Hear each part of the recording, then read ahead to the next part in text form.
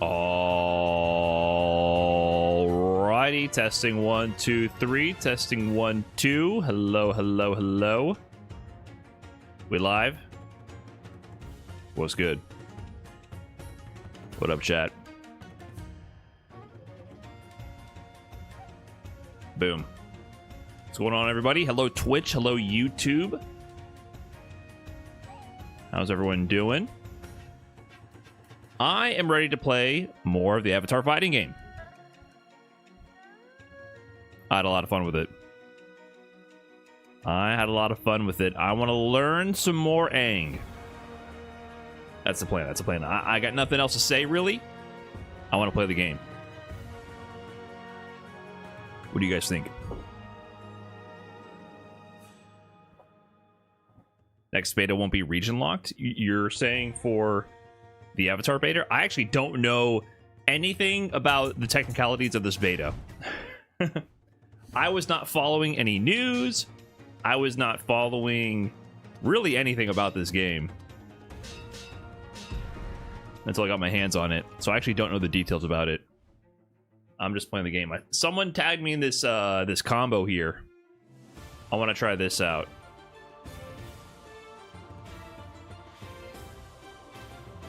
Here, let's see.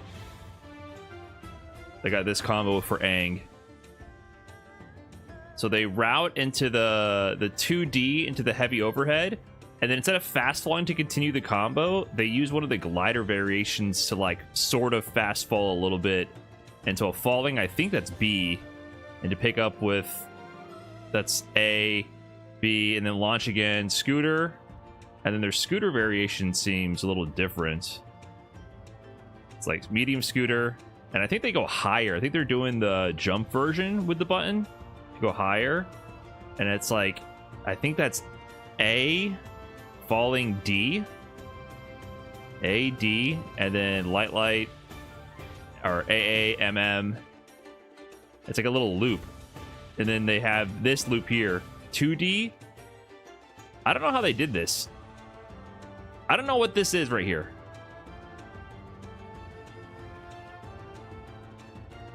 And I don't know if they need this glide assist to make this better, but I actually don't know what's happening here.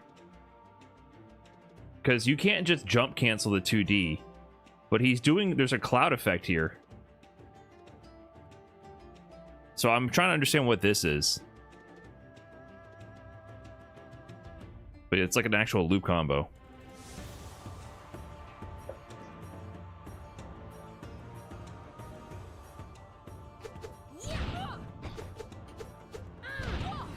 Like, how did he do that?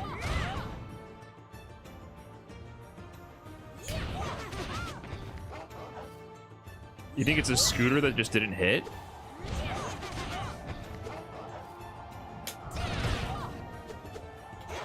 It looks like a win, but the scooter doesn't work that way. Oh, it's just, okay, maybe. Oh, okay. Oh, is that how you could use that? Oh! Oh, okay. I didn't realize that.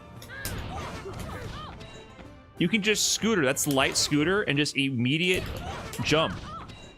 Okay. Interesting idea.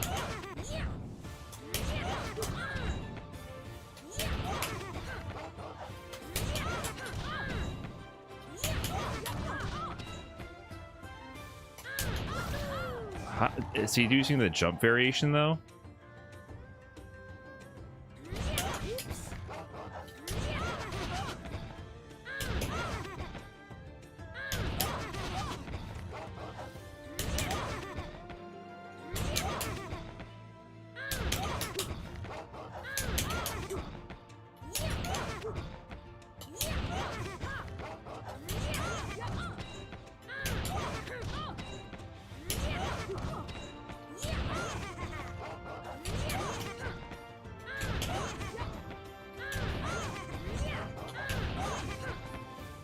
I'm trying to see like how this operates.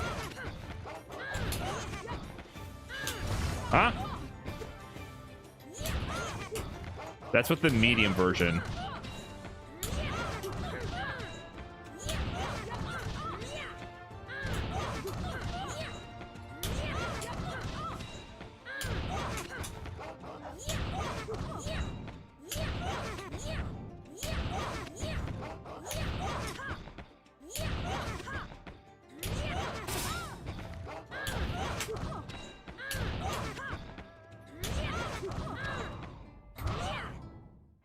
I'm not quite sure if I need to have them in the air already to get this loop going. Let's see. So it's from the overhead conversion. So it's like they're already kind of in the air. Feels like there's more hits done though. Oh, wait, that one hits. Yeah, because he's doing... That's got to be... What is this?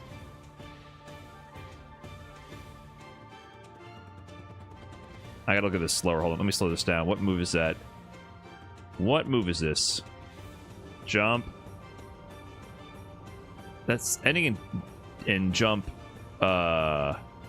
D, or jump C rather, but I don't know. Is that jump B?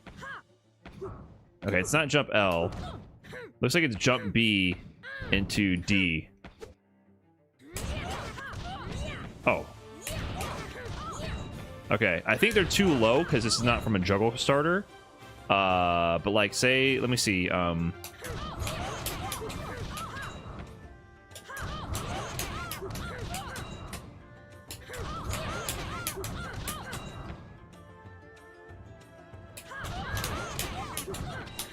What?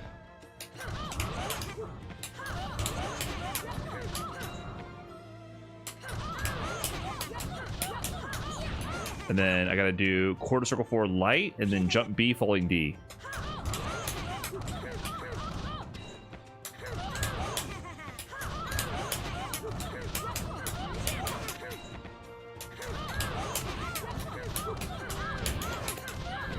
Okay, almost.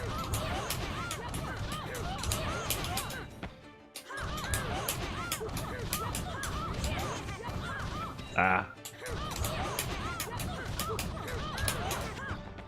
Maybe I should do medium there.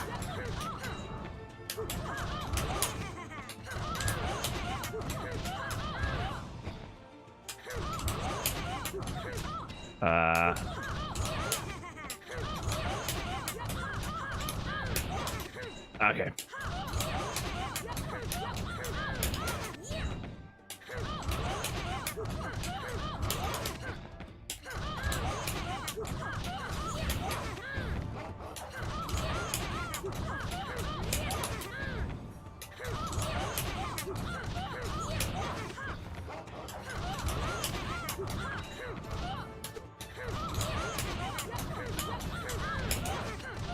Oh, okay, almost. Oh,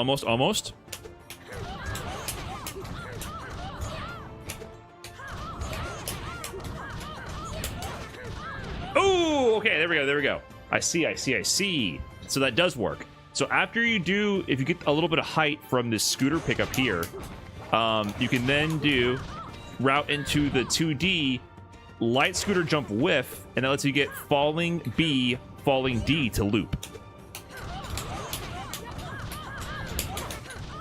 There we go. Okay, there's a loop there.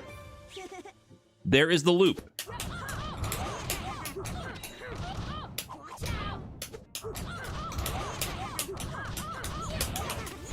Just gotta figure out how to do that.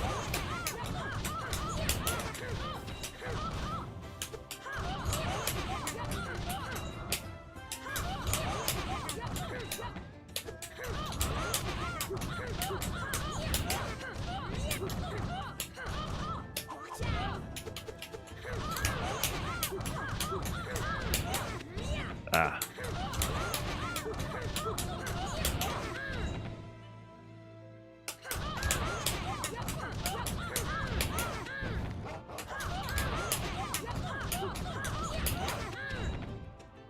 Save states would go crazy right now.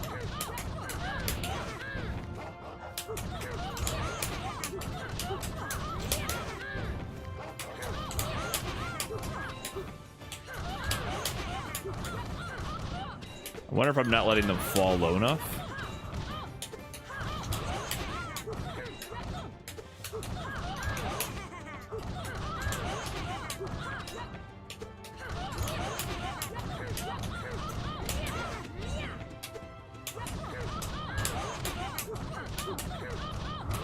Whoops.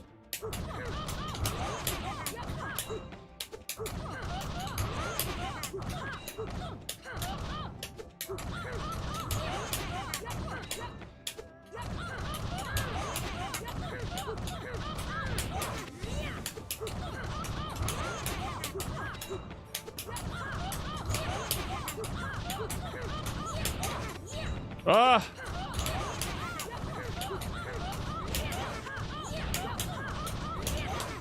Ah, okay, almost.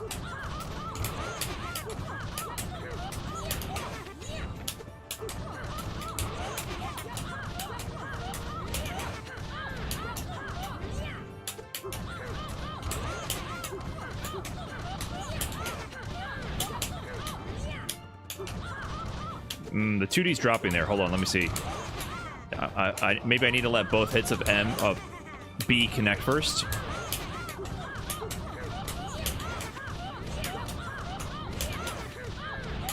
Okay, all right, there we go. Little loopage going on. Okay. A little loopage right there.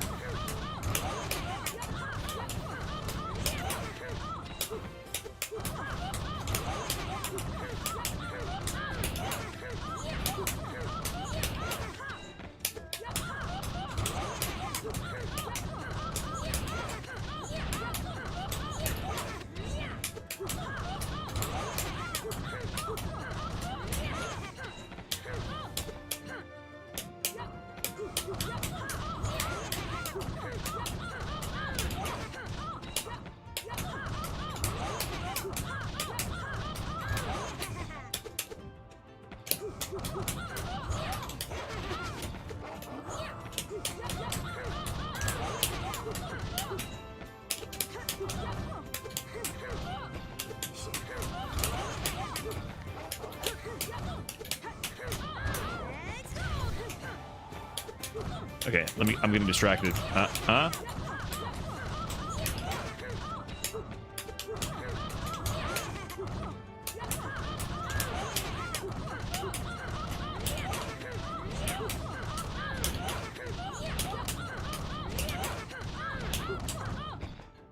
Okay, how many loops can I get of that?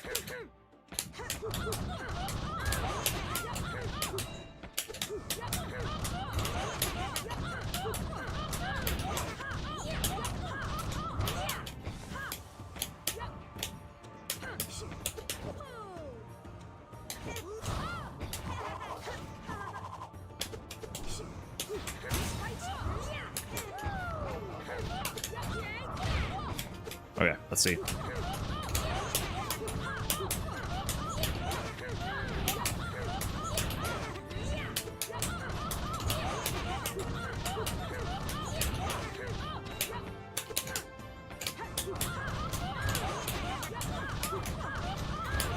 No, not. I gotta do 2D there.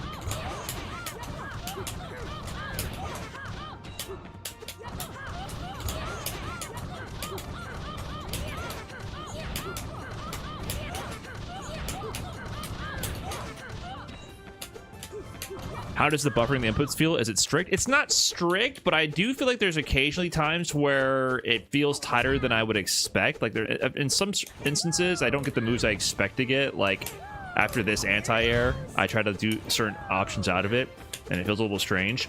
But I wouldn't call it strict. But there's definitely some instances where I'm like, I feel like my move should have came out, and it just didn't quite come out. But that just comes with getting more familiar with any kind of input buffering system, right?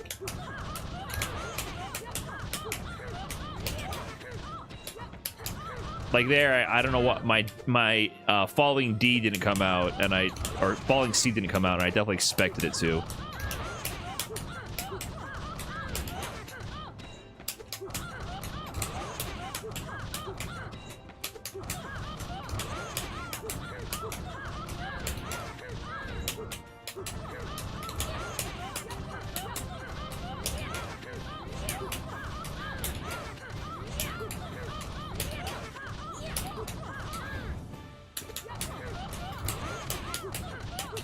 Okay, you definitely got to let both hits of the B rock.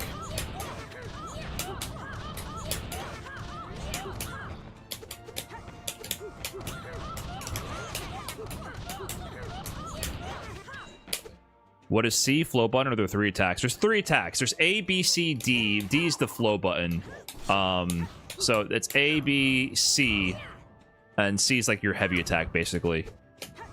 I'm trying to catch myself using the correct terminology here. You know, anime terms. So I always gotta like translate it from Street Fighter terms in my head for a second.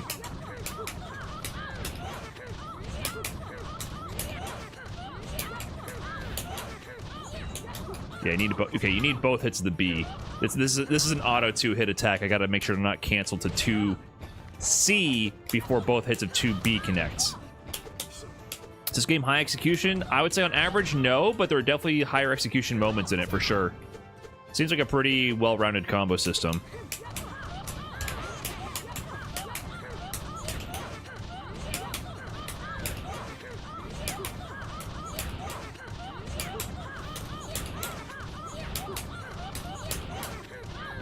Okay, that was a lot of loops. I think this is what I need to solve the damage issue.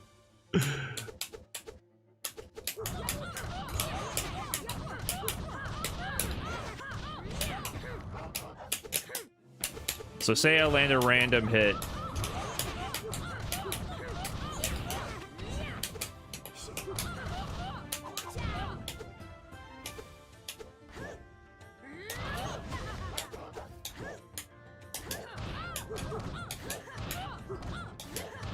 Does this combo to anything?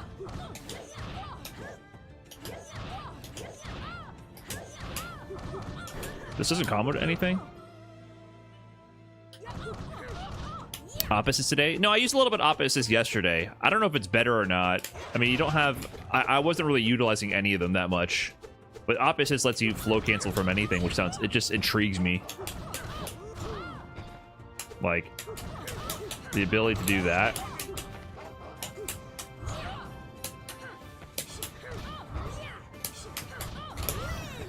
Whoops.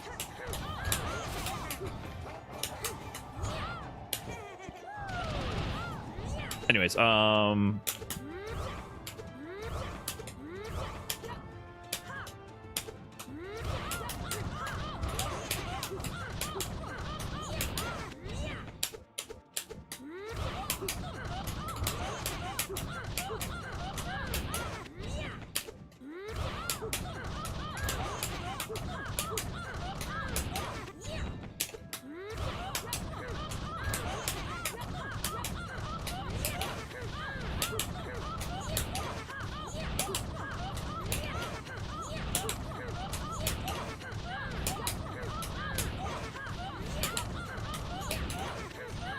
how many can I do? Oh, does that just keep going? What's the limit?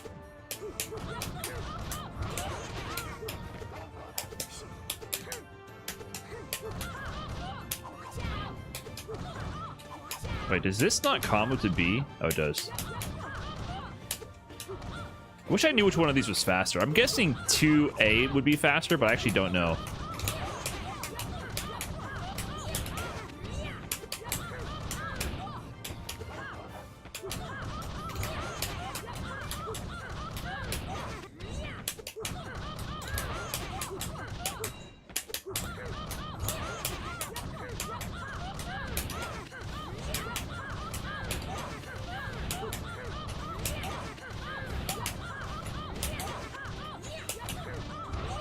Okay, I'm just trying to get used to this input now.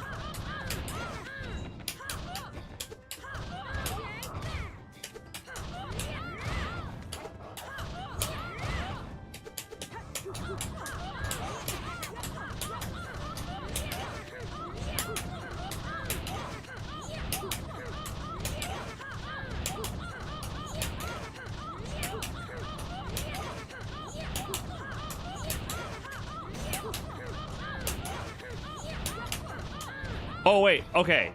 So, flow escape means they could have teched out. Is that what that means?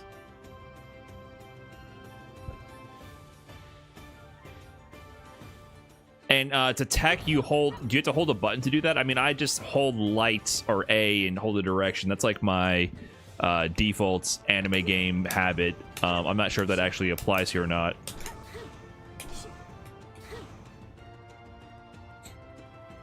What up, Drees? Yeah, I'm having fun with it. Actually, a lot of fun. Seems like most characters have these corner loops.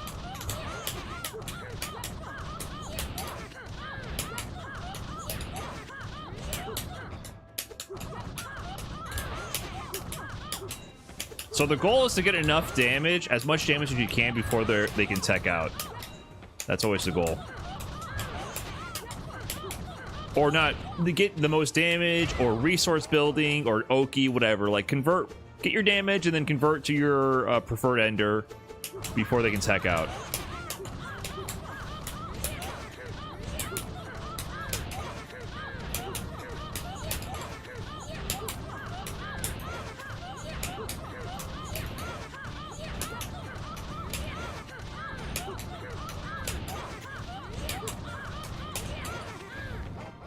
Okay, got it. I think I kind of understand that sequence.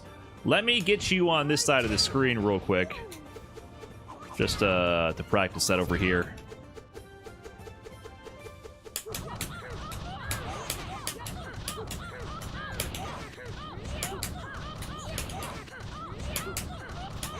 Because it'll just make me forget my inputs.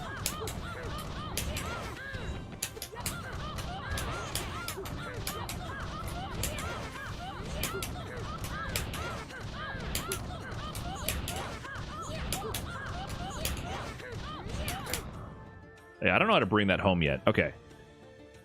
So let's check out this sample combo again. Oops. No leak. Hold on. What am I opening here?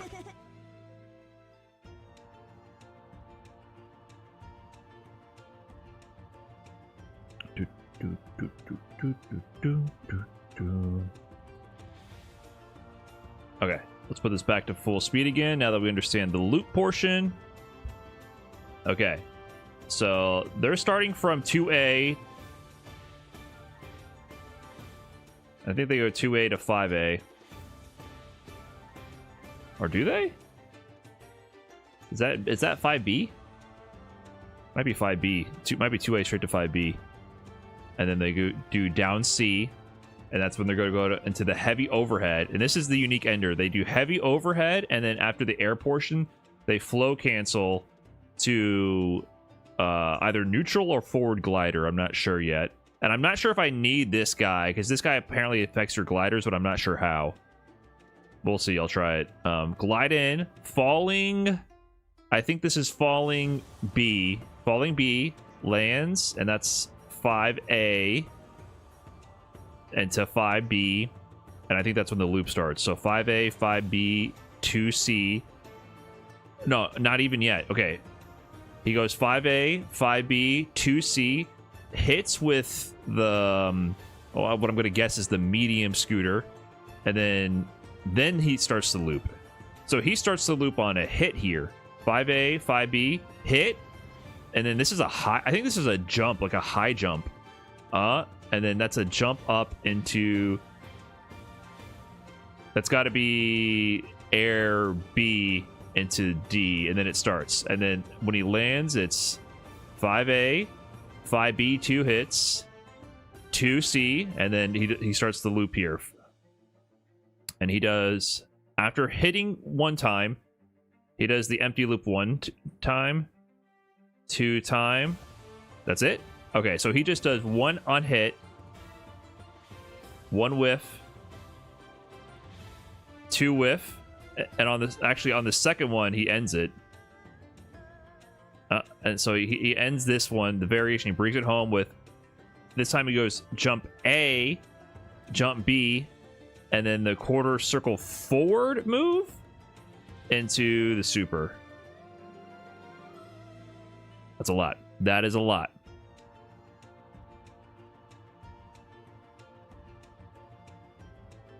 That is a lot. Well, weird ass first message. I'm good, man. Thanks. I will continue to focus on playing the video game now.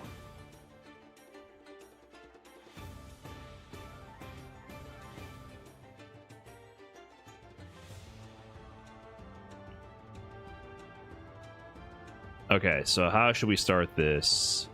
So let's get the glider part. So we got to get into the corner. So we got to go. Whoops, not that. It would be that. Something like that. And then we're gonna... It's gonna be neutral glide. Okay, the neutral glide is the one that goes down first.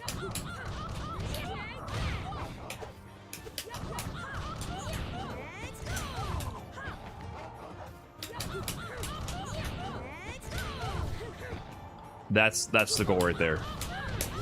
Ah, I keep doing quarter circle back. D, which does this wind effect. I have not messed with the wind mechanic at all yet.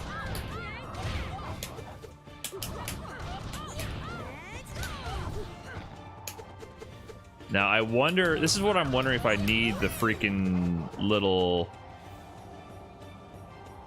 chipmunk.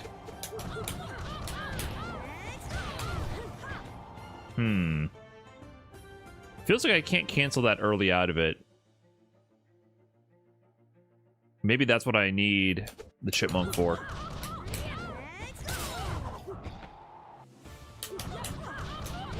Let me see. You don't need him? Okay. I gotta get better at the timing of the button out of it. Is it falling B or falling A? Falling A, I just got to connect. What are they using? They use falling B. Okay. Just gonna be tighter timing.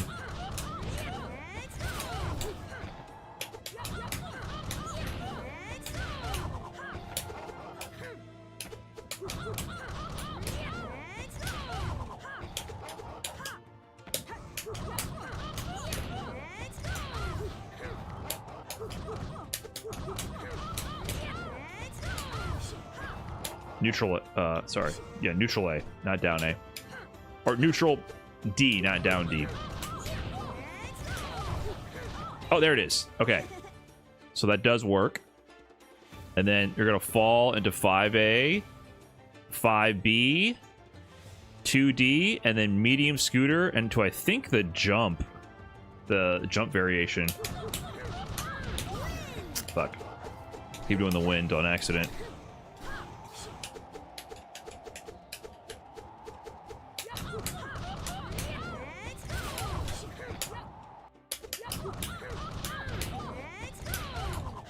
Oh my god.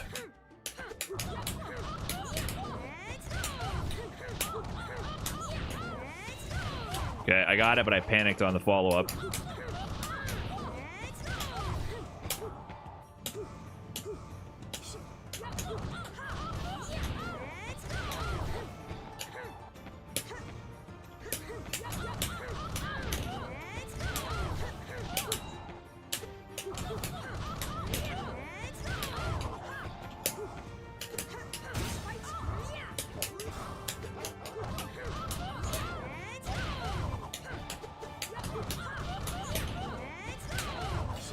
Nope. Neutral A.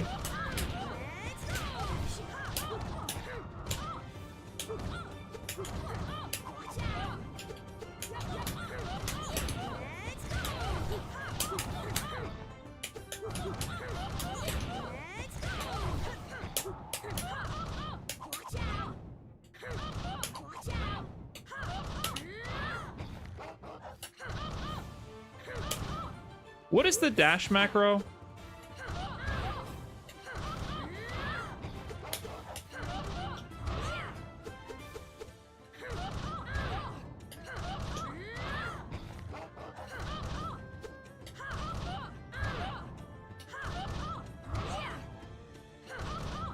Dashing after pressure feels so weird.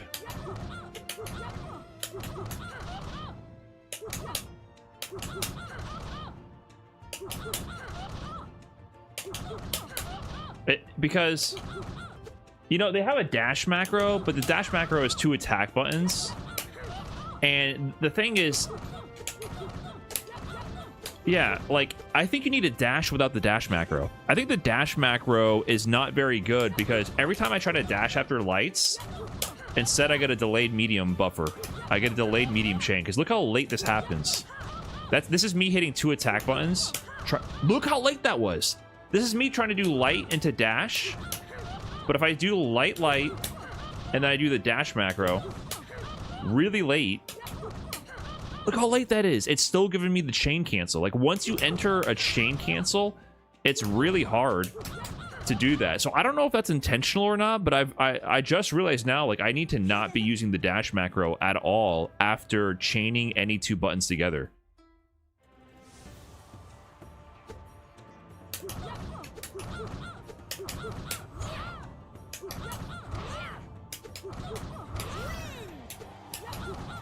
Like, that explains so much, actually, of, like, a lot of the input controls I'm having. I just need to, like, just dash manually in these situations. Look how late that is!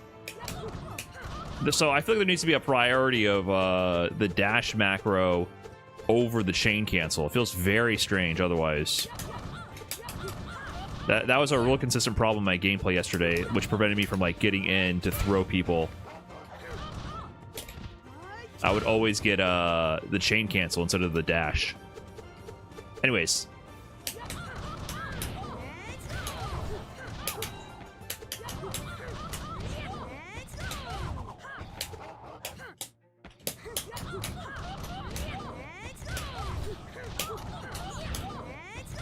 Okay. I got it, but then I panicked. It needs to be 5A, 5B, 2D, medium scooter, and then I think we start the loop there.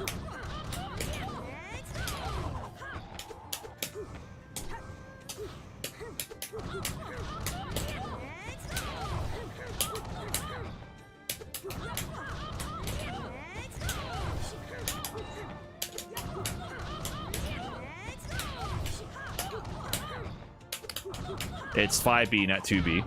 See right there. Need a dash. Medium scooter, quarter circle forward.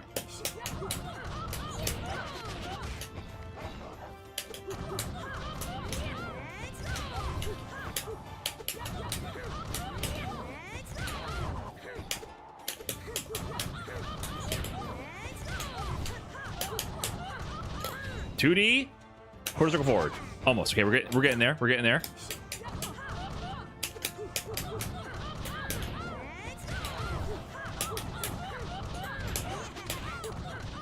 Okay, okay. Comboed into something there. Comboed into something. What up, Des? Chilling. We're laughing. We're going to get a fat-ass combo going.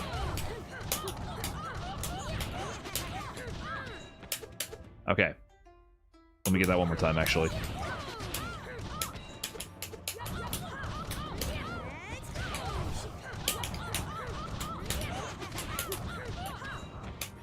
Can I go straight into the medium from there? Let me see.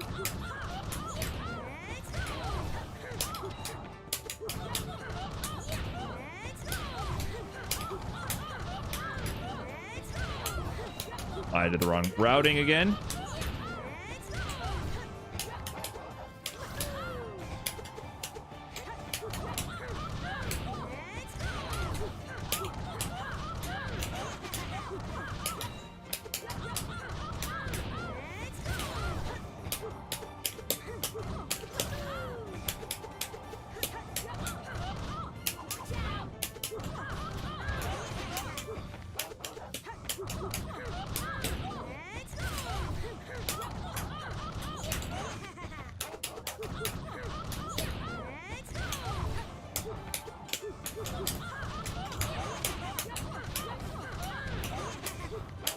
The medium scooter didn't connect there.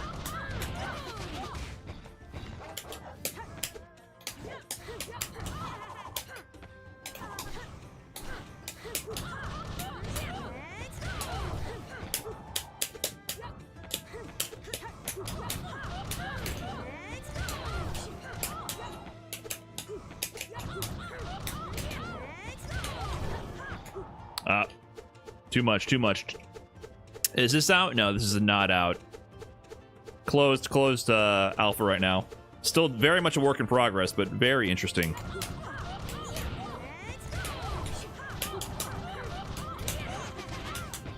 I forgot to hop cancel.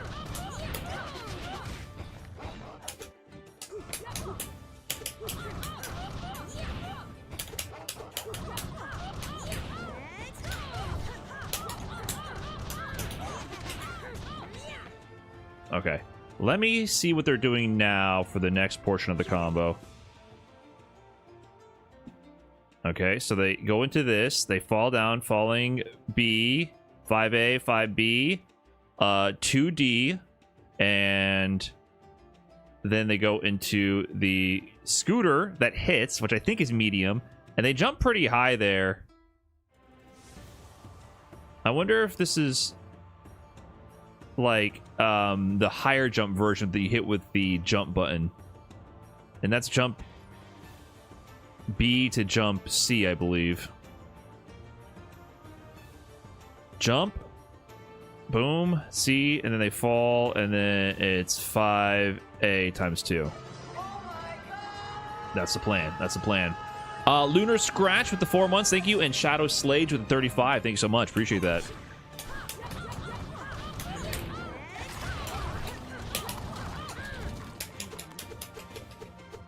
Appreciate that, guys. I'm sure they asked this before, but what game do you enjoy the most, Tokon or this one? Well, Tokon, I legit have not played this beta right now, and the problem is there's no training mode in Tokon. Like, it's just not satisfying to me to mash in that game without having training mode. And I just feel like this is a lot more easy to immediately start labbing things and understanding what's going on. And Tokon, I do feel like has like a lot more breaks in the action. There's a lot of common complaints that I kind of share with it a little bit. Too many animations, too many stage transitions, too much break in the action, and no training mode. And it's also a tag game, which it's just harder for me to get in the rhythm of without a training mode. So I just don't feel like playing it, to be quite honest. I still want to play it, and I still want to play it more. And I would be playing it if this wasn't out right now, but you know, I've limited I can't be playing 2 games at the same time, and this is more fun for me to lab at the moment.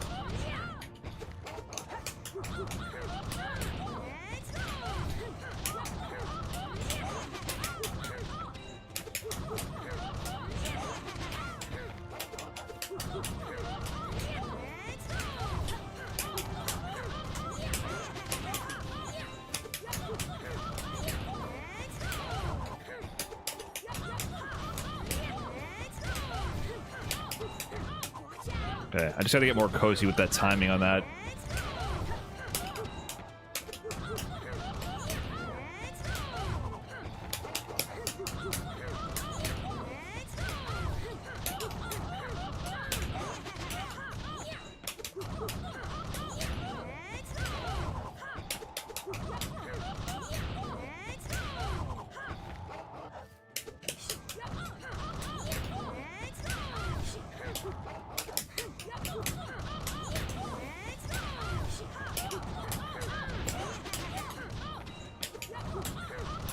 I'm not getting enough height, I don't feel like.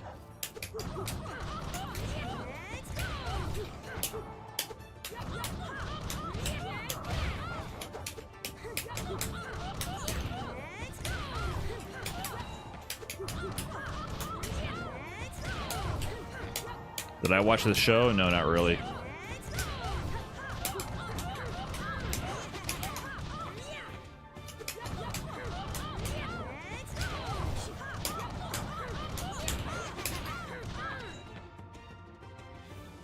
This isn't giving me enough height. Let me try. I'm doing medium right there. Let me try light scooter.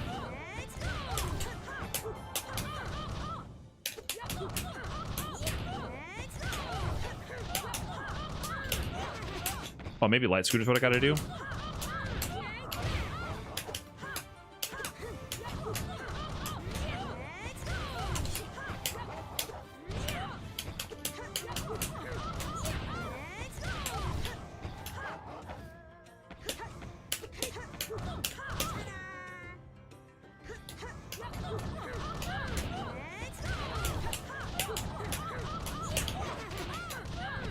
Yeah, I think it's light scooter I gotta do. Okay.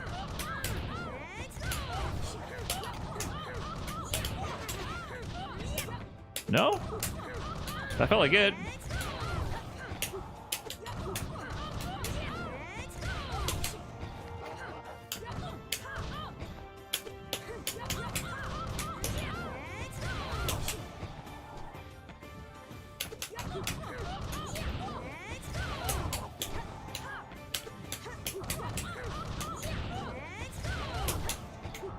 Okay, I'm trying to figure out the actual timing for these buttons here, so I don't just, like, mash furiously. Come on, that's not it?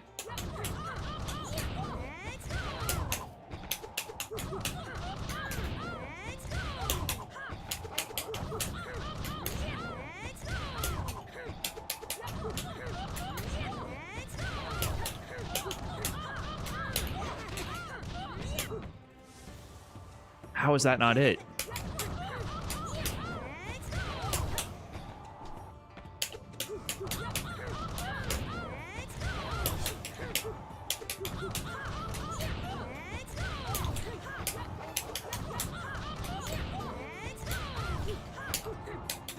I would imagine Brian has had many people tell him to watch the show over the last few days.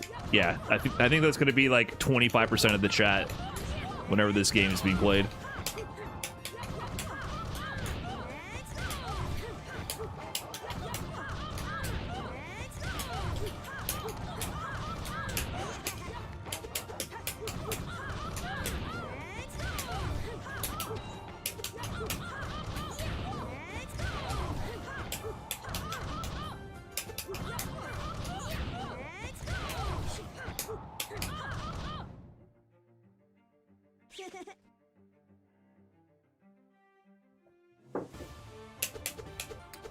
Nah, shit is way too juvenile. I had to bail at the fart bending shit in like episode 1 through 2. Well, wait a minute. No one told me there was fart bending. Maybe, you know, maybe I can make some time, man. You guys were trying to sell me on how deep and introspective and inspiring this story is, and how much of a mature political thriller this actually is, and not a children's cartoon show. But you didn't tell me there's a straight up fart bending.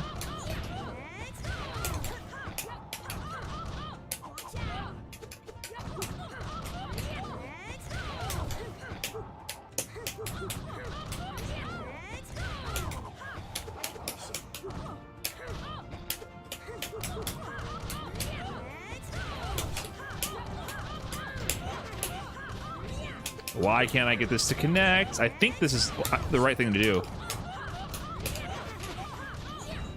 Why does the falling D not combo there? What is your secret? Why does the falling D not combo there? Am I doing something wrong? Okay, 2A, 5B, 6C, quarter circle back C, 5D, falling B, 5A, 5A, 5B, 2C, quarter circle forward A, jump M, falling D. That is what I'm going for. I don't think I'm getting enough height though on Cora or the dummy, right? So maybe there's some delay.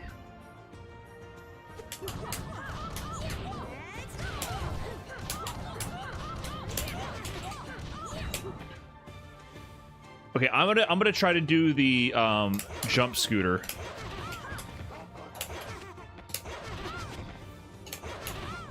So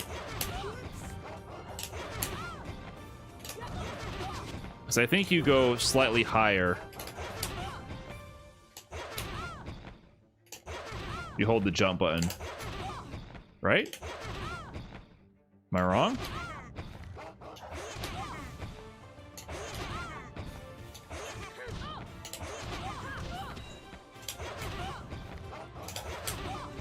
Or maybe you don't? Oh, it's up, not jump. Or it is jump, but what am I doing wrong? Am I not hitting? There it is. Okay. I was hitting A, not the jump button.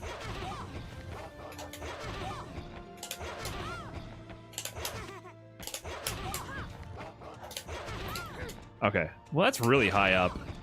It's like going above the health bars at that point. Is that what they're doing?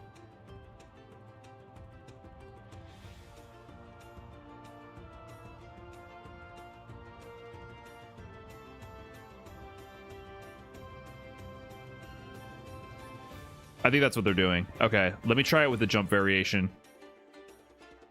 I don't know if you need Momo. I don't know. I'm really not sure what that little chipmunk does.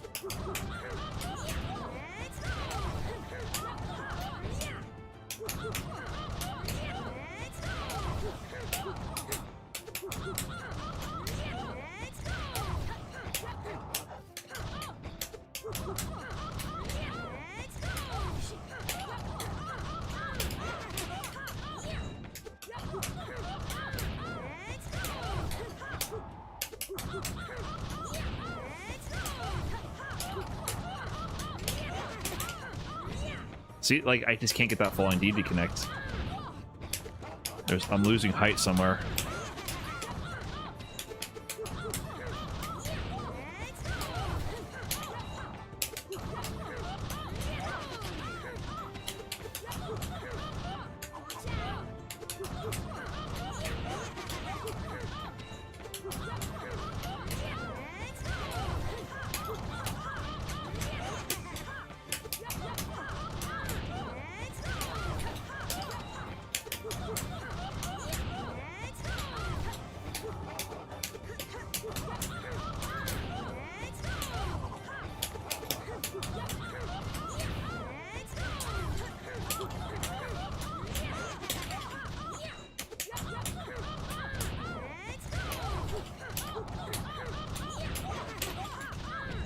Come on, man! Give me the falling. It's not even falling D, it's falling C.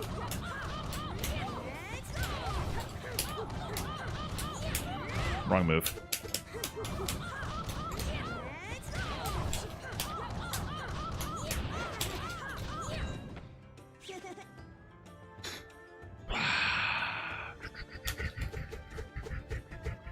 I guess I could try with Momo, but I don't... I wanted to see it not work. I guess I confirmed it doesn't work. You're not wrong, you're not wrong, you're not wrong. I just feel like I'm just mistiming something. What? I don't exactly know what better gliders mean, though.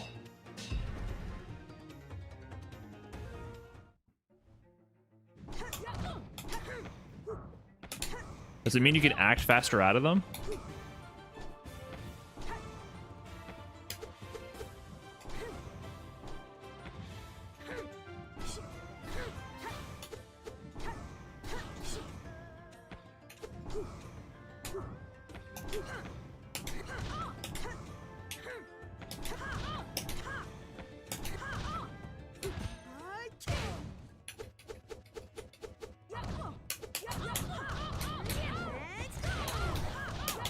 I think you're acting faster out of the glider.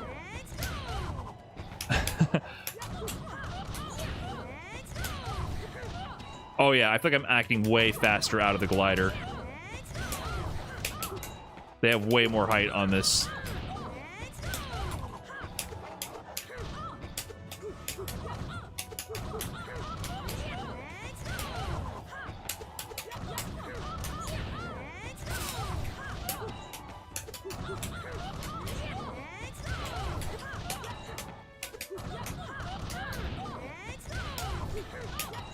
I feel like I'm acting too fast out of the glider, actually.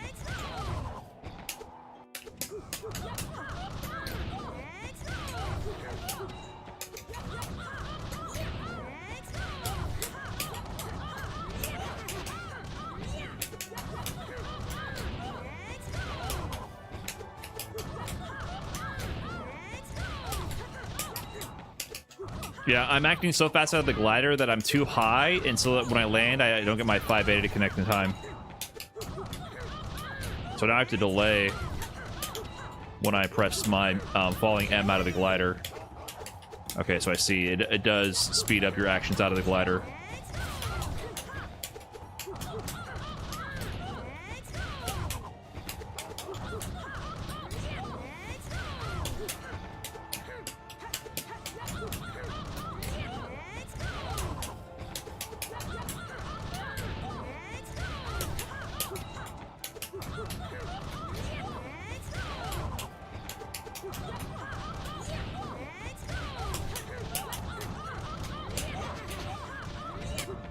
Still not getting it to connect, though.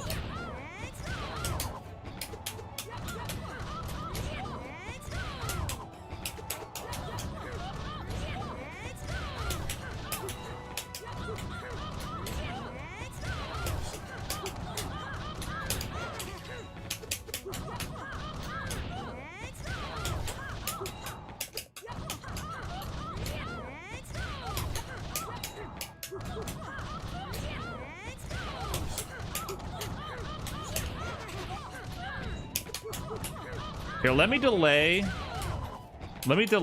my B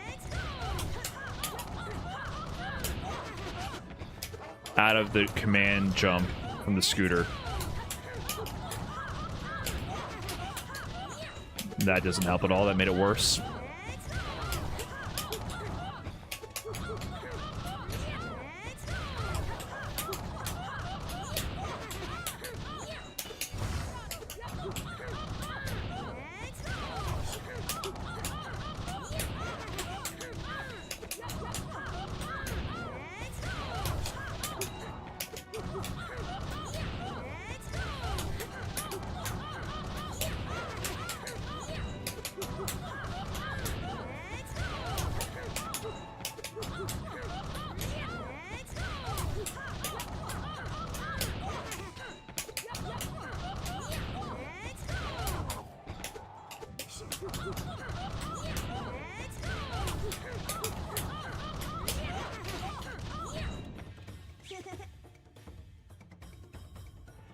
Oi. What are you guys arguing about?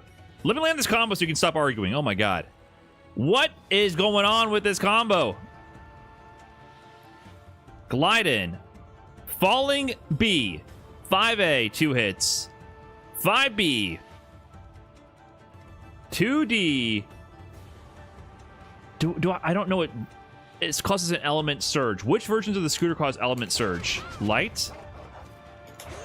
Medium? And heavy, I'll do it. Okay, let me go back to doing the jump version of the scooter.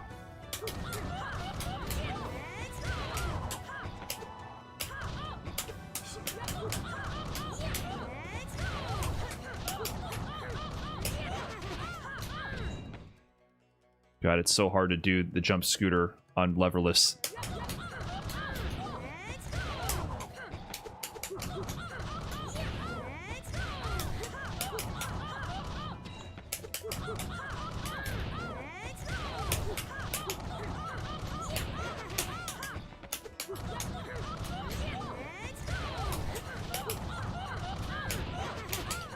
Okay, it might not be the jump version. I'm going way too high.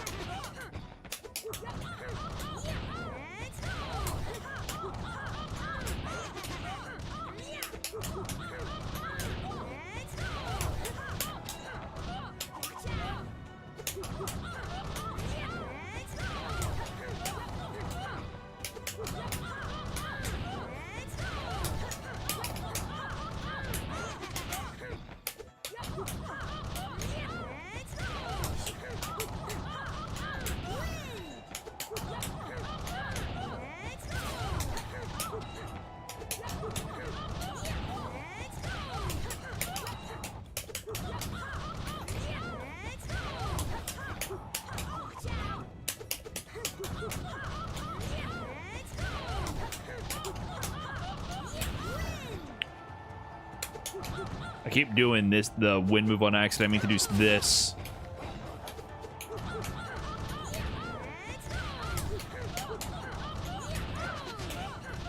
Oh, maybe it's heavy. Hold on.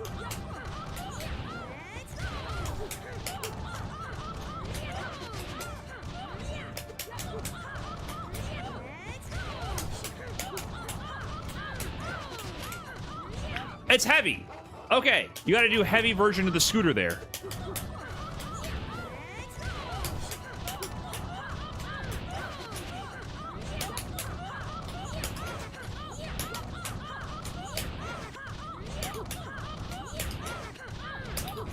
Okay, okay. You got to do heavy version of the scooter. I wish they would show inputs in the training mode. All this because I just didn't know what to do. You don't use the heavy version of the scooter ever. I've never used the heavy version. He just wall splats when you use it normally. Okay.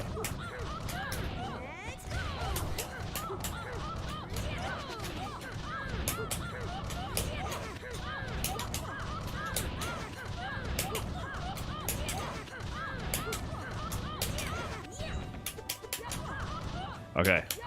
I'm starting to understand now.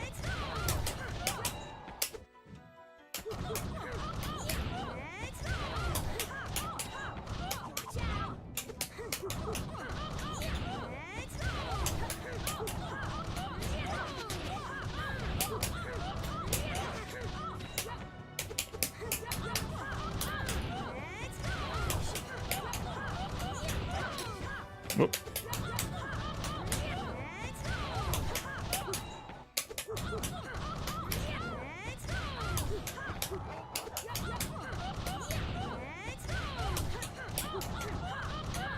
Not light. I messed that up.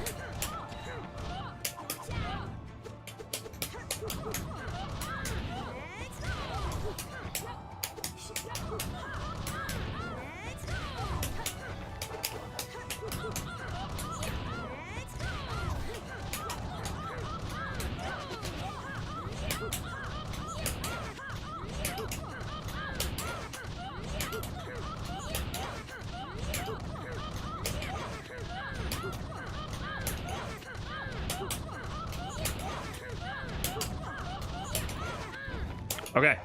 Okay. I understand the first part of the combo. And the middle portion. Now it's time to bring it home. So he does... let's watch this again at full speed. So he does the heavy version on which sets up the first medium, then the empty loop. And then on the second empty loop, he goes for jump A, jump... It might just be jump A, jump B, straight into the special move. And that brings it home into the quarter circle forward super, if I remember correctly. And I think that's quarter circle B. It's probably not heavy, is all I know. It's probably quarter circle forward B into quarter circle forward super in the air. So...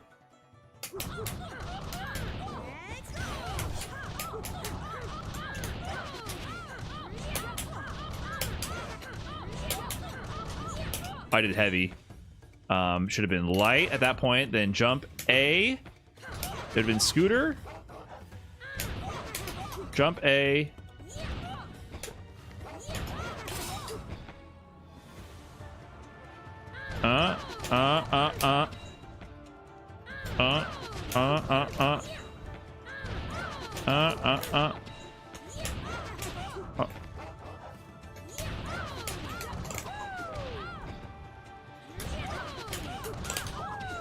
Is that combo? That combos.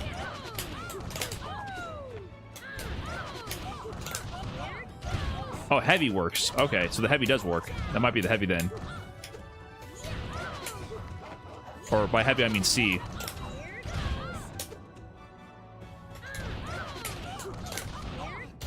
When you land in super.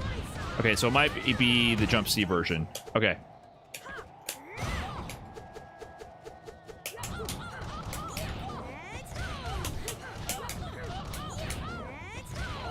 Whoops.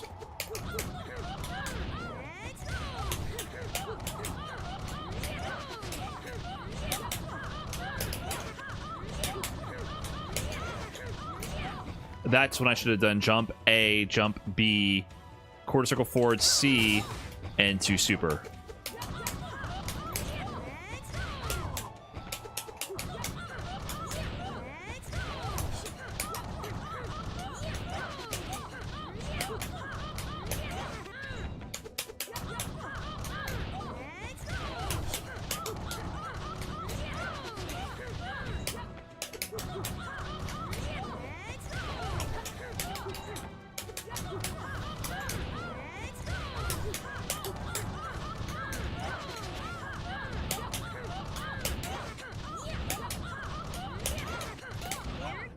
Okay, I think I missed a hit there, but that's the basic idea. I think I missed the B. But that was kind of like an actual combo.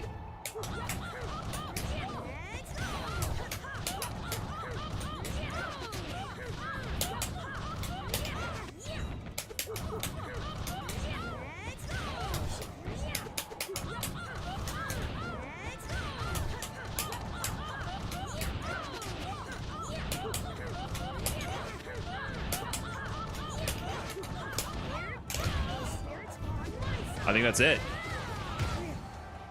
Okay. You think I can get another loop in there? Let me try to get another loop in there.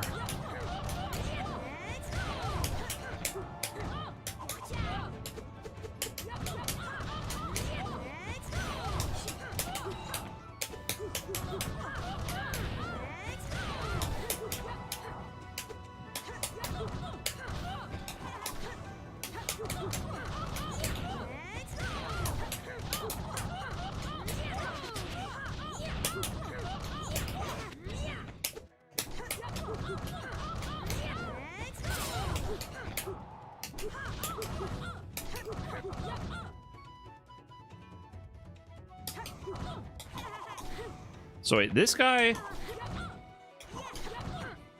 Oh, I see the appeal of this little chipmunk.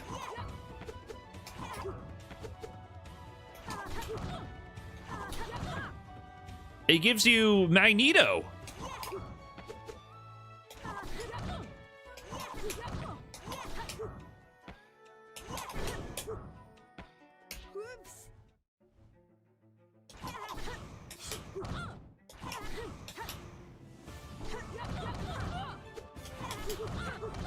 Oh, I see. Huh, we'll mess with that a little bit more.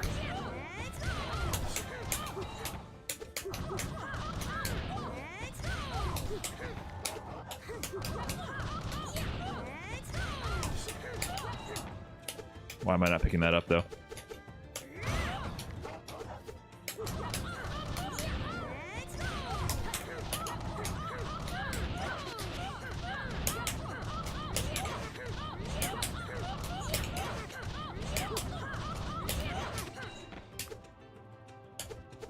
They flipped out. Let me try that again. I think I can squeeze out an extra loop.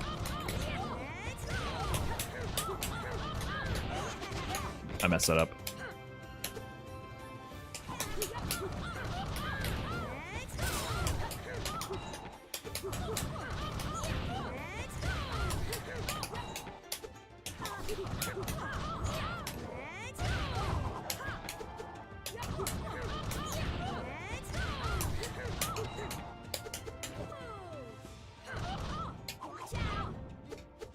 Okay.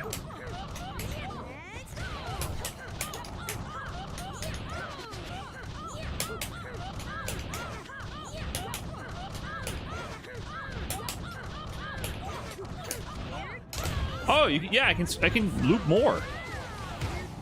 That did a lot of damage.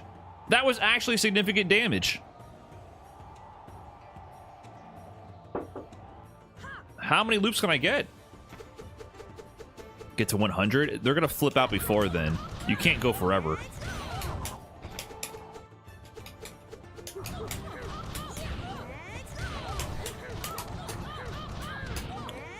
I messed up.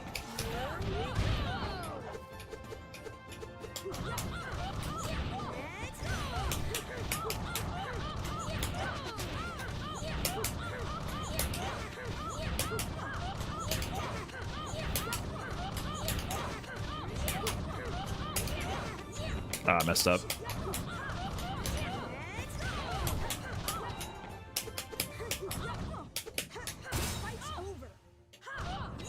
God, I don't like that mechanic. It makes me feel dumb every time.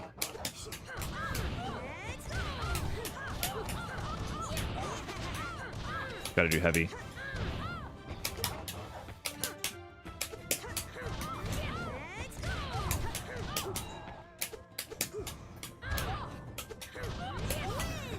Wait, can I do like...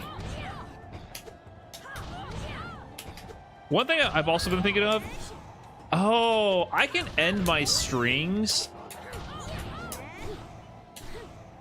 I can end my strings in this heavy overhead move and just kind of not commit to it.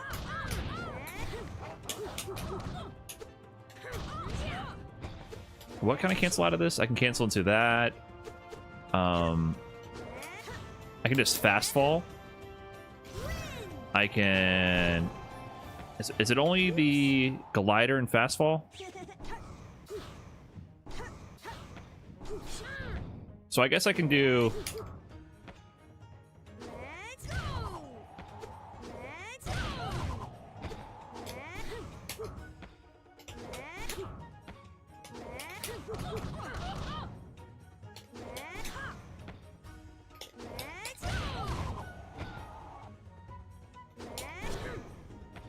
Cost meter though, right?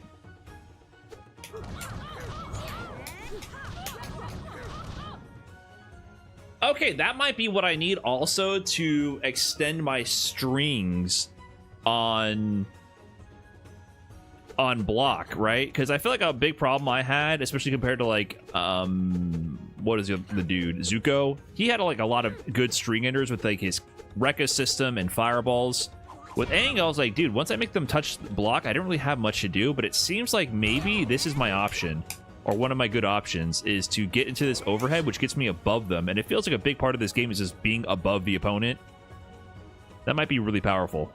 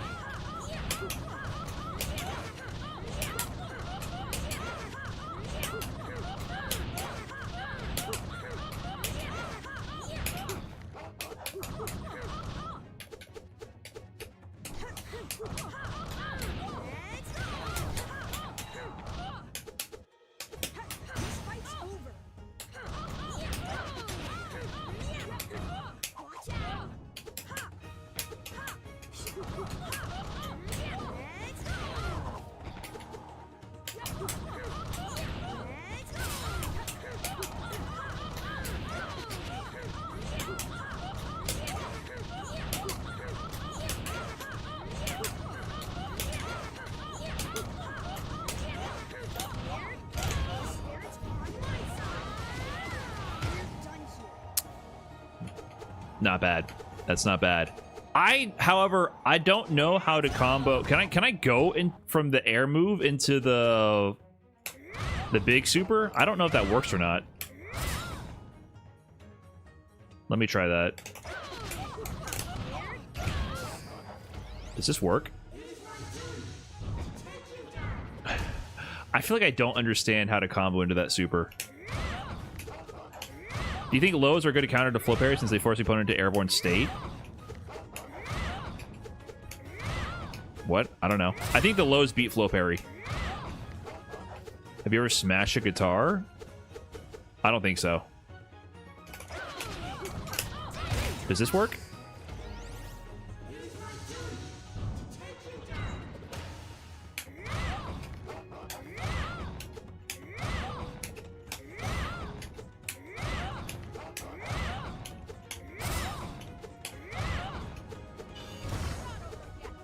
I got a combo that combos into it. Well, what special move combos into it? I think it's also...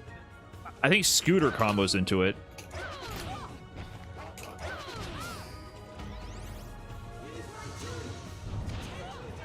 Yeah, Scooter combos into it. I'm just trying to understand on a more intuitive level, like, what my combo enders are that reliably go into the big super.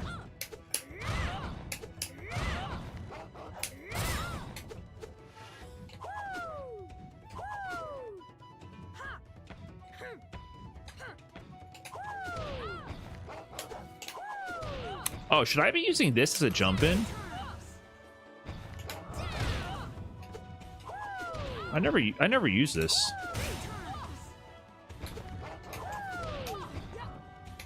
Oh, I wonder if this is like a jump in move you should be using. Can I do anything on the ground here?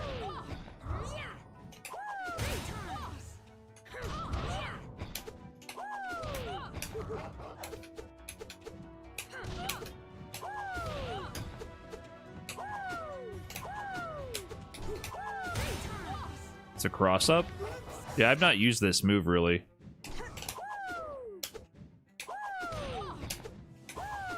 Oh, shit!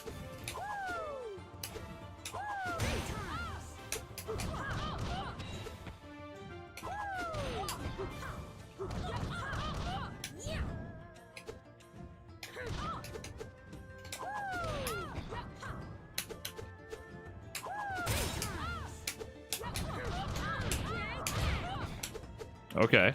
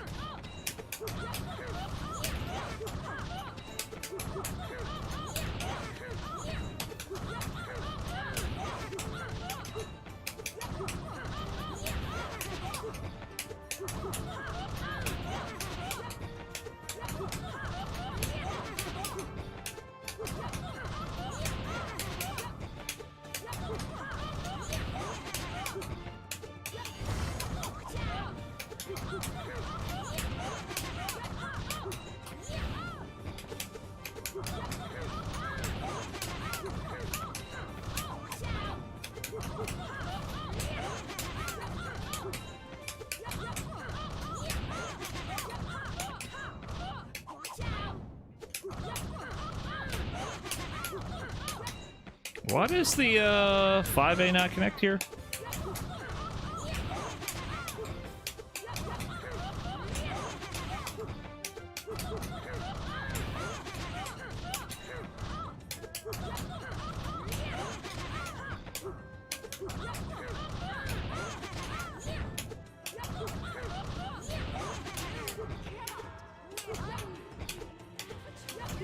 Oh, this is bugged now?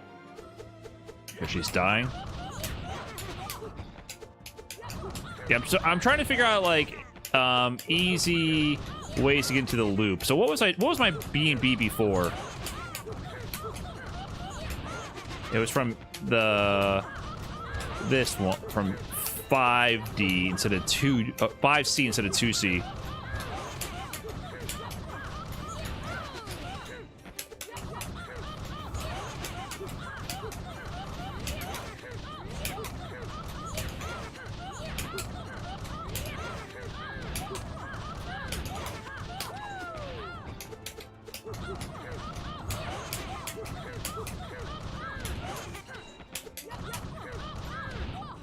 Okay, so if I, like, don't use the 2D starter, I can still get into this.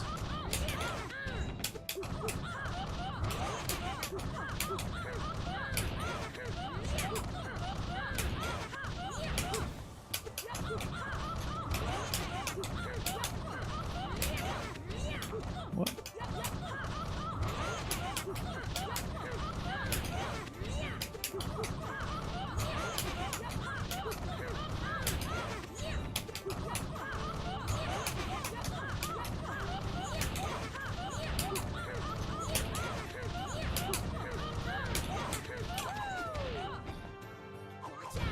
A, B, quarter circle forward, C. A, B, quarter circle forward, C. Hold on.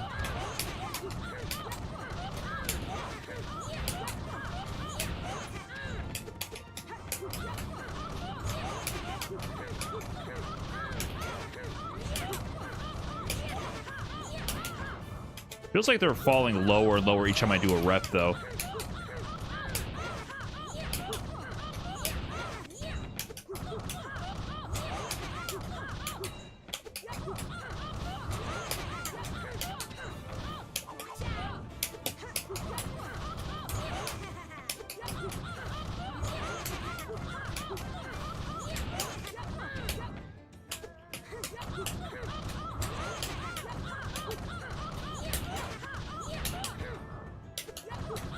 When's this game coming out? I actually have no idea. This is a pre-alpha or, like, I don't know. This game is still definitely a work in progress, so I'm not sure how much more time they need to cook. Summer? Okay. There you go.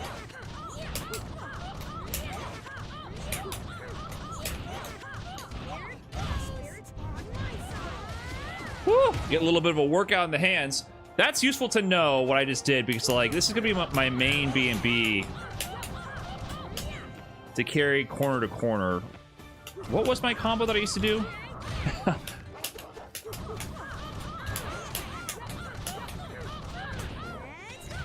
actually don't remember what I was doing before.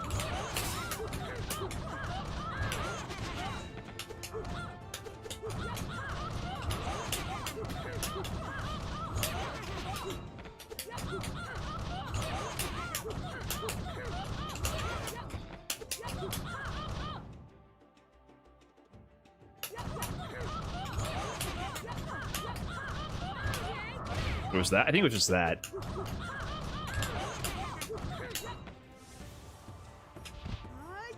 Okay, so I need a way to, like, that pushes them to the corner. That's very little damage. If I get into the corner, I can start looping. Like,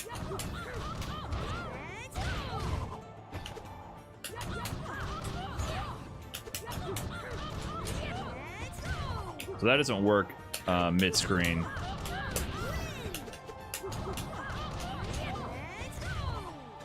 Is that where the wind comes in handy? So, hold on. Hold on. Am I understanding this finally? So if the wind goes that way, No? I thought that would help me, like, get over to them faster to do that combo.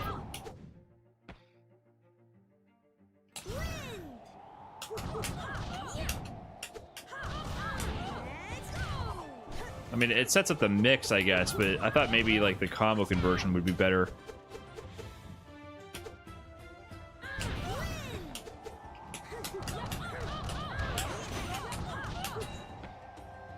Oh, I guess they stay in place in the scooter combos. But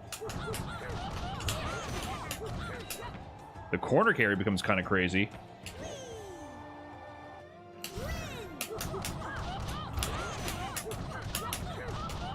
I can't even... It's messing up my combo, actually. So...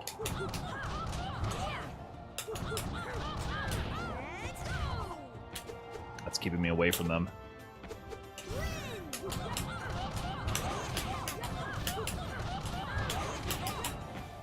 Just... wait, hold on. Do I get the loop mid-screen? Is that what that means?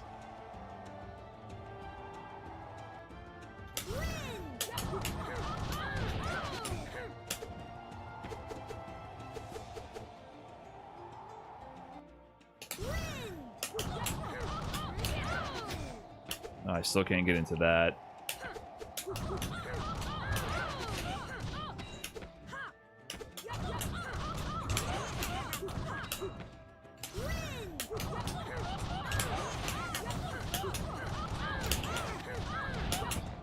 It gave me 1 rep of it mid-screen.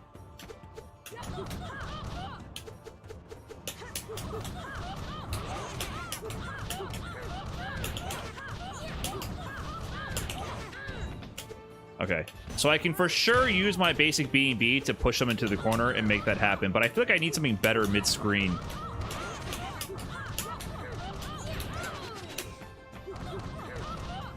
I almost wonder if just doing double scooter might be worth it for, like, mix and corner carry. Because it kind of forces a restand right in front of me. But maybe they'll fall and press a button and I won't like that.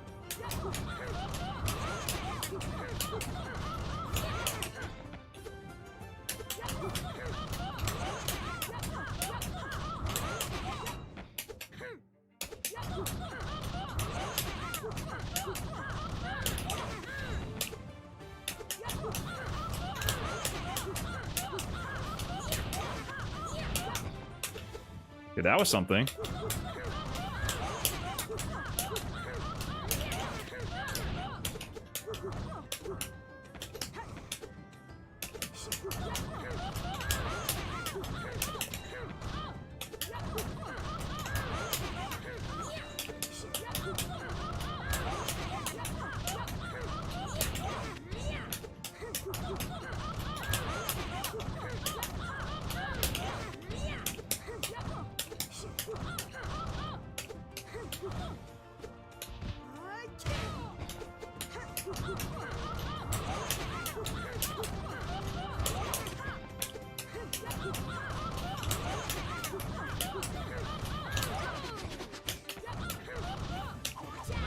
I guess I could I just do this?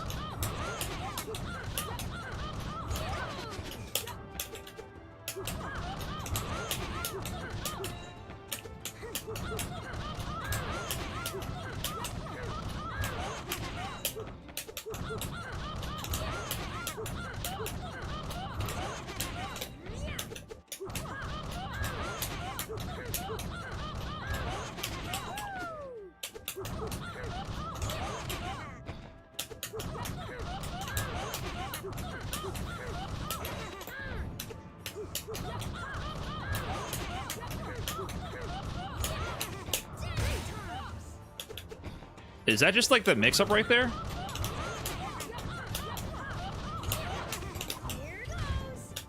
Hold on.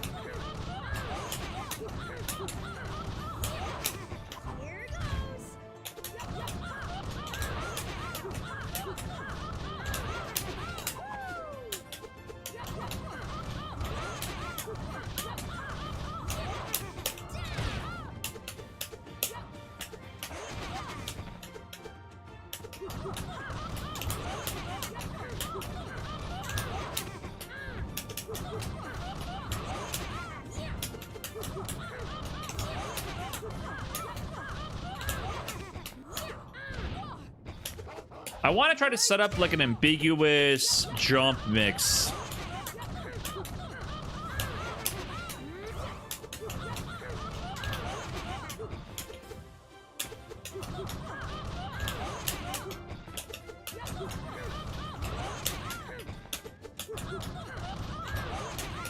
Wait, hold on.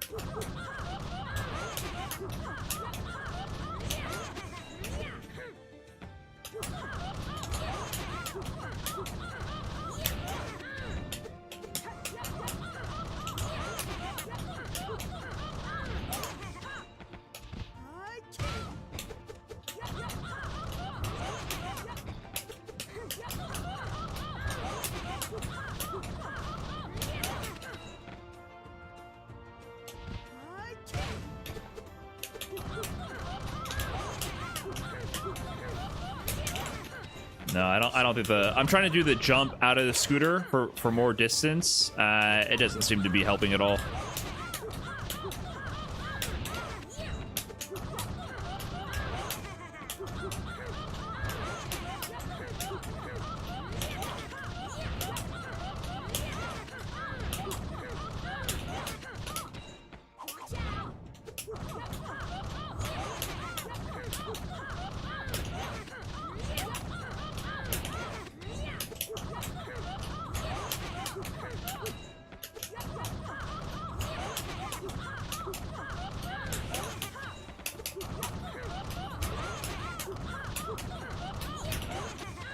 Oh, fuck. Forgetting my loops.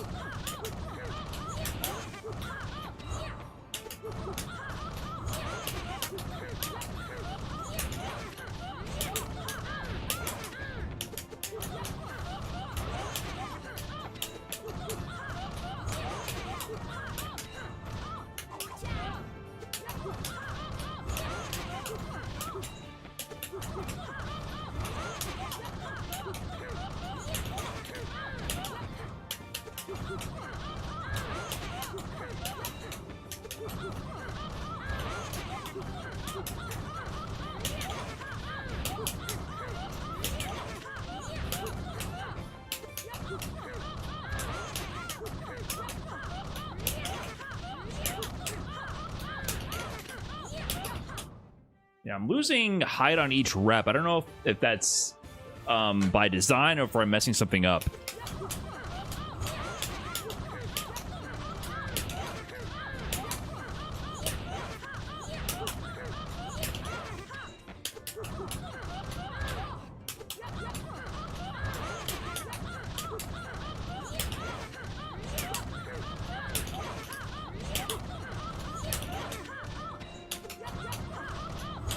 I'm trying to do a couple of loops here, and I want to bring it home with a proper combo ender.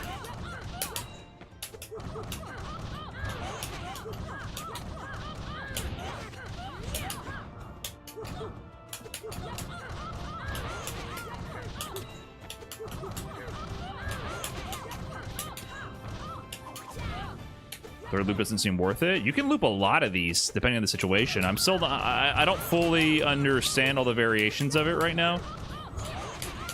But with the other starter, I can do like 5 of these loops, no problem. I'm testing, I think, a worse starter because this has more corner carry. I just want to understand the limit of this loop. Yeah, the other variation I was doing like 40 hits. So I'm just trying to understand, like, different starters to get a better feeling of how to use it and when to end it.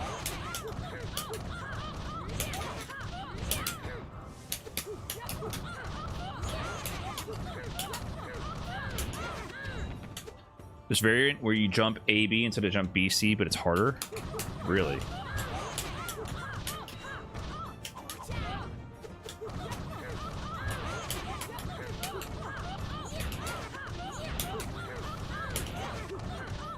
Like, what would I do after the 2 lights?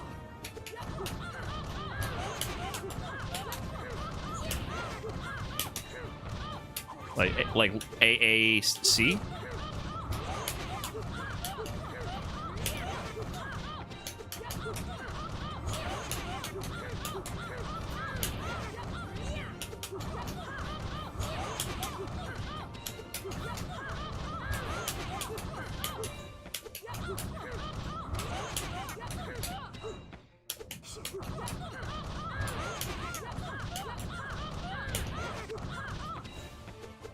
5A, 5A, BC. In the air? You're doing 5A, 5BB, maybe 5AA to not lose height. That might help. I was thinking about that.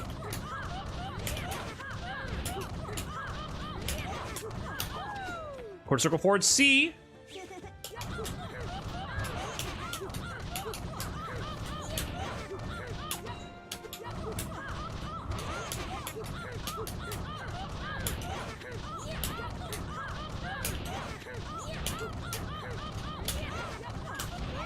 There we go.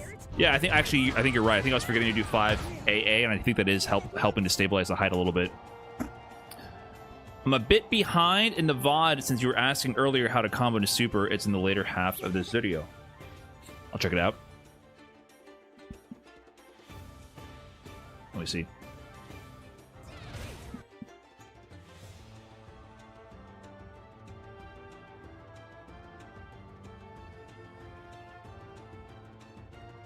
Oh, you set up... Well, hold on, but you're using Appa, whatever, you're using the dog here. So you're starting the loop, and you end it, but that's not doable without Appa, or whatever this dog is called. Right? This flow cancel you're doing, this is not a flow cancelable move. So that's a restriction.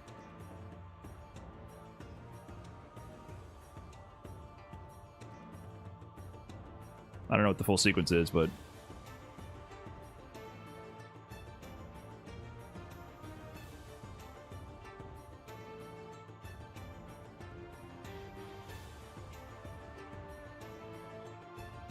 That's your video? What, your video got stolen?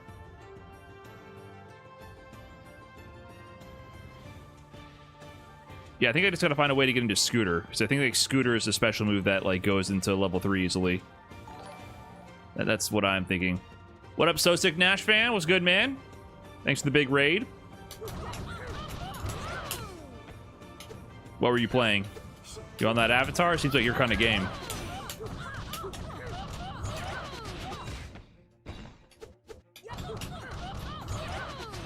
What am I doing? I don't want to do heavy there.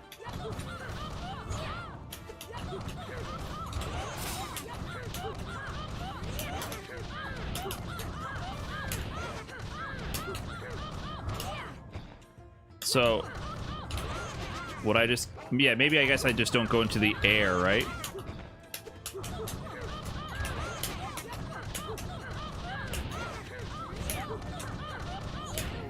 What? Oh, they died. Playing Aang as well? Okay, cool. Yeah, this game is crazy.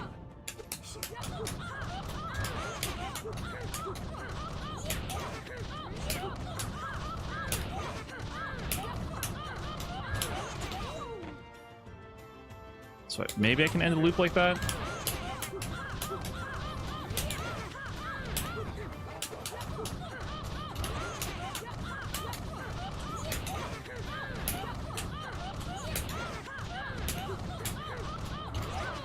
Like that? Some kind of variation of that? That didn't combo. I don't understand. Why does it seem hard to combo into his level 3? Feels like he's like not built to combo into that.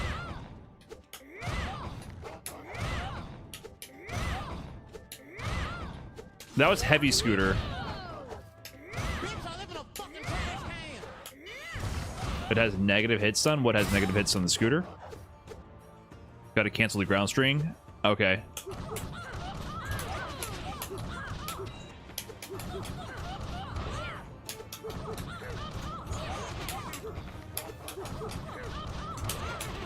Oh my god, I keep forgetting how to play this game.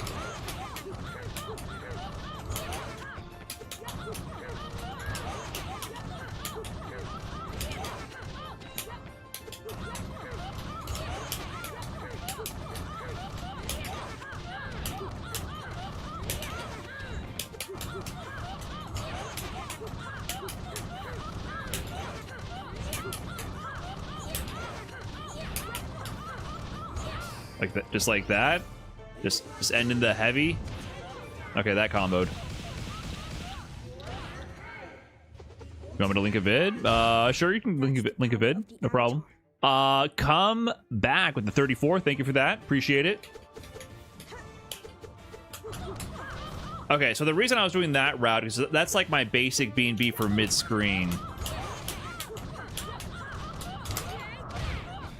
So if I get them into the corner with that, like, here, let's start here.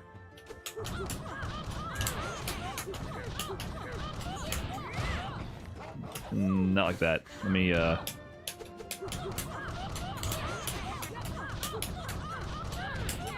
I'm forgetting what I'm doing. What am I doing? I'm doing this.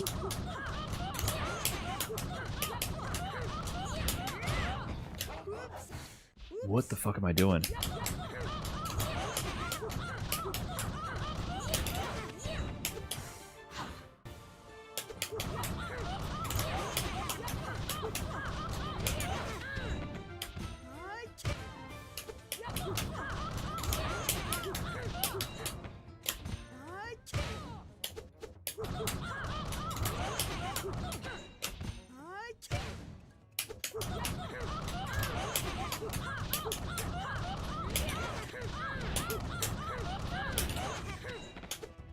Yeah, I don't want to practice like pulling them into the corner from mid-screen and getting to a loop.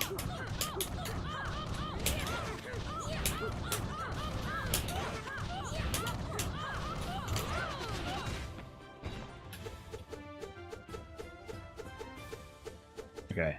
But the other ender was something like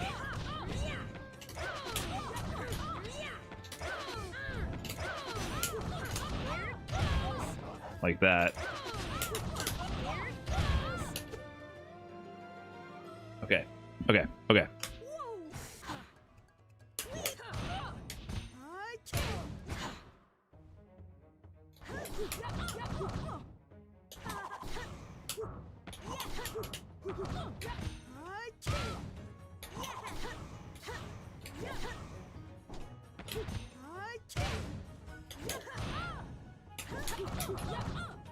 That's pretty crazy.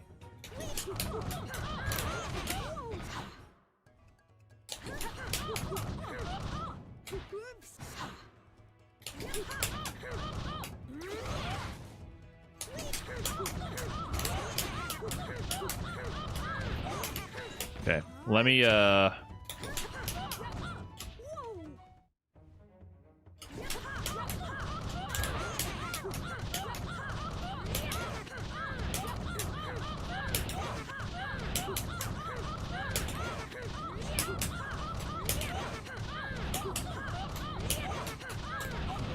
okay.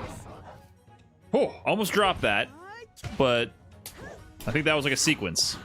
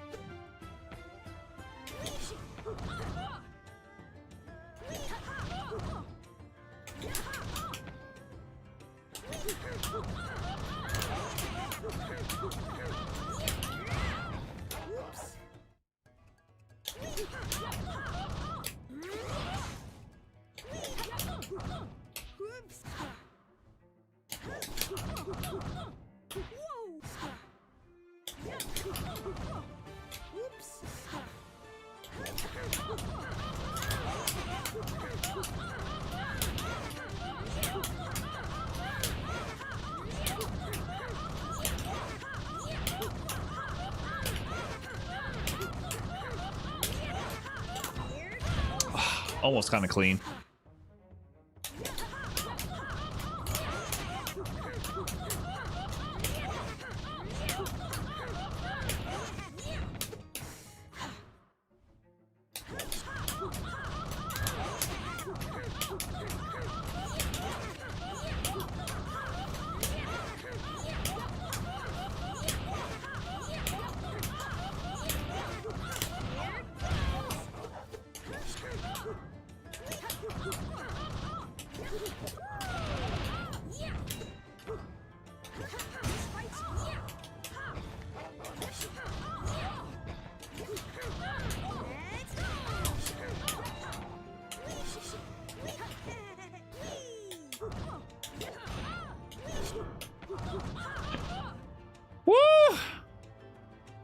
There is a lot to handle. All right, what do you got?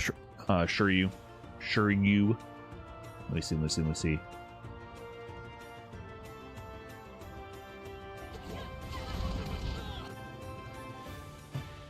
Okay, you got the scooter enhancement. Okay, so you're starting from the overhead, and then you're going into the heavy quarter circle back route.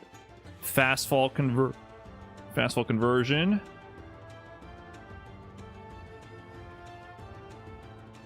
You got into a charge 2C. Into the loop.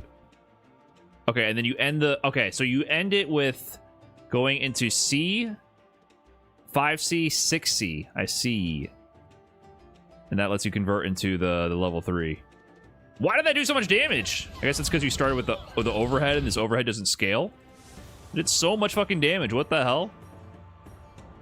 Okay, so overhead into that. Yeah, that lets you link straight to the B, into 2C, quarter circle back C, fast fall conversion, 2A times 2, 5B, 2C. I'm guessing this is going to be the heavy scooter route, and then okay, I didn't know you can do that into jump charge to C in the air, and then that's just picking up with B, 2D, and then the loop, right?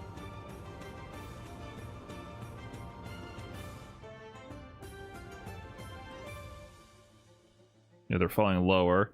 He gets like 2 reps of the loop, and then at the end, he gets into, instead of going to 2C, he goes into 5C, 6C, level 3, whatever you want to call it. Okay, so the unique parts here for sure is that. Starting the loop there, but going into the charge 2C in the air. Interesting. That did so much freaking damage. Nice.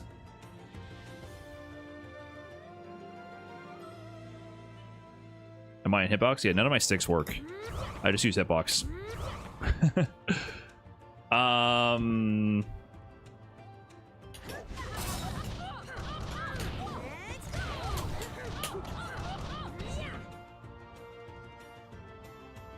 How did you do that? It was 2D heavy scooter into jump C.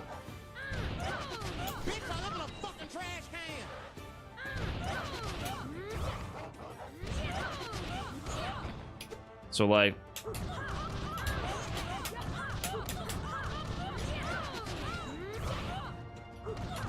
can I get into that from other starters?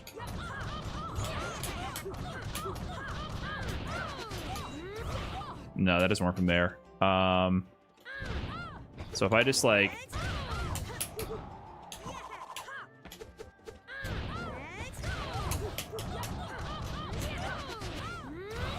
oh, I see. Okay, that does work. Okay, weird.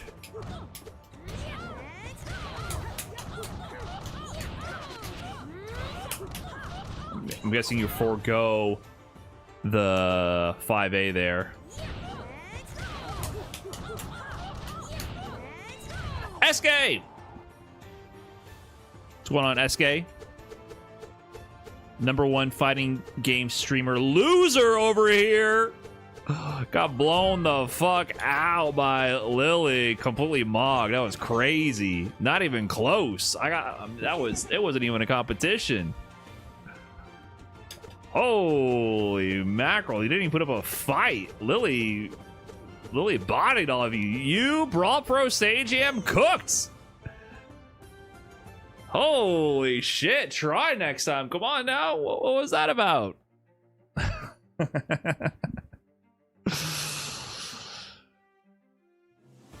Hope you're doing good.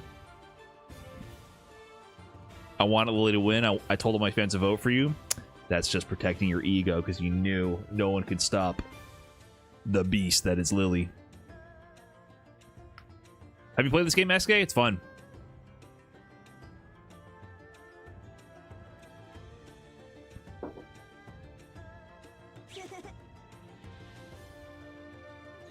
You can't do that with Momo? Did you get invited? Yeah. Listen, we know how the world operates. I'm sure you can get invited, but I don't know when this ends. I'm so out of the loop. I got a code and that's all I know, and it's actually really fun. At least playing training mode is. Hersey 310, appreciate the big 11 months. It ends today. Well,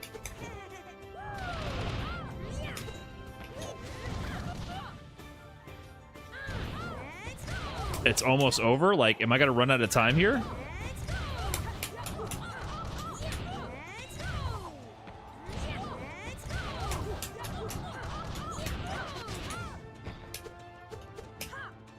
Midnight PST.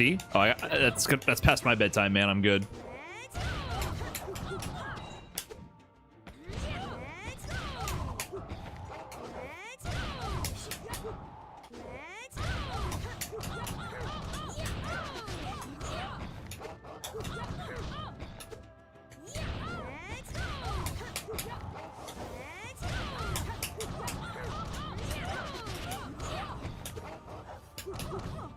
What am I doing here?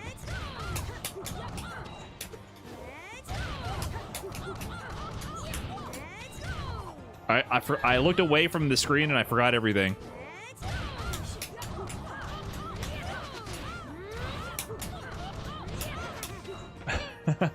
None of my muscle memory is complete.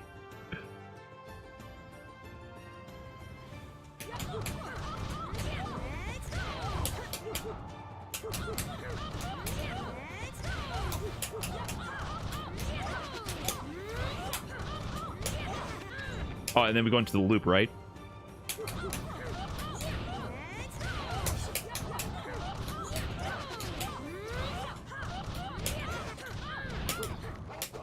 Something like that. Okay, hold on.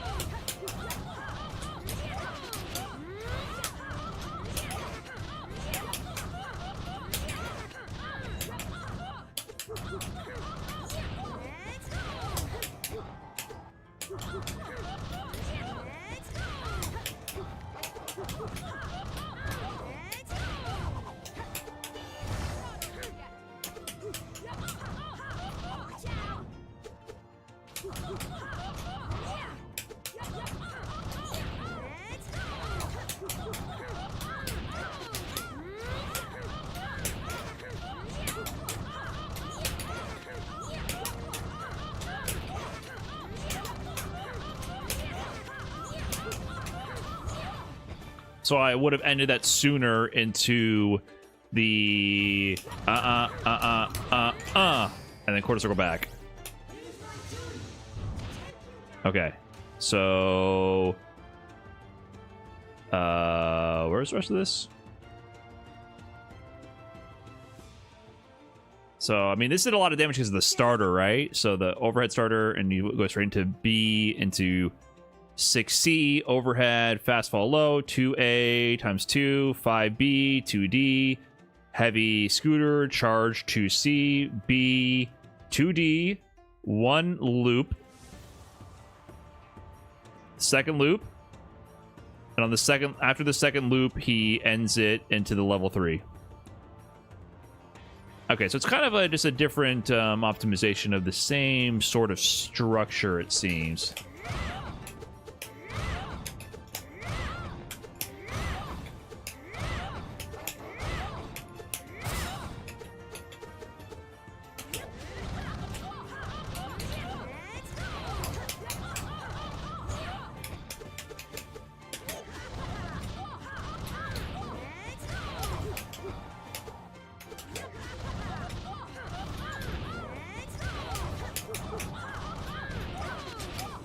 Whoops.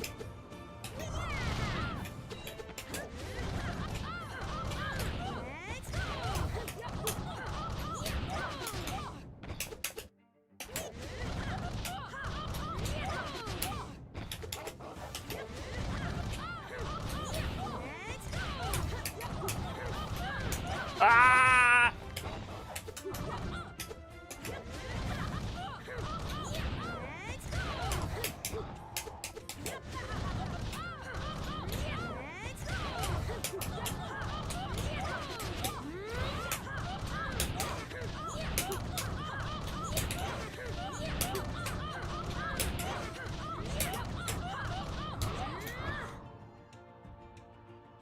Did I do one too many loops? Is that what that dropped? Or did I like have to delay something to let them fall lower? I feel like I either whiffed. I think I whiffed more than the hit stun deterioration caught up to me.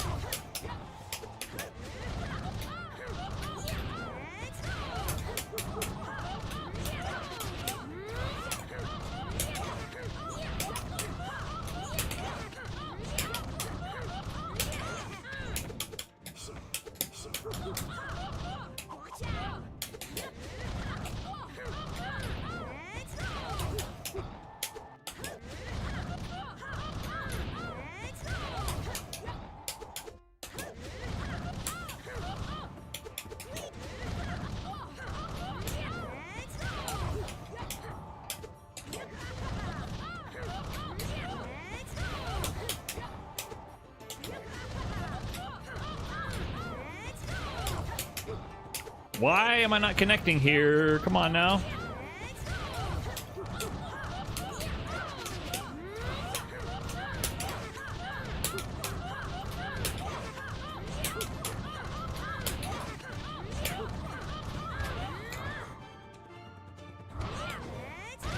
Yeah, maybe I needed to delay something.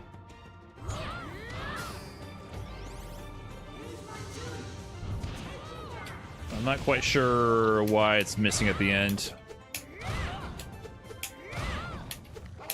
That might have been 3 loops.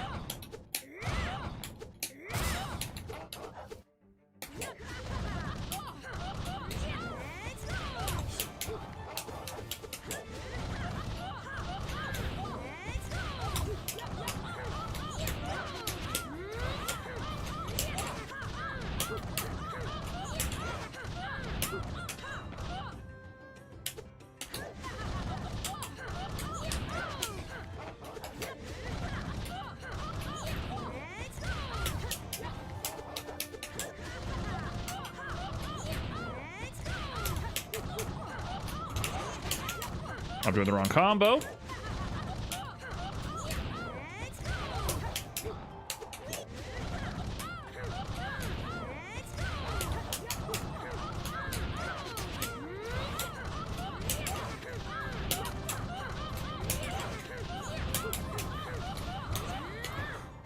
I don't think it has to do with the loops. I have to adjust the height at the end to let them fall into it. I don't think it has anything to do with the actual number of loops here. In fact, I feel like I can do more loops because it's not hitting the blue beat or whatever you want to call it by that point.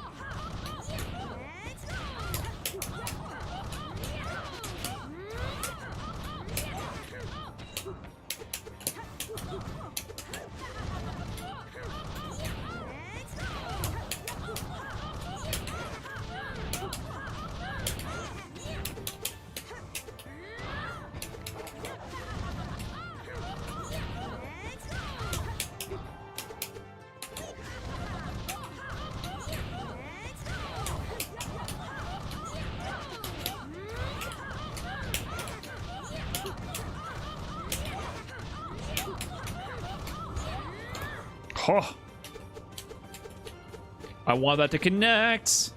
Let me double check what they're doing. I think that's the combo. I think I'm doing it. Let me see. They seem much lower on the loop here. See how much lower they are on the loop? Hold on. Is this air hit different? That's jump B. I think they're just lower.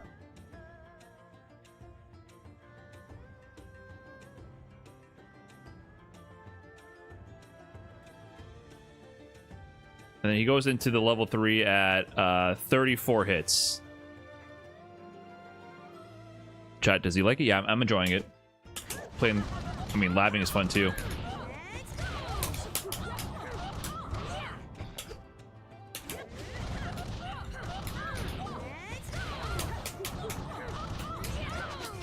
Whoops.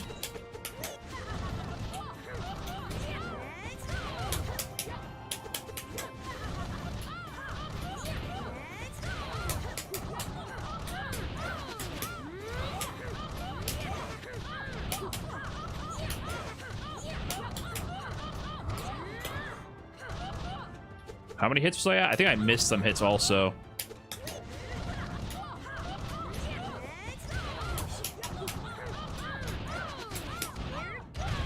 I just skipped the 6C if 5C still works. Yeah, but I want to do the full combo. Like, I understand that I can just cut it short for practicality reasons, but I'm just trying to actually, like, understand how each piece connects together and how to optimize it.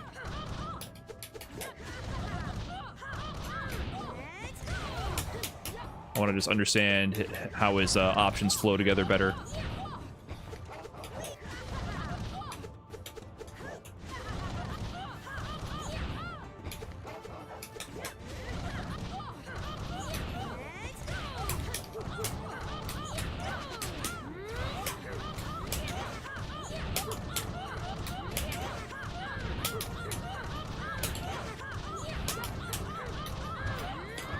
I feel like that was... So I did an extra loop and see how they're getting lower. I think it's the height management. I'm just going to keep going until I feel like they're low enough and then try to convert.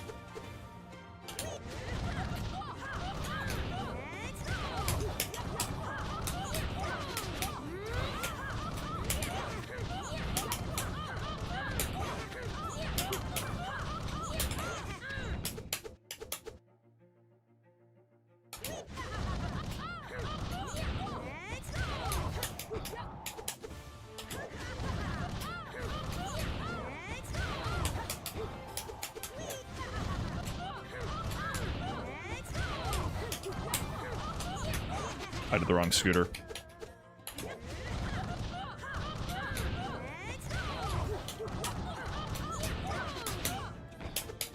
Come on now, give me the input.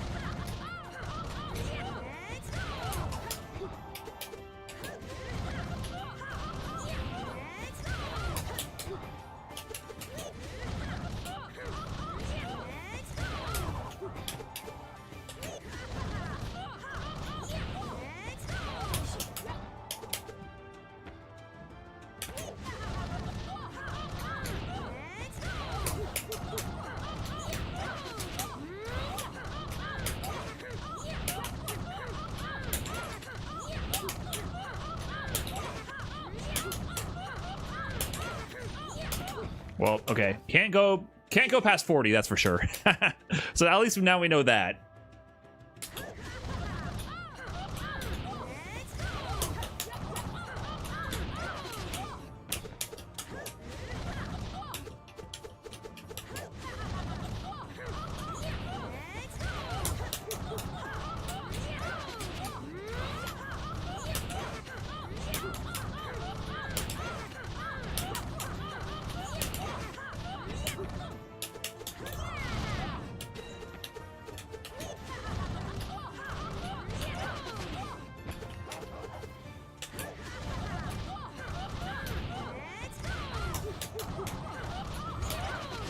Whoops.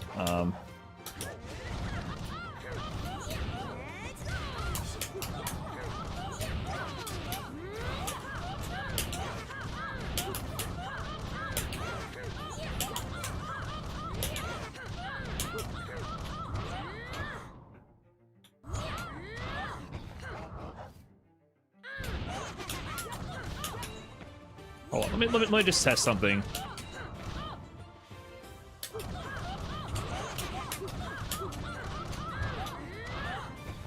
Okay, let me just try really delaying the 6C at the end.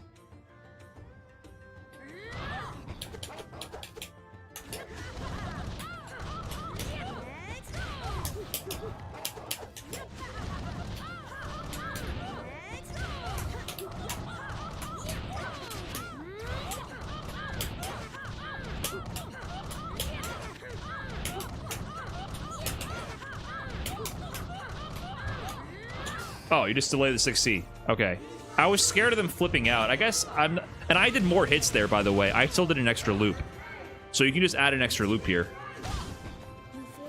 So I think I did more damage there. Because you can just keep going with the loop. At least one more than they did in the sample, I think. I did slightly more damage. I went below the meter. Yeah, that's great. That's a crazy... I mean, obviously the idea is like the starter is unscaled. If you land that starter, they're doomed. And I don't know if the glider... So he does the fast fall extension because I think that's easier without the squirrel as your assist. But I don't know if that does more damage than me doing the falling glide M. Right, he does 2A after the fast fall. So there might even be... I don't know if that does more damage or not. We don't have damage calculation, right? But I could potentially do like that to start it.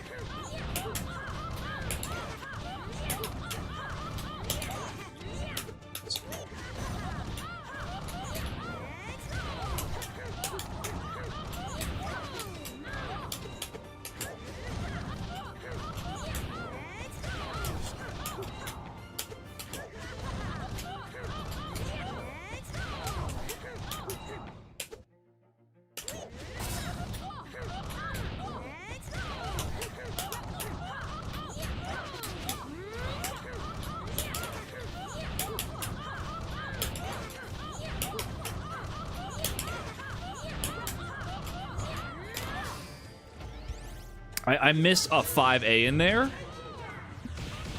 I think I could have done slightly more damage here. I didn't want to do it. That's almost a TOD.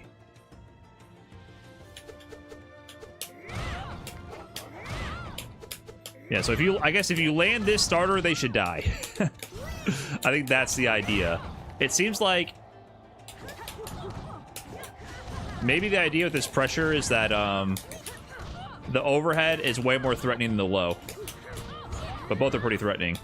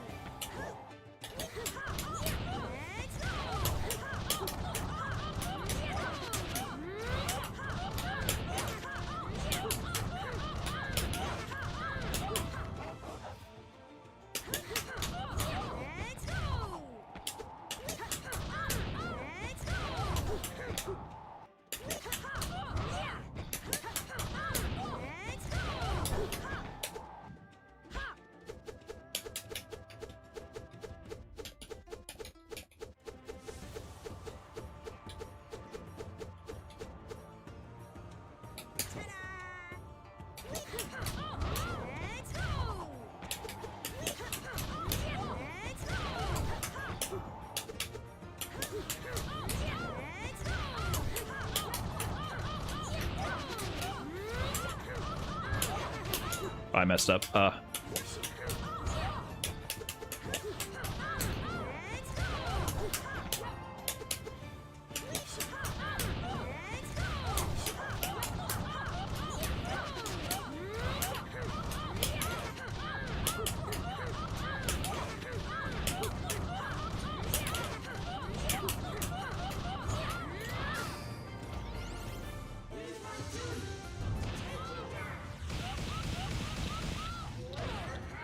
Okay, so it seems like he wants to go into level 3 just from normals. I didn't want to do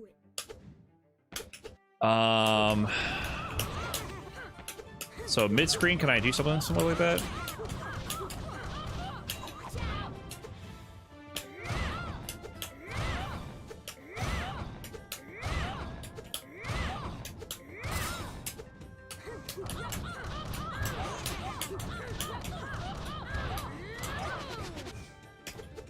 Wait, is that is this like a hard knockdown?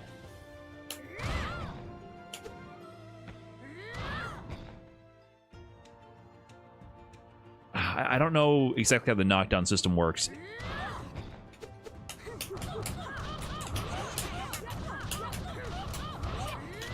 Does this work though?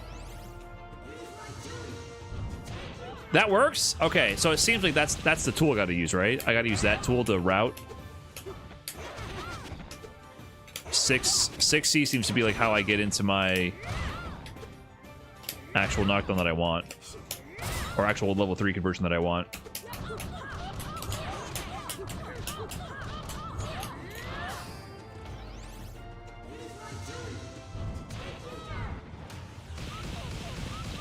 Okay. You forced my hand. Okay. That's good to know. Because everything else seems to just whiff. And, I kind of like... Wait, what? Cancel, man. Yeah, I gotta use this.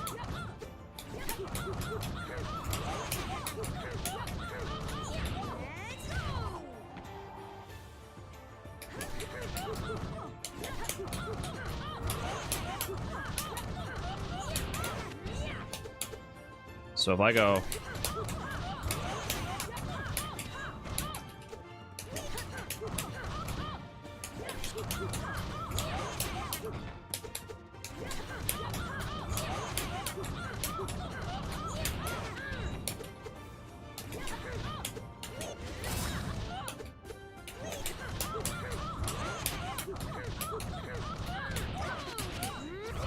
Okay, if I start with this route into the other scooter, it doesn't really seem to want to allow me to do like the better extensions with the heavy scooter, so I gotta go straight into the empty loops.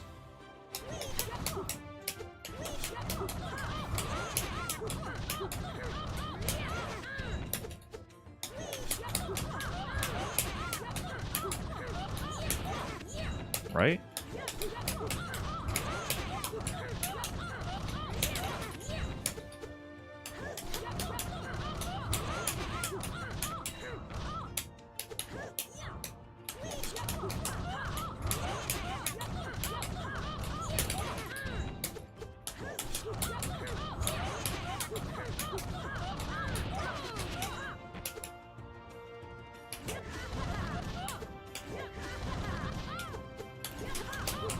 I feel like I'm missing something.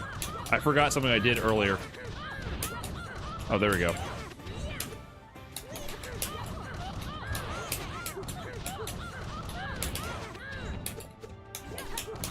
Am I just dropping it?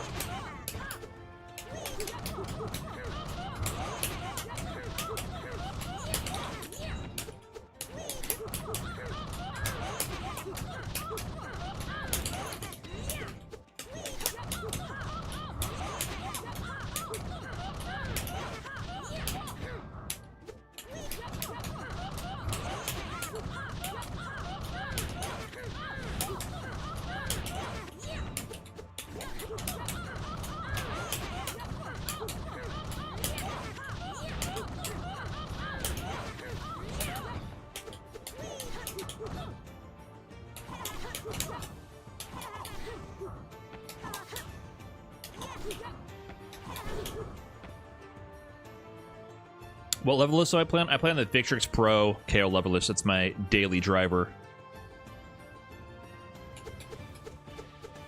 Have you found a variation yet? I mean, I'm just understanding how to get in and out of this variation, and like converting from mid-screen and stuff. That's more what I'm focusing on now. Someone in chat was saying like you can alter like the height with like using the AB, but I think it seems pretty stable to me, and I think you just do it till they get too low or until you approach 40 hits and then you end it. That's kind of what I'm thinking right now. So I'm just trying to understand like how to route into it more efficiently. Like, I don't know why that whiffs.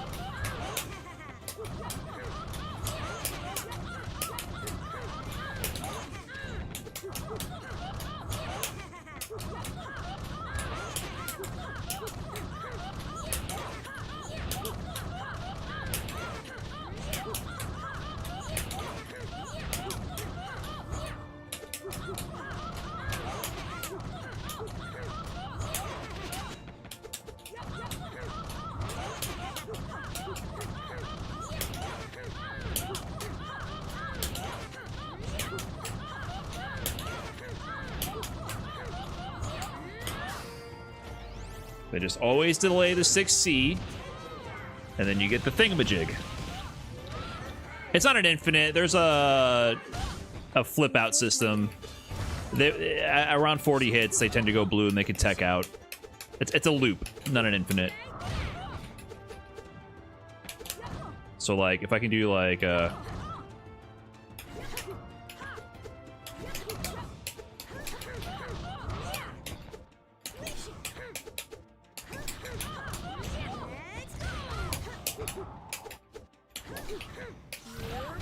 whoops.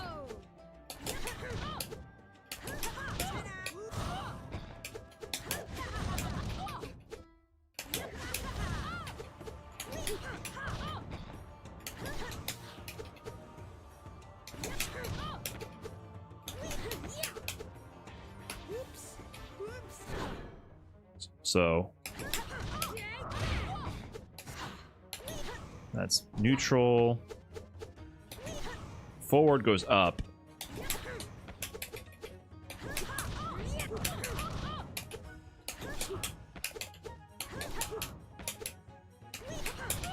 Can I like reverse Gatling from the air? No, I can't go B to A.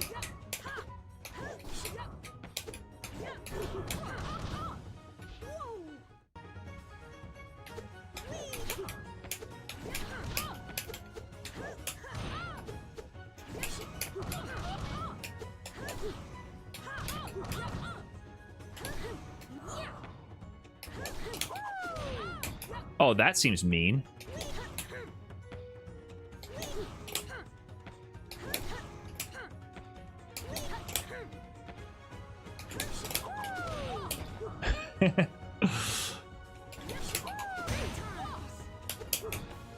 That seems kind of mean.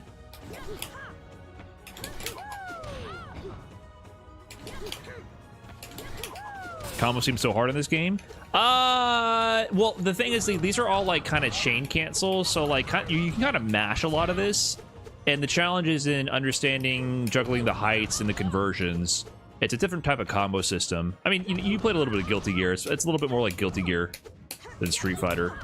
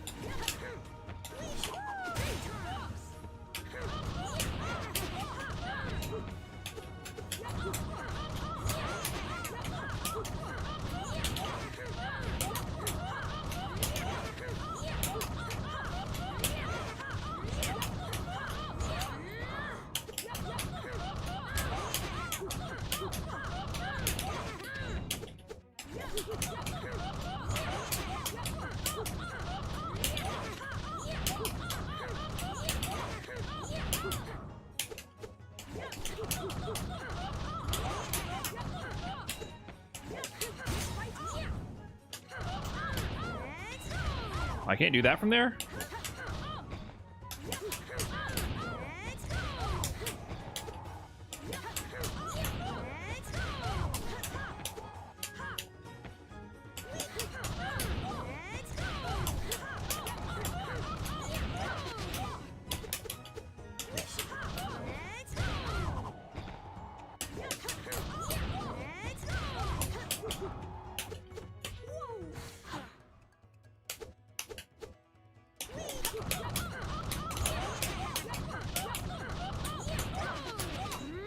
Okay, I can't do the heavy scooter on hit when I do the first scooter. I only get one scooter on hit, basically. It seems like there's a rule.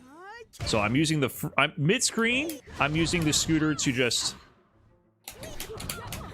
push him to the corner. I'm using medium scooter. So at this point, I just need to start looping with the empty scooter. I think that's the combo rules. You get one scooter on hit. The second one will end the combo.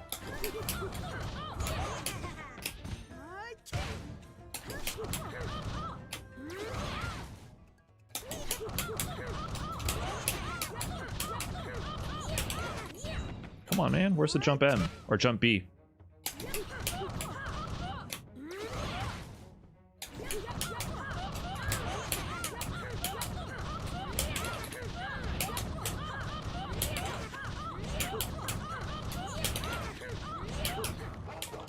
That was a little low. I'm starting to recognize the height a bit better, too. Like when the loop is going to continue or drop.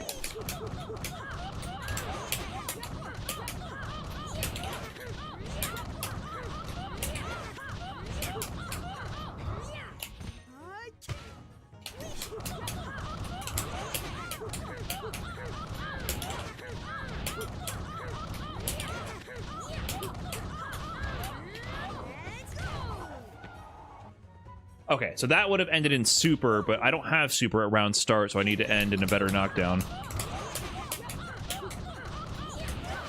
Don't use scooter, though. They're going to air reset.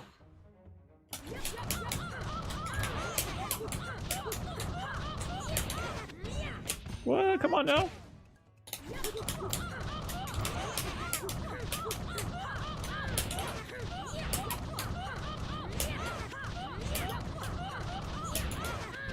And then I gotta do empty scooter, jump, A, B, quarter circle forward, heavy. Or quarter circle forward, C in the air.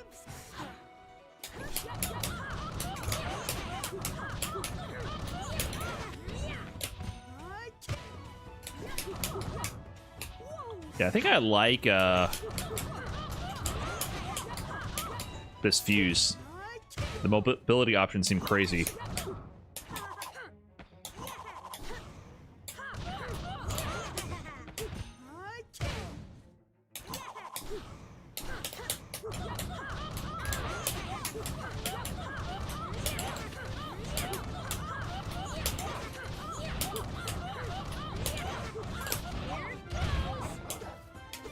Yeah, that's basic B&B right there.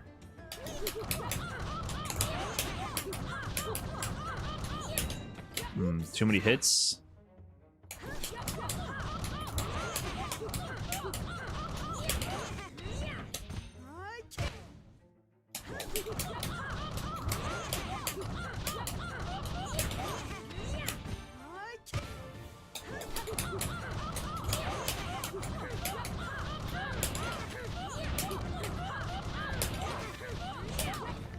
Why am I dropping? Let's get the full conversion.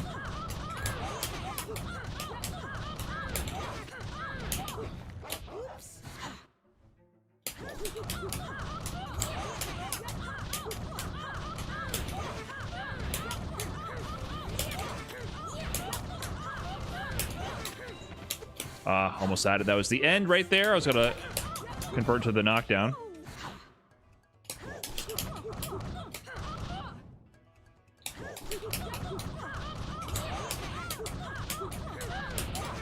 What?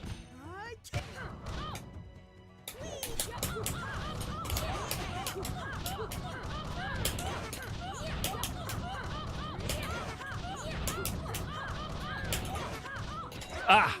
Keep dropping the scooter to A, B. For some reason that's throwing me off.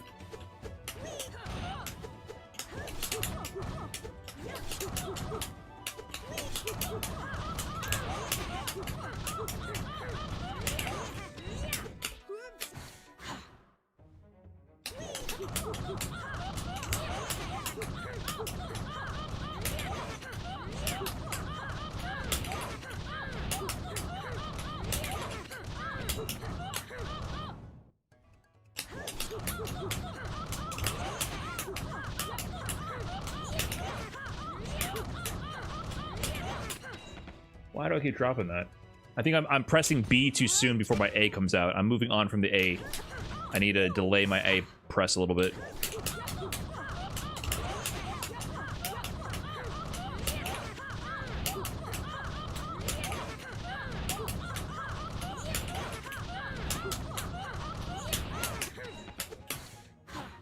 Almost.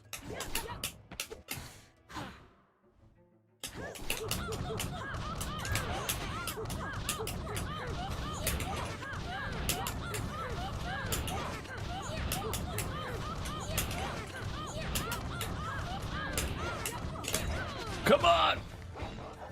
Here it goes. Whoops. Woo! What's up, Brian? I just got out of my Japanese language proficiency exam. Hope I didn't fail. Me too, man. That would suck. Whoops. Languages are hard.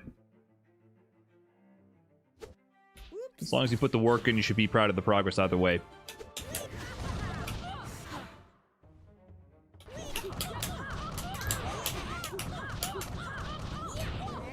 What am I doing? What am I doing? I forgot what I'm doing.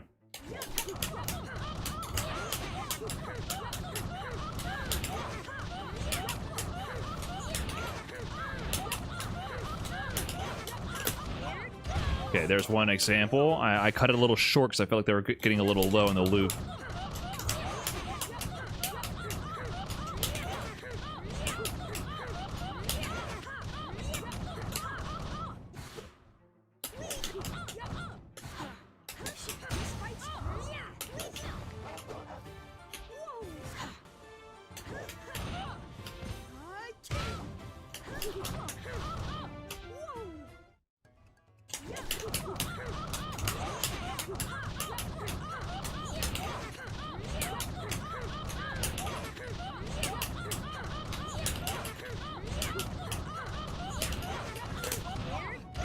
I don't know why that feels so hard for me to end in the AB, but like doing the empty scooter hop into that feels so difficult.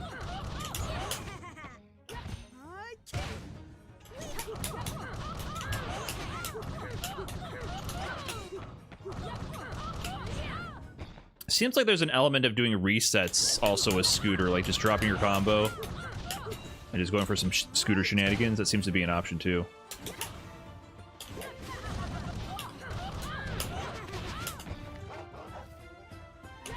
So what happens if I land this mid-screen? I guess I just get more damage. I'll probably do the same route, right? So you just can't get that mid-screen. That doesn't connect.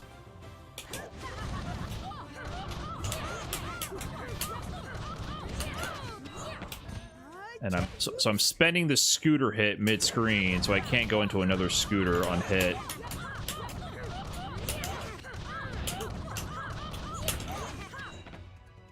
I see, I see, I see.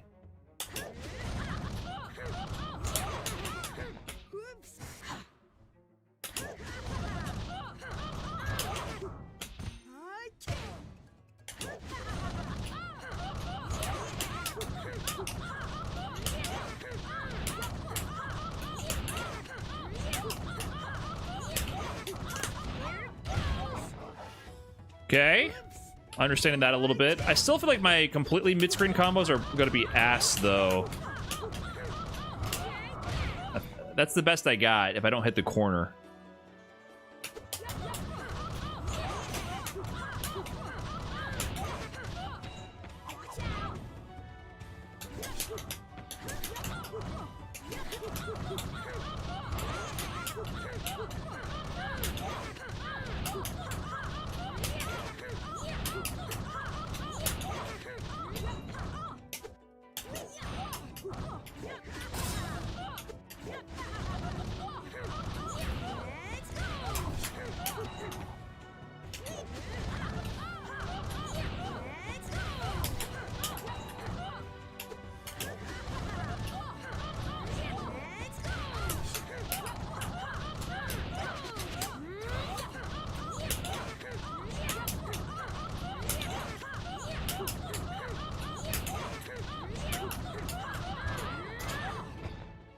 I missed the super. Okay, I'm getting the hang of these combos at least. Have I played Magic the Gathering? No.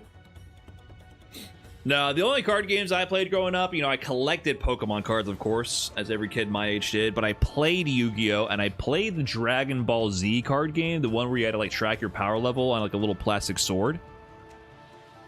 And, that's about it, but mostly Yu-Gi-Oh! It's the only trading card game I got into.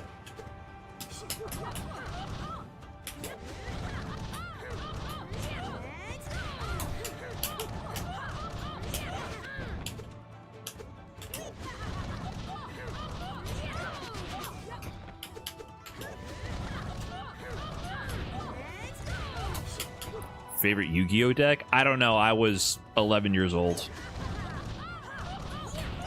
I think that was like still a little pre universal appeal of the internet, right? Like we had MySpace, but I wasn't going on to Yu-Gi-Oh forums or competing in like organized leagues or anything like that. I like decks that revolved around trap cards, depleting life points, like passive damage. I don't know what the meta would call those kind of decks, but that's what me and my like I gravitated towards when playing with my friends. But it was just I played with my friends. Archetypes probably existed back then, but like I said, I was just a kid playing with other kids. I never actually got into it that seriously. It was just a hobby. So pre-understanding that metas were a thing and that people were good.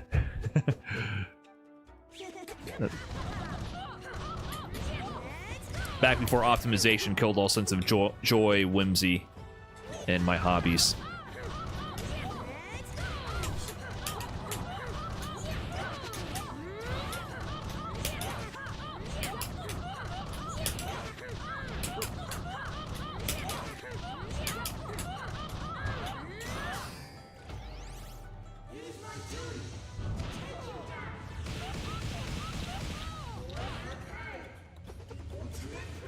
Optimization killed modern gaming. It just makes things more like chess.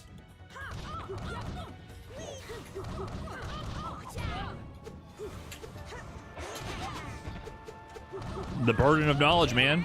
Now that you know there's a better way to do something, how can you not feel implored to explore that? In some ways, ignorance is bliss.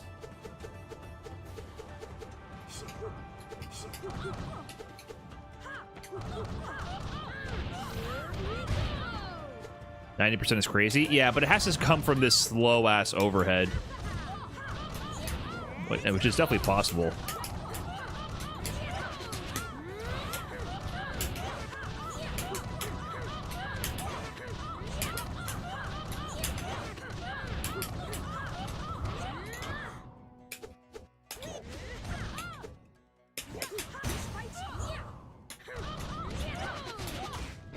Like, what do I... These little things, they fuck me up, man. I don't like it. Messes me up bad.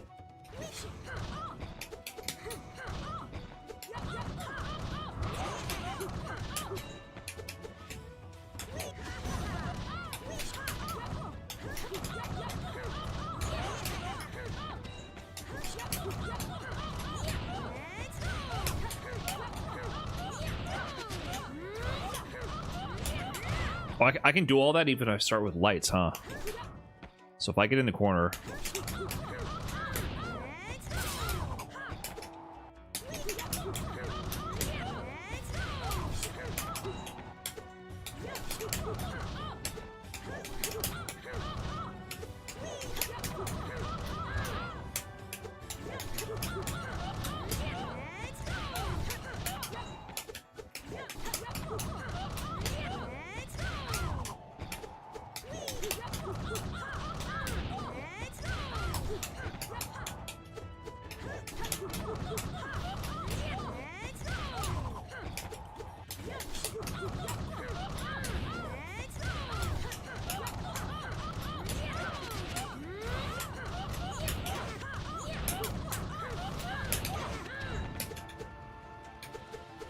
The orbs are your, like, EX meter. You spend them to enhance versions of your moves and also to do your supers. And then the blue bar is just for the flow moves, like special moves that are denoted with a flow button and canceling into them. So I can do a flow move like this move, but if I cancel one move into another flow move, then it spends some of the meter.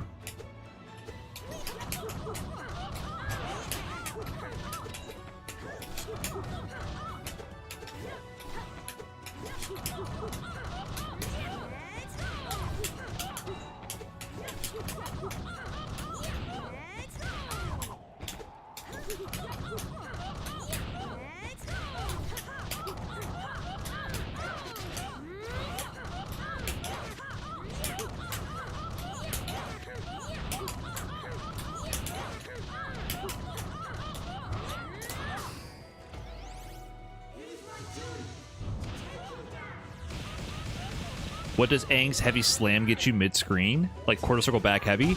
The other super, the one that only takes 4 meters, he has 2 supers. The one that takes all the meter and the 4-bar one. The 4-bar one can combo from the slam. So you can end your combos with this. But the thing is, like, if you're talking about combos, this doesn't really work. Wait, why is that working? Yeah, okay. It doesn't work when you hit confirm into it. See, it just doesn't reach. So like mid-screen, what I'm playing with is like using this conversion. Like I'm out here. You gotta use a scooter conversion to get them into the corner. So basically, you get your optimal starter when you're in the corner, is like how the routing is kind of decided.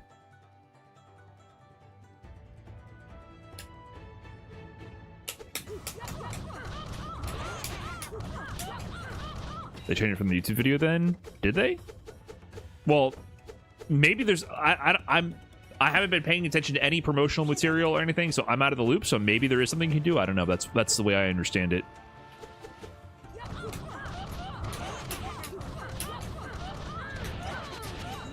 Just from playing this build.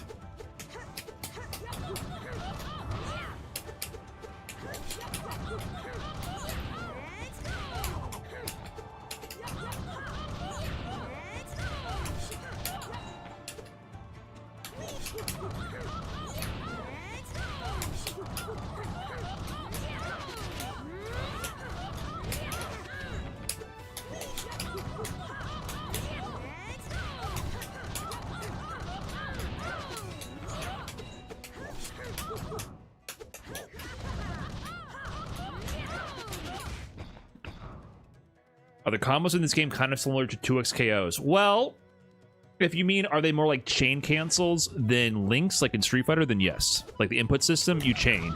Like this is A, B, C. Kind of like in 2x KO, light, medium, heavy. So in that sense, yes, they are more like 2x KOs. Chain cancels. There might be links somewhere in the game, but you're chaining your strings into each other. Have I found anything cool with the win push pull mechanic? No, that's a little too advanced for me, man. I'm just trying to get like a basic combo mechanic going. All I know about the win is it messes up my combo so far. So I'm just now kind of understanding Aang's combo structure.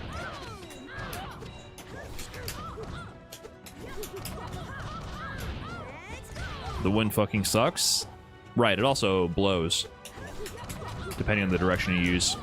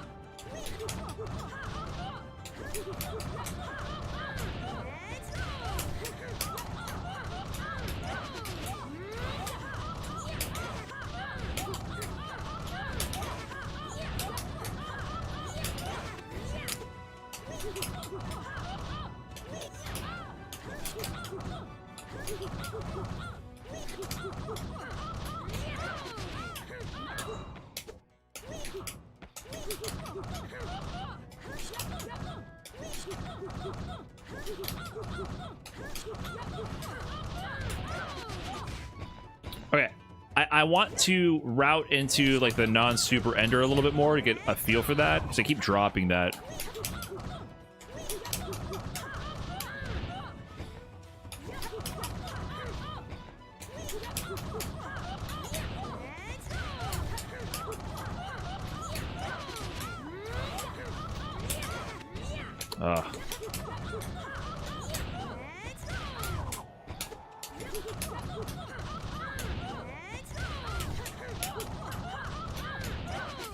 No, I canceled it.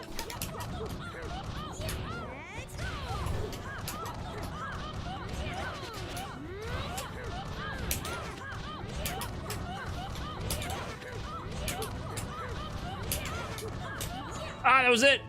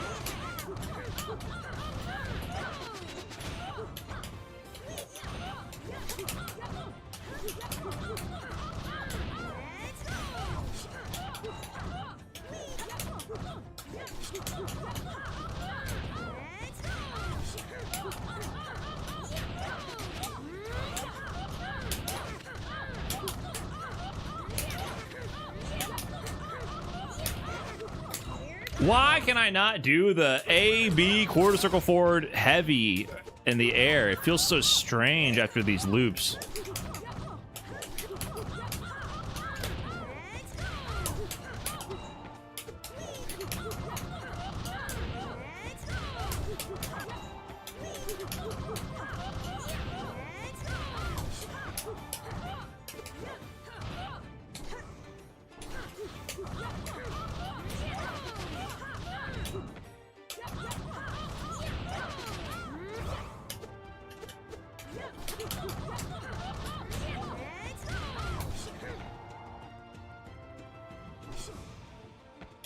If you're doing scooter cancels, wouldn't Gyatso be better than Momo? I actually don't know.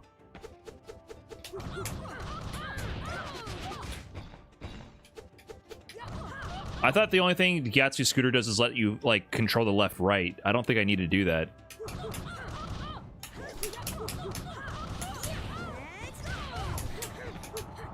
Wait, why am I dropping? Did I forget something here?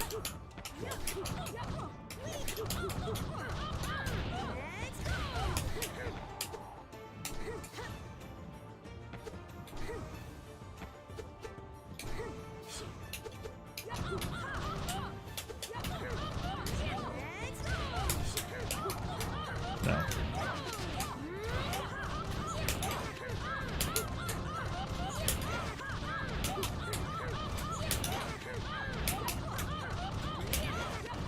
There we go. Fucking finally. Okay.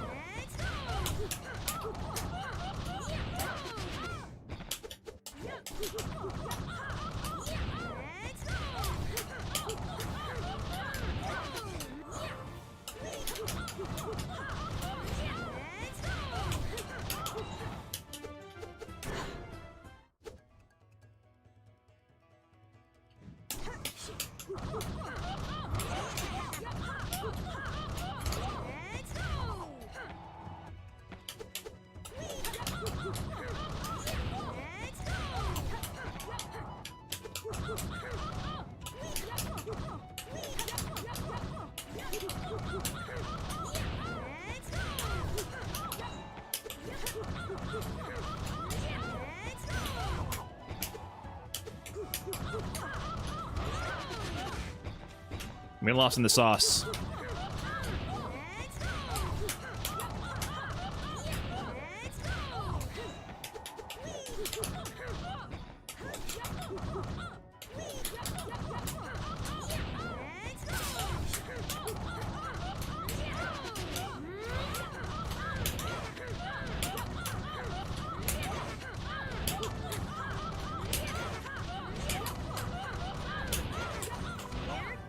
Okay, that went on too long, but that's the idea.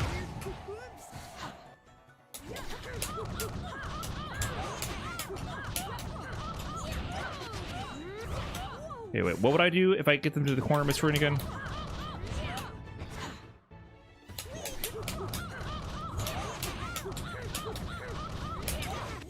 I gotta do the empty loops.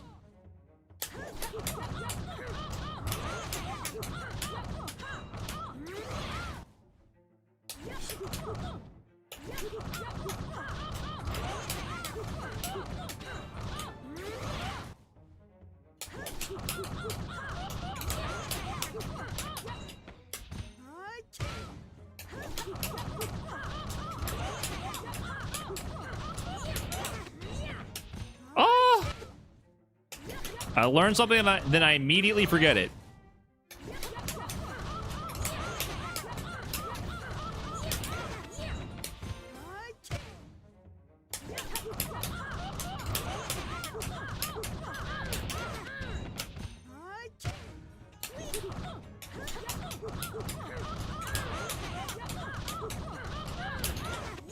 Come on.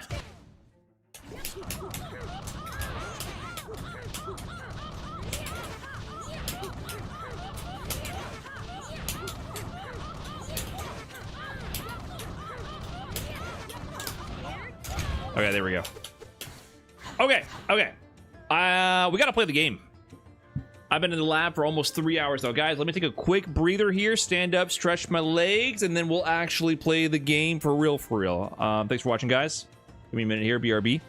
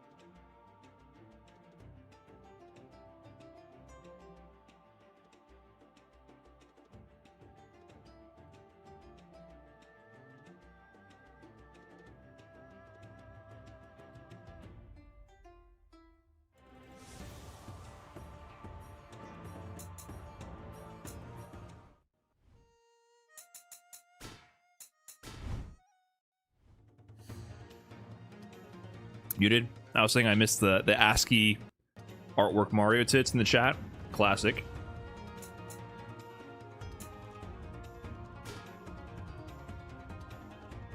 Wait, did I get to pick my fuse?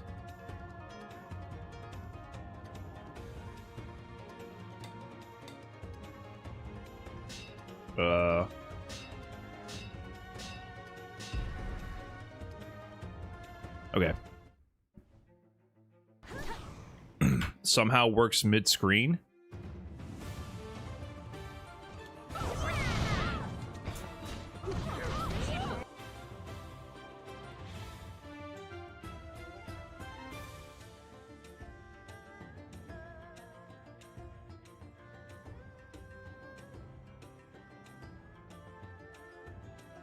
Huh?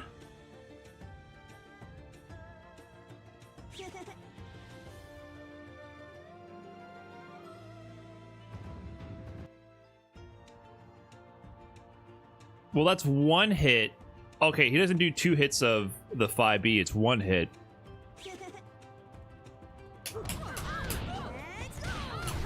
Okay, maybe there's something there. Okay, hold on. Yeah, I see. I don't know what to do with it, though. You have to be really close and immediately go into it, though.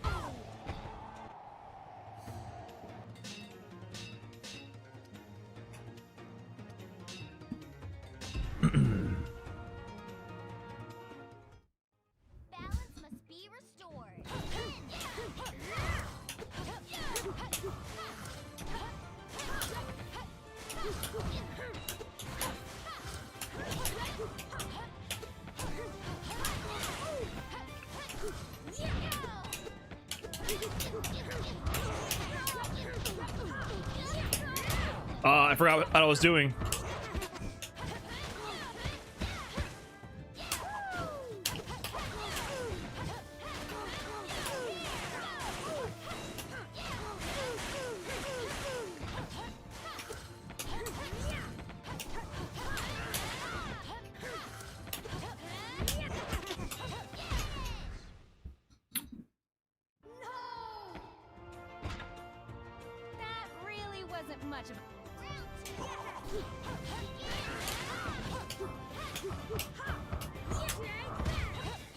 What?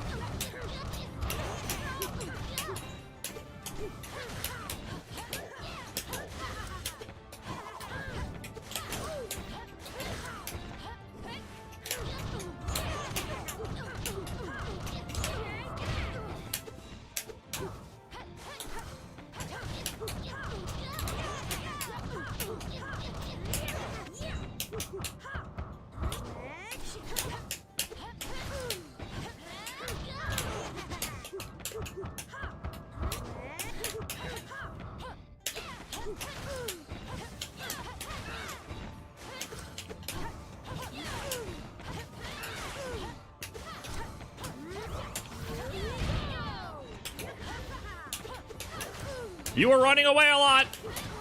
No. Oh my god. There is a lot of aerial runaway.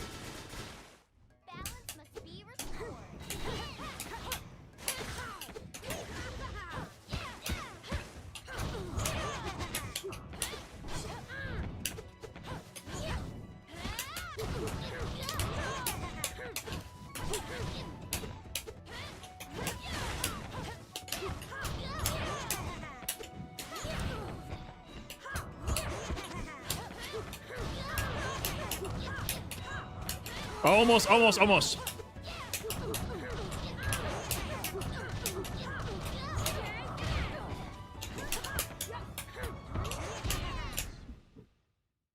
Okay. I will convert from stray hits.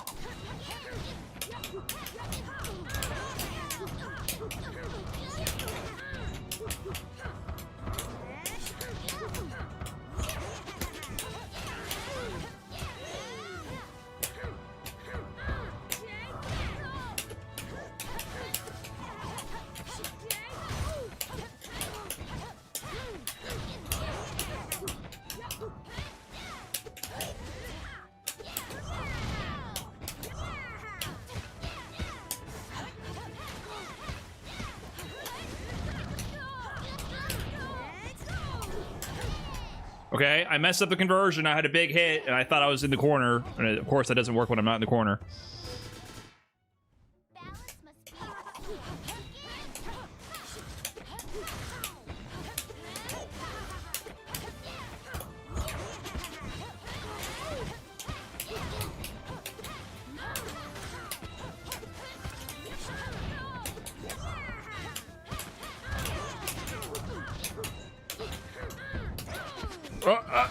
Almost.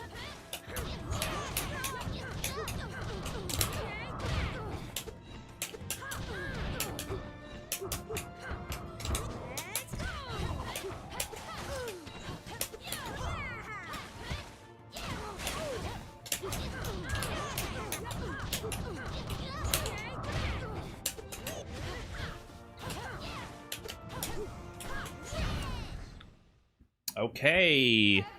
I think I can do glide into jump C and like swat her out of the air.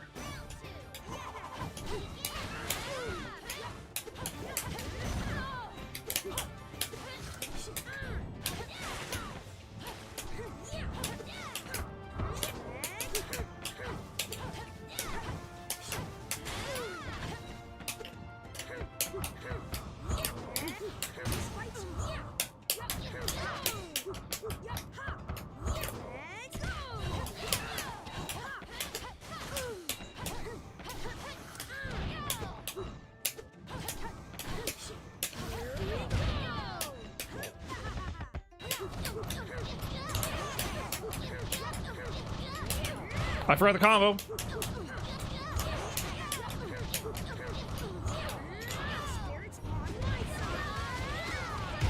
Okay, I meant to do the other super, but I guess that works too.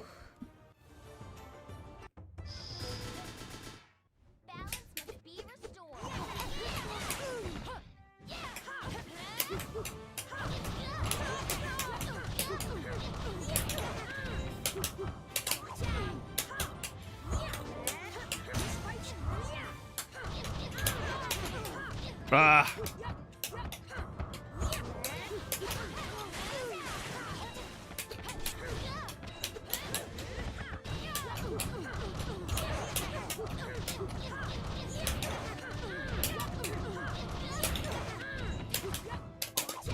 Almost. And I keep trying to do jab, jab, dash, throw, but because of the input buffer, it keeps giving me overhead. I really don't like that. What up, Diphone? What's chat saying?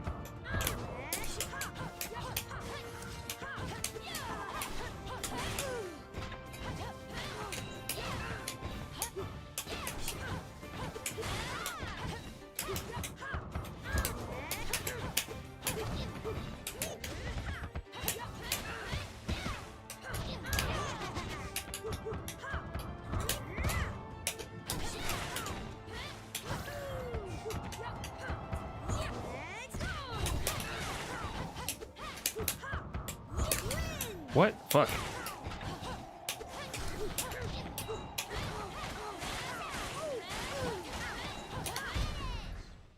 Man, when you get in on stray hits, it kind of sucks because when they air reset and they're above you, it just feels like you're in a really bad spot.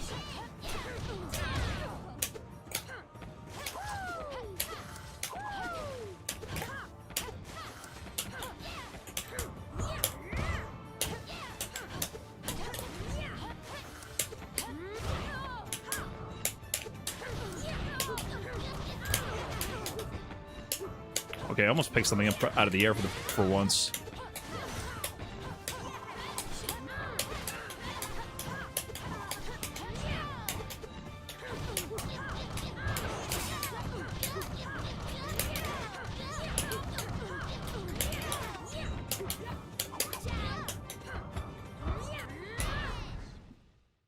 Okay, almost picking up some loops here. Getting closer, getting closer. Diphone wants to fight? Brother, I'm not letting you farm me for content, I'm sorry. Let me learn how to actually play the fucking game. I think this is the appropriate scale opponent I need. Someone who's doing nothing but spamming, run away, and doesn't have a sense of a coherent offensive game plan. This is what I need to remember what the inputs are.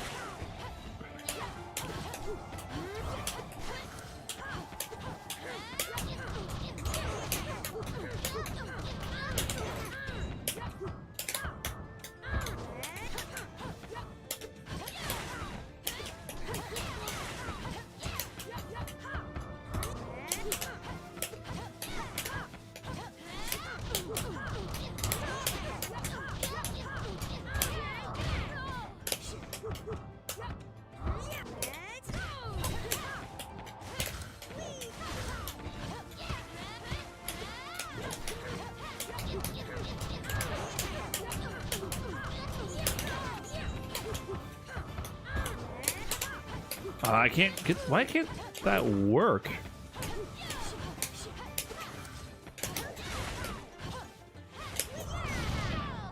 Can I pick that up? Oh, you actually have a combo? I didn't think you knew combos. Can't fight anymore. That really wasn't much of a round two.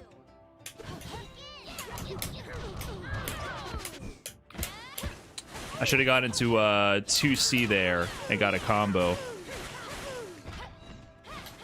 What? I'm getting looped now. I'm sorry I said you had no combos. I take it back.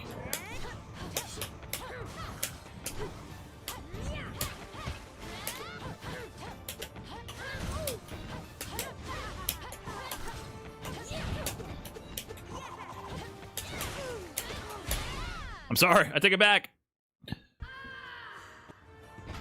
Man, how do I swat this fly? Am I supposed to be the air mobility one?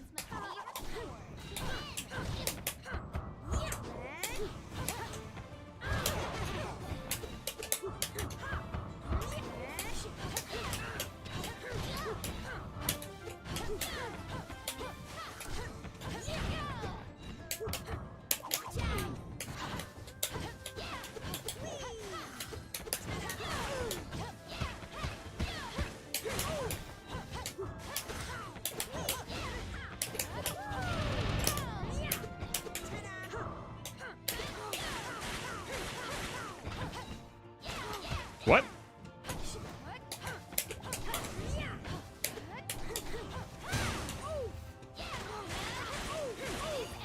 Sheesh. Can't fight anymore. That really wasn't much of a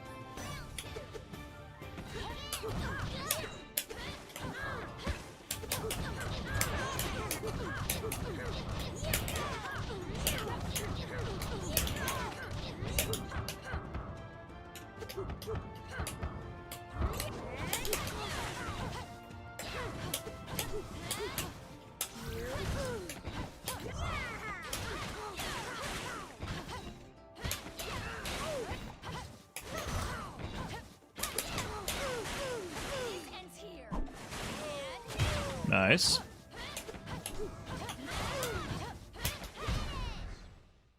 Oh my god. I do not understand the air-to-air game at all.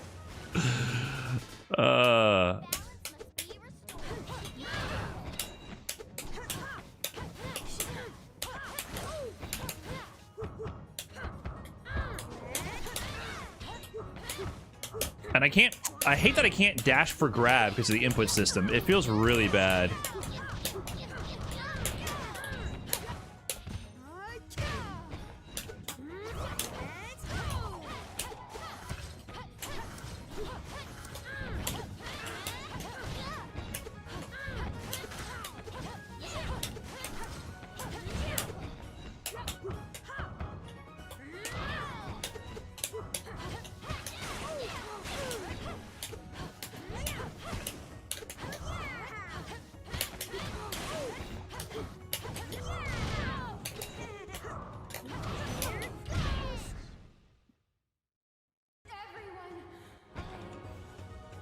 I can also do this.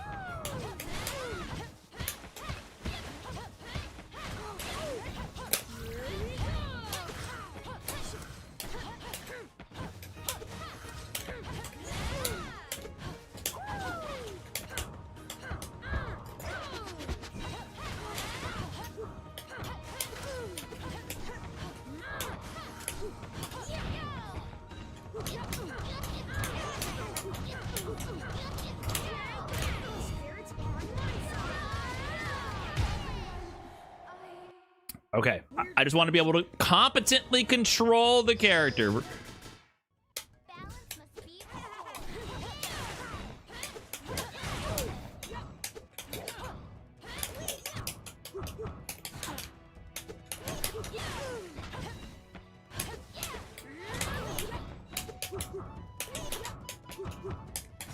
Whoops. There we go.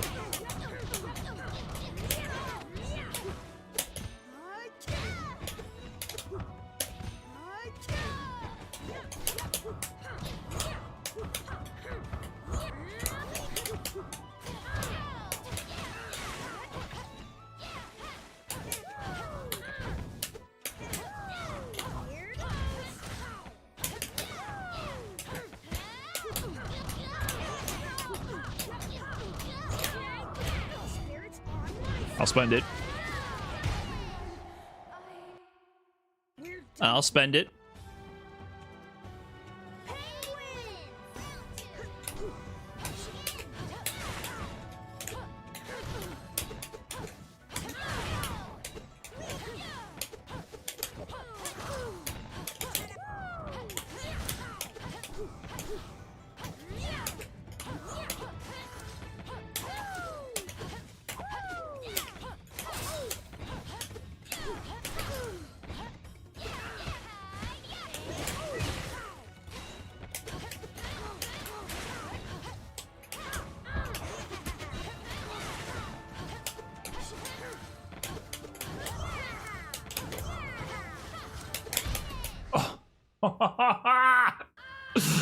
How do I swat the fly, man? that really wasn't much of a Oh, I thought I was supposed to be the annoying one.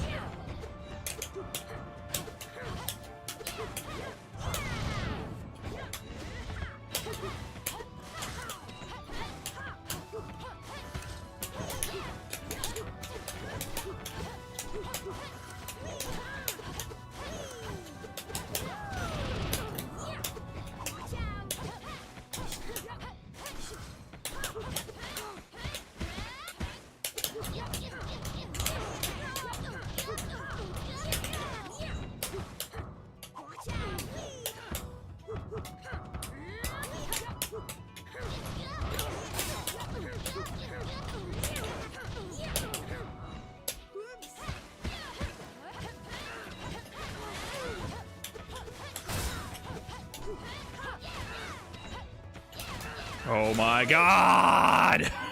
me. This is annoying! Oh my god.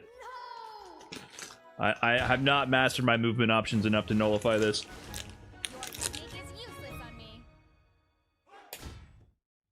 Balance must be restored.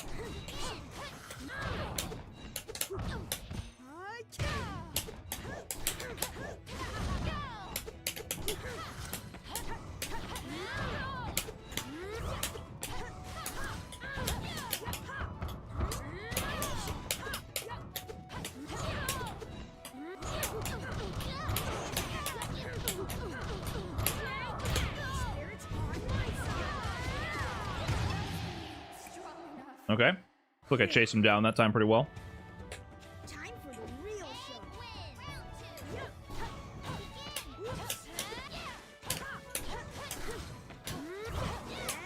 What?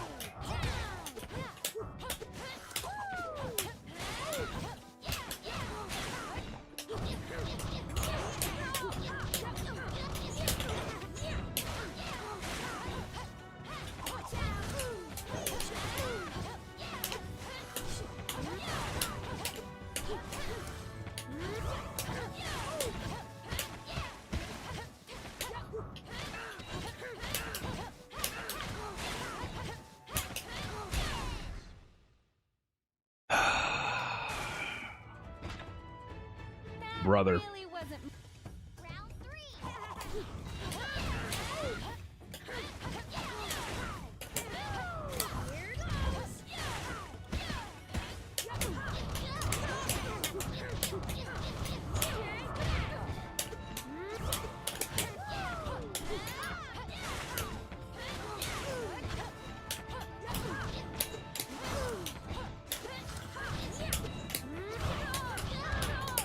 Oh, I fucked up. I had a big opportunity there.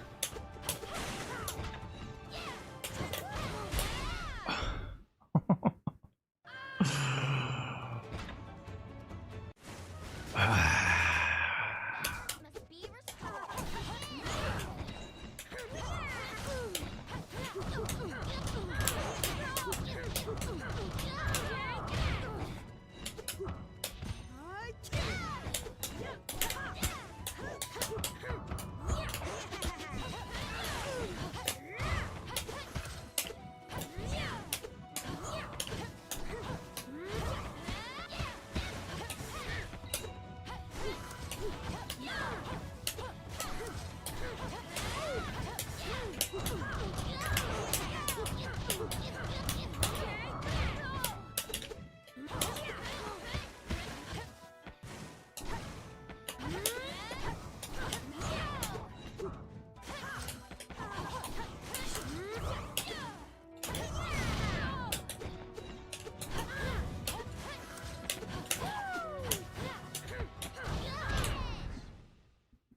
Okay. I think I'm moving a little bit better in the air.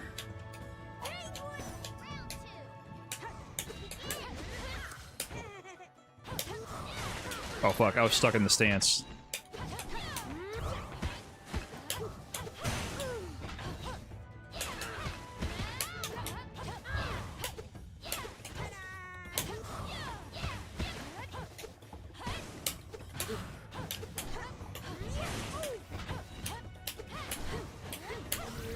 I didn't mean to do that, fuck. Oh.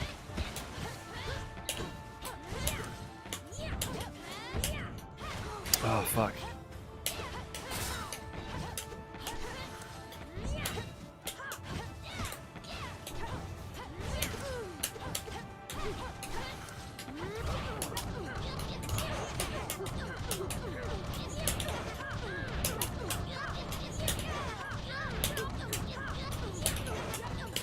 Almost, okay.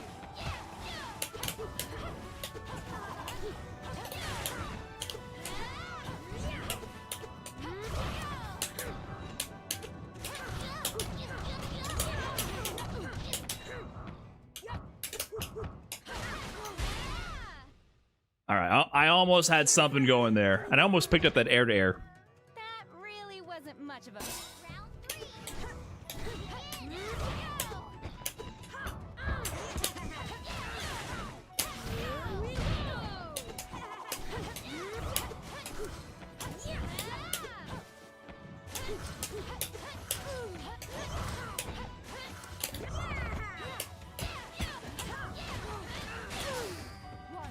We are one. You're gonna remember this. Ouch.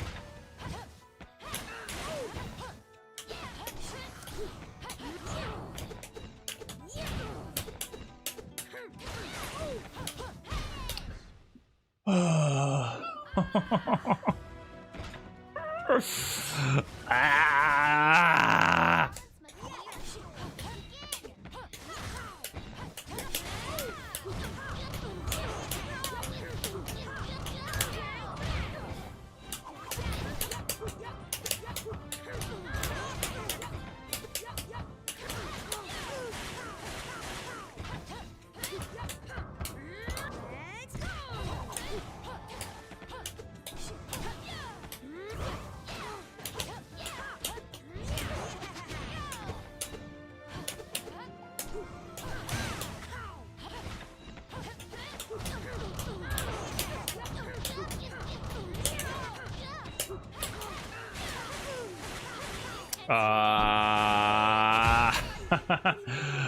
I dropped the loop. I could have tried to shorten it into the super. Really wasn't much of a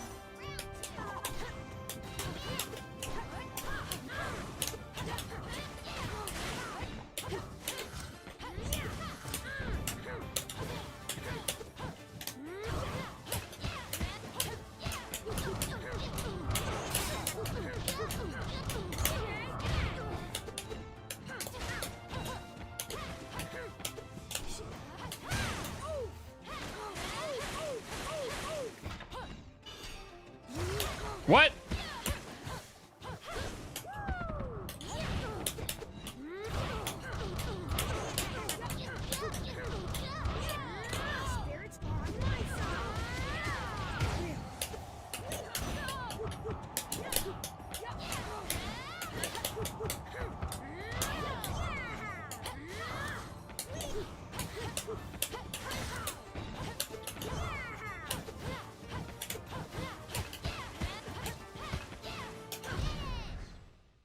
Okay, okay, okay. Can't lose hope.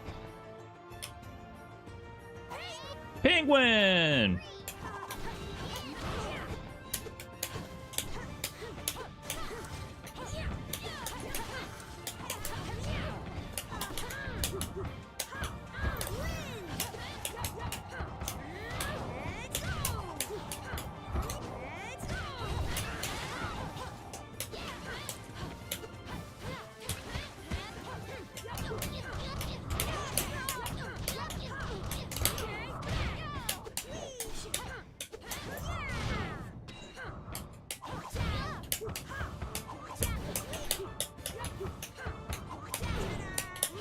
I messed up. Oh, I put myself in a burnout and did the wrong moves.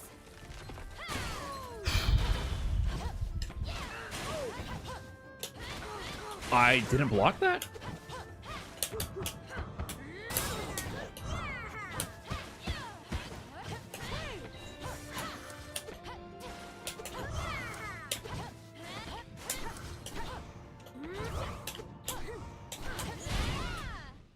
We traded.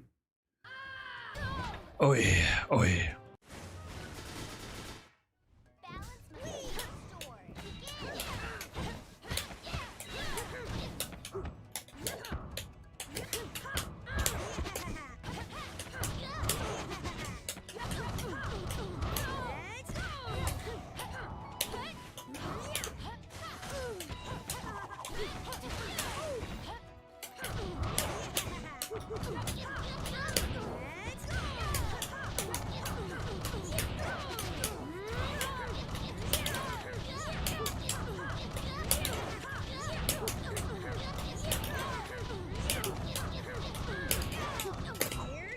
Okay, I fumbled it at the end, but it was there. It was there. A little bit of a American reset at the end, but something, right?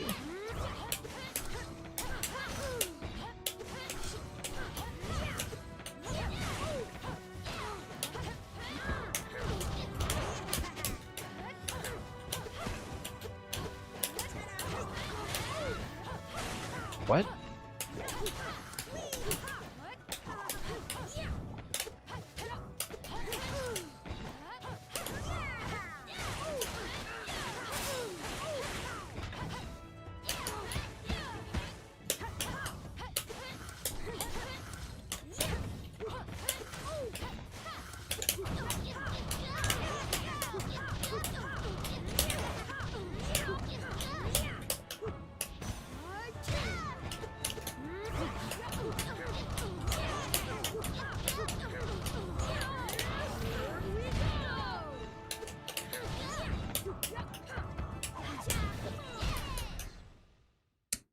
I did the wrong button, I think, for super. I meant to do my quarter circle forward super. Didn't come out. Really wasn't much of Oh, I just realized you gain more meter as the rounds go on. You don't have access to that big level 3 until the final round? Is that what I'm seeing? I didn't realize that.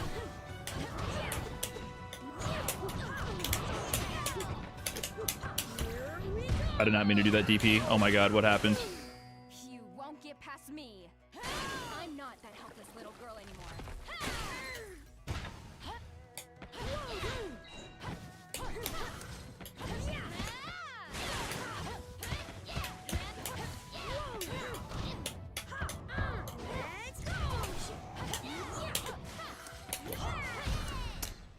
Dude, I find this so difficult. They're just floating up into the air and fireballing the shit out of me from above. How do I beat them? I feel like everyone's... I don't know what it is. Am I just tripping? I feel like Aang's normals just don't have as much juice in the air as a lot of other characters. I mean, this one's pretty good.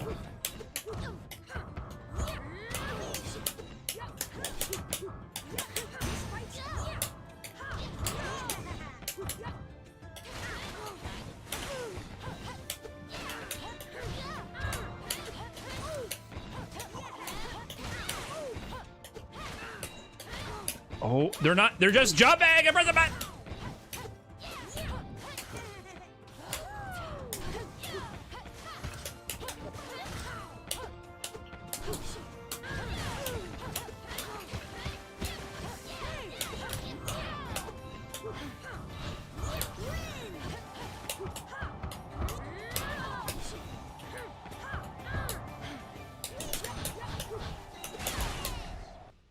I don't understand. That really wasn't much of a...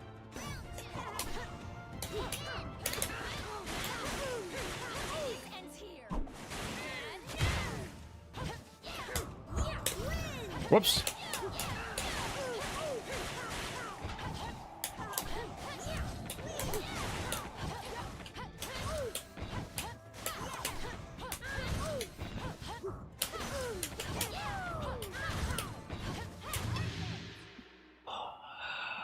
Brother, is this the way? Am I missing something? The answer is yes, but what am I missing? How do I hit her out of the fucking air?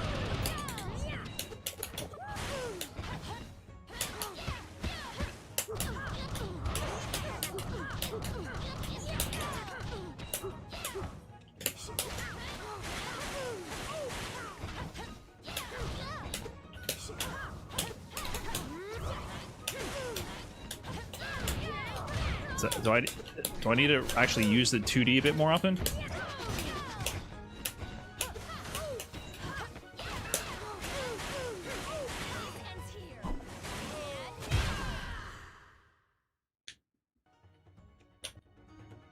That really wasn't much of a... Round two.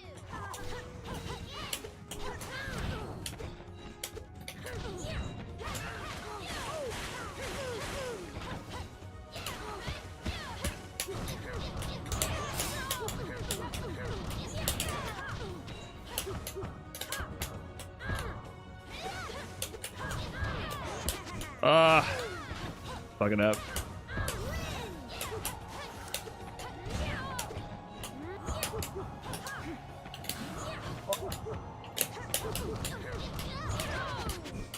Ah, 2D into quarter circle back. Oh my god.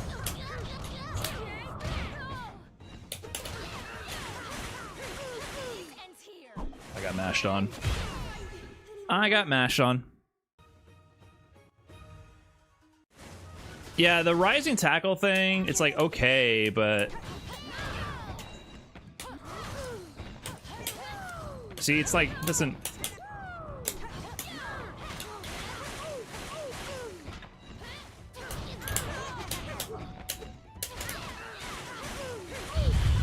Oh my god. Why does she have, like, 14 supers around, too?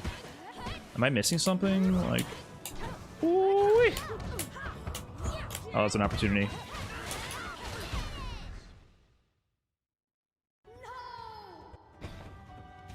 That really wasn't much of a... Round two.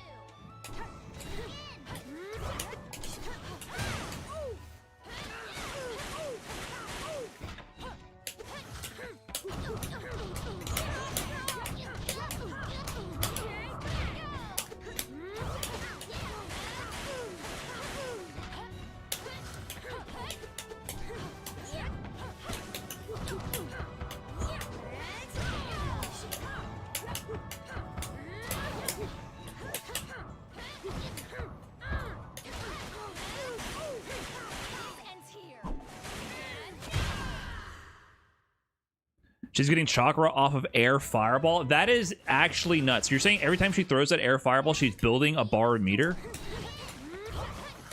Like every time it connects? That's fucking nuts! Why? I was wondering why she kept routing to super over and over.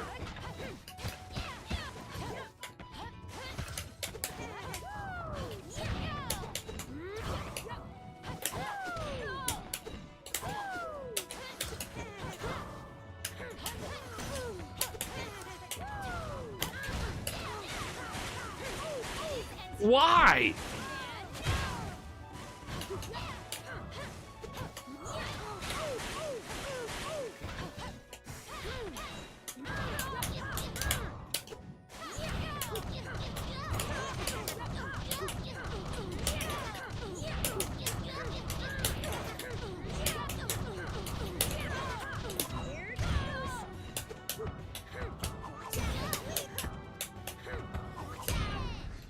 Okay, I got lucky. He was blocking. Can't lose.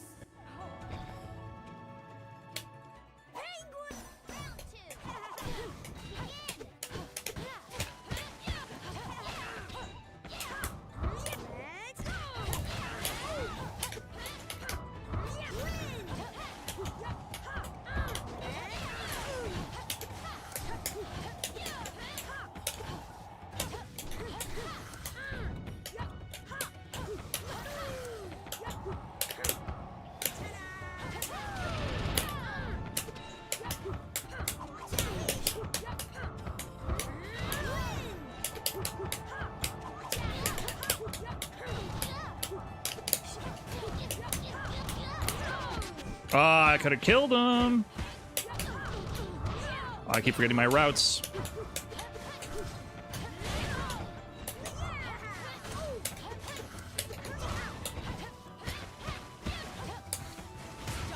Oh, nice.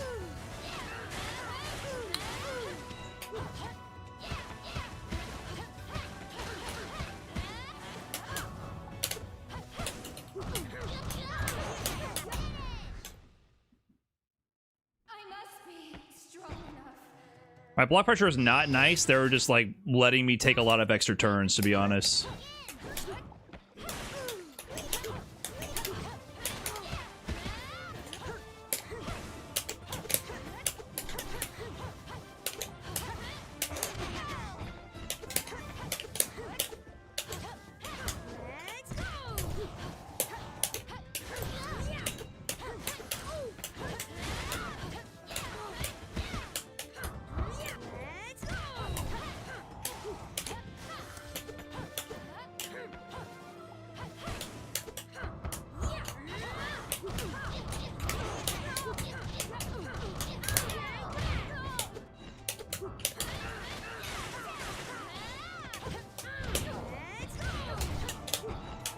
I don't know what to do with that.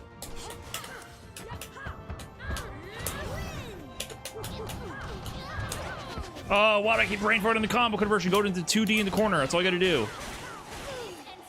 She also built a bar meter right there. It feels like she's just building so many meters and I'm not. That really wasn't much of a...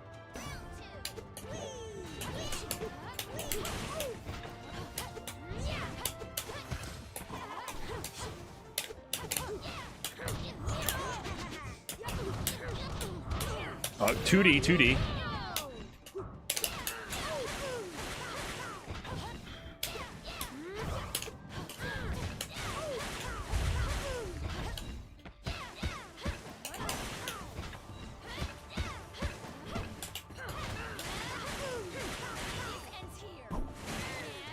Just try to my turn back, it just whiffs.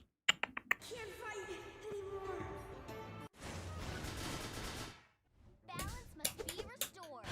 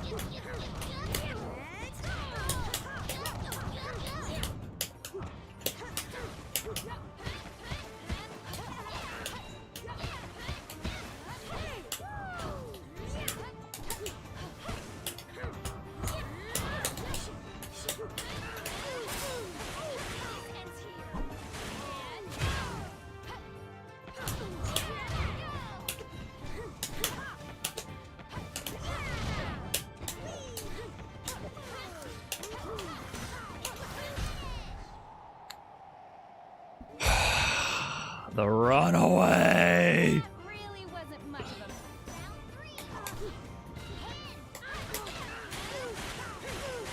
Ends here. Yeah, when it says counter hits, it's punishes sometimes.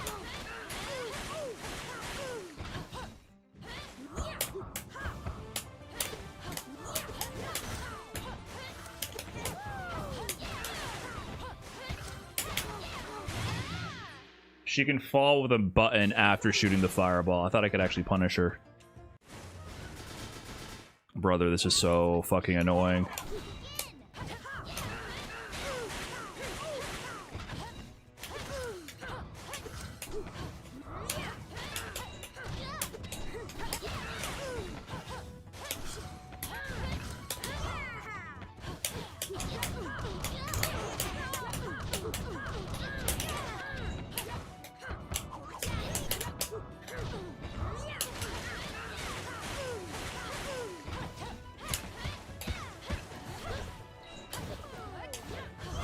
Okay, it's confusing because you do flow cancel. Hold on.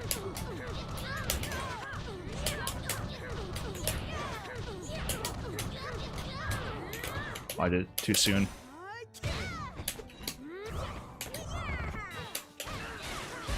Oh. So they're using a lot of like guard cancel. That's a mechanic I haven't used at all. That really wasn't much of a match.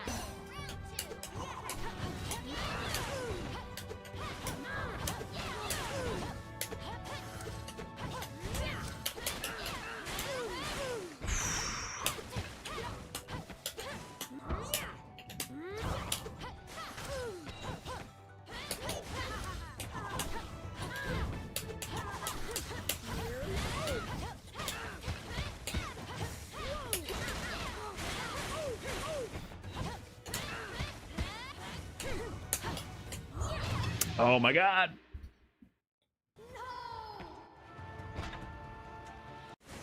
Flow parry? I think you just dash up and throw them. But it's just, I have trouble with the input system because I put dash and it gives me buttons all the time because of the way the input buffer works. Feels like you actually do need to do like manual dash inputs a lot.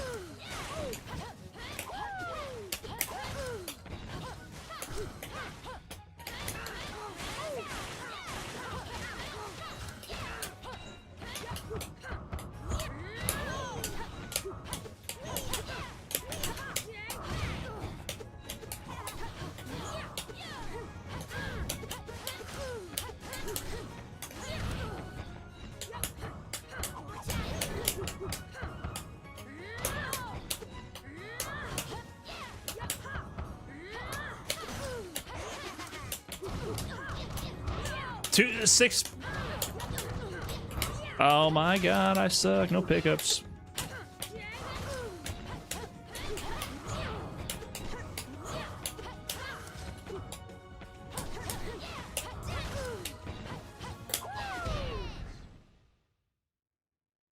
Okay, okay, okay.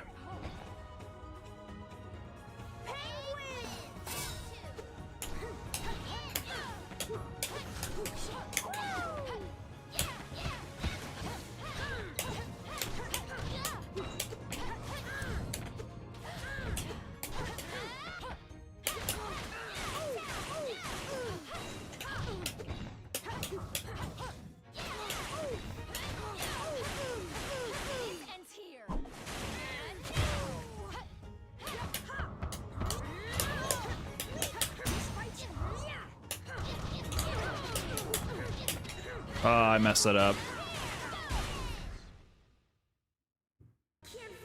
Trying to figure out how to stabilize that for what I want to do. Really wasn't much of a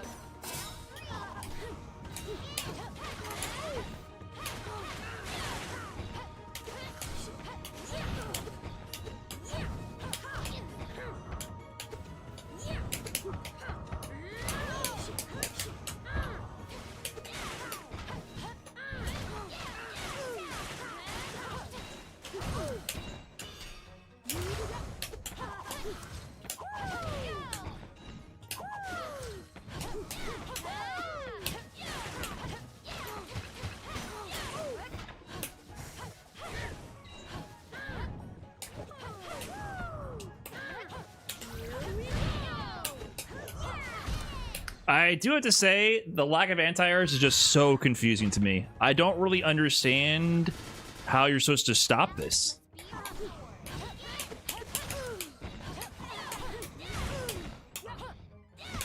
It's just a different type of gameplay. I'm just very not used to.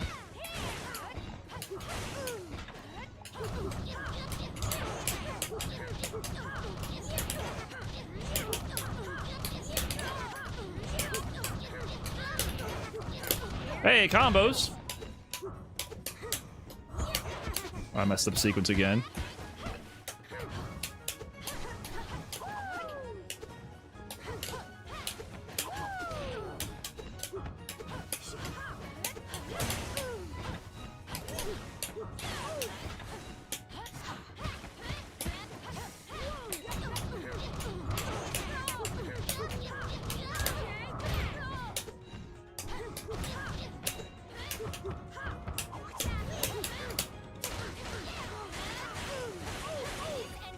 And then she just always has meter. Like, she's just always doing A, B, C into super.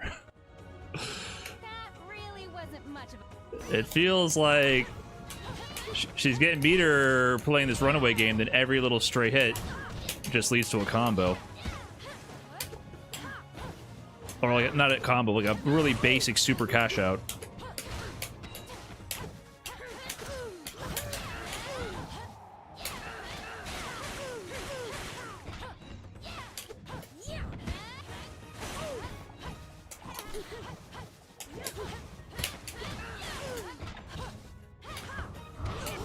Whoops.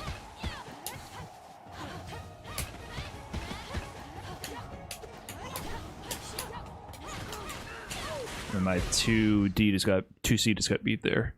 The anti-airs just don't really have any priority. I gotta figure out a way to navigate and meet them air to air better.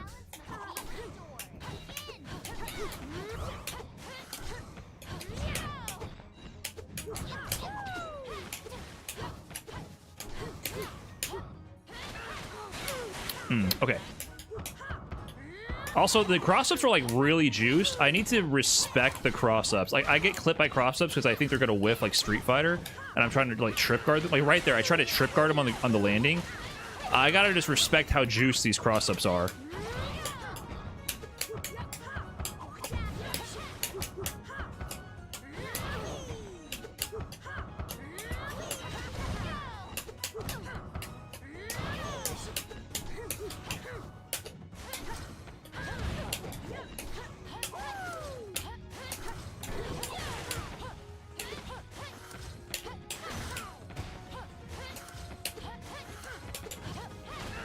Like there, that picked up.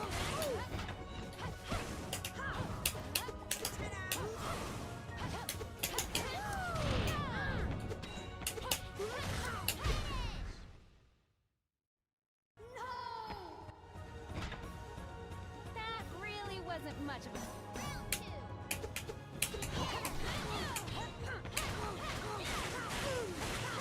ends here.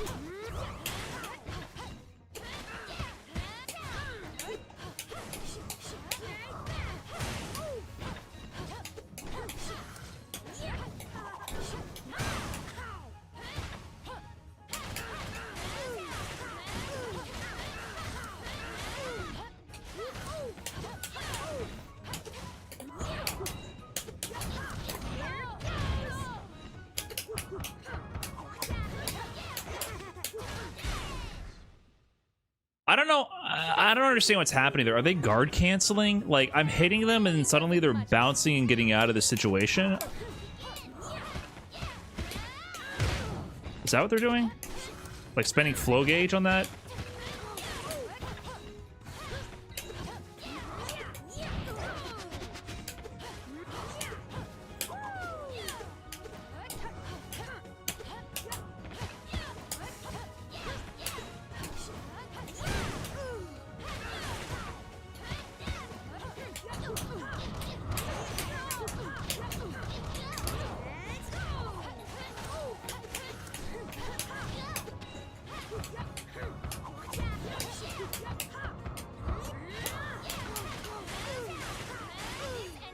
It said flow reversal. Is that the drive reversal mechanic?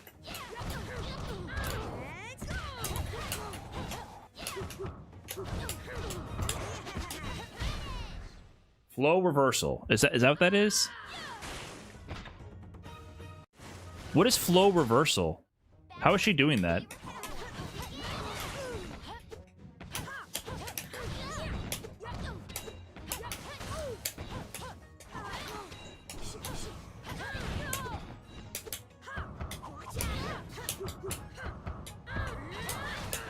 Like, I'm getting hit out of my strings by flow reversal.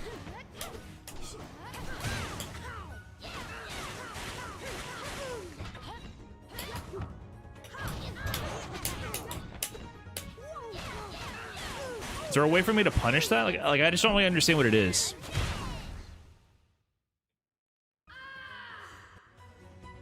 That really wasn't much of a...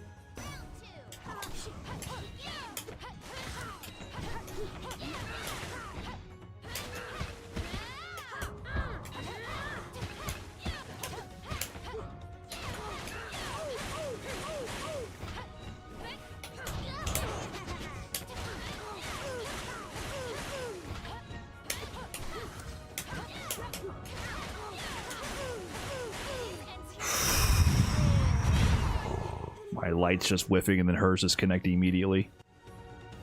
I feel like Aang has very little range compared to a lot of these the other 4 characters so far, or at least her and Zuko.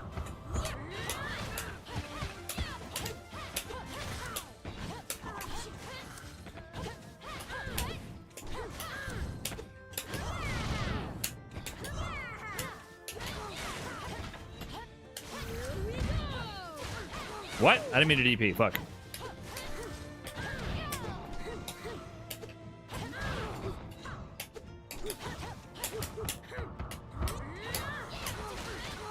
Flow reversal every time. Like, I need to understand what that is.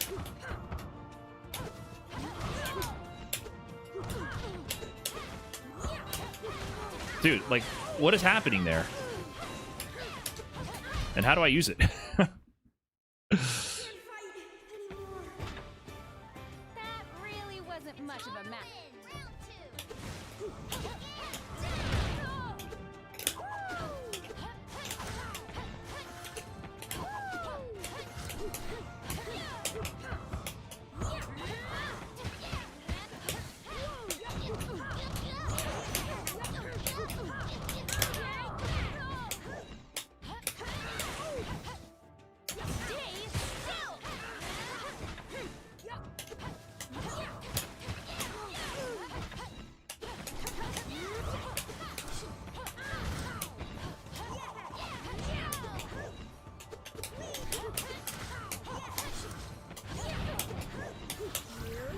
I didn't mean to do that.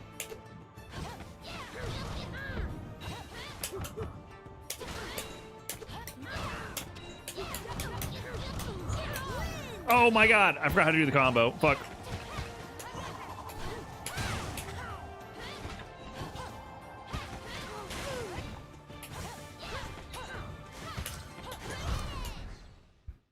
Oh my god. Oh my god.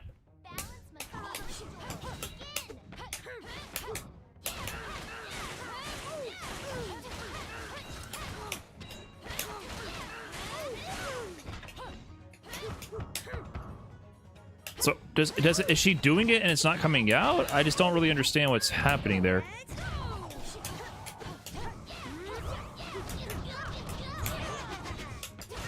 And his combos, Aang's combos seem kind of unstable.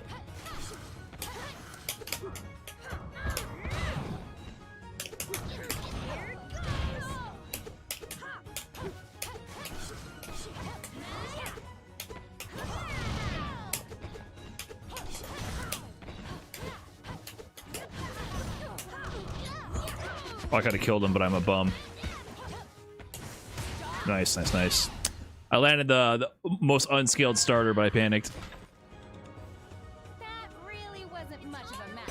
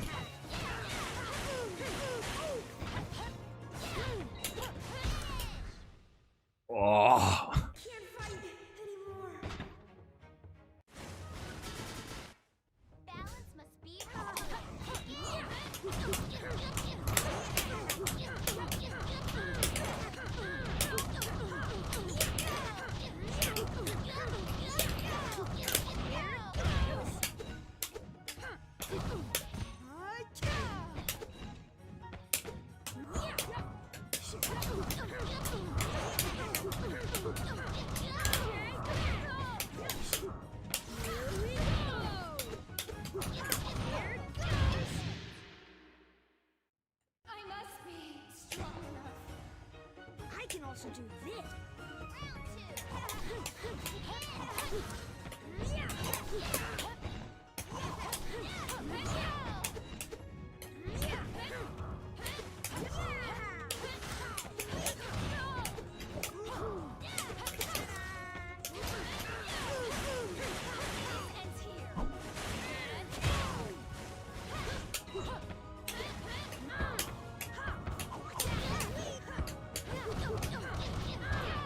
Oh, I forgot the combo. Ah,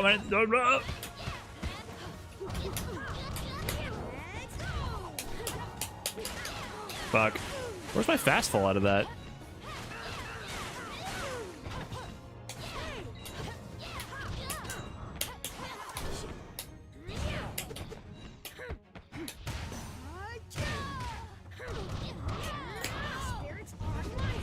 Oh my god.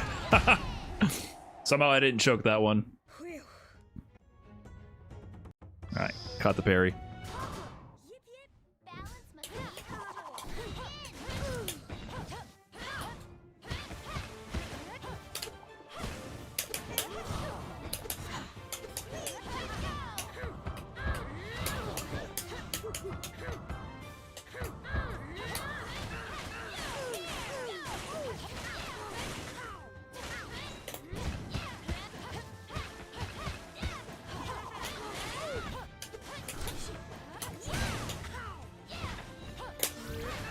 That beat my DP.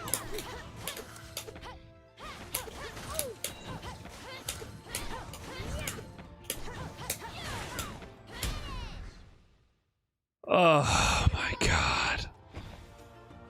That really wasn't much of a round two.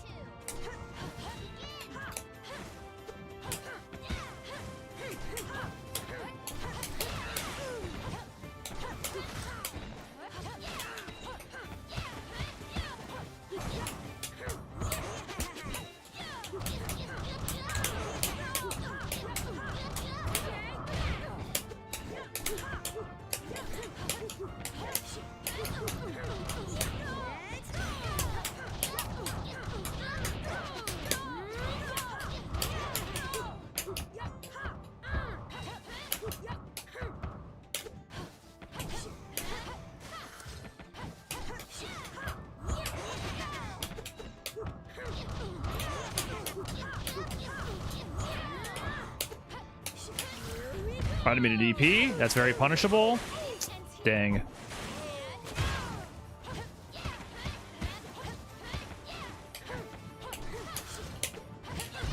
Oh, somehow I won an air-to-air interaction.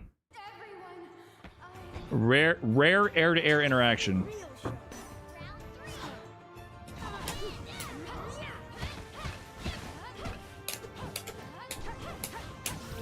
Dude, oh my god, I keep getting DP on accident. Oh, I also did a flow reversal on accident. Huh.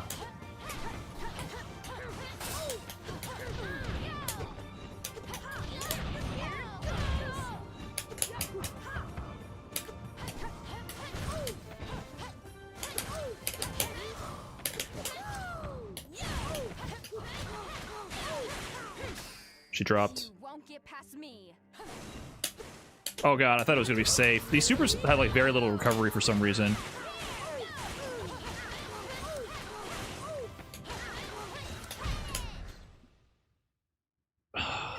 It just feels like it never ends. It feels like it just doesn't matter for some of these characters.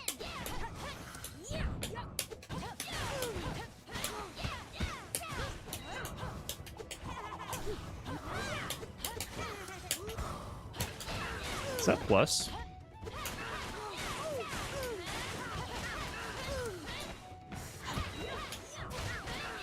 Also, yeah, weird thing about the game is sometimes when you flow state stuff, it puts you in the air. It's hard to tell.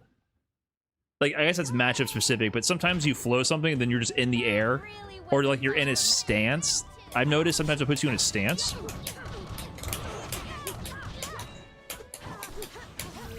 Oh my god.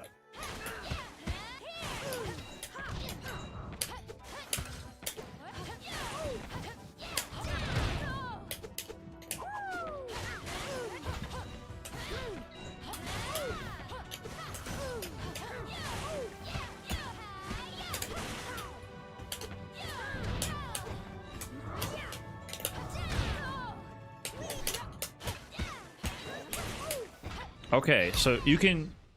Okay, so you can just do flow moves while blocking things?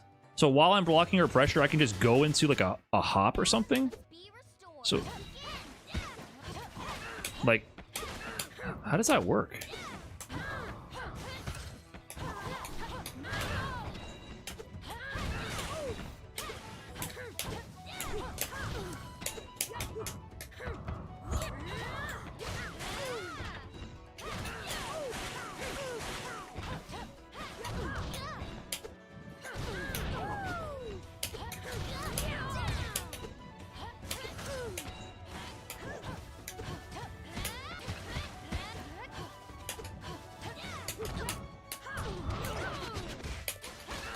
Cool, cool, cool.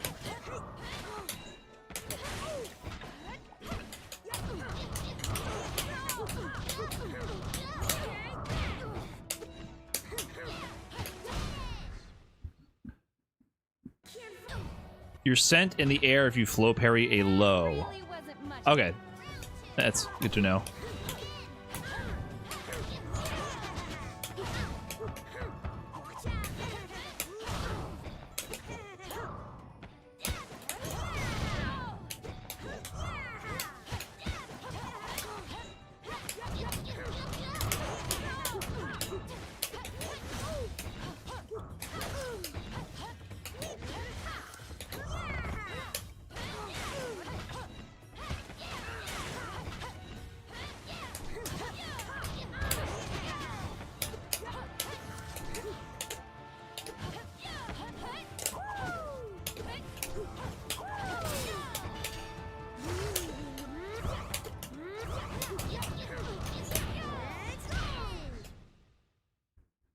Can't lose.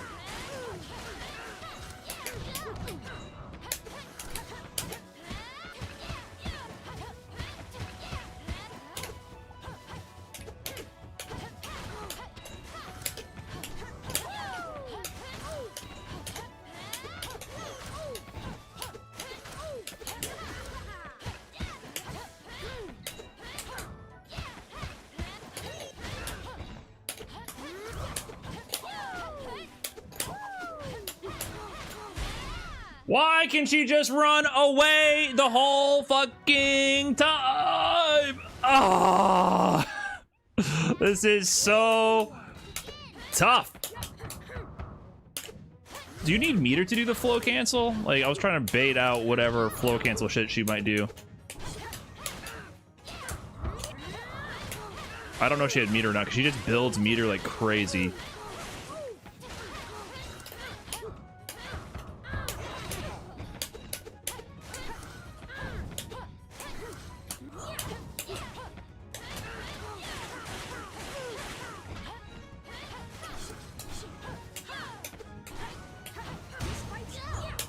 Oh, I can't reach that because I whiffed a move already, I think.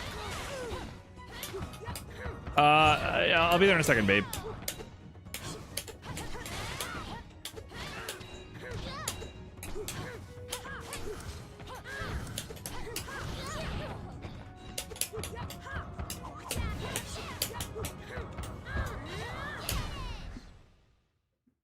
So how? Yeah, I just don't understand. I don't understand.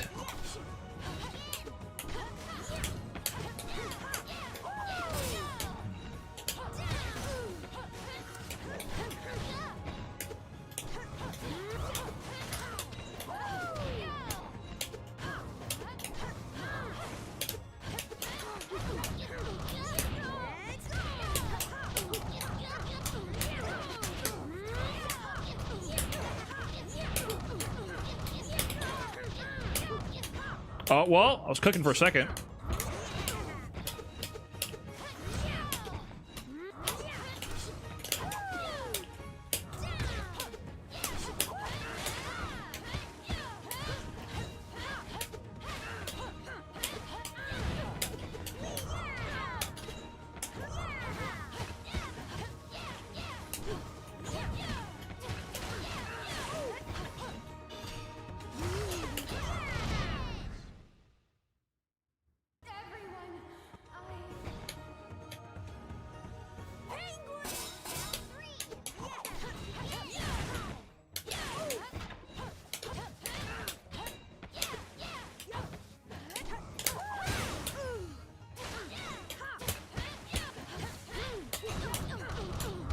I meant to do 2D there. Fuck.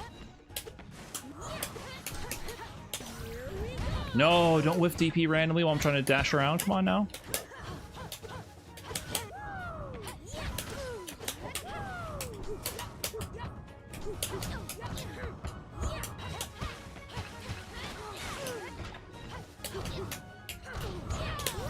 Whoop.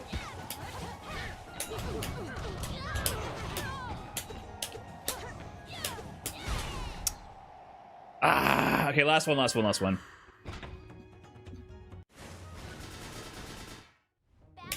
be restored.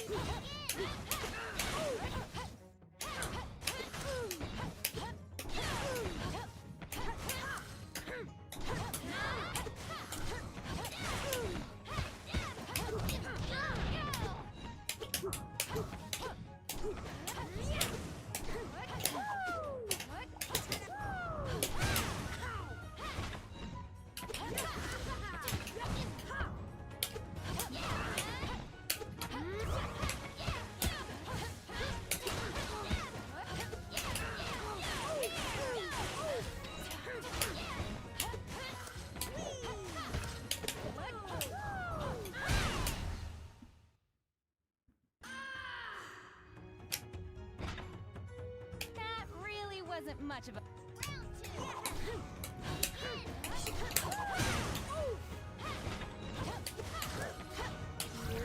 No. Oh my god. Stop doing DP when I'm moving. Oh. Maybe I'm not ready to use dash macros.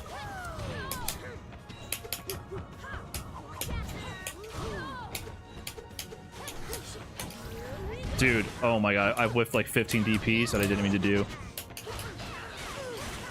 Oh, that was an ugly game. Ugly game. All right, I'm gonna have to pack it up here. Unfortunately, I do want to keep playing. This shit is so difficult to pin people down. There's something I do not understand about this game.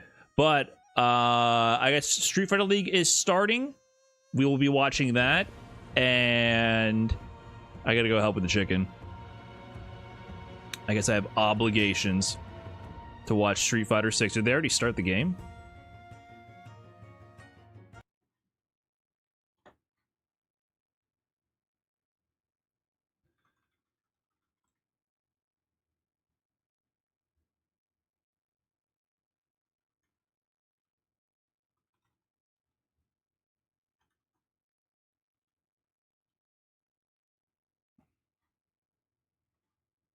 All-studded star affair.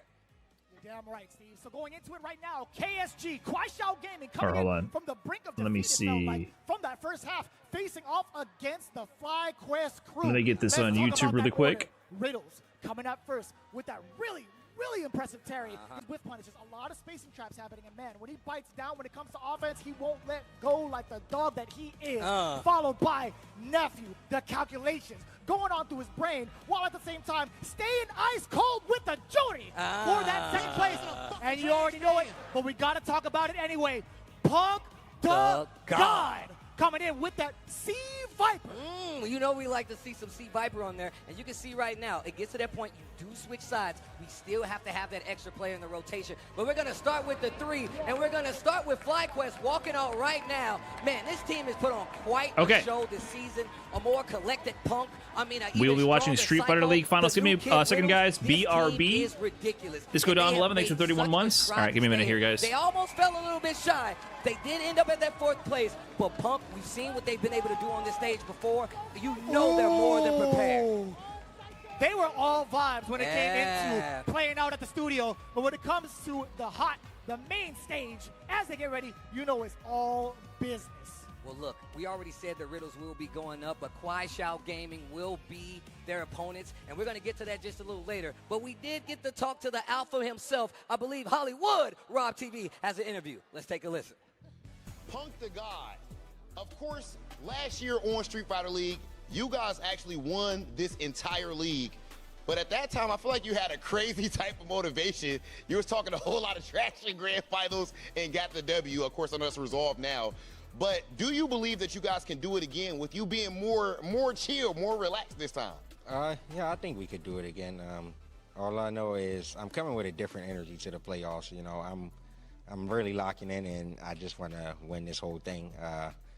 NIP did it, and I'm gonna just channel my inner Angry Bird tomorrow, and I'm gonna play just like my man did in Europe, bro. I'm gonna do that. Okay, all right. We've seen you do it time and time again. I would not be surprised. And another player that I'm about to have to start putting in a different conversation, or actually I already got him there, but everybody else needs to.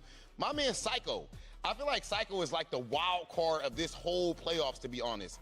What can you say about Psycho's growth that he has shown and the way he set the tone for your team? I think he's just always very confident in himself, and I think it really shows when he plays. You know, he's very loud, and, you know, he let people know when he wins, and he just very just confident, honestly. Every time I talk to him or anytime he wants to play a match, you know, he just really feels like he's supposed to win and beat all the people that he plays against. You know, there's no doubt in his mind that when he wins the matches that he's supposed to win those matches. Do you think that you're supposed to win the match if you have to go up against Xiao Hai? Or do you think that it's just do you think it's an easy match, or are you worried about him at all? I mean, of course I'm worried about him. I mean, he's been undefeated this whole phase. You know, he came back from Japan with a different kind of energy.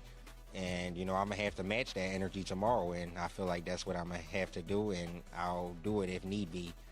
Up to this point of your career, Punk the God, we've seen you time and time again matching energy and even exceeding it, and we're about to see if you can do the same thing right here in the Street Fighter League US Finals. Congrats on making it this far, and good luck in your match. Thank you. Bitch, I live in a fucking trash can. Getting words from Punk the God. I like this collected Punk the God, bro. He came into every season, he gets a little more collected, a little more focused, and you can see that his main focus now is not only winning, but making sure his team does really well. And that has shown in Punk's play, as well as the entire team. Talking about Psycho, you know that's one of my favorite players to watch, too.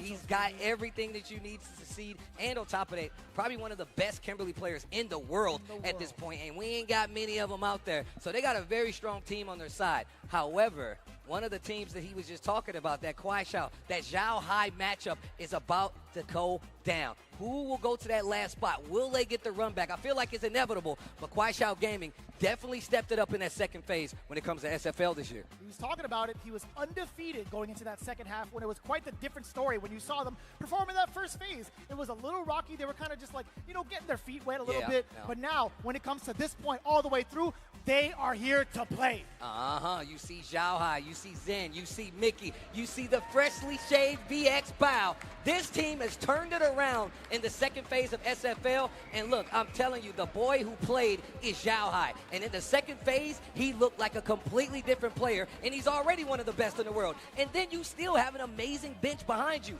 Mickey stepping it up on that last day of SFL, bringing out the Cammy. What will we get from this team? Because we know they've all been on the stage like this before, and they want to get to that main stage, especially representing at Capcom Cup. I love the way you phrase it, too. You were like, yo, he's got that magic, the boy who played. It's like a Harry Potter book, man. I'm just saying, bro. You're about to get me real excited, bro. Might as well call it just that, man. But you know he's got a chip on his shoulder. I mean, look, Xiao Hai, pound for pound, and not even arguably one of the best fighting game players in the world. Let's talk about it closer, right? We do have that exclusive interview coming in from Xiao Hai with Rob TV. Xiao Hai, you came here with an all-Chinese team representing Team KSG and said that you wanted to make sure that you could take them to the playoffs. You did exactly that. You guys started off struggling bad, and then you came out on top making it to the playoffs. How was this season for your team, and how did you come back so strong? I don't know, because maybe these 2 years some people say maybe I just do some demon training, but the demon training is for eat too many expensive food, just eat too much, but maybe come here with my teammate practice more. So and we spell no too many characters, so I can against every character. So it's so important. Okay, so you're labbed up for everything. And the match that you have to be ready for right now is, of course, KSG versus FlyQuest. Are you nervous? I want to ask him again. You gonna ask Punk again if you're nervous? I'm gonna ask, yeah. Okay, so in that match, right, of course, you and Punk played each other at EWC. He stood up and popped off for you. Punk tie. Yeah, he stood up too early. So how good would it feel to beat Punk again in a situation like this? It's so important because if I win him, so I can go tomorrow. So, but maybe tomorrow is the most important. So I need to beat him again. So yes, let's focus tomorrow. Okay, this is, again, ladies and gentlemen, the next chapter of the Are You Nervous saga. Xiaohai and Team KSG. Phoenix rolls up from the ashes, and we're going to see if they're going to be able to complete the story. Xiaohai, good luck in your match, and it's about that time to get into it. Really valid points coming in from Xiaohai, right? The focus is now entirely on a couple of teams rather than the entire roster of Street Fighter League US. Being able to isolate certain characters and strategically place where you need to, coming in with the home side advantage at the very beginning. Now, is the question going to happen if Xiaohai plays off against Punk? That's what I'm looking forward to. But I also want to know who they're going to be sending up going into this play order. Look, Rob talked about it. He prefaced this with this. This is a team format tournament. These guys have to have each other's back. It's about the matchups, who you can play, who you can beat. Xiaohai talked about the character matchup. They got quite a few Mai's on their side, but they also have some other characters in there that can throw you off just to switch up the game a little bit. And that's very important, especially if you compare it to FlyQuest, right? They're pretty locked in on their team outside with characters. In characters. I agree. Outside of somebody like Punk. And he obviously has other characters that he can't play. We see the Viper, but the Cammy could be there too. I mean, another character can be there too. We've seen him go to the mirror match sometimes in SFL. Will he do it here for the finals? We'll see. But that's all in Punk the God's wheelhouse. But we're going to go back to this order, and you can see the Cammy switch up right there as well. Like I said, he can't go back and forth. Nephew still holding it down in second. Riddle's going to go first, and I like them sending in Riddles first. Like you said, he's got that dog in him. He likes to go out there first. He likes to get his nails dirty, especially when it comes to representing his team. And he's been doing it as his first SFL appearance and his first tournament traveling year for Street Fighter. Look at my man showing up at SFL and having a pretty damn good record too. He's insane. He's absolutely insane. But this is the characters you can expect, right? Going into it, match 1 and match 2, this is going to be 3 out of 5. Yes, do not forget. So they could go by pretty quickly. It could go down to the wire, but you do not want to blink when it comes to the playoffs here today. It's just a matter of who's coming up from the side of Kwai Xiao. So when we look at their entire roster, right, you talked about Mickey and his final performances when he switched off into that Cammy. I was rather impressed. In fact, that's the character that we had seen him really debut over at EVO Las Vegas, getting that 3rd place. So will we see that Cammy again, and where will we see it? I think that's a really important question. I'm glad you brought that up because yesterday we were waiting the whole season for that Cammy to come out and play. And he's had a bit of a rocky season coming in here, but once again, you can't call any one of these teams on paper easy to beat, no matter how much preparation you have. Right. But I think that's the part of Xiaohai that we're starting to see now. The preparation going into it. He just talked about it in the interview. I would love to see what went into this training, especially with VX Bao starting to look a lot better when he's sitting down there playing as well. They really do have an opportunity to put them on tilt. And once again, it is a race to 50 points. And there is no extra character. There is no maybe that 4th player is going to play. That 4th player is going to play no matter what. Within the next rotation, that is damn for certain. So again, with that 50 points, just doing the math, there could be a full blowout. If you saw what had happened in the very last episode, Kwai Xiao Gaming got the big 40 bomb over FlyQuest. And there you have it. Mickey, he's going to be the first one stepping up with the Mai, not the Cammy. That's very interesting. We saw how well he came out of the gate on the last day of SFL with the Cammy, going back to the mine, and maybe he just feels like this might be better to deal with a character like Terry, right? He's got some pretty good normals to deal with that range game that Cammy does like to play. I mean, she does have an opportunity to get over the fireballs, but maybe he just feels like Mai is easier to deal with. She's got great projectiles, ground control is there, and you still got to be wary of the jumps. But Riddle is a very, very solid player. He really does like to call you out on some of the things that you could do, and he's going to check you with one of those strong buttons from Terry. And even so, like if you bring it all the way back to basics, like right within the neutral, as soon as round starts, I think both characters neutralize each other's fireballs pretty well.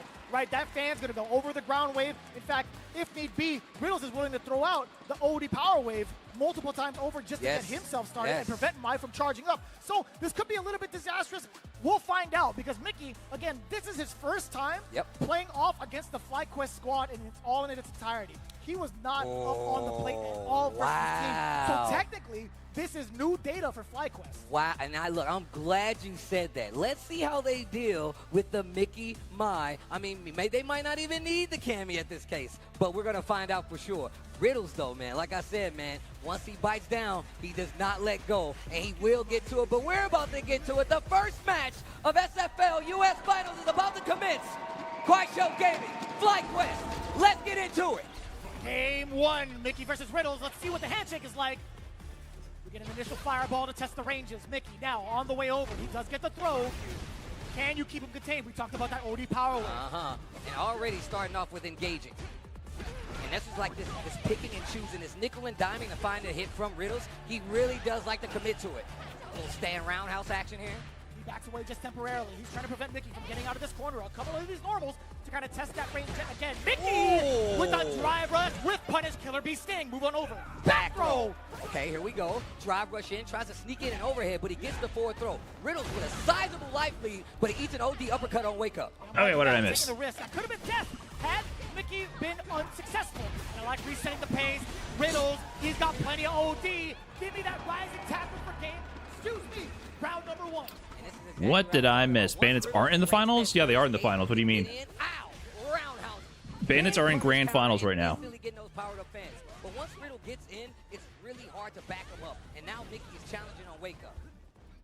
So the way this works, if you don't know, the top 4 seeds make it into the playoffs. Bandits is seed 1, 2 Game is seed 2, and KSG and FlyQuest are seeds 3 and 4. So KSG, Bandits is basically in grand finals already.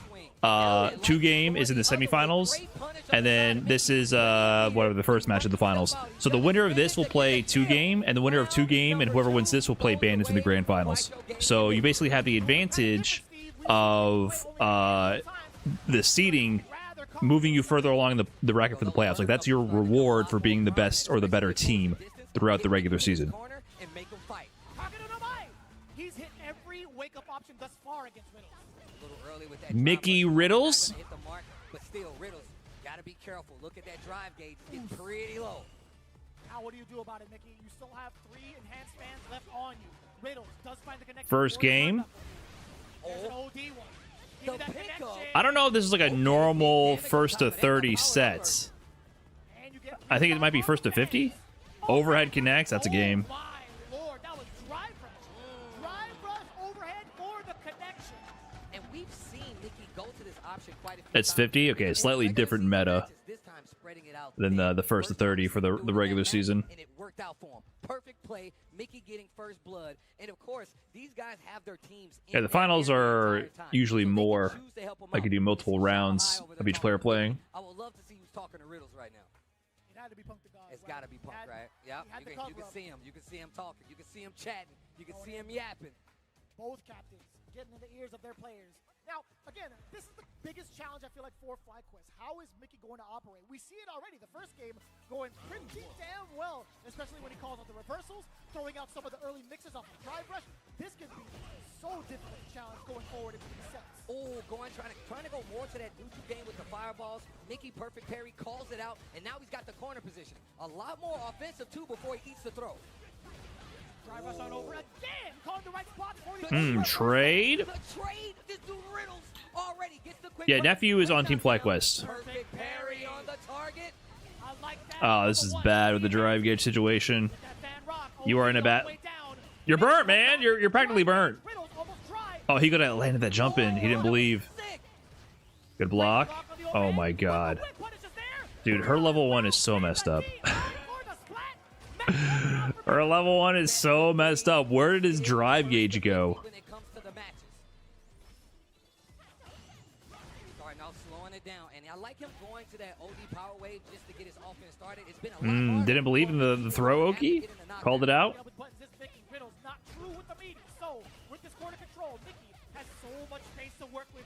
Give me that heavy punch. It was a counter hit. Riddles thought he could swing, but now he faces the level 1 power to 5. Dude, Mickey is steamrolling right now. Riddles, what do you? This is it. Let's make a level 3. Big damage. He can't eat another throw. The next interaction could be curtains. GG. Oh wow, look. What? Never mind. It's something. Hold on. Hold on. Miracle turnaround. She has level 2 in flame stock though. I don't even think he can throw a fireball. He didn't convert. Okay, he got it. He got it. Okay. Wow. Okay. Hold on. He got the meaty heavy punch. He didn't believe. Nice perfect parry for Mickey though. Not deterred. No way. That was kind of nice. Not gonna lie. That DP doesn't have that much horizontal range. That was actually kind of nice.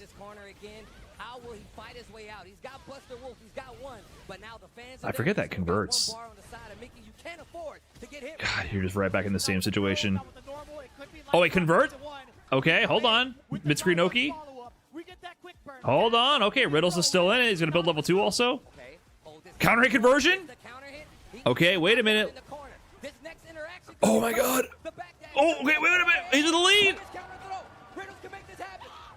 That's it. Oh, my God. He's still in it. Okay, hold on.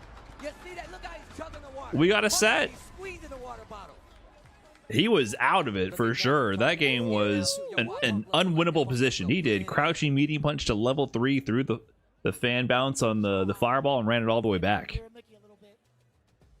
be honest with you, man, there are so many moments where it's just unpredictable off of the drive rush. Yes, sir. You never know. You're so tempted to go for like another OD reversal, which would have worked towards him, but it's just so difficult to make those calls. And Riddles is coming in with the assault over and over. I'm sure they're cold out there. They always do the finals outside, and it gets chilly. I'm so impressed. Bro, that reversal in the corner, using a level 3 to get away from the fans, that's how he won that game. That series led to him getting a game. We go to the final chance here to score first blood on either Suddenly, Riddles is in pretty much the lead of the set. First lead, plus frames, catches the backdash. Hold on, Riddles momentum.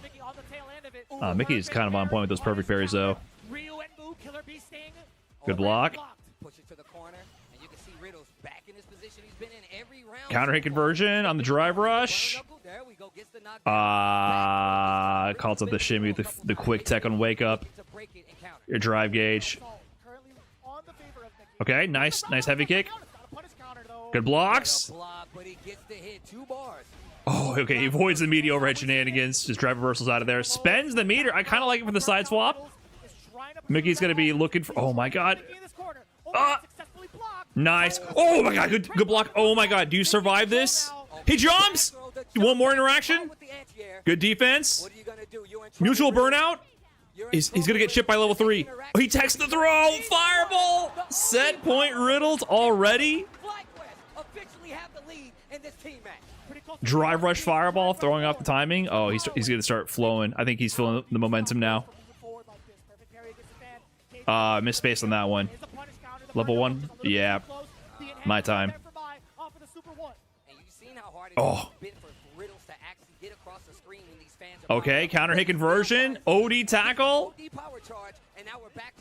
Punish counter. That's huge. Level 3? Yes, sir. Hold on. Next interaction's going to kill. Oh, wait, no. Mickey can survive a throw. He lets it rip. 2. Did he double perfect parry? Oh, that's a good interaction for Riddles. Woo! Overhead. Riddles on the brink of defeat makes the comeback with the button to level 3 through the fans to run it all the way back. First blood goes to FlyQuest. That was actually crazy. What a comeback. Momentum is everything because you still got a whole team waiting longing to play behind you.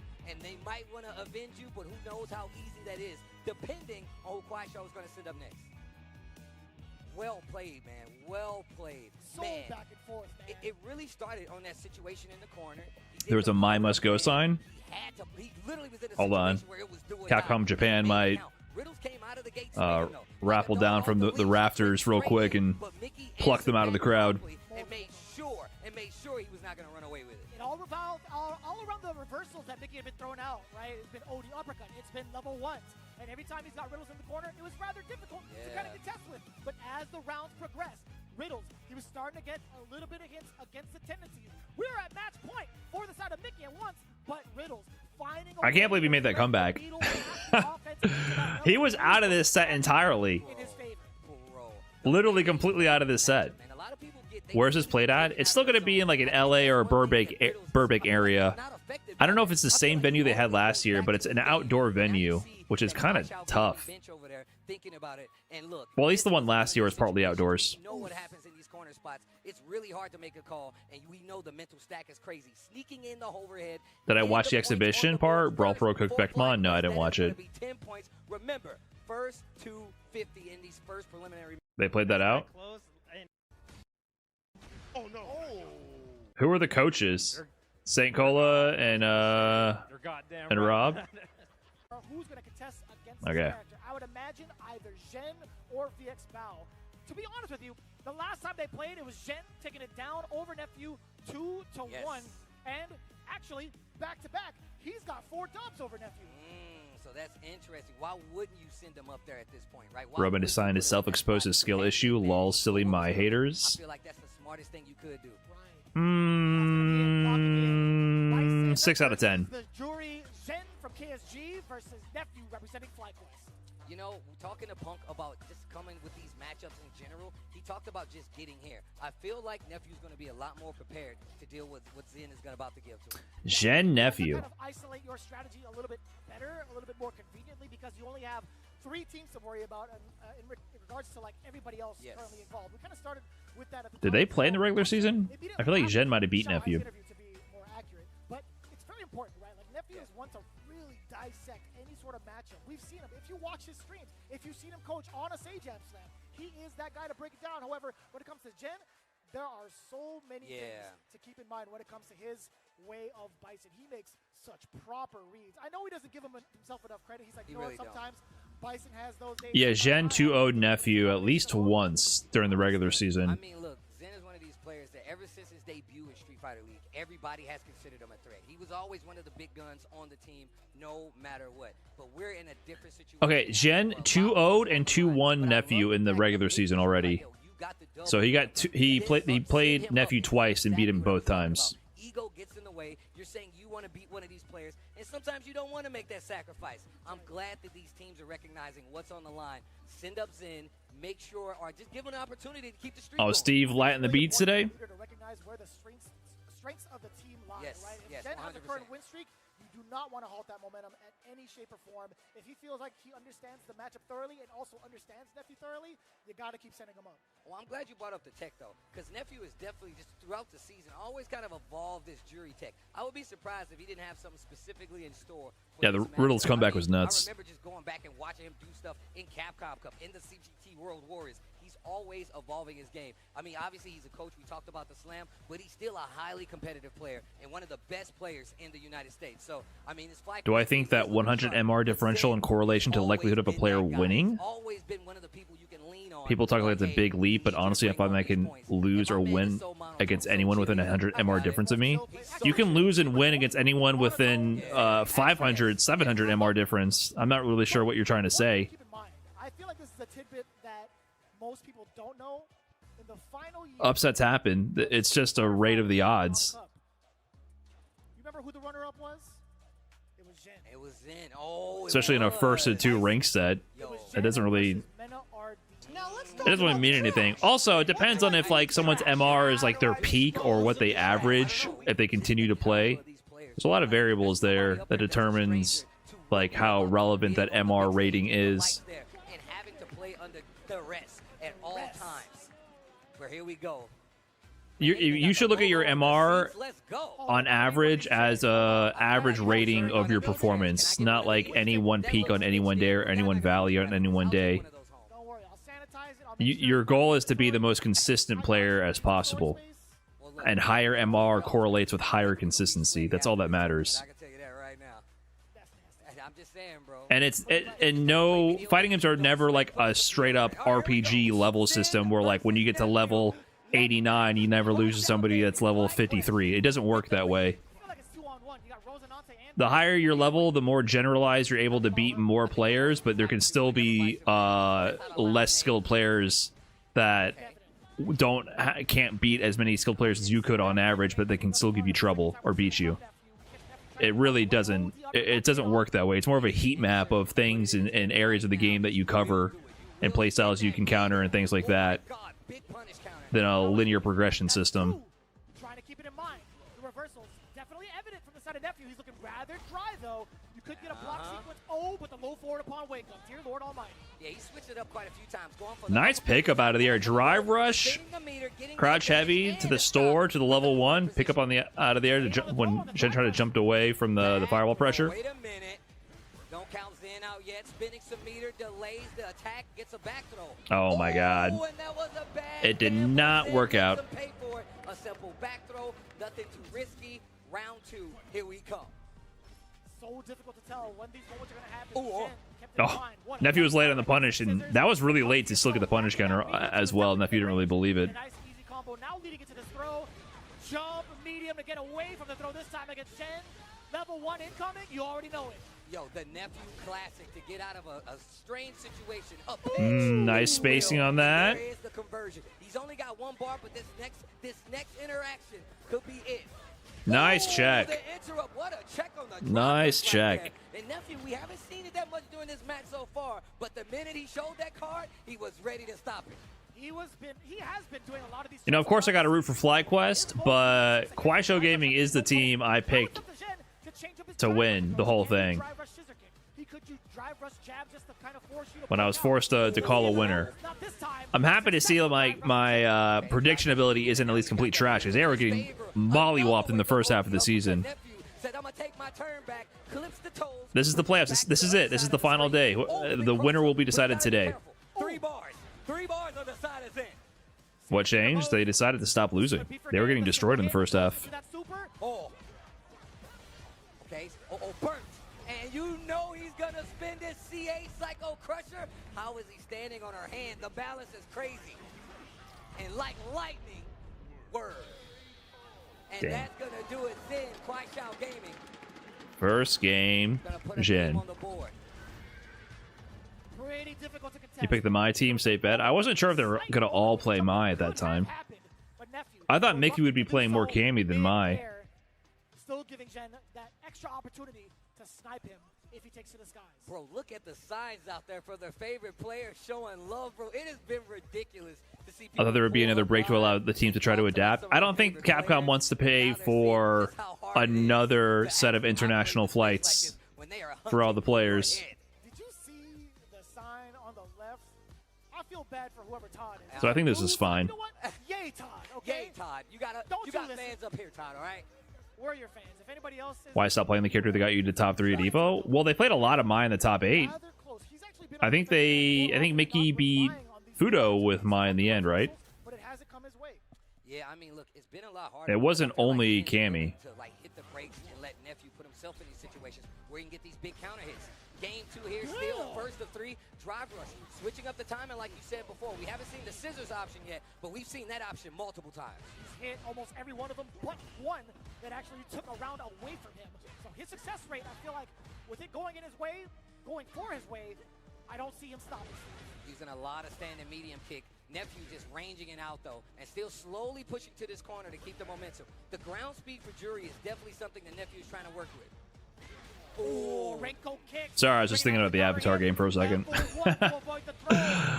I was just spacing out thinking about Avatar. Spinning the bar to make it happen. Drive How the rush fuck do I forward. hit that Changing up character the out of the air? options, and him not changing up the options. just made him lose a lot of life right here. And the bomb has been planted. Do you do it one more time? You sure do. Jin absolutely ready. A big Good game, risk yeah, good game, but coming in also from Nephew. frustrating to play these people jumping around in the air nonstop. It definitely does. Shen's gonna try to pursue offense on this one, right?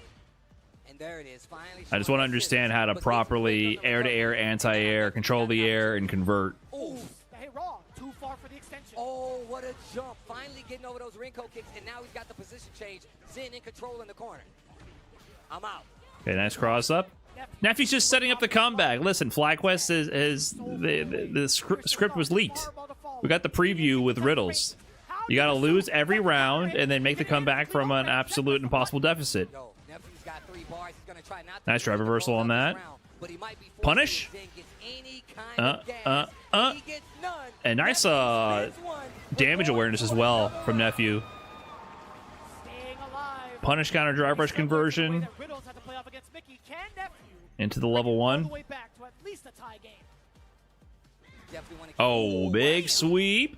Oh, wow, hit a button. Oh, by the way, the King with the 4 months. I think I might have missed your sub. Appreciate that. Thanks for the continued support. Oh, you ate a jump in. I'm not sure what he hit. Maybe he was trying to DP there. What happened? Yeah, he just ate the jump in. Must have just went right into it. No buttons, nothing, no recovery. Excellent block on the overhead. Okay, more pressure in the corner. These throws are stacking up. You can take one more. Oh, nice. Finally shows it again. OD uppercut, and now using that walk speed. No, why does he keep eating jump ins? Level 3 out of No, that's not gonna work. I feel like he should have woke up level 3 when he did the DP. He was below 2 bars of drive gauge, Another but maybe the input, the screen freeze would have saved him. I'm not sure. record Wow. over Nephew. Man, like I said, that's the smartest thing you could have done. He's got a winning record versus Nephew. Put him back in that spot again. And them having that advantage. He was eating some jump ins. They knew what was coming down the pipeline. They knew Nephew would be in that spot. Of course you're going to counter it. But speaking of, another page in the Are You Nervous saga. Coming up versus Xiao. This is about to be a banger. And of course, 50 points is there. So we could potentially see these guys face off again. All we do is switch up. Slate's 13. Players off the bench. Thanks for the 2 months. Appreciate Right that. now, we're getting straight to business. Punk versus Xiao Hai. Currently sitting at 10 points. Punk Xiao Hai. How does this saga keep continuing? I mean, it started with, or it didn't start really, but it reached its peak with Street Fighter League US. Life taken away, but also for the rounds themselves. I'm glad you said like calculated because I felt like he was willing to. It's weird how this saga just continues. And when he did try to escape, They try to squash the beef after Xiao Hai won Esports World Cup the first time. Had the run back at Esports World Cup the next year, and then Xiao Hai won again, and then, you know, the layers are there. Punk popping off too soon. Has had this streak versus Nephew, and once again, having that home field advantage definitely gives him a point. What's also crazy too, as he anticipates whatever wake-up option comes from Jury, he goes for a slight micro walk back, standing, and then immediately crouches in preparation for the low forward because of the slower startup. So he's ready for Punk's personality kind of attracts it. Right. I mean, there's a common denominator with all the the Punk-related beefs. Pretty much spelled disaster for him. I mean, it eventually catches up with you anyway. That's a big reversal to go on, right? You put yourself in punish. You're basically about to get a punish counter combo. Bison obviously hits like a truck or a guy with a horse. You don't want to give him that space. A guy You with don't a want to horse. give him that space at all, bro. He be galloping on your I'm body. just saying, bro. Just He be imagine if trotting for the Rosinante came in and kicked All you. right. Just think about that. But here we go. We knew what was going to be. Punk versus Xiao Hai, Cammy versus Mai. Uh-oh. Damn, son. This is a lore-studded matchup if you guys have been following along, but just in case you haven't, tensions have been high for these two players since last season. Yeah. Obviously, they've made amends. They might be friends Have now, they made amends? but it's been pretty So, yeah, Xiao Hai won last time this week back to that well and stir up some ruckus again. with a 3-1 win over Punk. So it's definitely favored Xiao Hai right now. It was looking I real think Punk won dominant the on first side time, of though. Xiao Hai. And even after that interview, when he was talking to Rob, he was like, "No, man, like they're obviously worried about each other, right?" They Yeah, know that they Punk might beat have to Xiao Hai fight each other. 3-1 in the first half, and Xiao Hai beat Punk 3-1 in the second half. They got a little So they're even for Street Fighter League, but, you know, Xiao Hai was getting cooked in the first half. and then he locked in. But when your team is depending on you, the win counts triple. You know what I'm saying? It feels that way. It feels that way. Getting that emotional high throughout the phases is such an important deal. However, Oh wait, did production say some ruckus again. where did it say Cammy versus Viper? Or it says Cammy Mai. Yeah. Obviously, they've made amends. The God, you on the whole, you got a 40-point on the whole in the second part of the season. That should tell you how these guys are playing and how much better they're playing going into something like the playoffs, where we know. Oh, I had Punk as We talked about it Viper. too with Punk the God, actually, where we had that initial interview off the first day of Phase 2 between him and Rob TV. He's like, you know what? I kind of don't like the break. I kind of want to run it straight because if you think about it, you give them so much more time to prepare and fix all their losses. And guess what? KSG coming in from literally last place. Literally last place. They were in. It was looking rocky for them for quite some time. Was there a production issue telling Shanghai the wrong character? The thing is, though, when you look at this team on paper compared to all the other teams, this is definitely one of the. I feel like they're like stalling a little bit right now. On paper, no matter what league they play in. They were in last place in the first half. That's what I'm saying, bro.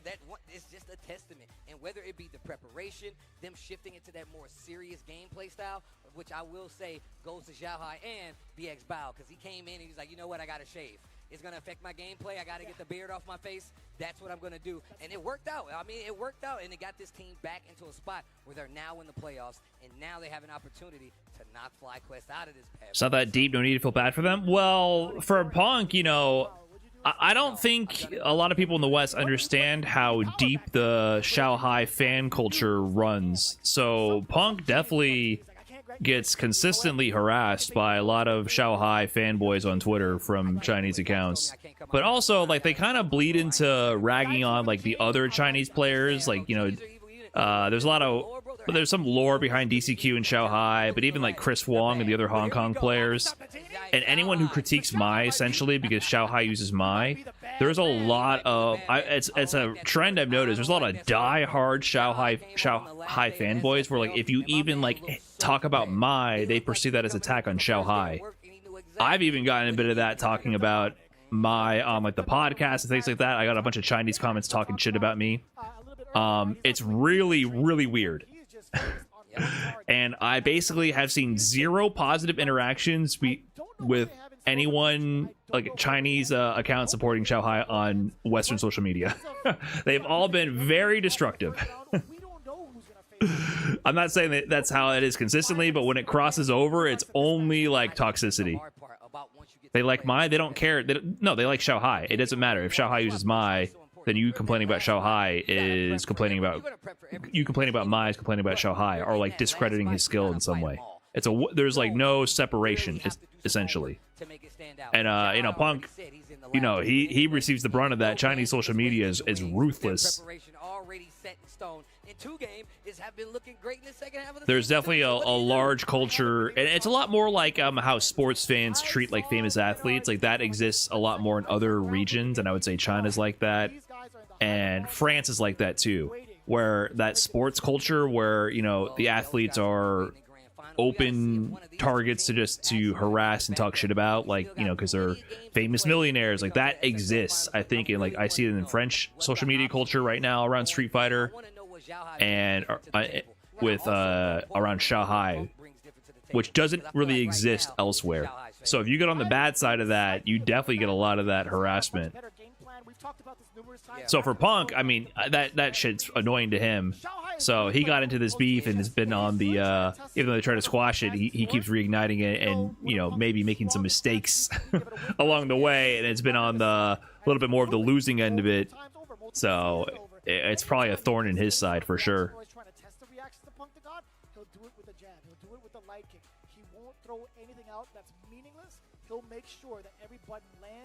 Punk just loves to engage with discourse of the fans.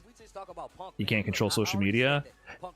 I would say I do agree that Punk shouldn't engage with that stuff, but also it's very easy to say that as somebody who doesn't wake up and have your phone filled with notifications of people talking shit to you.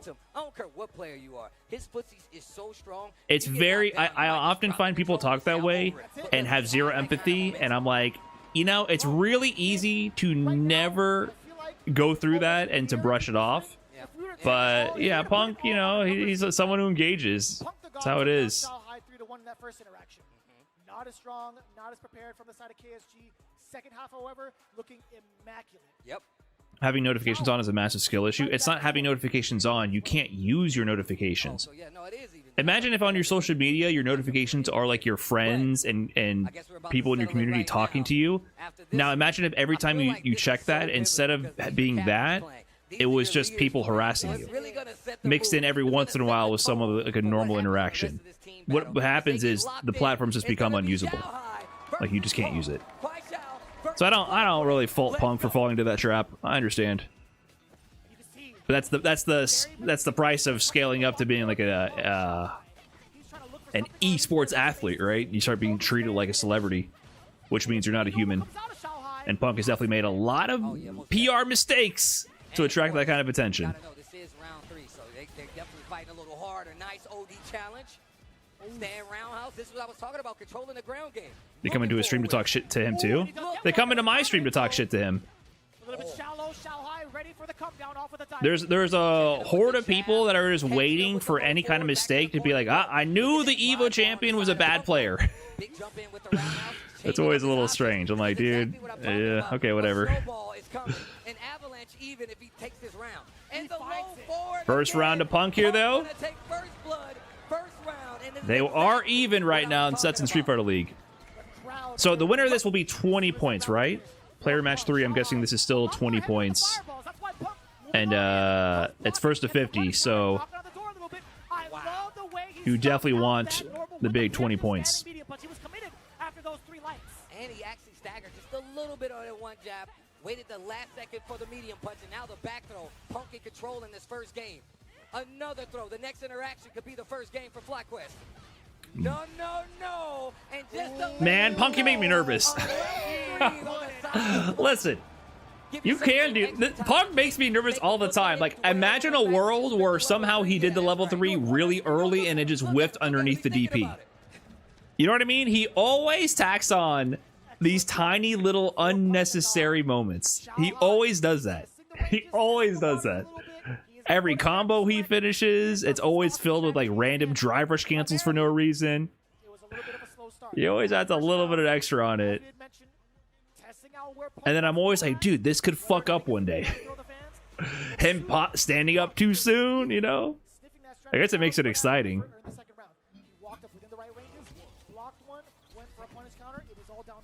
And Punk is really making sure that he's getting around a bunch of these normals.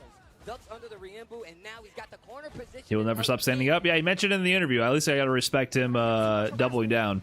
After that crouching heavy, it's not gonna be his turn to pursue. Ooh. Check with the roundhouse though, I like that.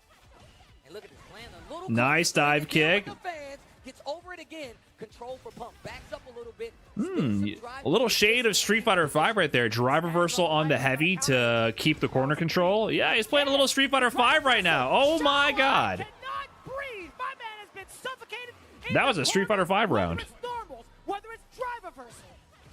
He had enough drive gauge to just use drive reversal offensively. It's very rare to see that. That was a very common strategy in Street Fighter 5. You had the control and the lead. You would just you would V reversal, you know, guaranteed moves just to keep the corner control. Okay, finally a sequence for Xiaohai. He hasn't been in this set so far. He's working on 3 bars. DI. Oh. Wow. Oh, sweep, not even a punish, just clip Xiaohai trying to maneuver. A fully stocked Xiaohai can be rather dangerous for a single hit conversion. It's a drive rush. That's a round. No drop. Nice and easy. A round. This should be, yeah, best of 5, first to 3. Now fully stocked at 3 bars apiece. Same with Punk though. A single hit can be dangerous. You can't throw the fans willy-nilly, but Xiaohai still managed to do so. I feel like I've been seeing a lot more drive reversal the last couple months. Me too. It feels like drive reversal on low forward has been making a comeback. I feel like I've noticed the same thing this Street Fighter League especially. This could be a changing of the tides right now for Xiaohai. He's playing a lot slower, and when the games go fast versus Cammy, you're probably losing. Oh, low forward. Still, interception. Oh, no DP? I feel like that was a guaranteed DP moment. Low drive gauge for Xiaohai. I mean, this is bad life-wise for Punk, but Punk can find a confirm, and wow, he pressed after the -3. having Why is her heavy kick -3? the throw range of damage. Okay. Shohei working on a perfect here. Yeah, you're in a bad spot. Okay, wait a minute. Wait a minute. I mean, he had to, right? Why not? All right, he's a Riddles. I learned this one from you. Here we go. What's the option? What's for breakfast? Meaty drill. What did he try? I don't know what the frame advantage is there. That could have been a turnaround. Disappointment on the side of Punk's face on that one. Do I follow Street Fighter League Japan much? No. Not as much as I would I like. was thinking to myself, would that be media enough to actually I check the stats and some highlights here and there. That's about it. Like every once in a while. But as you can see, Xiaohai calls it out. It was either that or I feel like Capcom purposely wants to make sure that nobody knows what's happening in Street Fighter League Japan. I feel like they do everything in their power to ensure that the West is completely ignorant to what's happening. difficult to call from here. But Xiaohai does get conversion off of the fan follow up. Trying to fight back, gets the throw, but it didn't work out. Punk's back to the wall. Woo! First round means pretty low on the meter. Finds another confirm. Spins the one he gets. He wants the powered up fans. Oos. Oh. A ton of counter hits going up against That's a perfect. Or not quite, but man, Xiaohai's got the rhythm now. Hold on. For Xiaohai in game 3. Good block. Big block on the overhead. And it's a small lead, but a lead nonetheless. Xiaohai What do you do about this Punk? How do you inch your way forward? Woo! taking his time to try to get in. Ay, caramba. Hold on, this is all Xiaohai now. Punk hasn't even got a sequence started. Nice whiff punish. Good spacing the heavy kick from Xiaohai. Meaty overhead. Oh, he got the combo. That's it. Wow. Wow. Xiaohai with tech. Meaty overhead setup, combo conversion with the flame stocks. Uh-oh. Getting some words from nephew. Uh-oh. All right. Xiaohai has completely turned this around now. It feels that way. What's the play here? More reluctancy coming in from the side of Punk as well, but it's been very difficult to gauge what Xiaohai's Switch to Viper? the further out ranges. I don't know if Viper's the play versus Mai. Some of the drive rushes never really expected. Sometimes Punk has been very good at contesting. Even just that one drive But it hasn't been the case just yet. rush cancel put him in a sketchy spot because of the drive gauge. I mean, that perfect parry in kind of salvaged it. Look, he's gonna get put into burnout from one drive rush cancel. Drive rushing in behind that fan a lot more, and it's getting them the opportunity to push Punk. Oh, nice use of the heavies from Punk though. Got this lead. Occupy space. I like the Chip away at Xiaohai's drive gauge. Pump to try to close that distance. So now Xiaohai's second guessing the fan. Whip punish. Okay. The roundhouse, the big Whoa. sweep we're going for. Trade. Swinging. Whip punish. Get that roundhouse out of here. Big damage on the board, Punk. Okay, Punk is in. Punk is in. Crouch heavy on the wake up and wake Punk up. is Oh, the out. uppercut on the side of Xiaohai. He tries to dash out. Punk doesn't Level let 2 him. on the side of Xiaohai, and you're dead. He's got 2 bars. That should be it in another round on the board. God. Set point coming up here for Xiaohai. Can we see the same exact results before we got into the playoff scenario? Can he do another 3-1 against Punk in this round alone?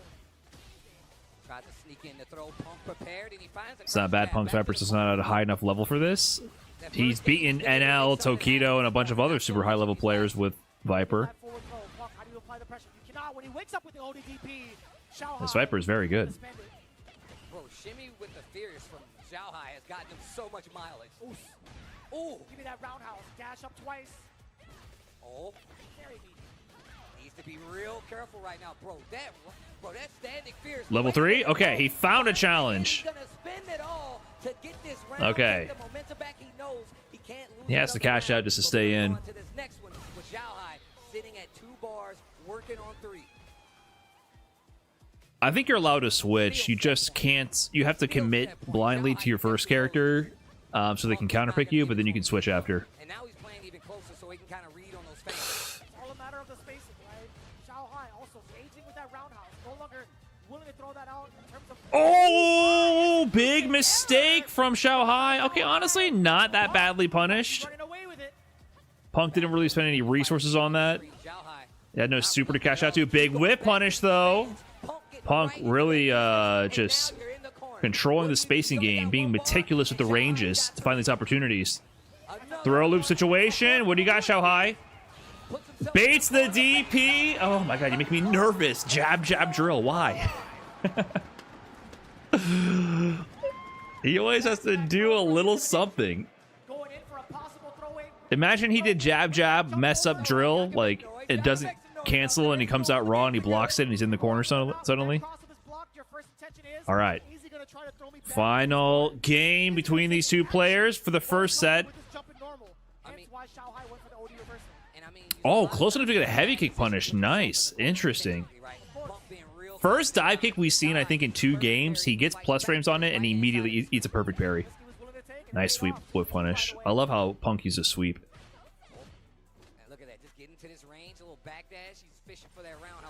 Oh, snipes out the fan. Okay, he's in. God, Punk spacing is so crazy. Oh, calls out the offensive throw. OD dive kick. He's starting to flow a little bit. Ah! Level 1. You are probably getting burnt out here. Oh, he got away with the jump. No way. He could have picked that up. I feel like Xiaohai could have picked that up into a level 1. Tara combo off the driver to level 1. He missed! Level 2? He just built it. Is that going to kill? It should kill, right? Low scaling? Oh my god. Oh my god. How did Punk know how to mash there? That is crazy. God, and the punish on the fans. I love watching Punk play. When he's on point and you can see the microscopic spacing he occupies, the whip punishes, the awareness of the punishes for like spaced out projectiles and things of that nature, it's actually so sick. Oh, he snuck in a little spin out of nowhere.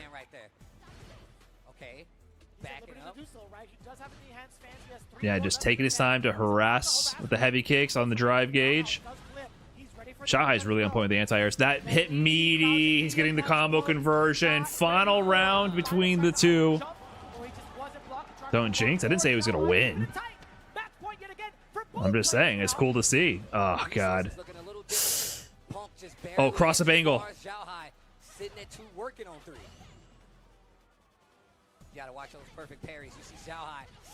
Yeah, he was negative on that dive kick. It hit too high up. Tries to go for it. Double dive kick! Are you kidding me? But it puts him in a low drive gauge situation against Mai with level 3 available.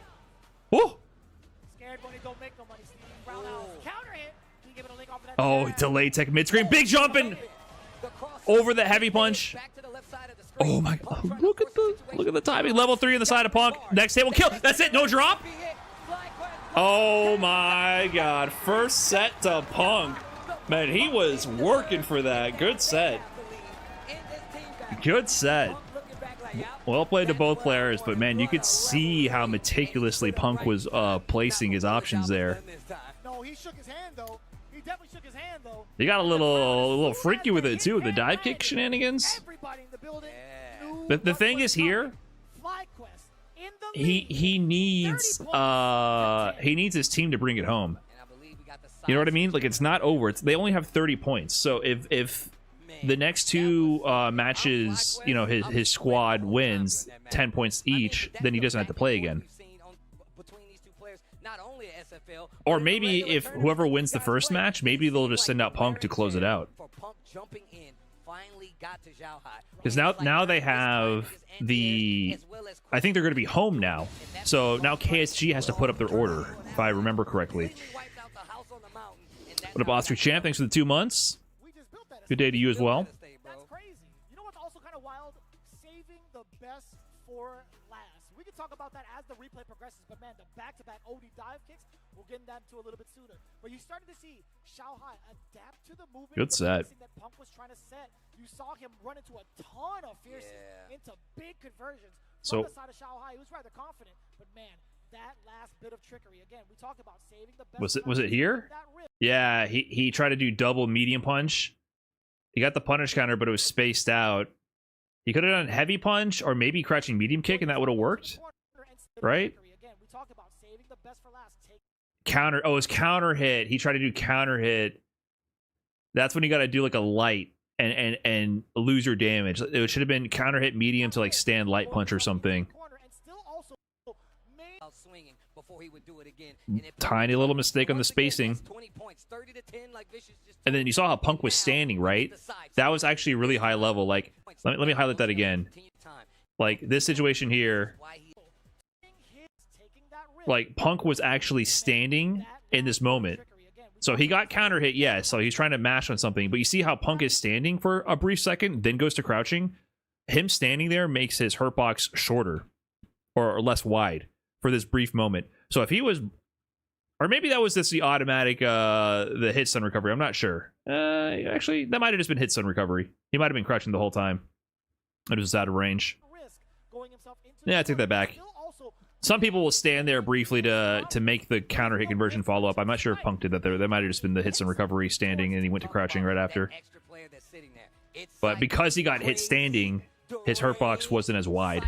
Is definitely sitting there ready to play. My man was looking crazy, sitting back there waiting to play right now. He had the look in his eyes, Steve. He was ready. Pretty sure you can do crouching MK after counter hit, crouching medium punch. I don't remember if she can do that or not. It could get kind of crazy. But as it stands right now, again, FlyQuest in the lead against KSG, 30-10.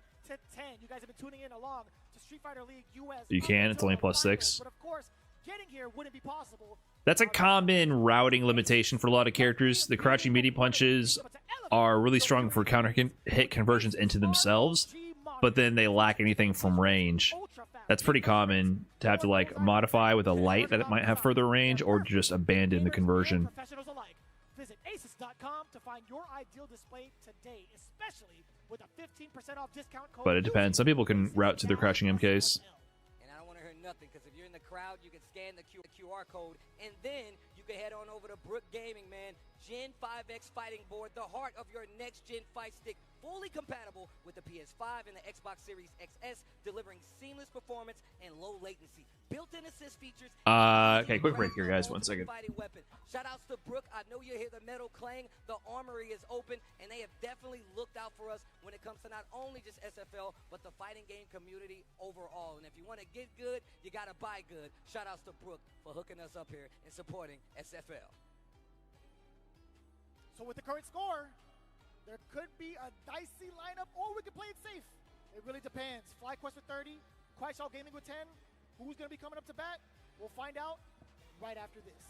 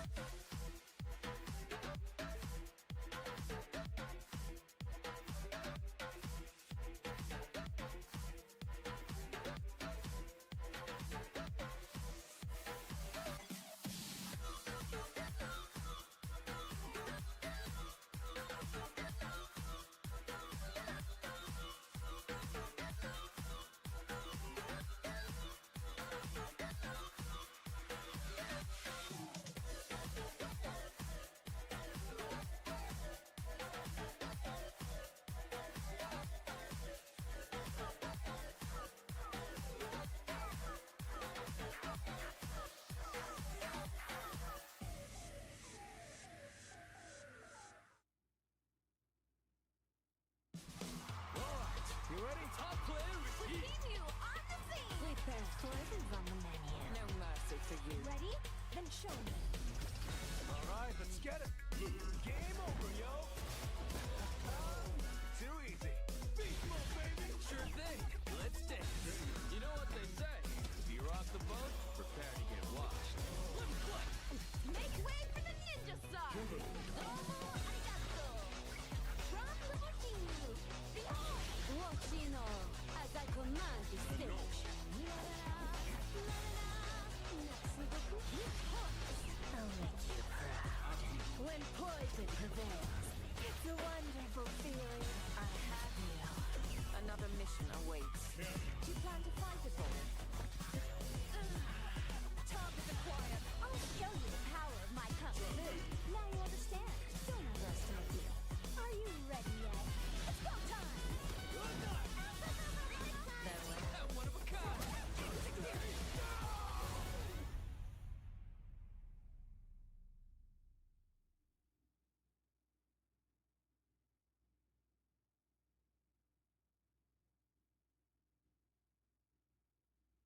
If Vermeil is to survive, our people need help now.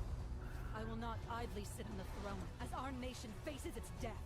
Our village has long kept these Ad break. commands as our wards. This is a threat to our very way of life. You're not the only one. They're really doing an ad break in between this. Crazy. We might be here a while. I might not finish this. Anyways, rice, oven baked chicken thighs, and Brussels sprouts with Parmesan crusted cheese. Gives you wings. That's +7. How dare you lie to us? How dare you lie to us? Okay. Whoa! Free cookie. Let go. That's it. Catch.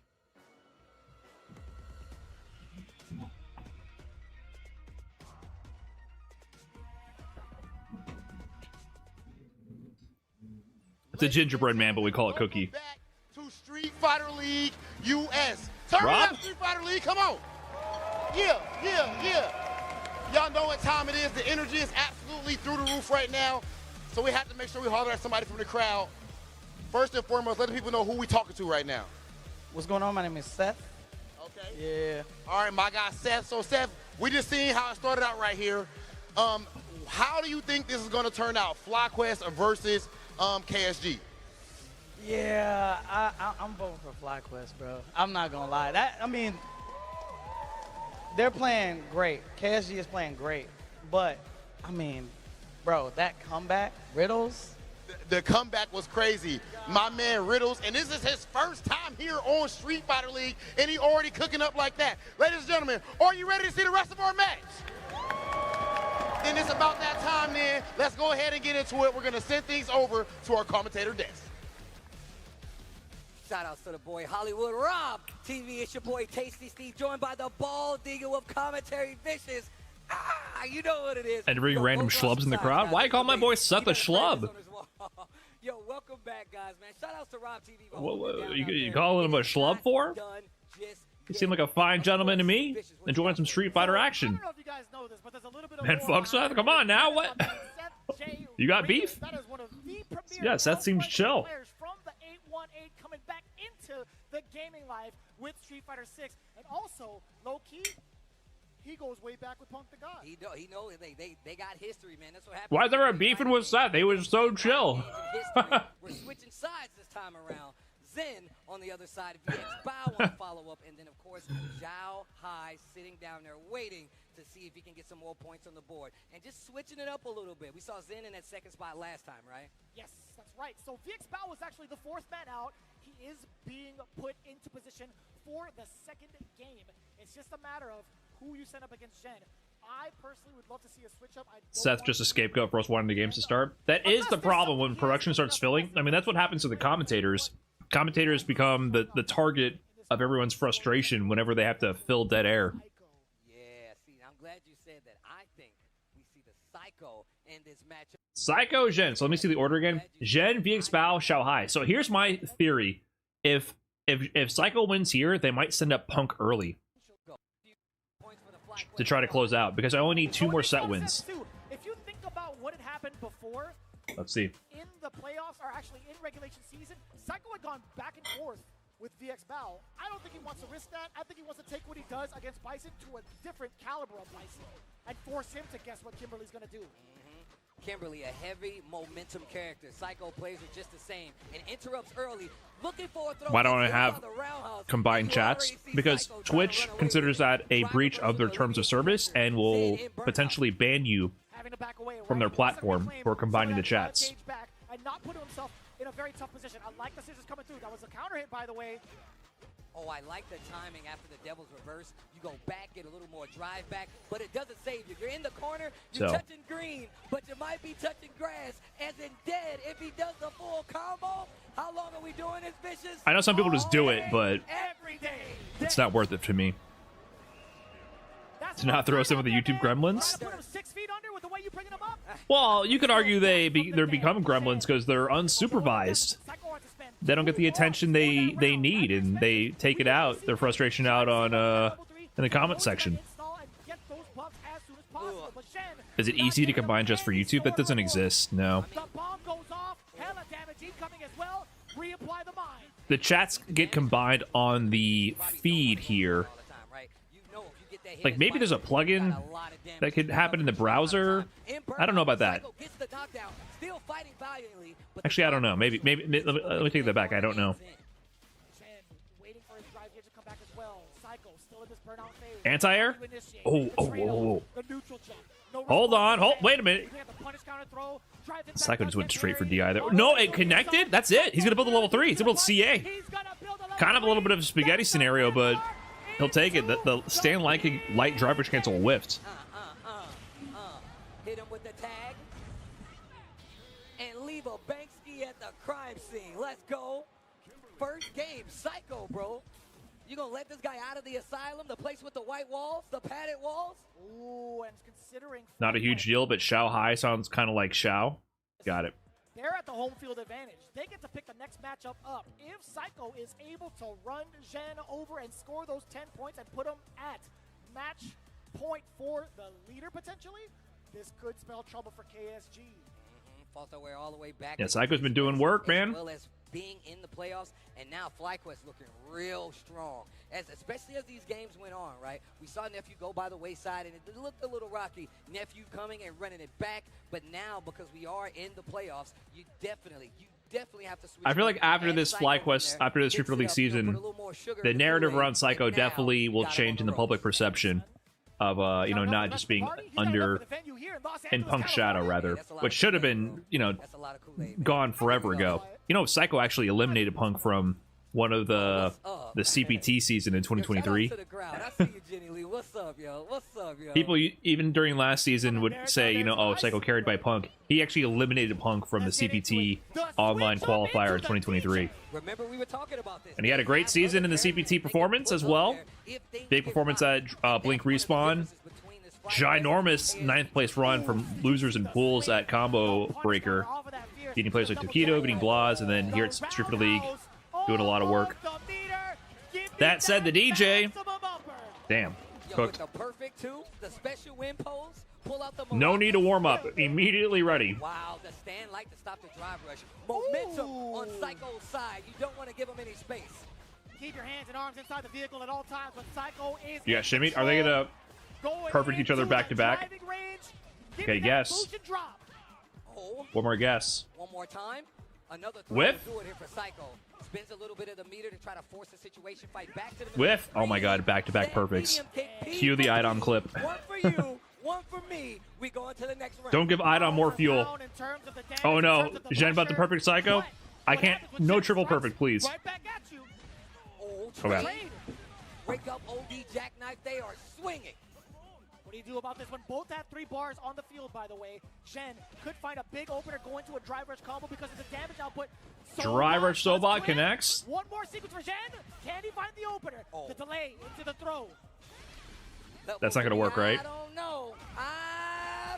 know. And what a rebuttal by Zen. It was uh-oh, 1-1. Still goes by way of that KSG team. The call out going into the DJ, I like this, right? We've seen Bison majority of the tournament up until this point, saving the DJ for the final stage.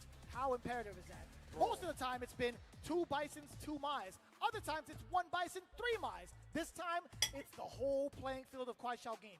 Man, I really love the fact that like it's coming into play now. We didn't see it. Riddles looks like he's cold. Probably is, man.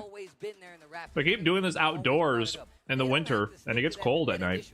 They go down a game, they can switch it out. There's the DJ, and now Psycho obviously sticking to the camera. All right, here we go. Remember, this is best of 3. YouTube is where it's at. I haven't used Twitch account in like 4 years. It's gonna do it all. I only use Twitch now to stream. I pretty much exclusively watch YouTube. Right back out temporarily. It's Zhen trying to enforce the pressure. Forward throw. Fake Sobot. No, it's just regular dash. Not a button press. Up until big shimmy. Psycho getting punished for that whiff throw. Level 1. Okay, he's going for the hero level 1. Okay. Tried to sneak in something.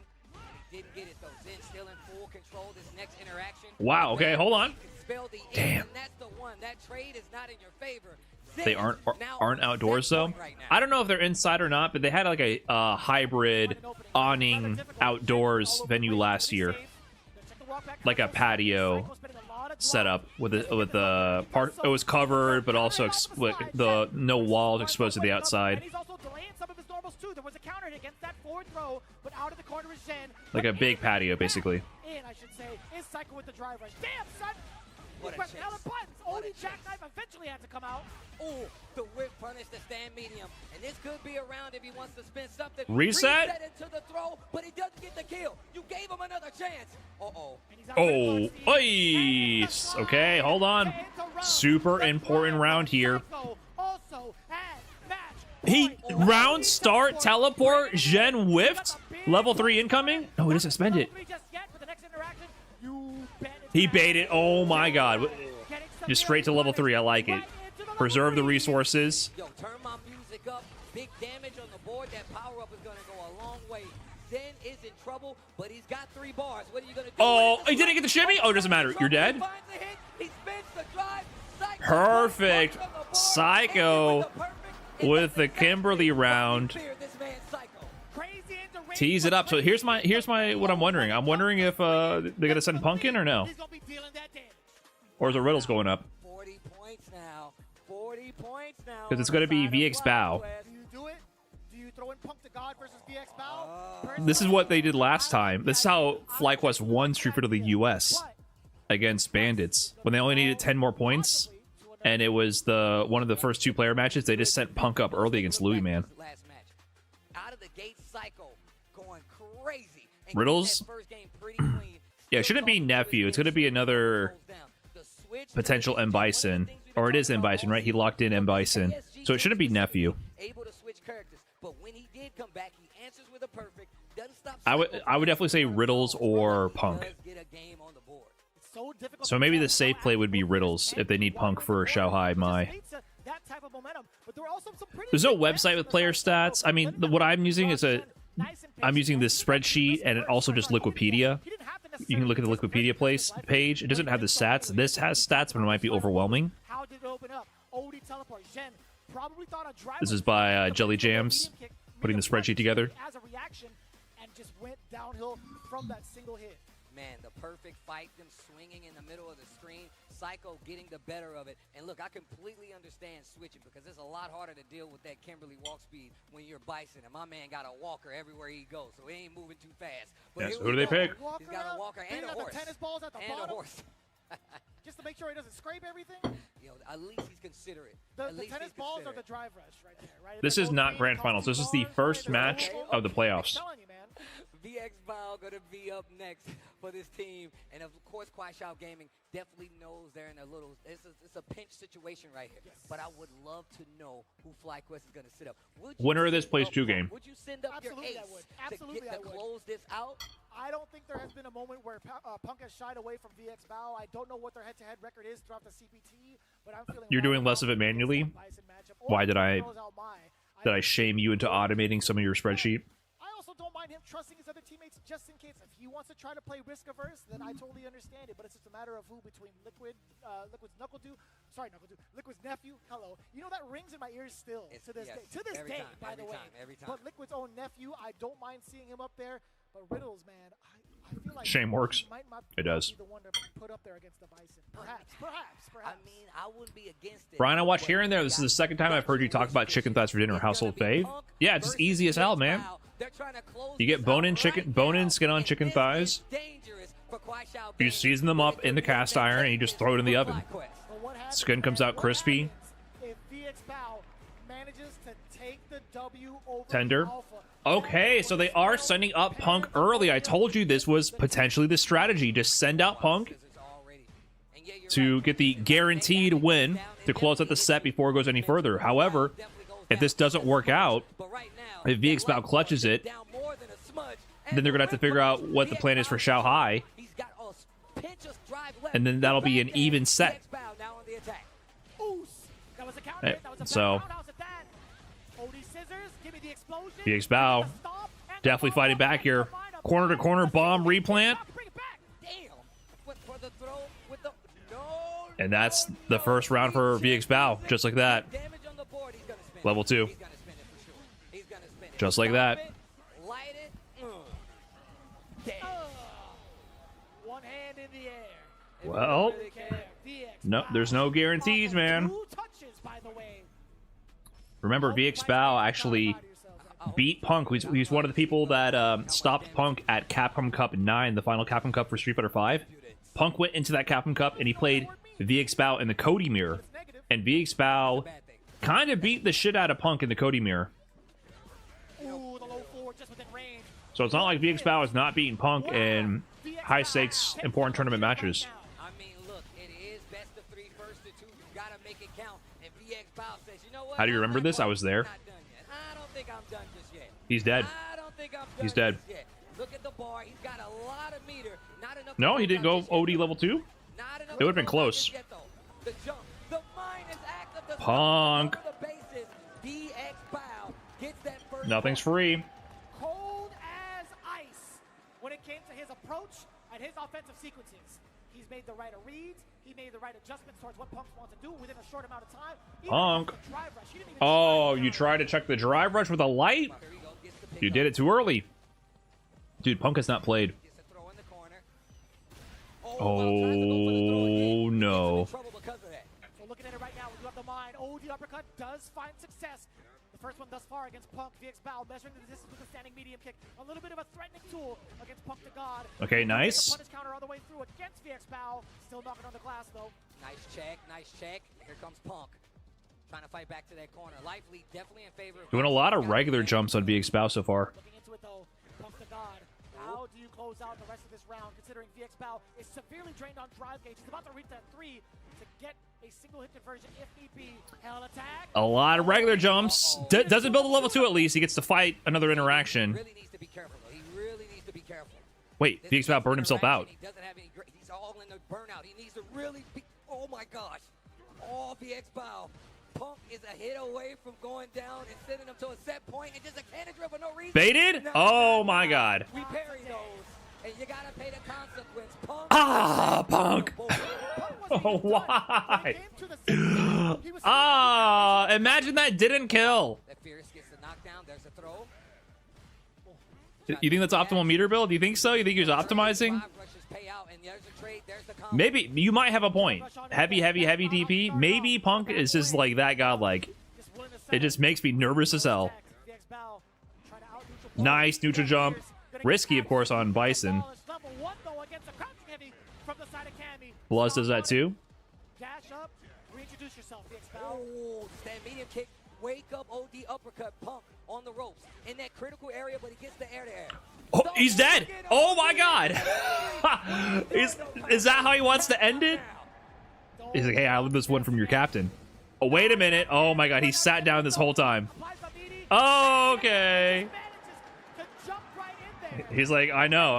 Yeah, okay. He's popping off too soon a little bit. Yeah, he made sure he's like, it wasn't gonna kill. He's like, I learned my lesson. I made sure to stay seated. But if that was, listen, if that was actually the final round to close out the set and to eliminate them, you think he would have still sat in the seat? He knows he has another game. I love this version of Punk. I love that. We've been talking about it all season. He's popping off at not popping off. True. There's layers to it here. Say, hey, did you see how I didn't pop off there? Especially in these last few seasons of SFL. This season, Yeah, what he did there was more optimal than the conversion he did against Shanghai at Esports World Cup, but I think there's still a better conversion that probably would have killed. So he got a little bit better at that conversion. We've talked about how impressive he can be once he gets into that emotional state. Punk makes me so nervous. Yeah, I know. It's because Punk is so good, He might go ultra instinct. and when he loses, it's often like either him being suboptimal in a weird way, or setting up situations where he invites too much pressure by bringing negative karma into the play with his smack talk. You know what I mean? reluctance to do dive kick and then doing it when you least expect it, and then the switching in the normals has paid off like He racks up negative karma in the middle of his games and beforehand, so the stakes feel even higher. Oh, no, doesn't bite on the dash shimmy. That's totally fine. I think VX Bow used it or wanted to use it as like a block string to go into plus frames, but Punk actually Oh, little driver shenanigans. Yeah, I like him. A little dangerous. Okay, he was about to go for a kill, then he opted out of it because he realized it wasn't going to kill. And oh my god, this is so scary now.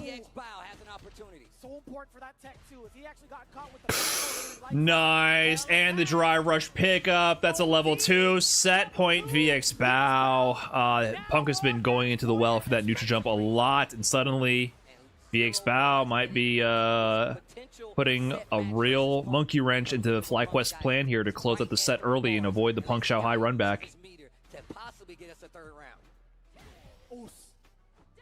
Nice whip. Jesus, dude. Also, shout out to Cammy Sweep. Kind of a godlike button. Big counter hit on the roundhouse. Nothing on the way over. Excellent block on the overhead and even better tech.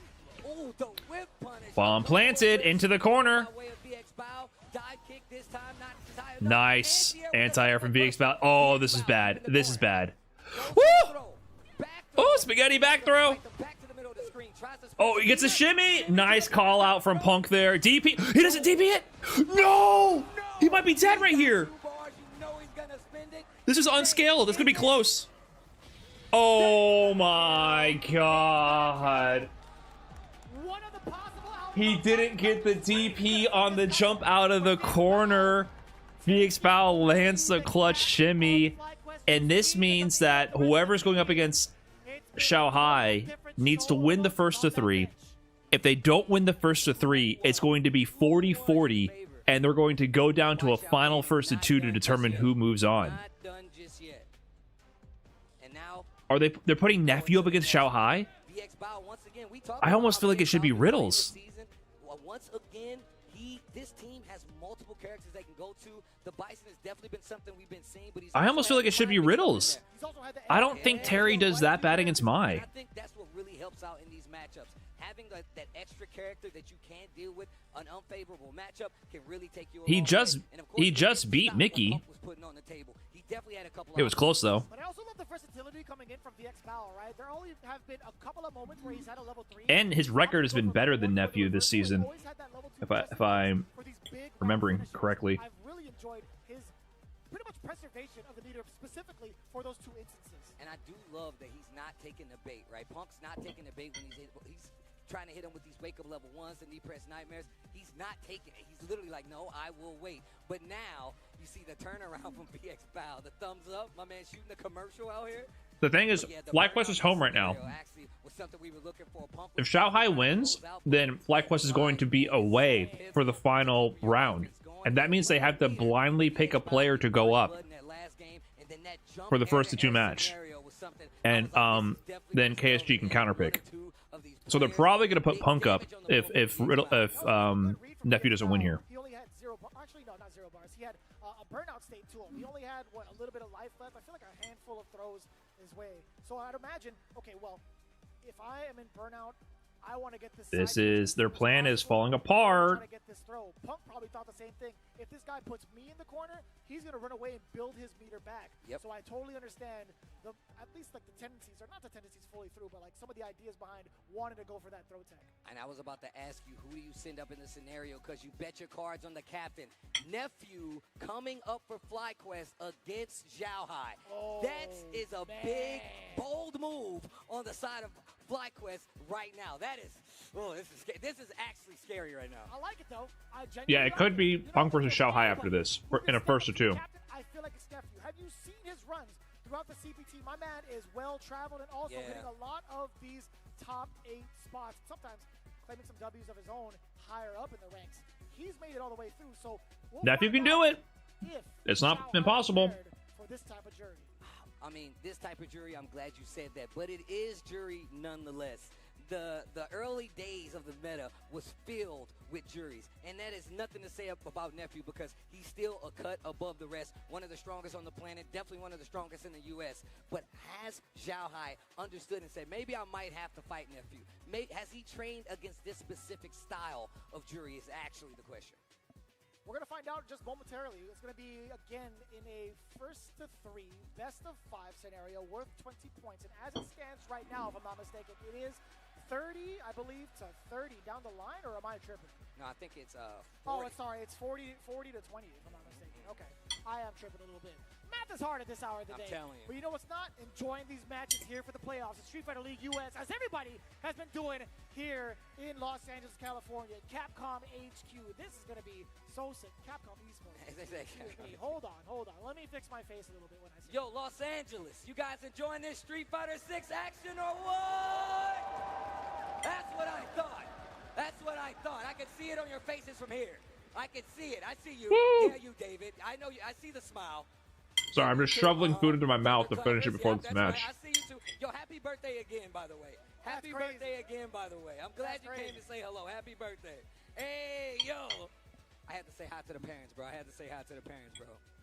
Oh, man. Y'all got to tell us when you put the camera up there, bro. Just do that, man. Come on now. What's good, guys? What's up, everybody? Yeah, I gotta catch them scratching their ass over there. What the hell? All love, all love. We're all here for the same reason, for our love of Street Fighter. And what better way to do it here at Street Fighter League?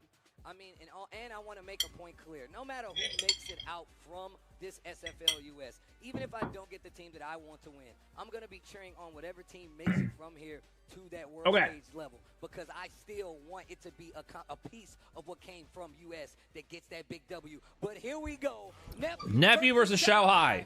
This is player match 3, so you know. Listen, the vibe is people are doubting Big Neff right now, Dark Neff, but he has had a number of major wins under his belt. He's been in these positions before. I do feel like this season hasn't been his strongest season. I think 2024, you know, with his second place at CPT Singapore and his 9th place Evo run, he was making a lot of big plays. So this would be very crucial for the perspective, the narrative around Nephew and his level. Reborn with the Prime, thank you. He's kind of cooked here, though, I'm not going to lie. Yep, over. It's not only helped him in that game versus Pump, but it's helping him in this game right now. Looks like he's 2-0 on Xiaohai in tournament. Oh, we got the stats. Big shimmy? I think. I didn't see.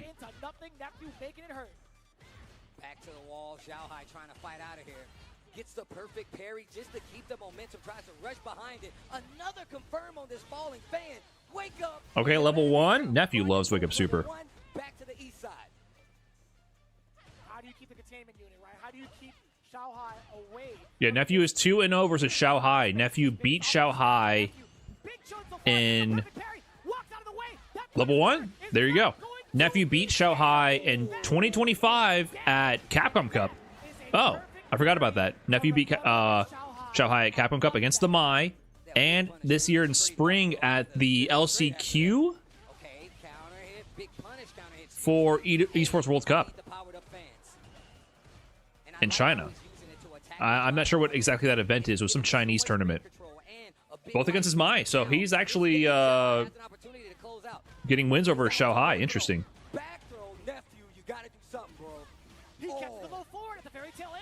He's going for the level 2. Attack on the drive gauge and time for mix. Yes, okay. No, that could have been so different if he found the hit.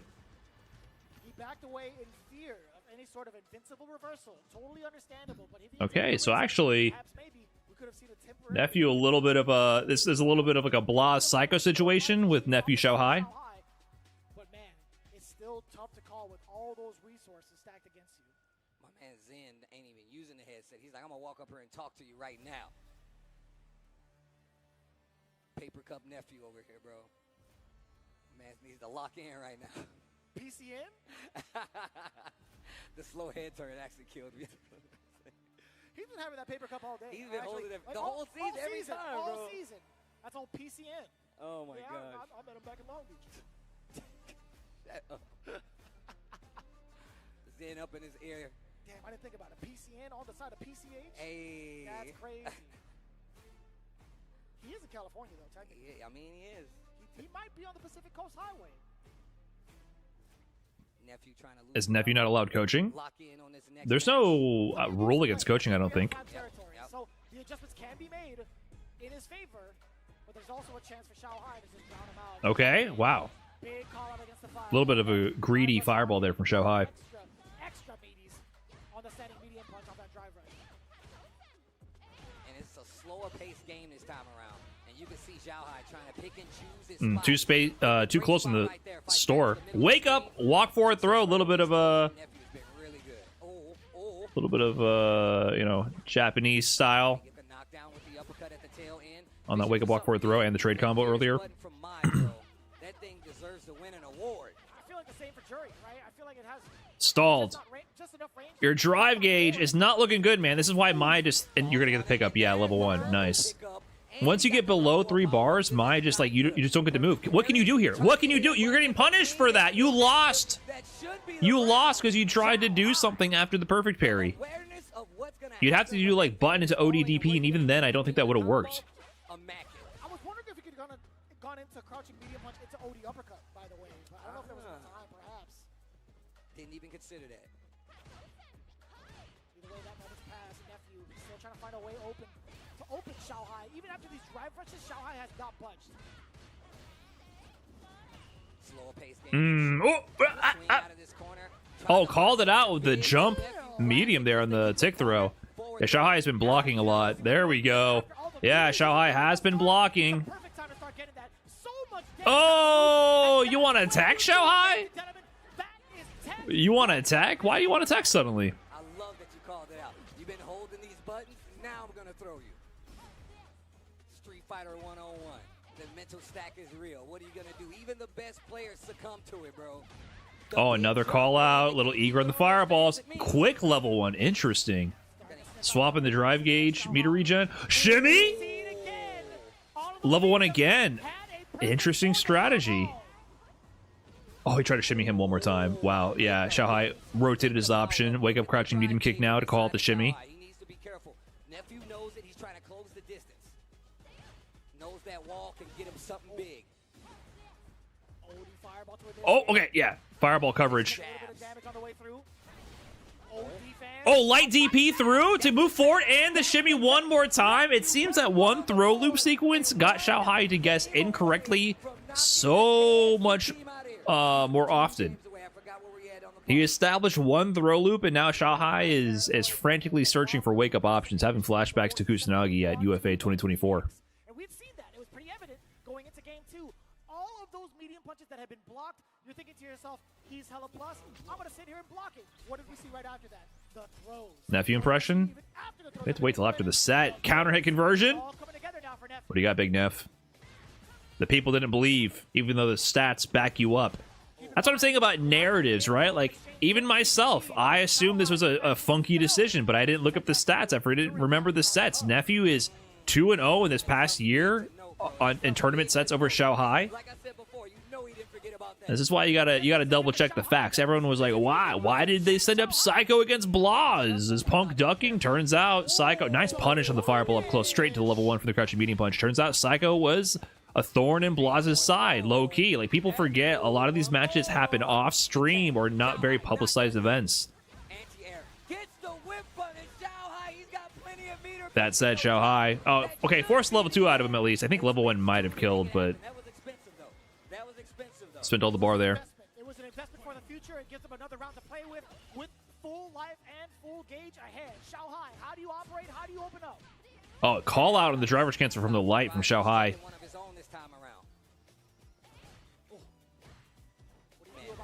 Yeah. Xiaohai's anti-airs are very good. Oh, good hesitation. Empty jump into get thrown back into the corner. Yeah, Xiaohai has twice now pressed light after blocking the -3 heavy kick. And that's because I think Jury's lights are kind of bad. So Xiaohai can challenge with light there a lot more often because Jury's lights would probably whiff. So Nephew's overextending with mediums. Oh! Okay, nice level 2. Gonna get a little bit of drive gauge chip here.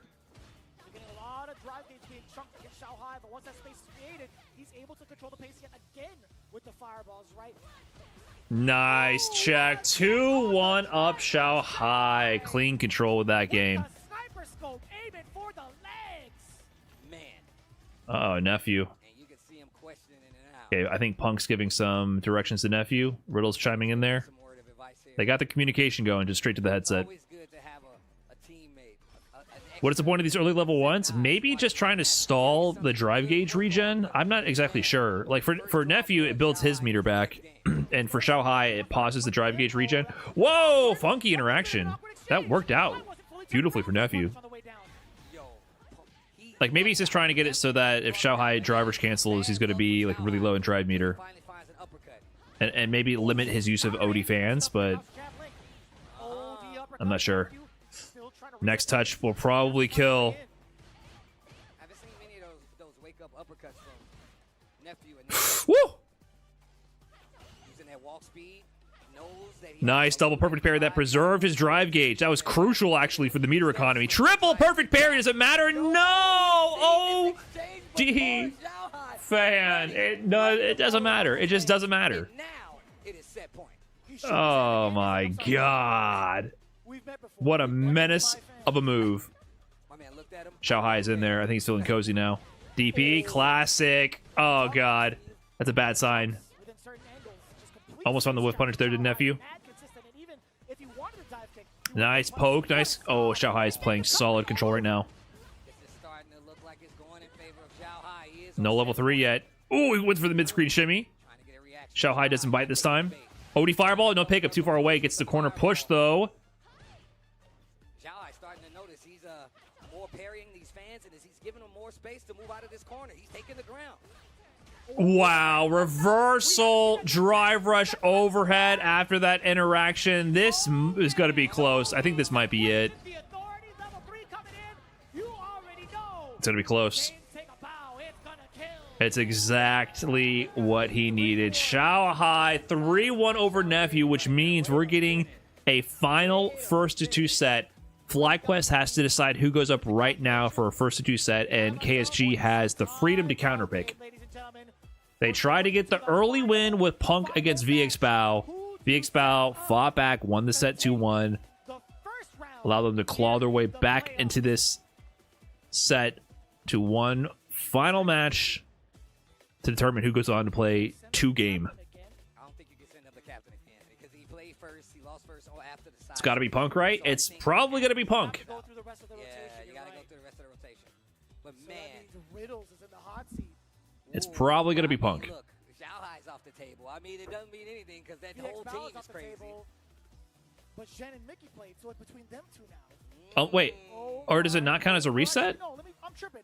It's up to Mickey. It's up to Mickey. It's up to Mickey. Wait, they're saying it's up to Mickey. I thought this was going to reset here. I would assume so. Because the player order said it swaps sides. They're going to swap sides, which means it's a reset. And look, the contention on both sides was They're saying...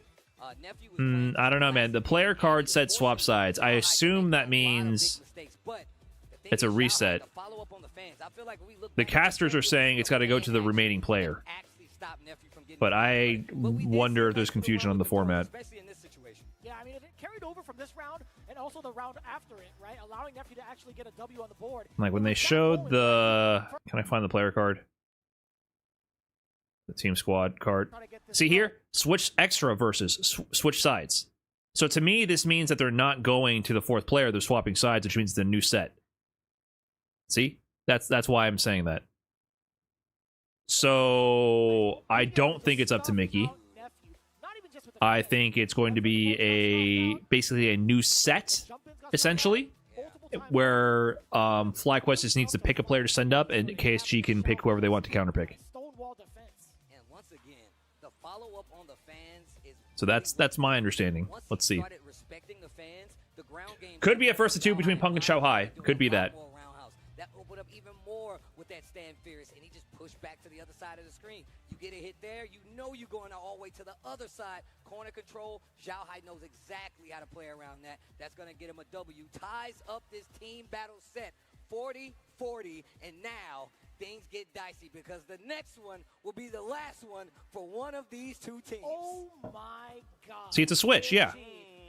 In full fashion, by the way, making the comeback from the deficit off of the first See? exchange. It's So exactly there's no round 4. It's always a switch. So now we're going back to a round 1, which means anyone can play. currently at 40 points. They do have the decision to make or actually the full utmost faith, putting in Riddles for this final spot, I would imagine.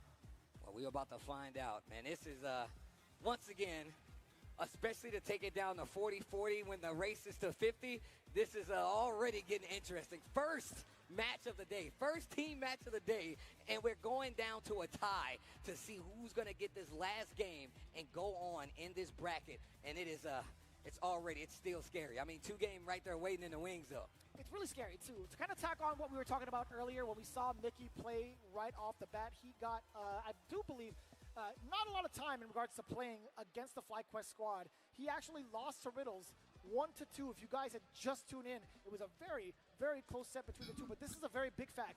You don't have enough. Are they going to do a commercial break? Don't do a commercial break for a first to 2, then do another commercial break. Please. Please put up the players right away. I see the team there. They're chatting. There's FlyQuest in the bottom right. Please put them up right away. Boom. Mickey pulls out the Cammy. The character we've known Mickey for. Look, if you're new to Advertise Zangief Skin 4. This guy is definitely a threat. When we said the best Street Fighter players, Did you guys know that they added Street Fighter players, Mickey, one of a skin to the game definitely one of them. But Mickey is definitely this year? somebody Isn't that crazy? For. Especially, like I said before, one of this Kwai Shao Gaming team's advantages, having multiple characters. Not just one, they can switch it out. And look, guys, we are not going to a commercial. We want you guys to see it. Oh. We definitely got to thank the people out there. We're that not going to actually help us commercial? out. And it's got to be Steel Series, bro. You got to know how Okay. to get down here. Steel Series. You definitely been helping out the Steve, fight. are you listening to me? And they're making Street Fighter League possible. Steel Okay, they're Series doing a moments sponsor is the read, but they're not easiest going to way a full record commercial and share break. Your gameplay with friends. Moments in-game auto clipping lets you capture and share your clips anywhere. Steve, reassure the Brian F. Restream that we are not going to a commercial break, and then shout out our sponsors. All right, thanks. NSFL. Shout out to Steel Series. Get yourself some headphones and let them know that we sent you. Who knows, man? That might be the play. How many people are watching? Hey, shoutouts to 1,189 of you on Twitch watching this restream right now, and 829 of you on YouTube as well.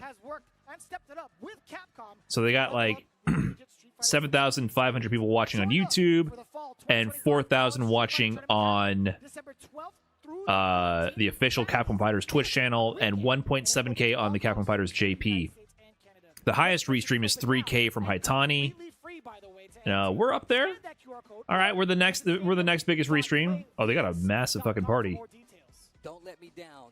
Join that college tournament so we can make it happen. And of course, man, shout out to Corsair, man. Check out the Nova Blade Pro, the official levelist controller of the SFL Pro US. No invite, huh?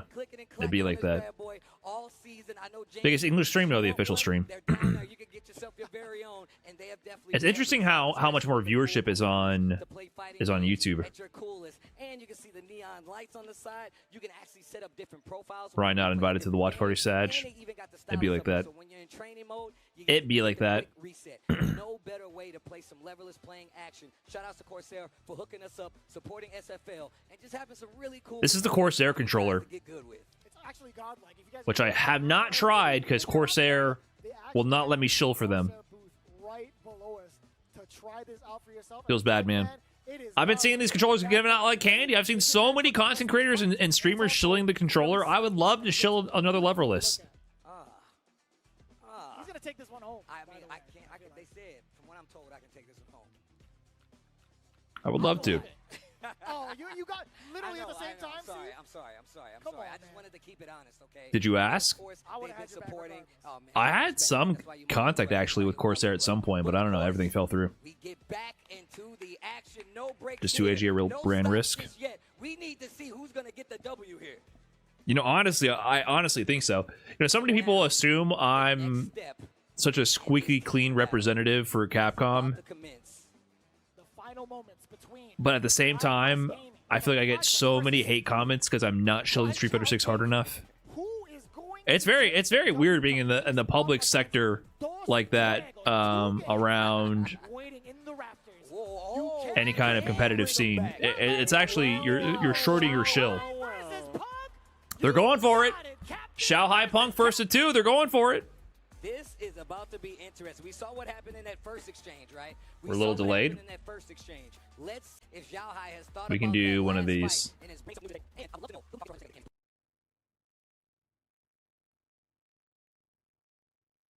Maybe.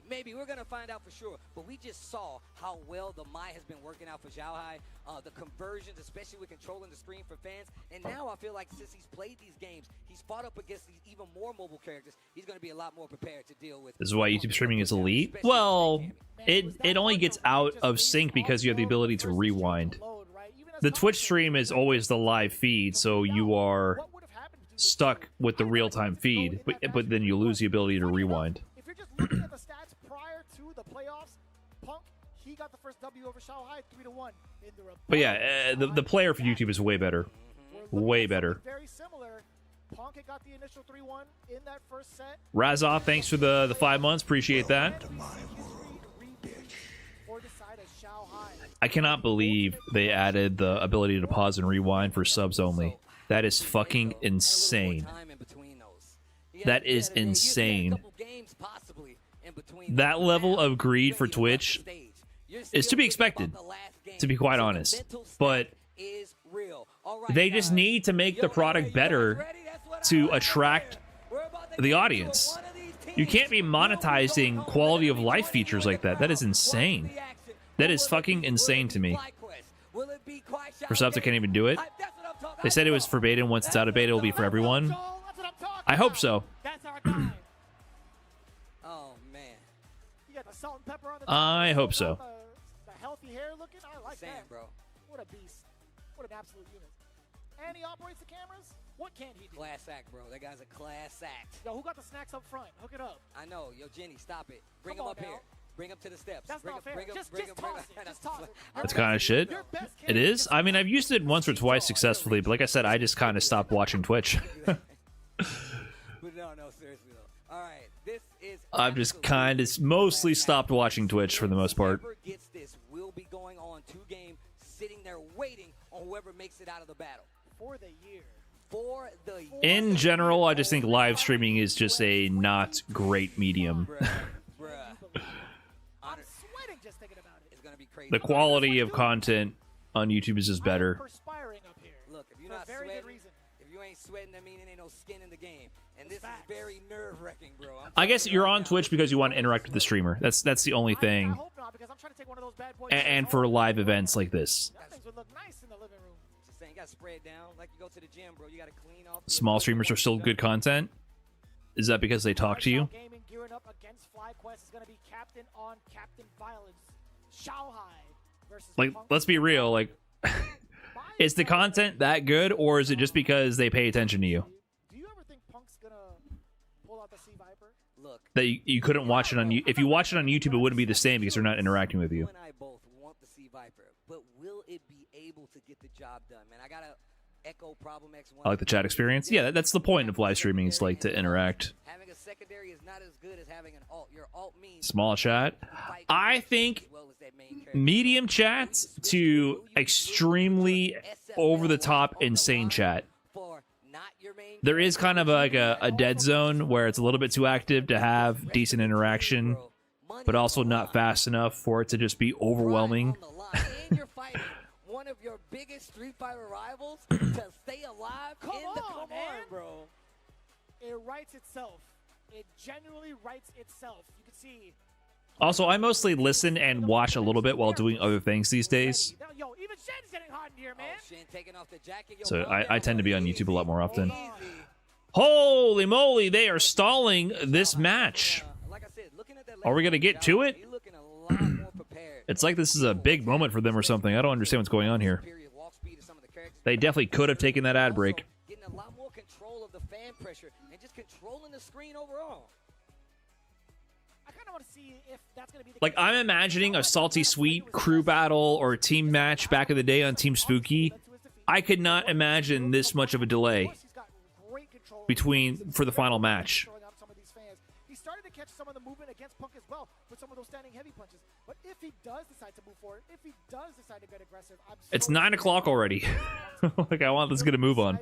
movement with the low medium kick alone. Yeah, no, that's absolutely true. And just looking at how Zhao Hai was fighting that first matchup with Punk, it was more about that fan pressure, that stand roundhouse pressure. He wanted him to stay there. Punk wanted that also, though. The perfect parries, the stand roundhouse, The whiff punish counter sweeps. This will be a big moment, culmination of years of odd back and forth interactions between these two players. What a weird saga.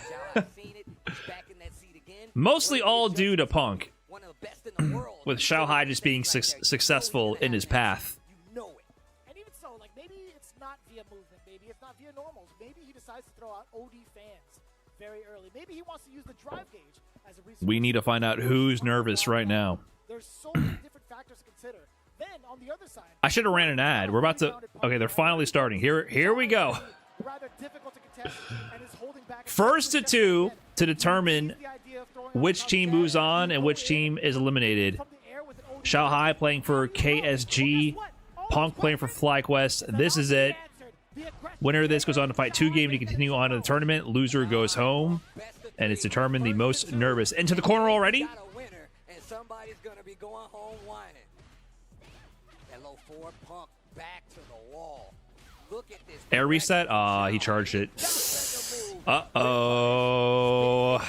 This is looking like a my round. Powered up fans. Now look at it.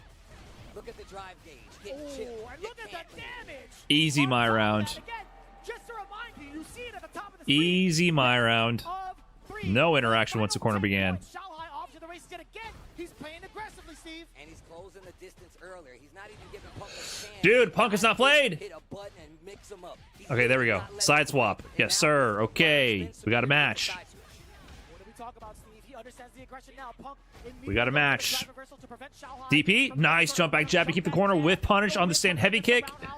Wow, response with a little shimmy with a heavy punch. Heavy punch, whiff to heavy punch. I like it. That bad boy got some mileage on it. It's a car of its own. Dude, Xiaohai is so good with the anti-airs. Level 3, he's gonna burn it. Level 2? Level 2, that's gonna be enough, right? It's just enough, I think. Okay. Alright. We got a round apiece. You don't got a lot of time to adapt here. Xiaohai's been initiating every single round. Drive rush jab, it doesn't have enough range. He misses the dive kick. I think that would have worked. Woo! Okay, but Xiaohai is low in the drive gauge. Can Punk take advantage of this somehow without getting himself clipped? Whip punish! Okay, hold on. Counter hit conversion. Counter hit conversion, that's it. There we go. First game to Punk. Woo! First game to Punk. Hold on. Hold on. It was looking a little longs for man in that first round there. I got Punk in the corner. I'm in full control. I'm chilling. But if you let go for just 1 second off of the gas, best believe that speed bump is coming. And now he's playing back. Nice challenge after the block space light immediately. Uh-oh. Uh-oh. Wait a minute, Xiaohai. Punish counter roundhouses, and he's making Xiaohai sweat. Fishing for something. Offensive drive reversal. Xiaohai not blocking. Punk burns himself out for this. Next interaction, he jumps. No! He gets put into the corner. Wake up jump from Xiaohai. Works on the spaghetti. Punk, don't get your life liquidated before the DI. You got counter hit as well. He took so much damage trying to fight out of this situation. He's going to eat the level 1 here, and now he's going to have to guess. He's dead. Nice conversion from Xiaohai. Golly, the spaghetti. Punk was scrambling too much. He could have just ate the DI and been in an okay spot. TP through. Whoa, okay. Second part of the fans with the OD uppercut. Punk swings with the roundhouse as well. The fans coming back into play from further out. Nice awareness from Xiaohai. Can't get desperate here, Punk. Big jump.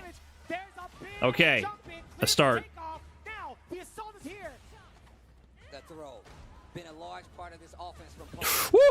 A few more of those. And Big it might tech. be the end for Xiaohai. Oh, the fans, Back roundhouse. the fans, no powered up Big jump, and that's it. Jump in again. Punk is doing Okay, it. final round here for Punk potentially. Set point. Will he finally? Xiaohai, no punish from Punk? He did a medium Rienbu, I think that was, and no punish from Punk? That's a free, like, negative 47. What the fuck? I'm exaggerating, but you know what I mean. Punk not Scott playing a perfect range, but that Fierce once again, bro, pushing him. Counter hit conversion. Nice button placement. Wake up DP from Xiao Hai. He's been below 3 bars of drive gauge. Punk has been doing an excellent job stringing him up. Level 3, yes, and he cuts it short straight to level 3. He's going to be in burnout now. This was great drive gauge management from Punk this whole round. Okay. Oh, what a jump. He wakes up, jump forward again, but he gets clipped. Nice and easy. Punk takes it 2-0 over Xiao Hai. Oh, come on, man. What? We're acting like now's the time? He waves bye-bye to Xiao Hai in the face. And that sets these guys up to move further along. I thought it was squashed. 2 game is there, and Punk said it. He's like, look, I thought it was squashed. You unsquashed it. Taking out one of his biggest You unsquashed it. with one of the biggest threats in Xiao Gaming. And that Big plays to Punk. You know that's personal, man. I mean, I think he's taken out all the frustration from the Chinese netizens on Xiao Hai himself. He can't help himself? I don't think he can. I don't think he can. FlyQuest moves on over KSG. Of the Punk Xiao Hai saga. Wow, I instantly checked the phone. Look at the smiles. Bro, you get a team victory, and it's like everybody's wow. in the cookout. Bro, I didn't know you were here. We did it, bro. This is a dangerous Punk is a villain? A little bit. He's a little bit of a villain. Yeah, you know he's ready. Let's be honest, though. I was wondering how it was going to go down, man. I was wondering if he was going to be, you know, if it was squash, if it was respectful, or what. They did get a very big morale boost. Take the phone. You think he's tweeting right now? Taking down the big rivals. He's frame 1 on the phone. Is he writing the tweet? Off against the rookie team that has been immaculate throughout the season. Yes, sir. Dos Juego 2 game. And look, 2 game. I talked about the next generation Street Fighters. They got one of them over there on their team just waiting, willing to step up to the plate and put everybody Plays the on heel tilt. well. I mean, and on top of that, I think he just is the heel. really shown their worth in this SFL first showing. But looking back at this match, man, Punk just loves this shit, man. On both sides of the table, and it was not easy to see who was going to get the edge here.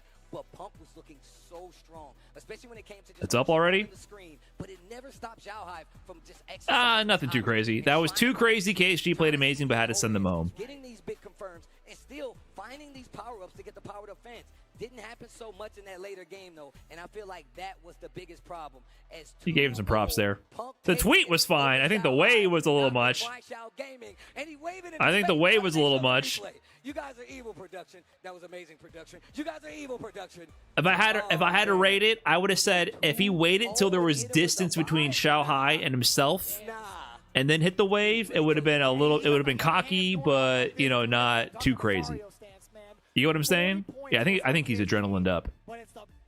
The wave in the face, you know, it's a physical proximity thing, right? It's definitely a physical proximity thing.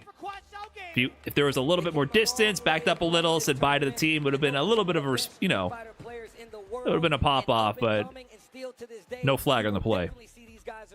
Even though they're no longer in SFL, but that puts us to the next step in this storied bracket. The new kids on the block, the new team on the block. 2 games. EX buy. He hit the EX buy. He burned meter on it. They get that momentum going forward. Blaz versus Punk finally? I'm not sure. Yeah, I don't know. Blaz finally got the win over Psycho. Remember when Psycho beat Blaz? That was the 3rd time that Blaz in a row had beaten Blaz. 3rd time that Psycho in a row had beaten Blaz in a tournament set. So putting Psycho up against Blaz like made sense historically. Blaz finally won the last interaction. So, you know, people are like, oh, Punk's dodging Blaz, but actually kind of historically it makes sense, right? So I think they might probably stick to the plan of Psycho Blaz. I love the fact that 2 game, you know they were watching in the wings, just waiting to see, like, all right. And obviously, these guys all have a rapport. They know who they have to fight. But the matchup, understanding who is going to fight who, is a major part of what team battles are, especially for SFL. And all these guys have gotten a lot more used to playing. China will not forget that wave. No, the Xiao Hai fanboys are going to... they are going to remember that, for sure. For sure. Returns with more Street Fighter 6 action right after this. Absolutely.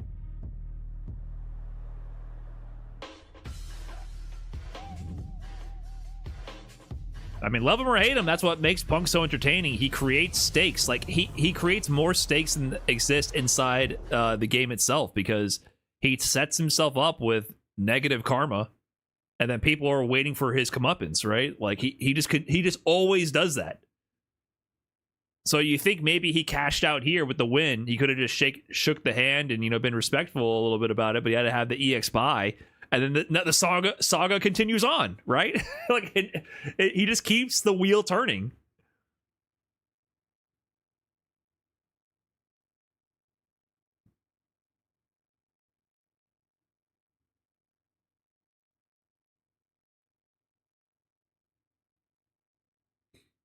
Probably the tamest taunting you can do, and guys are upset. That's crazy.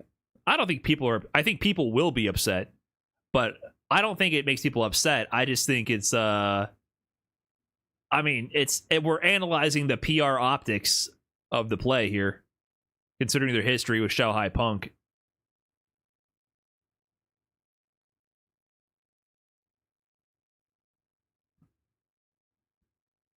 That's all. I would expect there to be some fanboys for Shanghai upset, though, based on what I've seen in the past. Brian does not read YouTube. I was responding just then to a YouTube comment.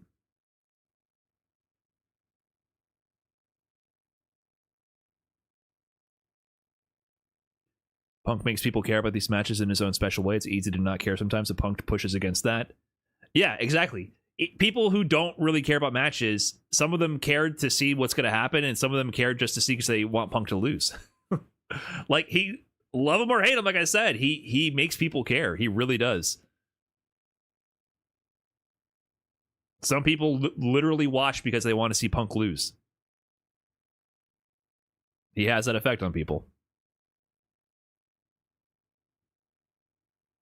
And the thing is, the gameplay, you know, he backs it up.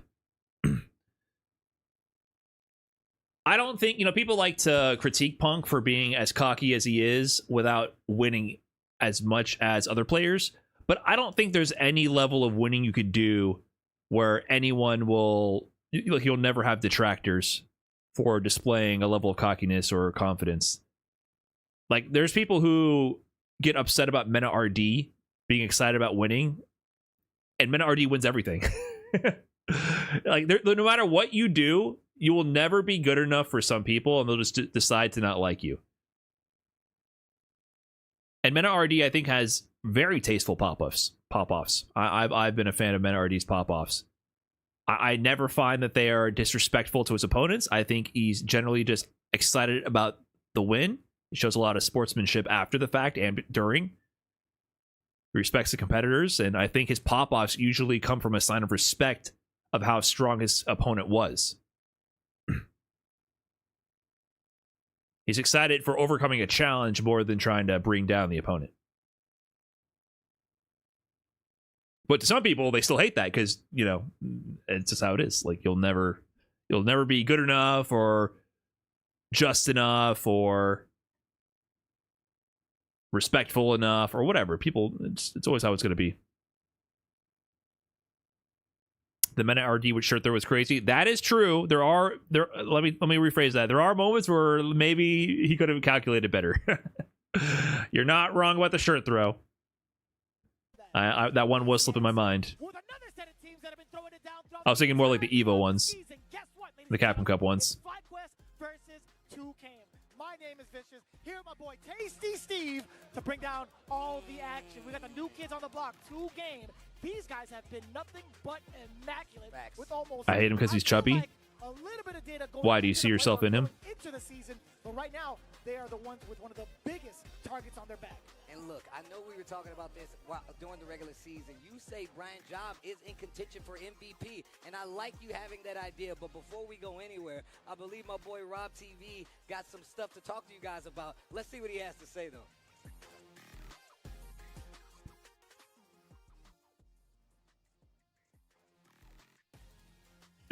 We got to break that down a bit. I mean, the match of the whole thing for me had to be Riddles with that comeback. That was Rob's best work to date. Loved it.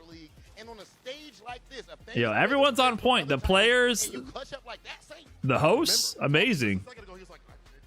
normal amount of health. He had no idea. However, I'm going to the prime time, the final battle. Shanghai Punk, the run back to get it done. And Punk ending it off with the bye-bye. No, he got crazy, bro. Brother, in his face, no. When he shook his hand, shake my hand, Sankola. Yeah. He said, in his grill. Are you kidding me? See me outside for that one. And I gotta say, Xiao Hai handled it well too. Xiao Hai know he be talking this trash to Punk. And it's all good, healthy competition. But somebody gotta take that ass home. Yeah, and in this case, it was KSG. But now we are on to our next. At least KSG made top 4, man, because versus 2 games. I picked them to win. You know, we did the podcast and we tried to predict the winners from this event, and I called KSG just because it's impossible to pick a winner. And I'm glad they didn't get completely washed. It will be a good one. It will be absolute cinema, absolutely poetry if we did get Punk the God versus Bloss. But remember, guys, for those of you who were not all the way following along or might not have as good of a memory, it was actually Psycho who posed the biggest threat to Bloss during the regular season. I miss Trash Talk. Don't worry. Season 2 coming. Psycho steps up to the plate. Either way, we don't have to guess when it comes to whether or not this set is going to be godlike. Where one set in. Did Rob pick Bandits? I forget. I think I probably. Let's go ahead and get into it and send things back up to Jeremy and Tasty Steve. You just gonna throw the government out there? Rob, come on, man. We on the job, baby. Come on, bro. You what are you can't do doing? that, man. You can't. That's a party foul. That's you know crazy. That, What do we talked about this before? Anyways, it's not about us. It's about the players going into it. I still cannot believe Punk hit him with the reverse John Cena. He's like, I can't Rob, see like, you. yeah, Bandits or FlyQuest gonna take it. because you're not in the tournament anymore. That's evil. That is my favorite bit with Rob, What a beat. teasing him about picking Meta RD or Punk, And what a set, bro. and then he gets so pissed. Our next team is gonna stay alive. But it's not, and it's objectively never a bad pick. It's never a bad pick. See what 2 Game has in store, because like we said before, they are the new team, but they have had some of the best. Rob's answered any question, Meta RD or Punk. Hey Rob, what's the weather today? Meta RD or Punk the God? That was a YouTube comment on one of our podcasts, and that shit got me so... I mean, I was laughing so much, and I showed Rob that comment. That was at EVO. I remember I showed him, the podcast was just posted, the pre-EVO show, and I showed it to Rob in person, and he got so tight at that YouTube comment. I was like, hey Rob, what do you think about this? Rob's answer to what's the weather today? Meta RD or Punk the God? And he's like, bro, I do not pick Punk the God for everything. Like, he's got so upset about that comment. I hearted that shit immediately. Just to get a little sampler of data. But mind you, taking a look at their first exchange in the first half, it went down to a tie. He was so upset. He's like, you're spreading false narratives about my skill as a analyst and commentator on the sport of Street Fighter. And it's funny because we saw like exactly what was happening, where we're like, man, what's going to happen with 2 Game? And honestly, they were still putting up on the board. They were always fighting. And once again, looking at how their trajectories kind of matched up, 2 Game fighting to prove their spot. Ryan, has watching Riddles got you thinking about hopping back to Terry? We're good. We're coasting. And now they're still I'm just thinking about how to hit Korra out of the air and stop her ice projectile. For both of these teams. So I'm interested to see. Once again, this is Blaz is 16. They're going to 50, and whoever loses goes home. What I like the most about this unit of a team, 2 Game, as they get ready for it, obviously you see Juninho Ross. You obviously see Blaz, Brian Job, and Shaka. Oh, the team walkout? Unit coming in as one of the hottest teams to ever hit Street Fighter League US. People there are like, who the hell are these guys? The finals, let's break it down. Their character choices have been phenomenal. They're just walking out of the front door of the building. Hey, these guys are meta defining. Hey, these guys are meta breaking. In this season, it's been rather questionable. You have a DJ with Brian Job. You have a Luke with In Japan, they'd have security because they would have been swarmed by the crowds. Shaka, who's been claiming those points. And then, of course, the big Like, this doesn't exist in Japan. They're legitimately celebrities. Their security, the crowds are packed. They have to guide the players. But I'm glad you brought that up. I think that's one of the strongest elements of this team. Katara, They do have whatever. kind of an unconventional character lineup, whether it be the Sim, whether it be the loose of the Lukes, right? We don't have many Lukes out there. And then you got You're in a Ryan crowd looks like Johnson. 50 people in a courtyard. Well, that was the side building. They do have seats in the front, which seem pretty filled. The side in the courtyard, there was less people. That looked like a Corsair booth or Let's see something. what he has to say about his upcoming match here today. Juninho Ross, this is your team's first time here on Street Fighter League. Team full of rookies, at least when it comes to this event. And yet you came here and performed as amazingly as you did. To be honest, did you expect everyone to do this well? Because, of course, I think everyone at home, they knew Bloss would do it. But I don't know if they knew how much you was about to go crazy beating Punk and all these guys. Brian Job, even Violent Brian being revealed. And then, of course, Shaka as well. Did you expect this? Well, I knew the potential of everybody.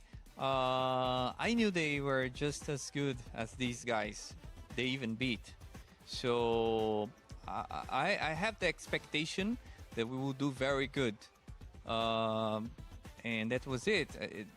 It was like I knew. Somehow I knew we would do good. Somehow. What does it mean to you to represent South America on the world stage? Oh, this is amazing. It is an amazing community. It has such many players with great passion.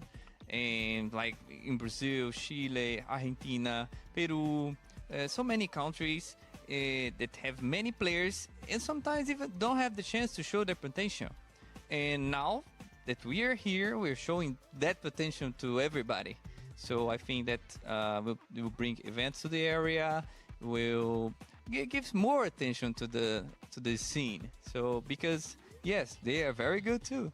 So at this point, of course, you guys' story has been beautiful. Now it is time for the U.S. Finals. You're trying to punch that ticket into Grand Finals. So with your team not having experience at Street Fighter League, do you feel like this season is already a win no matter what happens? Or do you feel like you need to win this next match and then eventually win the U.S. Finals? We will give everything at this playoff. So wait to our maximum. Whatever is fighting us at that playoff, we will give everything. So we're going for all or nothing right now. Yeah. And so far, all or nothing is actually pretty poetic wording for you to use right there, because that's what we've seen for them all season. Juninho is not the only Brazilian. Juninho and Brian Job are from Brazil, Blas from Chile, and Shaka from Argentina. And yeah, you're not wrong. This is also like another kind of like regional beef thing with Punk. Punk also has beef with Brazil. that is actually facts. I mean, I think that's Punk's. I don't know if you want to call it problem, or that's the way he carries, man.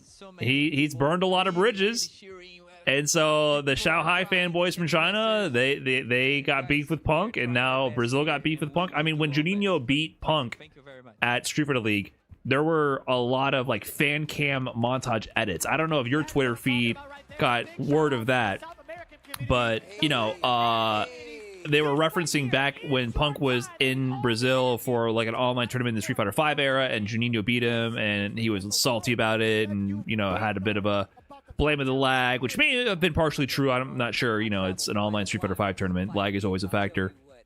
People weren't very happy with his reaction to the whole event, and I think he kind of soiled some people's perspective of him in the Brazilian community, and then there was some bad blood between them, and then so people were like celebrating hard when Juninho beat Punk in Street Fighter League.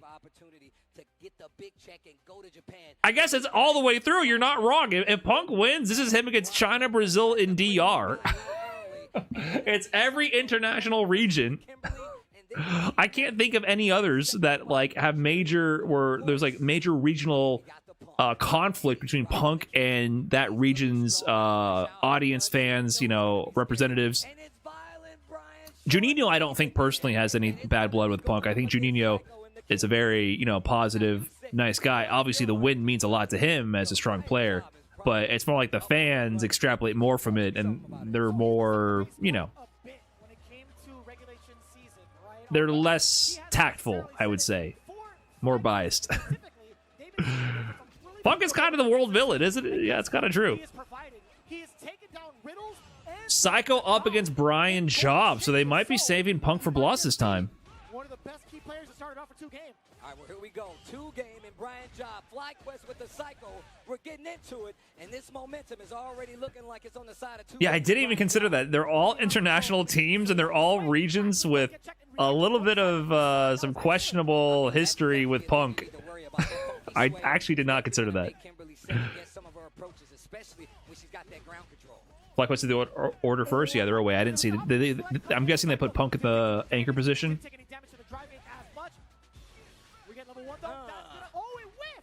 Wait, what? Psycho's got a chance. He got the hit. There's a punish. You're chipped. This is done. The chip sequence, if I've ever seen one. Brian's not gonna let you live through that. That guy's violent. Yeah, Brian Job is cooking. He's always been, since Street Fighter 6 at least, one of the top players in the Brazil World Warrior. Already into the east side of this corner. Oh, nice. Perfect parry. And I like that neutral jump. It deals with multiple things. The slide, a bad place teleport, and we know they like to control the ground with the Kimberly. But once again, fighting back to this corner, Brian Job in full control. Remember, this is best of 3, first to 2. 10 points on the line. 50 is where they're trying to Jeez, clean first game to Brian Job. What are you going to tell him? That do exactly what you just did. I love that's another part that's terrifying, by the way. When you have Blas, he is also considered part of like the group of mad scientists in the world of Street Fighter. You know, There's a lot of words for your player who's cooking, man. And informing Brian Job of certain things like that makes me terrified. And then Juninho too. Let Brian Job do it. Let him do his thing, man. What secret tech?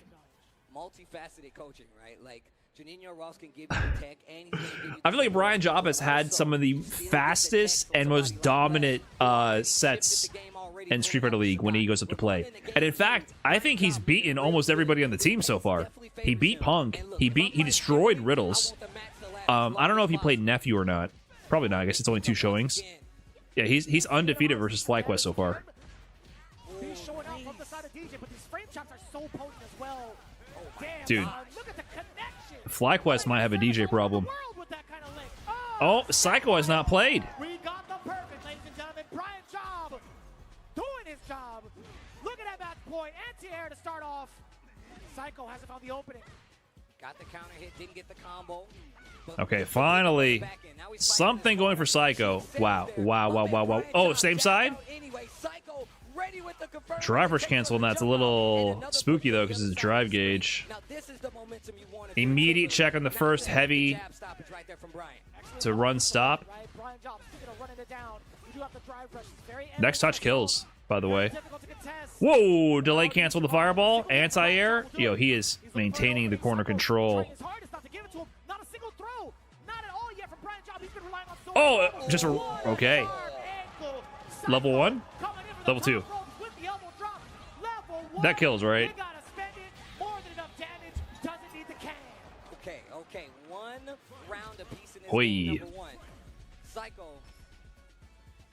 with a smart rebuttal, but he needs this next round. Psycho representing a lot of regular jumps to keep him off his game. I mean, DJ's anti-airs are okay, but he can sometimes get caught with a good early jump, heavy hitbox if he doesn't have charge. So it's worth keeping him a little bit uncomfortable in that situation. Level 1 immediately. Wow, he believed in the extended pressure, and I like that because the drive gauge. Yes, sir. It's gonna force the burnout. Exactly. What a call out that level 1 anti-air. Just needs to not eat a level 3. That's it. No drop here from Psycho. Correct. We're just gonna wrap this up nice and easy. Level 3. Yes, sir. We got a set. No Valmaster. Okay, that was a great level 1 call out from Psycho there. He needed something like that to get this going. Okay, here we go. Overhead connects. Psycho getting a little bit of confidence. Back throw from Brian Job.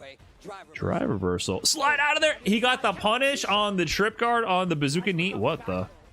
Something went wrong there. Gets thrown under. Oh, they're swinging. They're disrespecting each other's pressure. to the corner, punish, counter throw. They are He's getting out of swinging. control. We need to call him. Oh, Wake up crouching media punch from DJ is maybe invincible. Forces the burnout. He's going to need level 2. He's going to build level 2 in time to fight back from a DI situation. Oh, he threw after that situation? Oh my god, Psycho. Okay. He clips him low. He's going to build. He's going to go into level 2, right? Yes, sir. Okay, set point Psycho. Let's go, Psycho. Little bias, little bias. Listen, I got to be biased for NA. Big fan of two game though. I gotta be a little biased. They hadn't played at all during regulation season. The first engagement, Brian does have plus frames. Ooh. Heel, but has to back away. There's a little bit of a punish counter, but I think too far to link anything out of it. Oh, yep, the fake out. Hit him with the feint. Go for the throw. Oh, loopage. Oh my god. Okay. Slipping. Oh, nice slide, but dude, perfect time to just challenge after the medium. Final round. This is it. First 10 points. Who's it going to? Final game between these two in the first battle. Beautiful block, by the way. Okay. Yeah, he called out the jab attempts on the heavy punch run. Go for a slide, bait you out with some of these forward moving buttons that she has.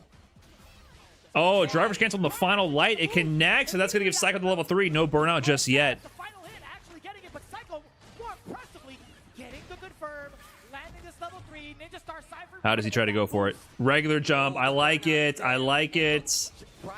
Baited? EX run nothing? I think Psycho's already popping off. He's already popping off. He was, as soon as he did the run, he was already popping off.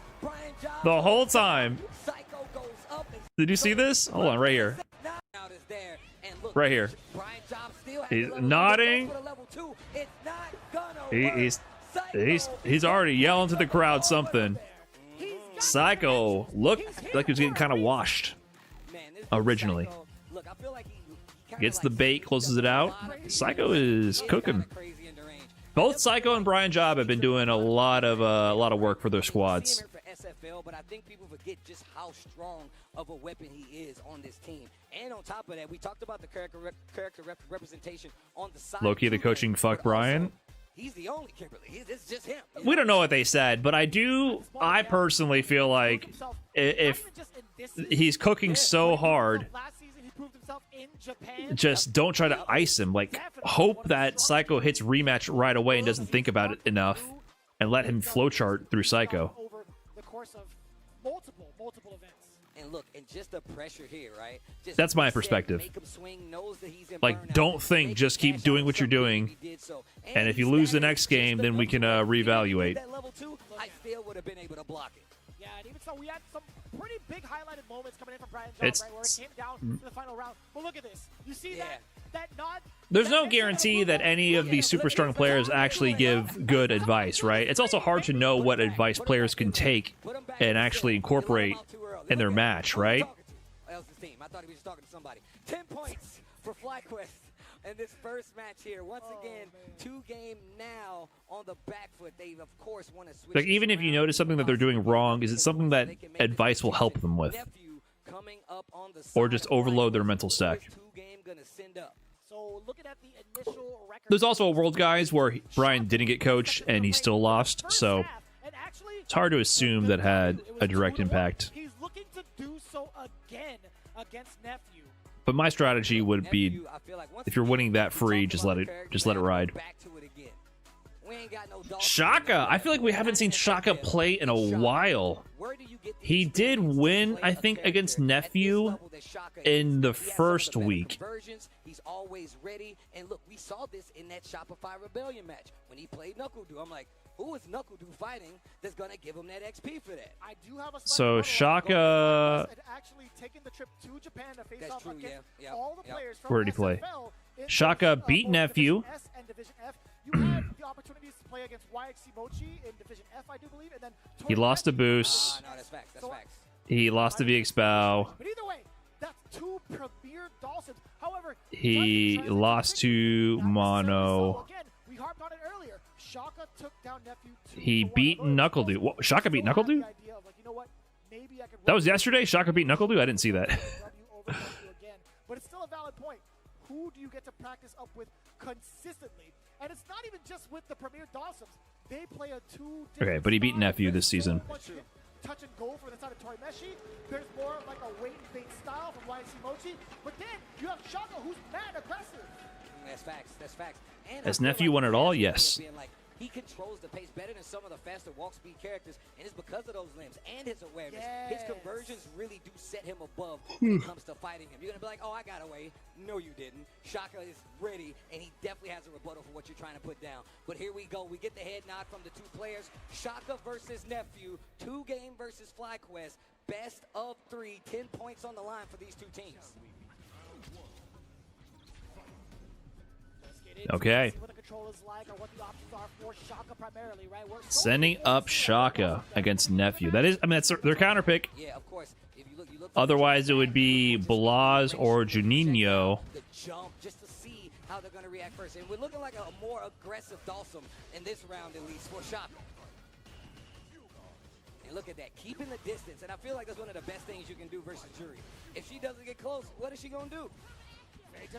Oh, a nice drive rush timing after the whiff of the heavy punch, using the recovery to gain ground and then apply the mix-up there.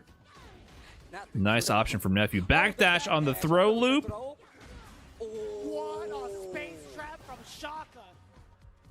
Oh, I like that. Looking for the throw. Back throw. What do you do about it, though? Great block on the overhead. That was Wow, what a perfect space on that. What? The jump? What? He got punish countered? Did he go for the cross-up jump? It didn't connect? instead catching the punish counter on the jump. What? I thought the jumping... Nephew went for jump light kick, right? The cross-up? You think he's not there, and you're like, oh, he wasn't ready for that. Yes, I was. Wild, son. On the way down. Oh, wow. Nice placement right there to drive rush. Actually flips him, gets the counter hit. Nephew trying to run away with it. With the forward throw in the corner. Big life lead. Rinse and repeat. Tries to get a reaction. Shaka contractually agreeing to take the throws. Yeah, a little high on that that drill, so it wasn't going to be a combo. Good awareness from Nephew to go for the DP there. Funky. Whip punish, crouching. No! Oh, no punish. Spaghetti. Nephew dropped the conversion. Shaka dropped the punish on the pinwheel. And that's one of the issues when you fight Dawson. So it actually works out as a little American reset for Nephew right there. Yeah, Shaka beat Crime to qualify for Capcom Cup. Nice conversion. A little bit of a punk. A little bit of a essence of punk there on the combo option. Okay, first game to Nephew. Either Dawson has full control of the screen, whether it's in the mid-range game, 3/4 of the screen. Nephew always says that. Yeah, he's one of those for sure. But if you're in the corner as Dawson, best believe you do not have the reversal options, whether it be super, whether it be with your drive gauge. Hell, you don't even have the mobility sometimes. That's facts. That's facts. That's why, I mean, but that's also why Shaka in that backdash in the corner to switch the momentum is even more impressive because he's literally got to wait to make that happen. But here we go. Nice perfect parries from Neff. He's definitely one of the stronger perfect parry players. He was the first player I saw. Did he just double perfect parry that fireball? I was going to say he's the first player I saw use double perfect parry on DJ's fireball, which blew my mind back in the day, in like early 2024. And now we see players like Blaz do double perfect parry on my OD projectile. You know what I mean? Like the fireballs that don't have separate disjointed hits. Nice option, crouch media punch level 1. Woo! Teleport back, build some space. Oh, whiff. Ah! The right hit can close it out. Follows behind the fireball, let it bounce once or twice. Can't do it again. Yeah, good coverage from Shaka. He'd have to get something sneaky with Nephew to get that going right there. Big jump in. Willing to play back a little bit this time. Nephew says, you know what? Now I'm going to jump. Multiple throws. More than half-life already gone. Tries to sneak in the overhead. Shaka doesn't bite, but he gets the confirm. Fights back to the middle of the screen. Oh, Still fighting. He actually got a counter hit on that divine kick. But didn't get to follow up. Nice. Perfect parry, ducking the roundhouse. No, he didn't believe. Okay, at least he gets he's recovering. Level 2, is that going to work? No. Punish counter throw. Nice and easy. Yes, sir. Duck the level 2. Punish counter throw.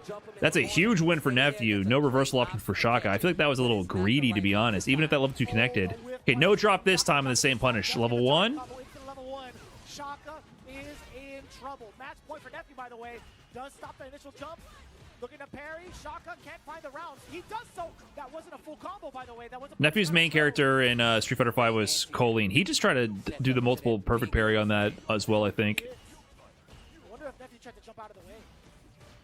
Drive rush behind it. I like that. Get some more of that screen control. You don't have the movement options for some of these other characters, but you got better control than most. Nice. The real punish counter. That one's What? Oh, uses the fear to get the grab. Bringing Dawson to the corner is kind of dangerous. Okay, Shaka's going to build a level 2, so he will have a reversal option now. Oh, he could have drive rush OS out of that one.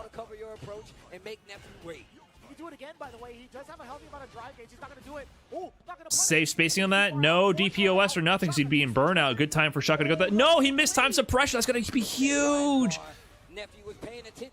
He dropped the confirm. He could have done like light level 3. I think he messed that one up. Wow, look at the perfect parry from Nephew. He's gonna have another hit of the fireball. It picks up. He burns himself, baits it out, punish. Oh my god, that chip almost killed him too. Imagine if he had lower health and that chip killed him. Nephew got the run back versus Shaka. 20 points up for FlyQuest to begin against 2Game. And I think we're finally getting it. We're finally getting Blas versus Riddles. No matter where he was on the screen. One of the reasons I'm a big fan of Shaka. Oh no, it's Punk, sorry. Nephew came back towards the bench, tapped the captain on the back. He's like, Blas playing his GOAT. I'm good. I'm good. That's what he sounds like, I feel like. Nephew, I'm just saying, man. I know you don't have the headset on. You know Sometimes how you sound like that. You know it. You know how he sounds. You know, all right, Did I bookmark the tweet? Yeah. Anyways, taking a look at it too, we talked about these moments where Dawson can be in full control. He deals a decent amount Blas of talking about his goats. for these resets, quite tricky. But what happens when he's on the other side of the corner? Na cena de Street Fighter. Nokodu ou Luffy? Nokodu ou Punk? Punky. Punk ou Xian? Punky. Punk ou Bonchan? Punky. Punk ou Justin Wong? Punk ou Sakonoko? Punk ou Haitani? Punk ou Momoshi? Punk ou Tokido? Punk ou Daigo? Punky all the way down. This was the death of so many FGC boomers' heart right here. Watching this video, the new generation of top Street Fighter players, 16-year-old kid comes by and says, Punk is the GOAT over Momoshi, over Tokido, over Daigo. Punky, oh my god. That was when you know, the old school players, they were done for, man. I'm not mistaken. And this is going to be a banger. If you're not familiar with the young Blas, this dude is a terror, bro. I mean, he's still black. Bunky. You're not just sleeping on Blas. There it is. It's the fact that he brought something that nobody was expecting at SFL. The Emperor, Sagat. I mean, Blas is growing up watching Street Fighter V, man. Punky's his GOAT.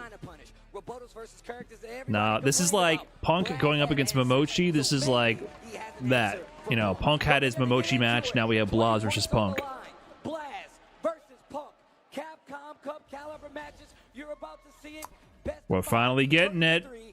The big set, driver shin. First time they're going to be fighting off against each other in the anchor spot. Reminder, Psycho was the one that stepped up to Blas in both instances. This is going to be a very, very firm introduction into the gauntlet. Blas. DP. First, tons of damage and the corner carry. Oh my god. Oh my god. He's gonna do another one. No, my read was off. Hold on, it's a throw first. A chance for Punk. This is terrifying. And look You saw that Stan Likey? That was Stan Likey to heavy DP. Speaking of whip punish, roundhouse on the side of Punk. Trying to fight a way out of the corner. Blas just making sure you don't get comfortable jumping and spacing out for the dive kick option too. Immediate, yeah, see what I'm saying? So many people now are using immediate drive reversal again. That option has come back in favor. Immediate drive reversal on drivers cancel potential buttons. Yeah, this round is done. Unless... He gets it. Low medium kick. Highly underrated tool for preventative measures. Speaking of a tool that we've seen used by Blast quite a bit and probably more effectively than anybody this season, drive reversal. Blast has been using crazy amounts of drive immediate reversal whip punish. Punky. You got to find a way out of the corner. DP again. That would have worked. The barrage of kicks. Oh, fake throw loop? To the sternum. Oh. Punk holding his ground. Single jab. Oh. What a check to the drive rush. Immediate reaction. Oh my god, Punk has done nothing. Back to mid-screen off of that side switch. But Punk cannot get hit. Blaz is playing so compact too. He's playing Punk's game for the most part. Okay. Level 2, First interaction level 2. He's gonna go into level 1. Towards heavy kick. Oh, not even. He's got the routing double, triple OD fireball to level 1. Little sauce on that one.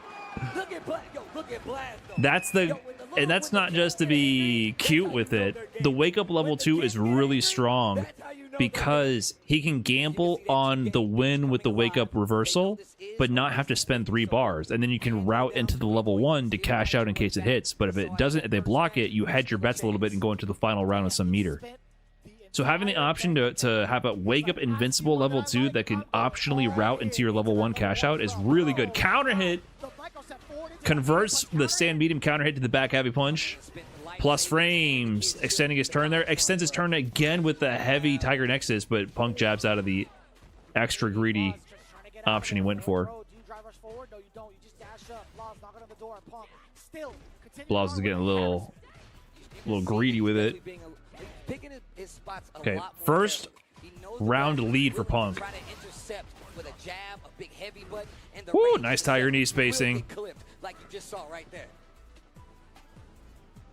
Slight lead in favor of Punk. Crouching medium punch to ring out. Blaz spending a lot of drive gauge. Cannot open up Punk with the money. Oh, you're dead. But he does so after the You're dead.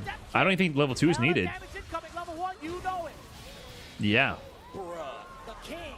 Bruh. Young Blast. Tell me this character. Ever doubt it, bro. Tell me this character's not sick right now. He's really cool. He's I'm really gonna call cool. you a liar. Blaz is kind of picking Punk apart right now. Finally something. Big bait, rare mistake there for Blaz. Oh, he just barely built that level 3. Oh, I was wondering about the drive rush cancel at first, but okay, I agree with it. I agree. A lot of cash here. Look at the drive gauge. Great meter build awareness there from Punk. That burnout, very imperative for Punk. Level 2 side swap is spooky on a DI option. He doesn't need it. Doesn't need it. Okay, first round for Punk, and it's a perfect. Super gauge, little by little, a perfect from the side of the FlyQuest cap. Speaking of super gauge, Blaz working on a third bar, and we've seen the damage output. We've seen Ooh, no whiff punish on that whiff MK. I felt a fierce punch to drill. Nice low parry. Another thing that Blaz has utilized a lot more, I feel like, than a lot of people this season. Perfect parry. Overhead does get checked with the parries on the side of Punk. He's still trying to create some space for himself outside of the corner. He started off with a light. Now he's looking for a whip punish. What a neutral jump option. That's scary because that towards heavy kick will smoke you. Punk still getting the punish there. You will die. Blaz says, I'm gonna steal my turn back. They fight back to the neutral. Slight life lead in favor of Blaz. Oh. That was crazy. Oh, whoa! What a well-spaced dive kick. Oh, no DP from Blaz. Wait, you might be dead. Dude, what a conversion! What the hell, man? Bruh. Look how he's standing up. Why are you standing up, bro? No, versus 3. Uh-oh. Wait a minute. Wait a minute. Punk's like, don't worry, I understand. I'm gonna ruin your career right now. He's like, wait a minute, it's my turn? Uh-oh. Uh-oh. It's first to 3. Uh-oh. He didn't know. Standing up before the KO on the first to 3 after only 2 games. Oh no. Punk's like, wait a minute, I'm finally on the other side of it. Hold on.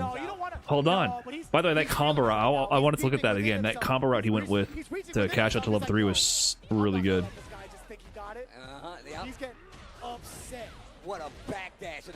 punish here for Blast. Rika Nemi, thanks for the 46. You saw the demeanor Appreciate that. switch of Punk. Long ass time. Playing a lot more strong when it comes to this up-close game. The perfect parry. Once again, a weapon this dude Blast has mastered at this point, bro. Not early enough, actually, a little bit too Okay, early. missed the Perhaps, I don't beady. even know what's Side swap for Punk. Blah still looking cozy though. in daylight, really. In plain sight. Help me. Tap the legs. That low step kick, drive rush, not guarding your legs again. The knockdown sets up the Tigers. Bro, the placement on the jabs. Really good for stopping drive rush, right? Like, that's why you put him there. Oh, he went for the block cancel after that, but still found the button after Punk didn't want to challenge. No, Blaz is in control here. Punk hasn't gotten anything started.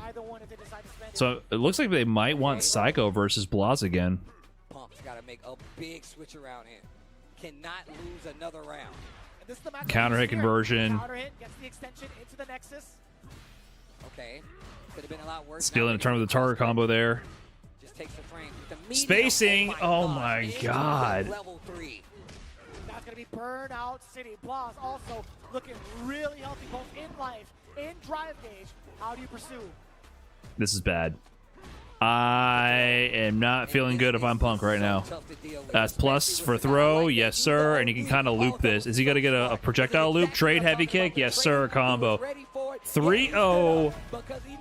Blaz over his goat, Punky. Punk got nothing started, man. I mean, that was FlyQuest as the away. So I wonder if they're going to counterpick at this point. Because no matter what, like, even if the two round 1 and round 2 matches, they win that, they're only going to have 40 points. It's first to 50, so they're going to have another round 3 match no matter what. So they're going to someone's going to have to beat Blaz. Unless they lose to Blaz twice and just win every single other first to 2 match. The only way you can win without beating Blaz is by winning every single other first to 2 match, not dropping a single one. And all of 2 game are killers. So they're going to have to beat, probably going to have to beat Blaz. Damn, the new generation washing their goats, just like when Punk beat Momochi. Blaz now beats Punk. Alright guys, let me get some water actually, I'll be right back. BRB. Xiaohai was talking about beating Minna without beating Minna the other day. I think this is the same thing. They had the advantage. They couldn't avoid it, like you said. Now you got to make this advantage when you're at home count double. You got to make it count. And this is just like, how do you deal with this? He's got the range. He knows you want to swing up close. And look, and the damage output is definitely in favor of Sagat in there. So you really skating on thin ice. Yeah, man. He's enforced his will so many times while in that burnout state. He had the OD Tiger Knee to chip away the damage, to keep himself close. And even if it is blocked, you have standing medium punch to follow behind it. That's a frame trap. And guess what? If it's blocked, normally that's plus $1.5 million. During burnout, that's a true strike throw mix-up. Yeah. So difficult to contest. I don't know how to call it in regards to playing defense against that bad boy, but I'm glad I'm not in that receiving end. I mean, that's what's scary about fighting Sagat. I mean, I fought you enough. I fought a bunch of them at this point. Man, when he makes you hold these elbows, you're like, oh, bro, it's the money button. Do I get to play? Do I get to play? No? Oh, well, okay. Well, and I'm just afraid because, one, we've seen that, man, my man feels like he's optimizing, maximizing the damage of some of these exchanges. Even whether it be a trade, whether it's a perfect parry, like, he's always prepared. And, like, whether it takes him spinning level 2, cashing out the drive and the meter to get the level 1, he has an answer for everything. He was rolling, bro. He was rolling, the bro. rolling pin? I'm just saying, That's man. godlike. I didn't even think about the rolling pin. The rolling pin, There's bro. layers to it. That's crazy. But yeah, man, and that's the scary thing. I told you the next generation of Street Fighter is looking healthy. Blast is definitely one of them, and you gotta respect what he's putting down because he definitely just put his team back in the running to stay alive versus FlyQuest. Exactly what's expected, man. If you guys have been watching Street Fighter League US, you guys already know what to expect. On top of that, speaking of, we gotta make sure to give a big shout out to everybody that supported this season, starting with the fine folks over at Asus. Asus definitely holding us down. The Asus ROG monitor is definitely what you need, especially if you're trying to play like a pro. Elevate your viewing experience with the Asus ROG monitors featuring stunning visuals, ultra-fast refresh rates, and ergonomic designs. They're perfect for gamers and professionals alike. Visit asus.com to find your ideal display today. You want to play like a pro? You got to get the monitors that the pro uses, and we're giving you a discount. Asus-SFL 15% off goes a long way. And you can do the same. Again, you talked about playing like the pros. What better way than to gear yourself with part of the armory? Claim your championship gear with Brook, especially with the Wingman FGC2 being able to play your way. Seamless PS5 and PC support for over 150 wired controllers. All you got to do is just plug it in game. No limits, no hassle with Brook. The armory is definitely open. Look, we've given you all you need to be able to play Street Fighter. I'm sure this gets the blood pumping watching these guys go head to head to see who's going to be the champion here. But we still have plenty of more Street Fighter left to play. But that being said, we got to take a quick break. It's more Street Fighter League Finals action coming up right after this break. Stay tuned.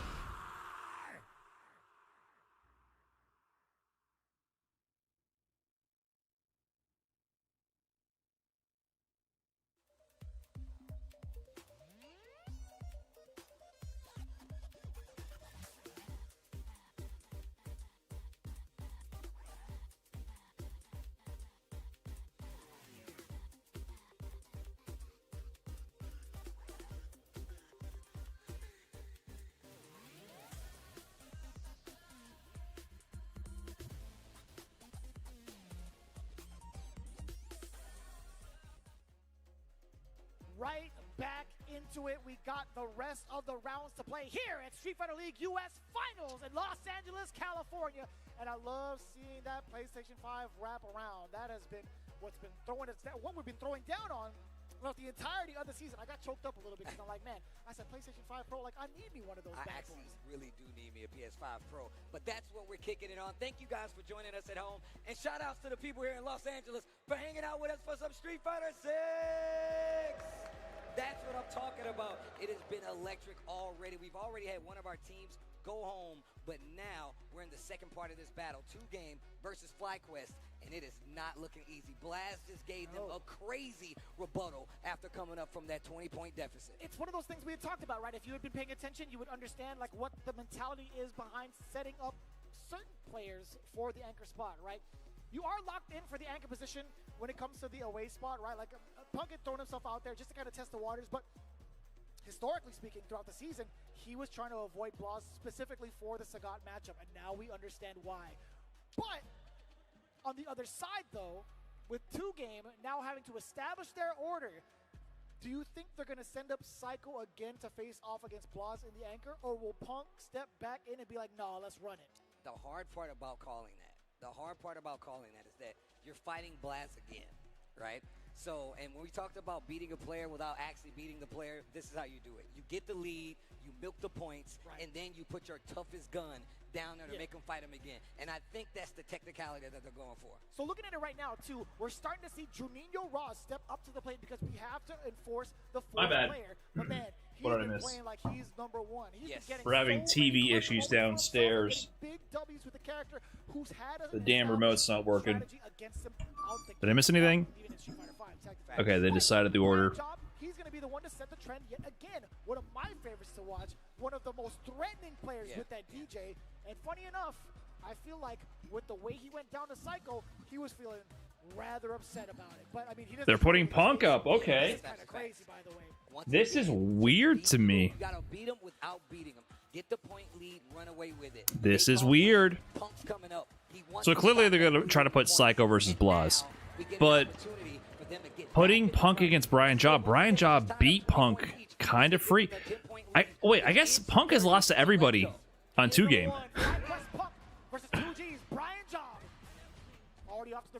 Punk has lost to everybody besides Shaka because he hasn't played Shaka. He is completely winless versus 2-game.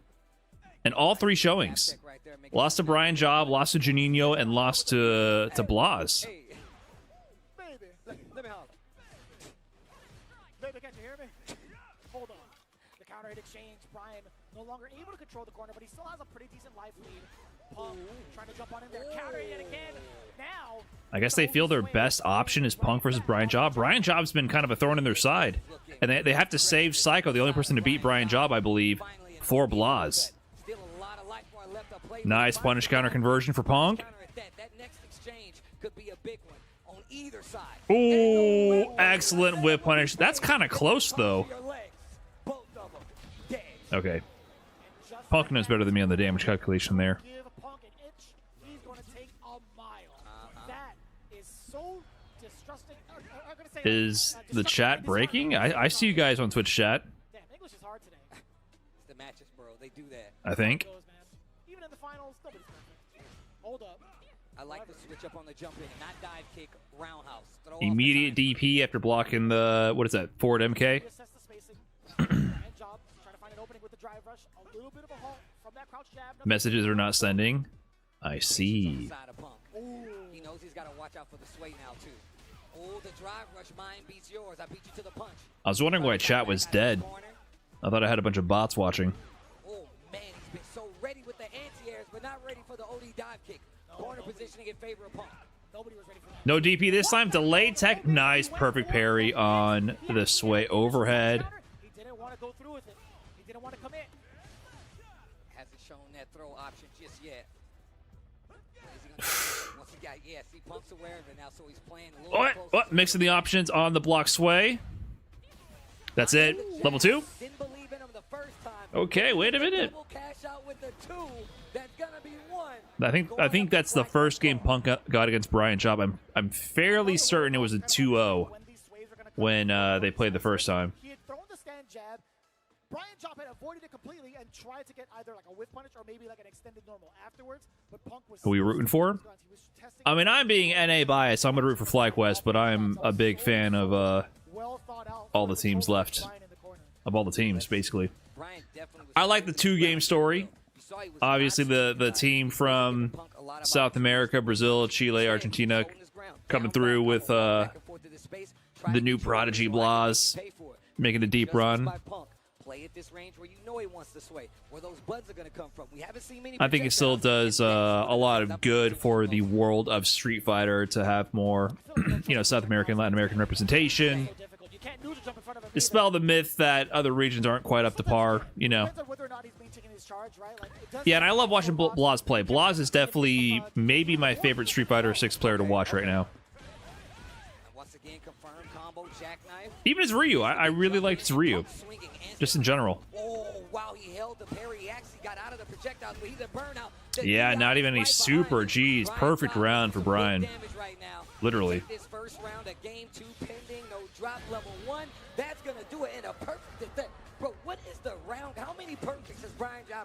was 2-1 Brian versus Punk last time? Oh, okay. Thank you for getting the stats. Against some of the most prestigious players here in the U.S., even all around the world, technically. Oh, hey, Punk. Not Punk. Jojo. I called you Punk. I called you Punk, bud. My door was mostly closed, and Jojo drive rushed into the door to open it. Whenever the door is like 90% of the way closed but not closed, he just into the door. It's never a gentle push. It's always a thud into the door, and the door just goes bonk. Huh? A nice awareness by Punk to stop jumping instantly, but nice. What up, bud? We're watching Street Fighter. Hold on, level 3 from Punk. Level 2 on the side of Brian Job. Hey, frame trapped. Off of that jab, you're able to get a full on string and chip away continuously at DJ without any real threat. What a pickup. What are you doing under there? You know I don't like you underneath the desk. Great rebuttal as always. Yeah, there's nothing fun here. Playing in his corner.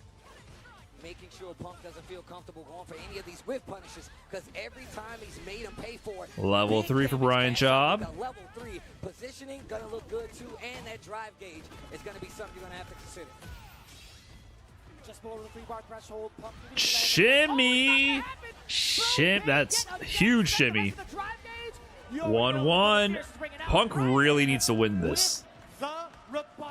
Punk really needs to win this. Like I said, like they're one out if no one can beat Blas is that they win every single round 1 and round 2 match. If he drops this, then the Blas set is do or die. Last game of the set between these guys. And I don't think anyone is confident against Blas. Big shimmy. Oh, whiff the meaty? What? Oh, nice little counter hit confirm.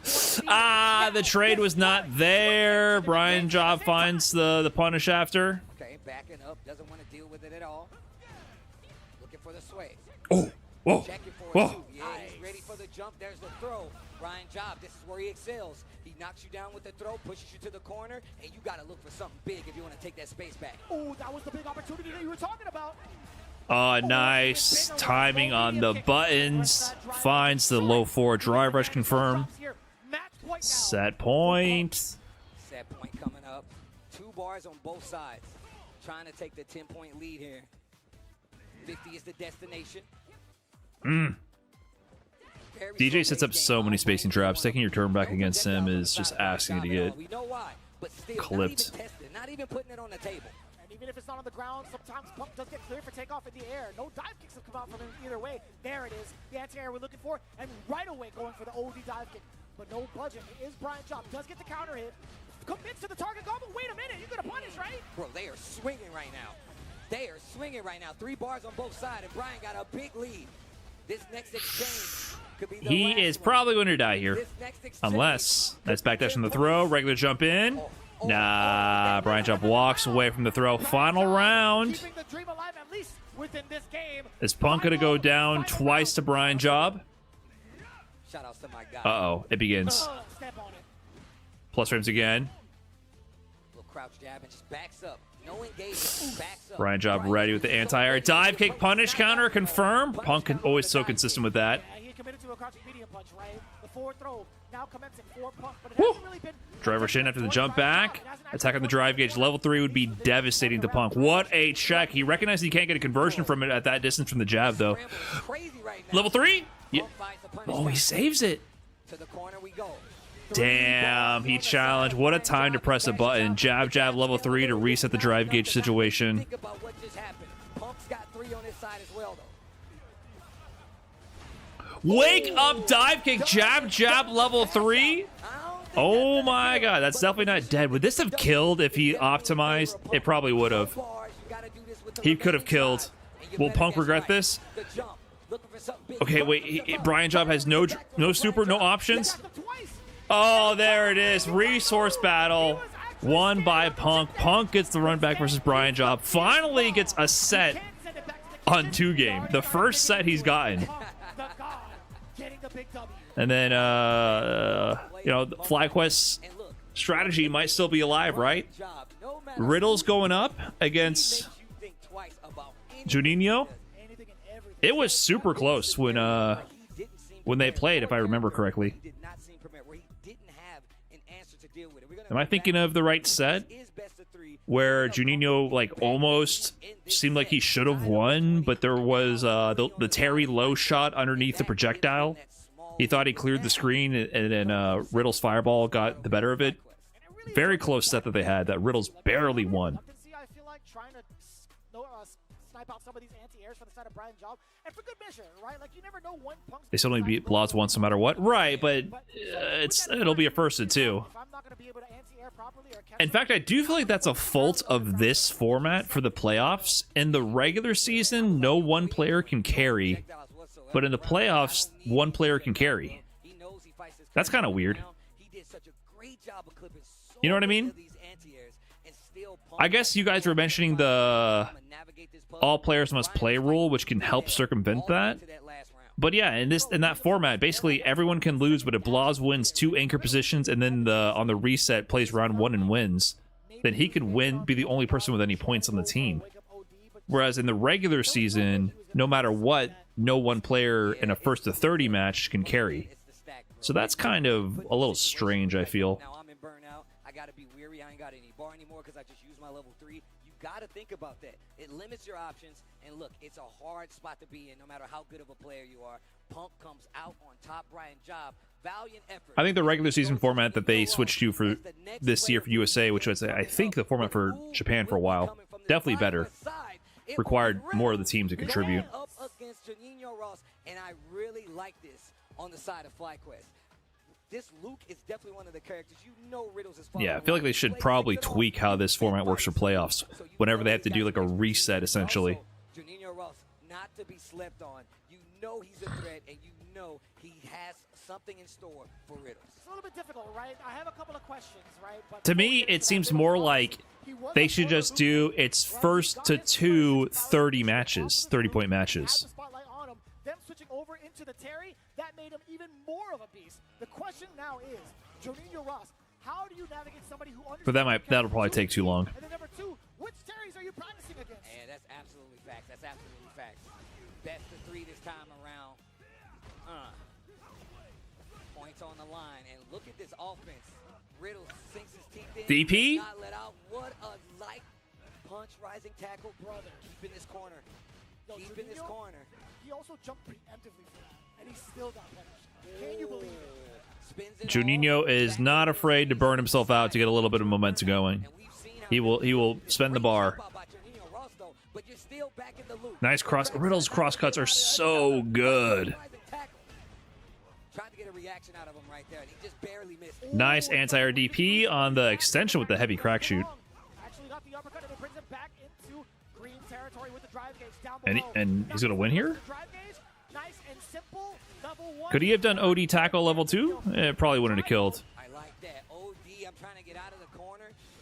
No, he meant to burn knuckle. Classic Terry input overlap. Quarter circle back for burn knuckle, and he gave him the level 2. All right, you saw Riddles kind of throw his hands up there. If you play Terry, that's happened to you. 100%. All right, just get it out of the way early. Into the corner, trying to get a reaction. Juninho just holding his ground. Drive rush roundhouse. Yeah, what a challenge. We've seen Juninho doing this all season. He does not hold the pressure well. This is not looking good. Sometimes. Educated guesses, though. Jump back. Okay. Both in burnout. They're both looking dry. They're both looking Terry has better burnout pressure, There it is. Can't do anything about it. but Luke has great burnout defense. So far, Juninho Ross with the life lead still swinging. Bro, you gotta be careful with those fireballs. A favor for Riddles this time. Oh, he did it. He did it right. No, double K. Oh, no way. Riddles went down the wrong routing path when he went to OD crack shoot. I don't think you can even go into level 1 at that point after OD crack shoot. I forget. I'm a little rusty. But like once you go down that path, you start limiting your combo options. You can? Yeah, he should have level 1. Caramba. He had a gift. I mean, he gave Juninho the gift of the level 2 the first round. He had a gift of the ODDP from Juninho that round. He didn't capitalize on it. Not ever, bro. I rarely get to see a double KO. Back-to-back fierce is just chonking away at the drive gauge. But at least the second one, Juninho Ross was able to salvage some of his drive off the barrier. Needs to be really careful. Juninho looks like he's scouting something, and he finally gets this. Nice start from Juninho. Back to the left side of the screen. Riddles back into the wall. Texas throw, perfect parry on the follow-up. Yeah, he tried to like simplify the combo route and it ended up costing him. Wow. Excellent block on the overhead, excuse me. OD quick burn. Nice shimmy optimization there. He's got meter, but he can definitely close out if he gets another preferable situation. One more engagement. Yeah, I told you he'll do it. He will do it. That's totally fine. Riddles is willing to take that. Crosscut? No! A rare missed crosscut opportunity for Riddles. Wow, he jabbed in between that? Crazy. Target combo, there is a significant gap between it to interrupt Mad Dog Riddles, savaging the rest of that round. There you go. Make him Nice. Baited the parry out. Gets the driver Russian throw. Ooh. What a sequence of Riddles attacking the low repeatedly. That was insane. Still within range.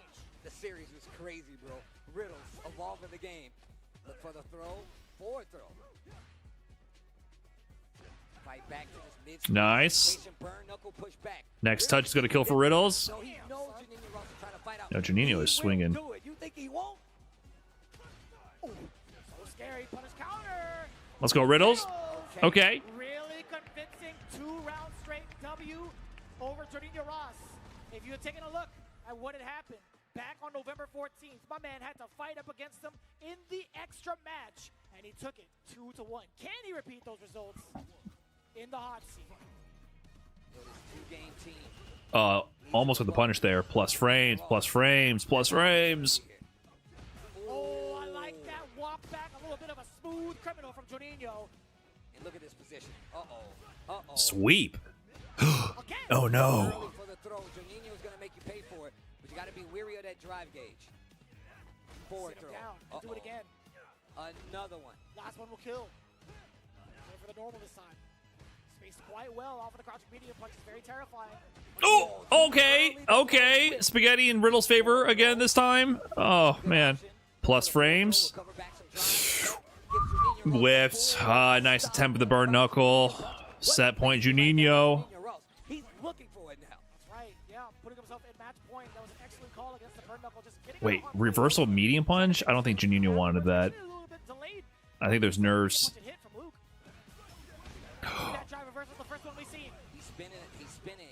That was too close. Nice punish from Juninho. Is he going to go level 3 here? Or no, just goes for the pressure. Oh, Riddle's not blocking. Converts to level 3. Juninho one interaction away. He's going to be really healthy on the drive gauge also. Riddles was here, though, before with Mickey. We seen the clutch. Will he do it? No, he doesn't. A throw, though. Two more of those. He gets shimmy. Juninho takes the set 2-1 over Riddles, which means it's do or die. It's do or die right now. Representation and There's no backup now. They had a contingency plan here, did FlyQuest. But now this is the final set. It comes down to this. The winner of this first of 3 will win the set. Ladies and gentlemen, it is down to the final anchor match. We'll get there in just a That's minute it. as we highlight the back and forth And I'm between the two. fairly certain it's going to be Psycho again. We saw a little bit of an error, but we saw the recovery. But If Psycho does this, I thought there was going to be a sequence to maybe get into level 2. if Psycho does this, it'll be career defining potentially. Be a huge moment. Chip out was there. He chose to go for the jump into the corner instead of the chip out option. And look, it's not the worst thing. You're both in burnout. It could have went either way. And once again, calling out, like you said, that gap in the target combo. You have to be careful. And he was in burnout, so There might be a pop off. If Psycho beats Blaz, there's absolutely going to be a pop off. Absolutely. Are you kidding me? Especially in that corner position, Juninho was backing up, giving him a little bit of space to see how he reacts. 30-30. It's all down to this. Gonna get the W. Ties up the matches now. 30 points each as we get to this round 3. And there is Blaz. Riddle's won the most against 2G. I'm not sure. I know he beat Juninho before. 2G has been, I think, always beating FlyQuest. Run back between Psycho and Blaz for the 3rd time. Except for the first time they played. Maybe, I guess it went back and forth. Gonna be guaranteed Psycho, because that's been like the go-to throughout the season. What if Nephew steps up? I like Psycho here. I like Psycho here. Okay. And FlyQuest likes Psycho here. Psycho versus Blaz for the FlyQuest 2-game matchup here. And this is going to be a good one. Like you said, we're running it back. We're running it back again. It's going to be Psycho Blaz. Psycho did win the first set in the first half of Street Fighter League. Very close set, and that was 3 major tournament wins in a row for Psycho over Blaz. However, Blaz won the run back, making that the first official set win for Blaz over Psycho. So Psycho still has overall set record over Blaz, but Blaz just keeps playing better and better, man. It's not gonna be easy, and it wasn't a dominant set win. It was close. It was close. Wow. But we know what happened. We know exactly what happened during the rebuttal. Blaz brought it right back, but it wasn't a dominating W. It was also. How can you feel good popping off against a 16-year-old? Because you're celebrating your win, not celebrating their loss. Deal with Blaz. Send the Psycho.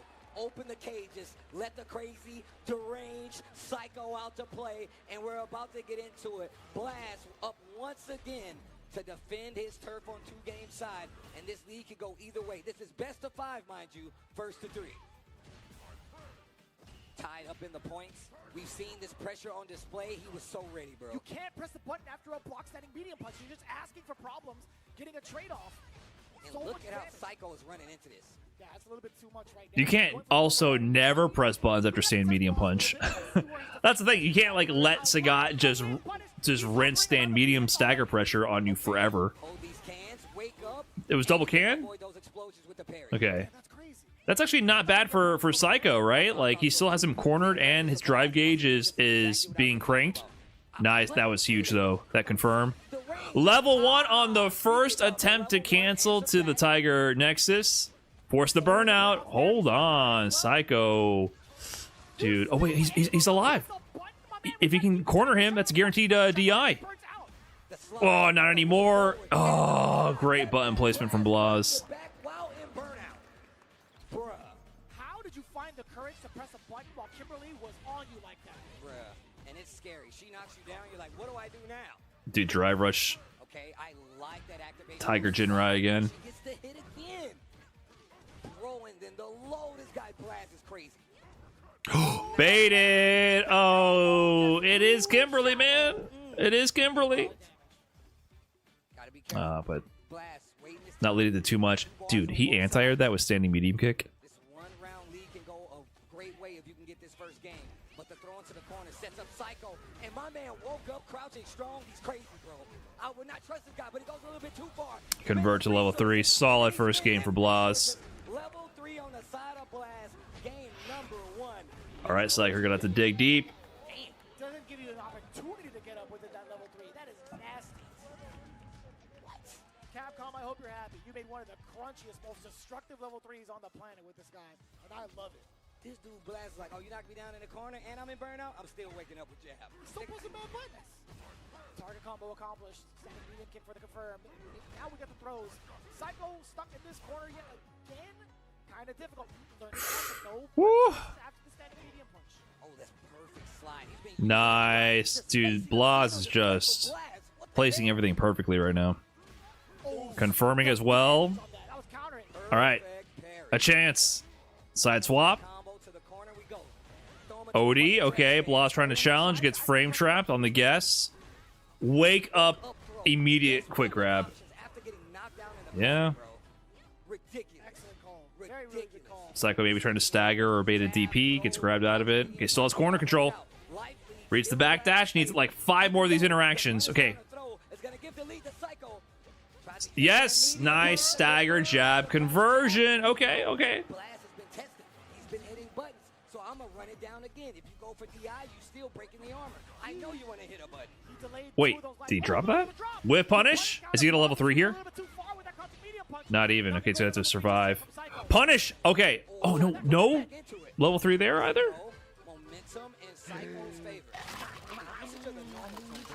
Oh, that's the punish. You got a perfect parry, the arc step. We saw this like custom punish he represented in the previous sets.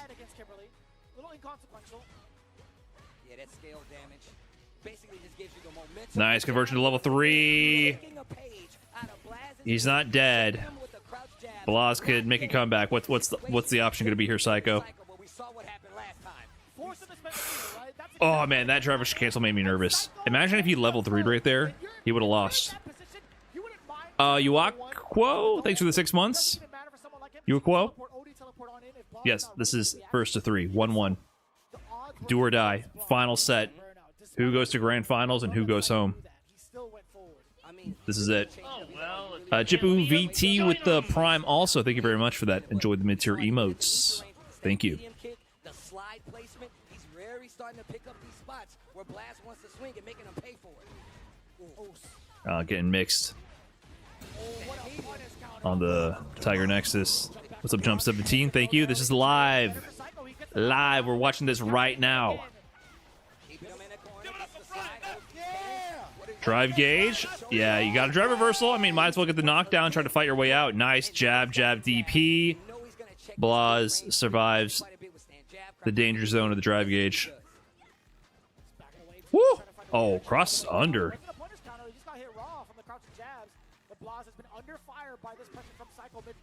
Yeah, you try to do a little footsie dance and Sagat just does immediate towards light kick. Can reload. Counter hit conversion. Reset! A gift! He doesn't have to spend the meter. A little gift from Blas there to Psycho. Zool with the 3 months and Oscar Champ with a gifted sub. Thank you guys. Appreciate it. A little gift for Psycho there from Blas. I don't know what he was mashing on, but didn't work out. Aye, big whiff grab. Oki in with the knee. Meaty fireball. Blas is getting really good at that little meaty fireball setup. I like that.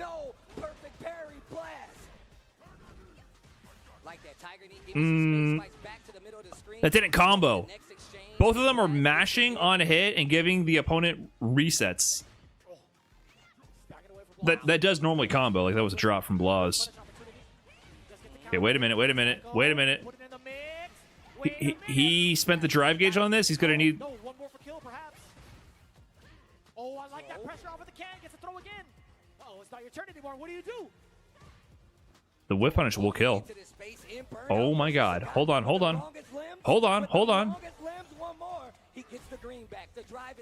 He's alive. Ay, caramba. Okay, huge round here. Full super on either side.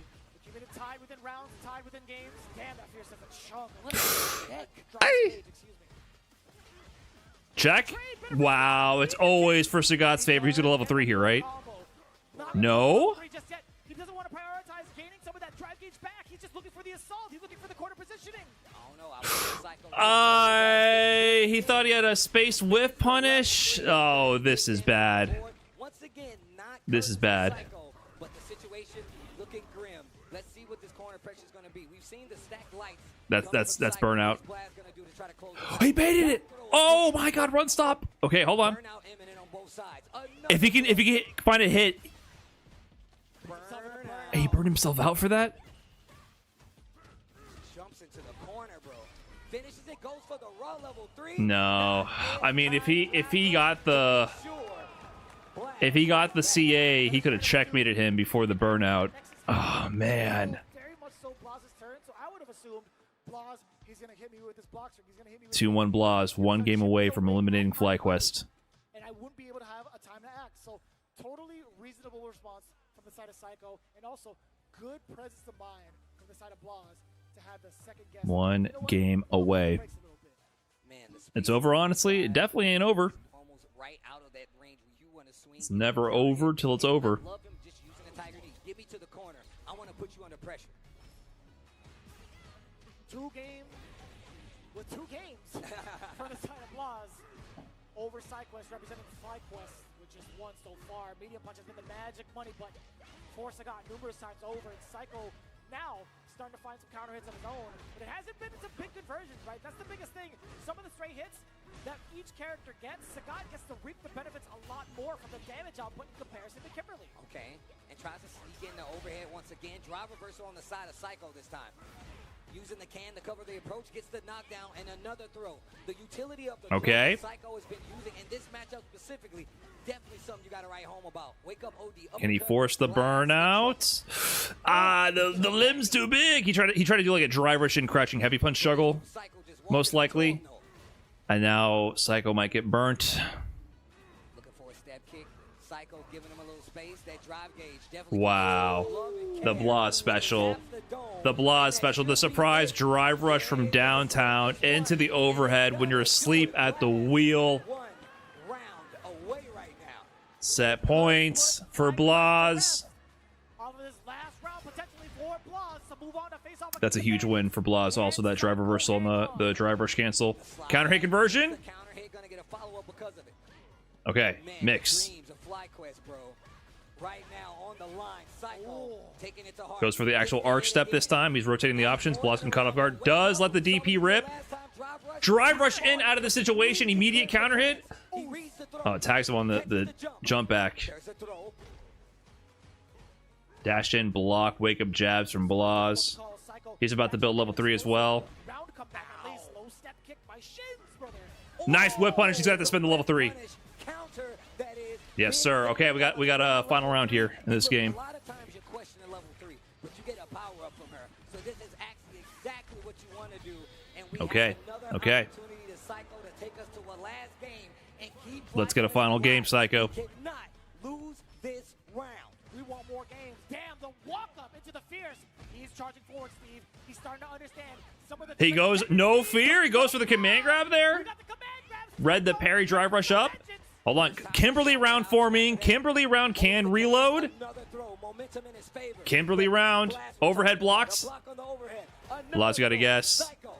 Ooh, nice confirm from Blaz. Perfect parry. That's it. No drop. Level 2. Level 2, baby. Okay, we got a final game. We got a final game. Who said it was over?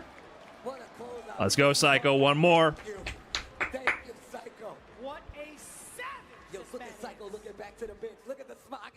One more final game.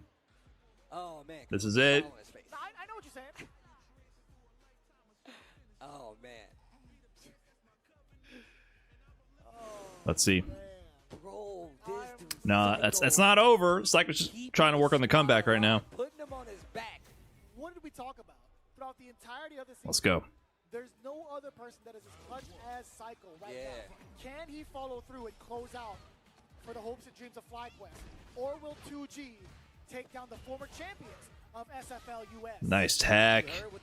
He's in. Man, he's getting a read on Blaz's defensive habits right now. Counter hit conversion. Jump out. No, sir. You're still in that. Same side. Back throw to the corner. Nice perfect parry from Blaz. First momentum he's had in the past 2 rounds. He's at a pretty huge life deficit, but he's got screen control now after that Tiger knee. Good defense, but better offense from Blaz. Level 1 immediately after the Tiger Nexus. I don't even know what that was inside of Blaz. I think about it. But Psycho, he'll run away and take it. Ooh, driver jab whiff to halt his momentum. Cross cut. Blaz is too ready. Woo. Oh, that's gonna hurt. That's gonna hurt. No way, he just goes for it. One more interaction. He calls him out with the wake up low. Target combo to level 1. What a read on the shimmy attempt. Set point again for Blaz. Whip punish start. Okay, hold on. Psycho not deterred. Gets first blood, tries to go for a reset. Couldn't get the corner control. He would have been able to had he committed to the full combo. But he is a little bit low on the drive pitch. He now has 3 bars. He's playing it back just a little bit. Oh, that's a big counter hit. Blaz gonna have level 3 soon. Multiple money buttons from the side of Blaz. Woo. Space slide, nice. Level 3 is in play. Stealing turns. Blaz, he's flowing his offense. Is he gonna spend level 3 here? This is huge damage. This is huge damage. Level 3 on the side of Psycho. It's a CA. You can't survive a parry. Punish counter throw. Whip punish. Last pixel. Wakes up low. Okay. Guess. What do you have? What's the Oki? What's the mix?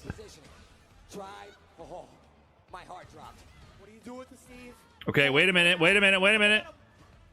Oh my god, I can't talk. Drive reversal into the burn. Are you crazy? Oh my god. He's alive. Are you fucking kidding me? What a comeback. Final round. What a comeback. Oh my god. Give me another one. He's got the enhancement. What an elbow drop. He whiffs. Oh, he tried to do a reset. Blaz was mashing throw so fast it still grabbed him. Anti-air on the elbow drop. Sagat has range. Anti-air's heavy DP damage. Level 1. It's gonna hit. Yo, Psycho is swinging. This set is crazy. Try to shimmy again. He autopiloted the shimmy there. Blaz jumps away. Momentum. Blaz immediate throw with the block overhead. Woo. Oh, got hit low. What attack? Counter hit conversion. Shimmy! Is he gonna route level 1? Okay, he's not burnt though. He's not burnt. He has level 2 and he's gonna build level 1. If he gets the hit, he's gonna kill. Oh, he went for the shimmy again. Blaz burned himself out. Oh my god, Psycho clutched it out for FlyQuest. Chat said it was over. You said it was over. That was fucking crazy. Let's go, Psycho, dude. Pop the fuck off. Yes, sir. Holy shit. I don't want to hear nobody say again. I don't want to see nobody compare Psycho to Punk anymore. It's over, dude. This whole season, Psycho's been putting in work. Great tournament performances when he finally travels. Amazing performance at Blink Respawn. Maybe the MVP for FlyQuest right now. He brings the team to the grand finals. Yeah, we need the Psycho apology forms immediately. Woo! Yo, my heart was going crazy during that set. That was crazy. Psycho brings FlyQuest back into another Street Fighter League USA Grand Finals. I can't answer you, Steve. Stop trying to rip my arm off. I can't wow. answer you, Steve. I don't know, man. I need answers. We're gonna take a look back. That was crazy. He was not deterred. Clutch as fuck. Obviously contesting, and they kind of start to see the pieces start to fall a piece right there. He still gets to level 3. That first game definitely goes to Blaz, and he's looking so strong right out of the gate. But we said this before. What happens when you use that was insane. Have somebody when the chips are down. I mean, it wasn't looking good for a bit. I'm not gonna lie. That was the play from the get-go, right? They've trusted their gut, putting faith in Psycho to match up specifically against Blaz numerous times. Psycho is actually the Blaz killer. Yeah, I think that makes it 4-1 for Psycho against Blaz right now. Final round yet again between these two. If there's anybody that made Blaz look human, it's Psycho. Oh my god, dude. waiting for the last second to go for the throw option. That was so smart, bro. Big damage on the board. This dude Psycho is ridiculous, actually, bro. I can't even imagine. God, I can't even imagine what's going on through his head as he makes these minute adjustments. That comeback was insane. Round per round, depending on how much life he has left. How often do we catch him with 1 pixel of life and making the miraculous instances happen? Oh my! And he was swinging like, and Blas calling out the shimmy there was nuts too. Oh my God, dude. Yeah, how did he win this?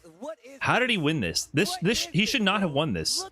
Like, and I almost think is this checkmate if Blas's matches ODDP? Is there anything Kimberly can do to avoid? Like, I think that's just checkmate. I don't think she can juke the DP. I'm not sure if she's plus enough there. I kind of don't think she's plus enough there to jump over the DP. Is this, bro? Look at this exchange. And then this was obviously trying to set up a weird DP situation, and then Blas I just missed the crosscut, right? What is this, bro? So I think EXDP there after the slide is checkmate. And then, yeah, awkward angle to get the crosscut. And it also was harder for Blas to get the crosscut because he whiffed a wake-up light punch. He whiffed wake-up light punch, so he had less time to move forward to get the cross-up angle. Bruh. He has been waking up with Bitch, I live in a fucking trash can. He tried to go for the cross cut and have to come back for US. But as it says Wow. right now, ladies and Wow. gentlemen, Rag Muffin, don't think you thanks for the 7 months. understand. We're getting Hoi. This is a run back. between Bandits and FlyQuest back in Grand Finals again. Punk versus Mena RD again. A lot of people, I know you at home, have been waiting for just this, the tail of the tape. Kwai Xiao Gaming gone home by way of FlyQuest. 2 Game gone home by way of FlyQuest. And that brings us to the main course, the big battle where the big players That was play. insane. It's gonna be Bandits versus FlyQuest Grand Finals to see who represents the USA at Capcom Cup at the Street Fighter League World Finals. What did we talk about? What happens when you have somebody steamrolling with this exact momentum, now facing off against a team they are very familiar with into the Grand Finals? What happens? I mean, this is what me, you, and Are these the finals? Yes, this is Grand Finals. Grand Finals is going to be Bandits versus FlyQuest. And that one will be, I believe, a first to 70 set. So the previous 2 matches were first to 50. This will be first to 70. Just could not get it done. Psycho, the definition of clutch, bringing it home for the team. But now we move on. Yeah, shout out to 2 Game. They had an amazing season. I think they have a lot to be proud of. And the thing I like about 2 Game is all the players had a lot of moments to shine with big wins, right? Brian Job cooked, Juninho cooked, Shaka cooked. They all had really big wins and all really contributed to the team. Blas did his thing as well. So I think they did a lot to make their respective regions proud. And it was hella close, man. Psycho just clutched it out at the end. So a big place to 2 Game. From our sponsors throughout the season, one of them being Steel Series. Pro players have won more Continuing to put Latin America on the map. than any other brand, and they're the And I think once again we got to remember Brazil is just good as hell at Street Fighter and fighting games in general. All of Latin America. and supporting SFL and just making some really cool gear for us to have. And, you know, make sure we can hear you guys when we're playing the game. You're damn right, man. We had so much support throughout the season. We also have another sponsor that has come through. So well played to them. Hey now. And buy us, by the way. I got work tomorrow too, man. This is going too late. I guess I'm gonna finish it, but yeah, this is going too late. All right, quick breather. BRB. Street Fighter games that have been a part of your legacy. And as you can see it right there, man, look at those handsome gentlemen rocking out the blue spray coming in from L.I. Joe. Who's that man on the right? Rocking the Luke Sullivan. relevant. I don't It know. He kinda looks cool, familiar. though. I like the hair. Yeah, but you can get any one of these cool items, desk mats, the merch, some of the coolest clothes, the coolest clothes in the fighting game community, man. And these guys definitely did their homework. I know because I was there. Make sure merch.10-o.gg is where you want to go. That sale still running. Scan the QR code. Get yourself some cool clothes, pins, desk mats. We got it all. Make sure you head on over. Show some love to 10-O. Man, the perfect time to also celebrate with everybody in the building alongside Corsair. They've actually brought out a full-on stand for you guys to test out the Nova Blade Pro. It is the official leverless controller of SFL US. Be able to sharpen your reaction times with the Nova Blade Pro and rapid trigger technology on top of it. You can witness the fastest inputs in the FGC, courtesy of Corsair. Hey, look, I know you guys hear the clicking. If you've been watching SFL, we've all been taking our turns hitting this bad boy in real time because we're all gamers, right? And if you want to play like a pro, you got to get like a pro. Get one of these bad boys. Look, you might not need a lever, and that's where we got you covered. This is one of the best ones out there, and they're here in person, so they support us. You guys should support them because they've always held us down, man. Shout out to Corsair. With that in mind, again, you already know what to expect. You can't even afford to leave. You actually got to get a little bit of a break. Get some drinks, get some snacks, but whatever you do, please come back to that seat as we have the Bandits facing off against FlyQuest in the grand finals. Let's close another chapter in the books of Street Fighter League US right after this.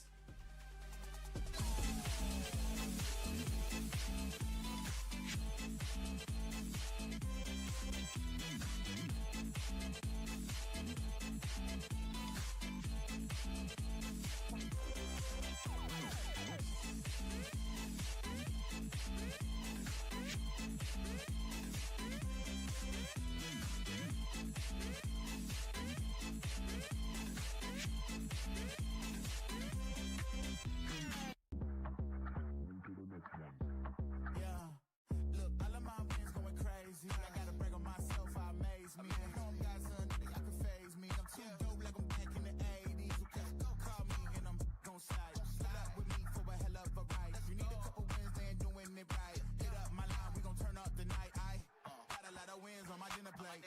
Ain't coming down, gotta levitate. I know my next win is the best one, so I tell them that I'm on to the untrained.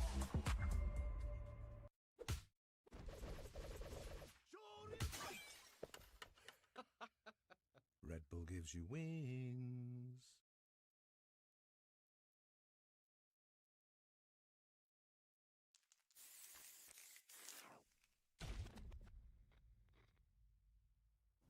Workaholic Director of Siren Holdings Research and Development Department. Grace Hill is nothing but a cover story. Crimson Viper.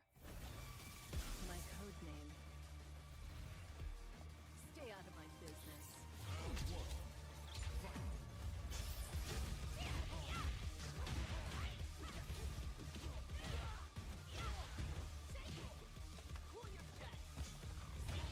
Could you just, like, give up now? I have other work to do.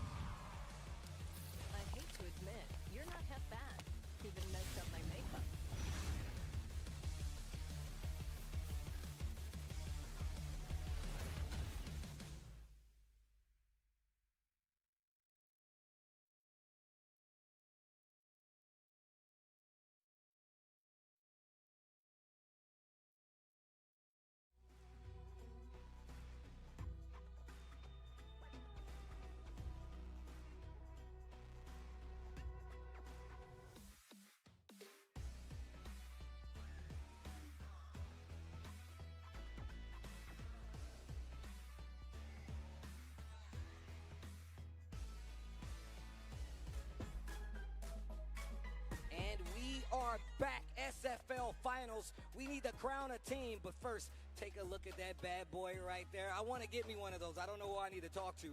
I need one of them too. It's your boy Tasty Steve and the bald eagle of commentary, my brother from another mother, Vicious, holding it down. Hopefully you guys have been enjoying this Street Fighter League action.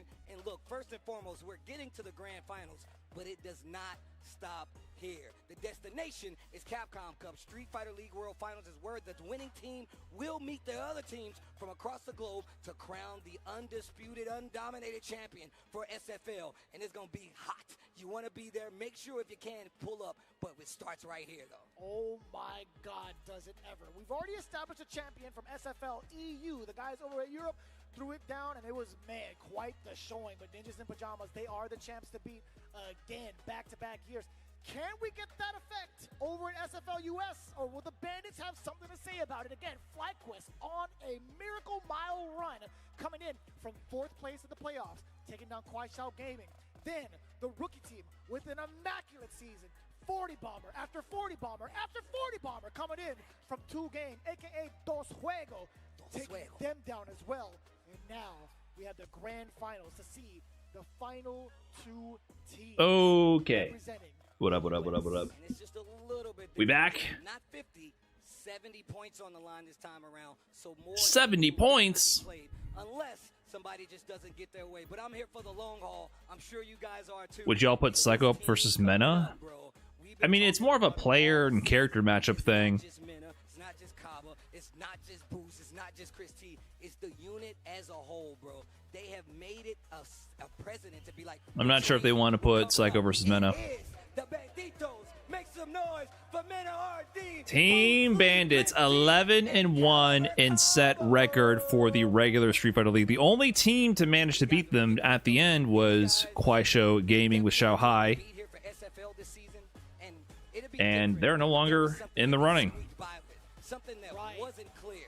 They had the most points, probably the highest points we've ever So the only people to actually beat Mena RD, if I am looking at the stats correctly,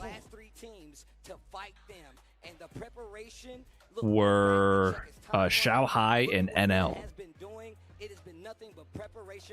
Everyone else has fallen to Mena RD. And damn the sportsmanship too. How can you hate this guy? So looking at The Punk sets versus Mena, not gonna lie, were pretty one-sided.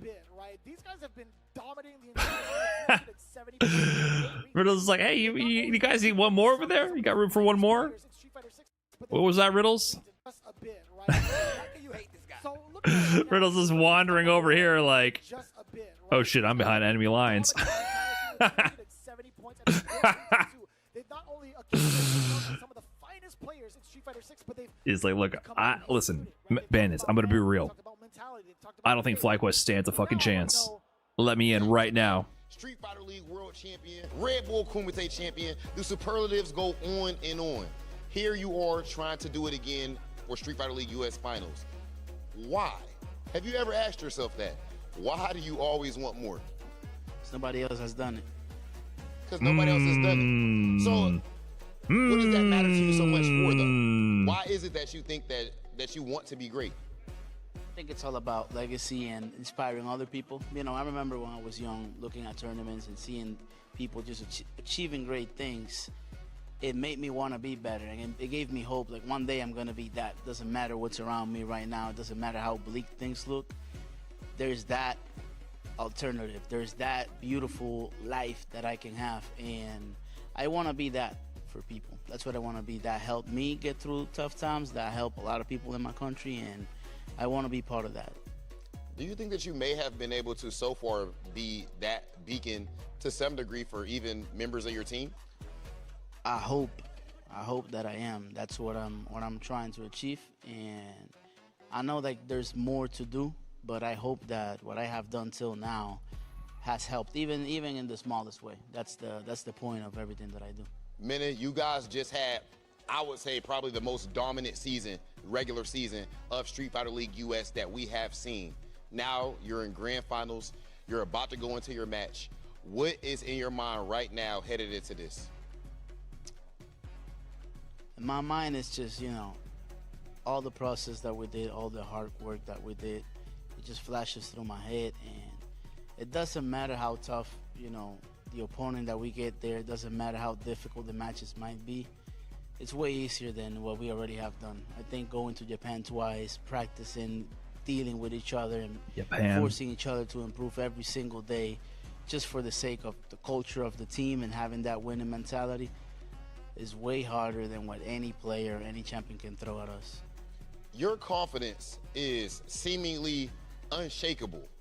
I've even talked to you behind the scenes. I said, how you doing? He said, I'm fine, because nobody can mess with me. And you meant it from the bottom of your heart. And then you proved it. That was before the season even started. Where does that confidence come from, Mena? And do you believe that the rest of your teammates had that same confidence? I think that it comes from the fact that I've dealt with a lot of difficult situations, and I've been at the bottom of the barrel. And I don't mean it just in the, you know, rags to riches and I was poor thing. I mean it in mentality too. I've been afraid. I've been scared, and I've been just trying to hide from problems, from things that I don't want to challenge, and I know how that feels.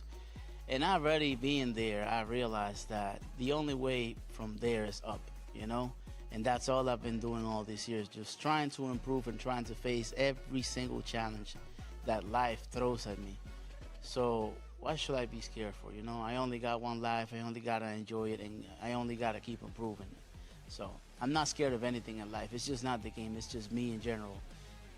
And I think my teammates, you know, they're adjusting to it. I don't know if they have the same philosophy as me, but I think it rubs off a little bit. When you got a guy like me that is just going ahead of things, I think they take a little bit of inspiration, because I've seen them go ahead of things. I'm like, no, there's no way he does that. There's no way he challenges this.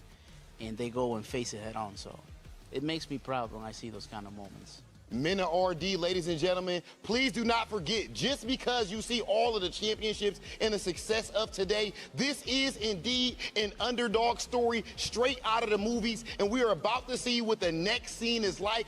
Underdog story. Is this not the two-time Capcom Cup champion, the three-time Evo champion? Underdog story. Maybe at once upon a time. I get what you're going for there, Rob. Y'all getting upset in the chat. Listen, when Mena RD speaks, listen, we be quiet and we listen. All right? All right, I know in the moment, no one wants to appreciate greatness. Let it happen. Yeah, Rob did ask the same question twice. He let Mena RD aura farm, then probed him for a real answer. And they get the counterplay. So if this goes all to plan, Bandits could get the lead early and push through. So this is the thing. What is the strategy here? Hold on. Riddles, Punk, Nephew. Are they trying to... What is the plan? What is the plan? Are they trying to farm the points? They're putting Nephew against Mena RD. I mean, Punk got beat pretty decidedly against Mena twice. It's first to 70 points. Is there a way for them to win without playing the anchor position? If Mena RD wins every anchor position, it's only 60 points. It's not impossible to call, and maybe for the first so I guess they could, if they win every single round 1 and round 2. He's gonna be going up against Riddles. No, there's no way. Squad, and this is gonna be the first match of grand finals for SFL. So LA, let me hear it. Make some noise. I guess if you win every single round 1 and round 2, you can take it down to a 1st to 2 with Mena. But you're gonna have to beat him at some point. The USA at the World Finals is happening in Japan at Capcom Cup. The teams are all lined up. Riddles, Chris T, first. Chris T playing first instead of in the anchor position. From FlyQuest, you have Bandits having a seat in the back, meticulously planning their strategy and looking for the big counter plays. They have the home field advantage, but they're facing off against a very hot team. Can they make it happen and become the new champs of SFL, or will FlyQuest tear that dream apart and send themselves over to Japan for the run back. All right, let's get it. Riddles with the Terry. Chris T, that trademark Woo! pin, and the First whip punish to Chris T. Tatsu to the corner. We're already there. Is Psycho not on a contract? Are you asking if Psycho is sponsored? No, Psycho is not sponsored. The only person on this team sponsored by FlyQuest is Punk. Punk is sponsored by FlyQuest, Nephew is sponsored by Team Liquid, and Riddles and Psycho are not sponsored. Especially in this first round, the low forward confirmed. He's got one bar now. He's got one bar now. Stan MK for the shibby setup. Loopage. Loopage. Nah, Christy let her rip. So did Riddles. This is first to 70 now for Grand Finals. I thought all team members are on a contract. They're on a contract to play Street Fighter League, but they're not sponsored independently outside of this event. Being on a sponsor means you're being, like, on the team for an extended period of time for, like, 6 months to a year minimum, and they send you to events. If you're on a Street Fighter League team, they're just barring you for the event. It doesn't mean anything beyond that. Big shimmy. Solid first game for Riddles. Word on the street is Terry does pretty good against Ken. Level 1 Super can shut down a lot of Jinrai shenanigans, limiting that option. We saw how Jobby M did Tokido at Capcom Cup last year.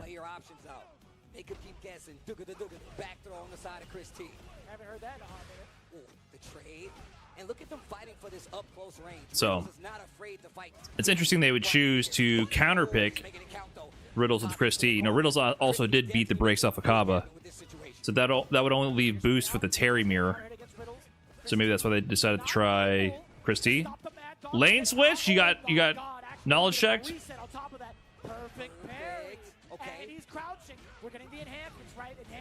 First to 70, win by 20, no tiebreakers. Oh, I forgot about the win by 20 rule. Oh, backdash on the throw. Oh. You got clipped. Hold on. Riddles is flowing through this one. Pick up? Oh, I thought that was going to pick up out of the air. The pressure just a little bit too much for Chris T within the corner.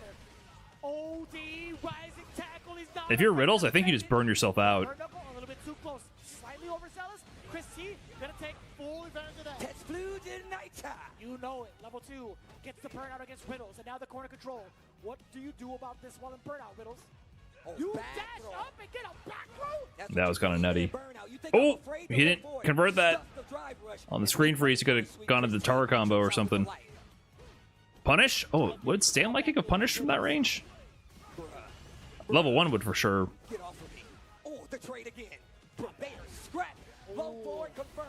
Look at the bars. He's got 2 of them. This next exchange could be points on the board on the side of Chris. All right, Christy. Conserves the bar. Showing signs of life here.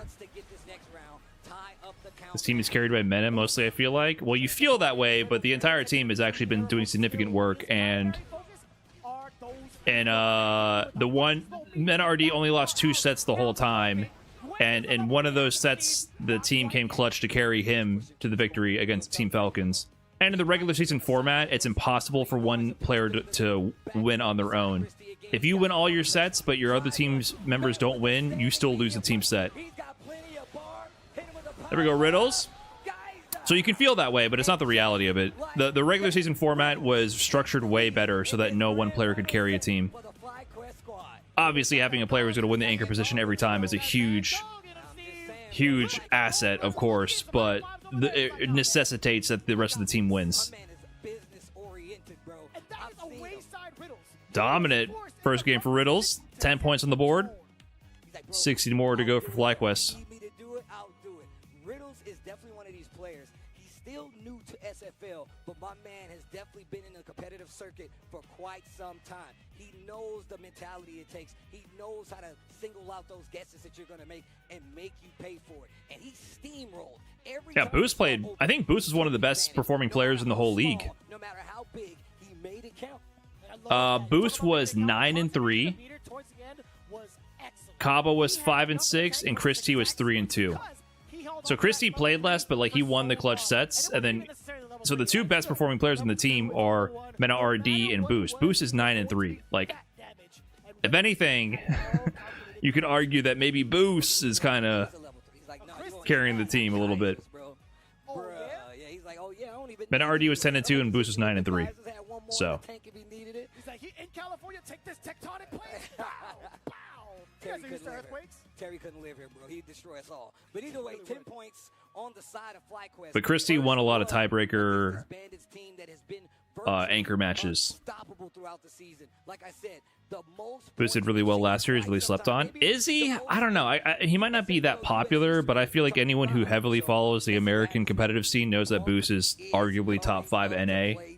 I think he hasn't had as many good, like, big CPT appearances, but he's always on the verge of qualifying for Capcom Cup out of NA East. He just keeps getting gate-kept by NuckleDo, and then at Street Fighter League, he always shows out. So I think anyone who's, like, paying attention to the US scene knows that Boost is really, really, really freaking good.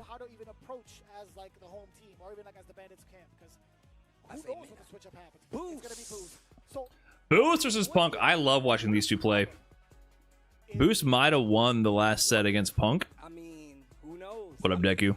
Are you out there in the crowd right now, freezing? Somebody like Mena without actually playing him, that might Seems be cold the out there. way you can do it. Boost League coming up, Boost Almighty, Boost Mobile, whatever you want to call him. My man be in the lab. He also got Boost Willis now. Yeah, he got Boost Willis, and God forbid they see my man's with Mobile. What time do I work tomorrow? I probably don't have meetings till like on the line. Remember, 9 a.m. I want to reiterate, first to 70 points. That's how we crown our winner. I just gotta go to bed and then wake up. How hard could it be? I don't know what Todd did, but I'm sure he doesn't deserve that kind of hate. Here we go. It's crazy. Another Terry. But think about it. You fight one all the time in riddles. Let's see what's different. Let's see what's different on the menu from this Terry than my Terry. Oh, yeah. Okay. You got to out footsie Punk. Good luck. I mean, Terry's got some good normals for it, though. That's that medium kick right there. Good at controlling that range. That's exactly My two favorite Terrys back to back. And mind you, these guys play a good amount of times throughout the week, whether it's in a can opener, whether it's a TNS, right? You see these guys in contention for top 8 most of the time. But this is where the stakes are even higher. Side swap. Get the big opener and also the side switch, and now a forward throw on top of that. He spent a little bit of that drive because, you know, that ground wave stopped sharp, but punish. Wait a minute. Back throw. Not in that I still find it interesting they're just throwing Nephew at Mena RD, just like, fuck it, see what you can do. How has Nephew done against Mena RD? Nephew is 2-3 versus Mena RD.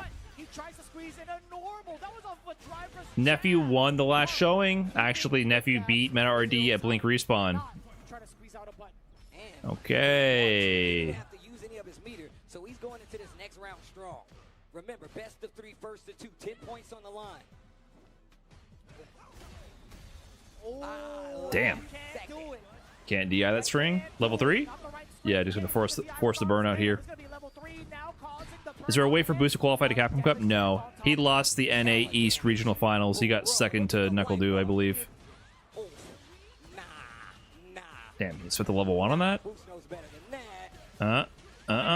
Opti? Now I see the definition of Boost Mobile. He going all the way through with the rest of that drive. First DI the whole night. First one?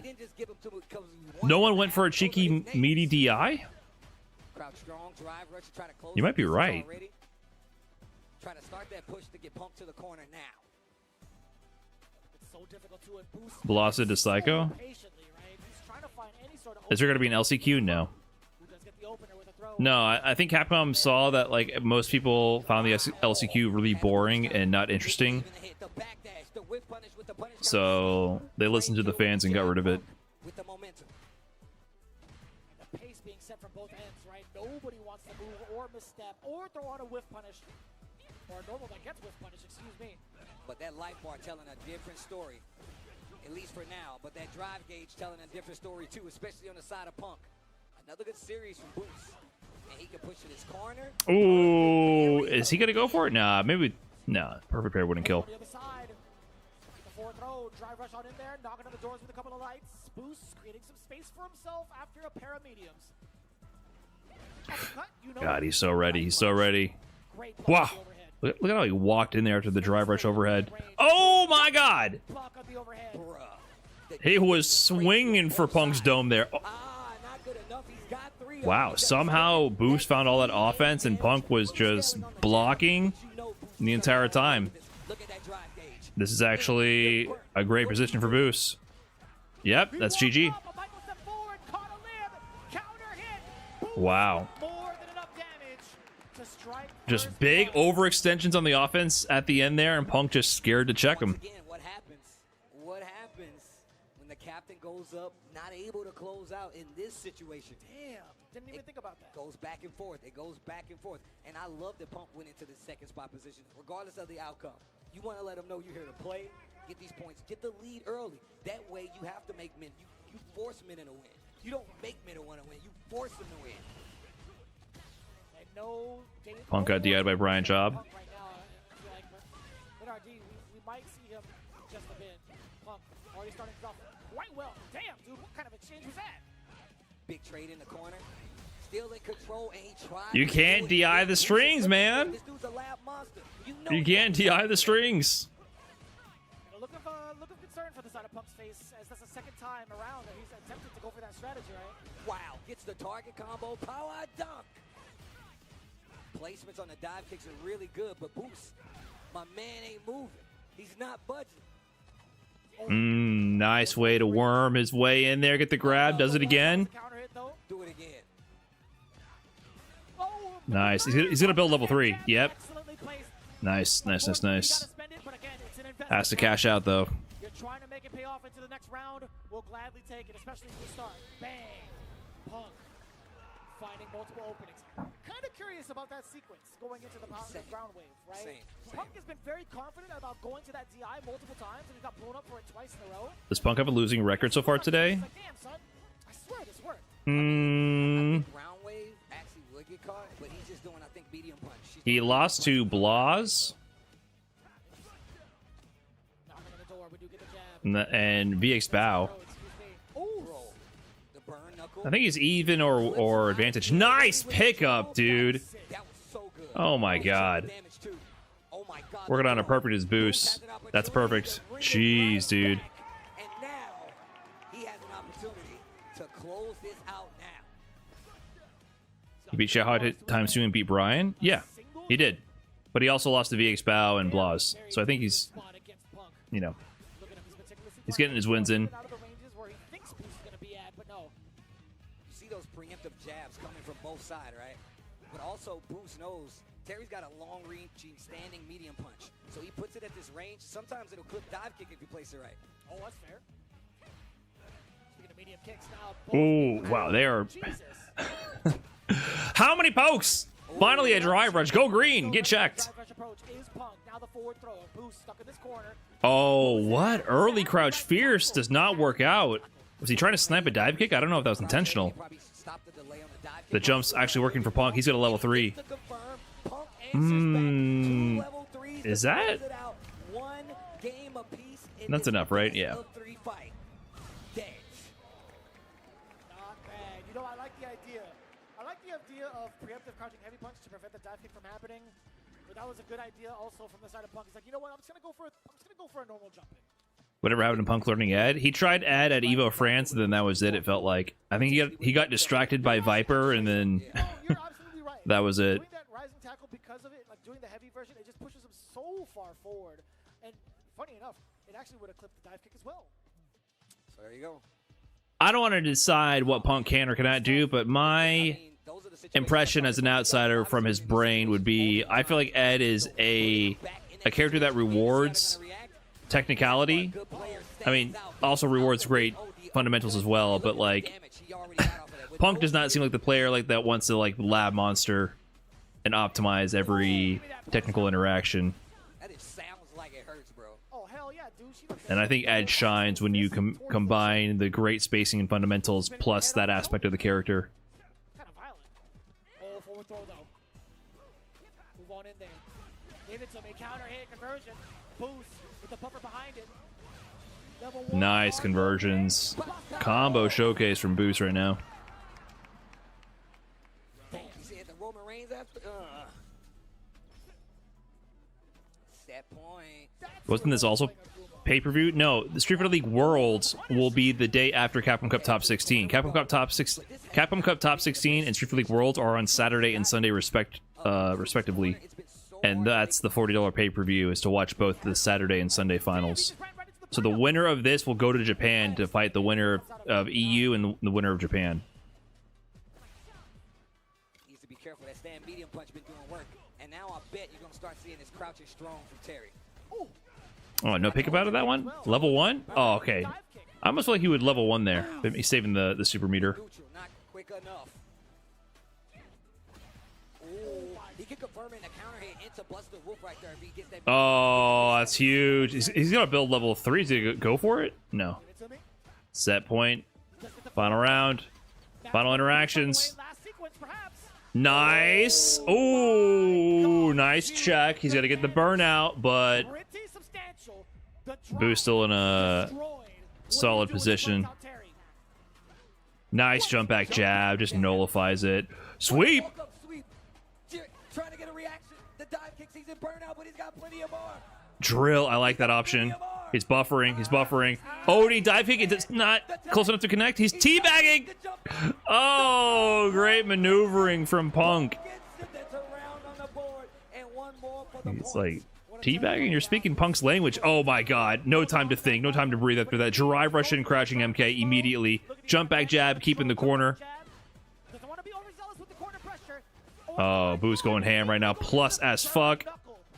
Punk been doing a lot of reversal dive kick today.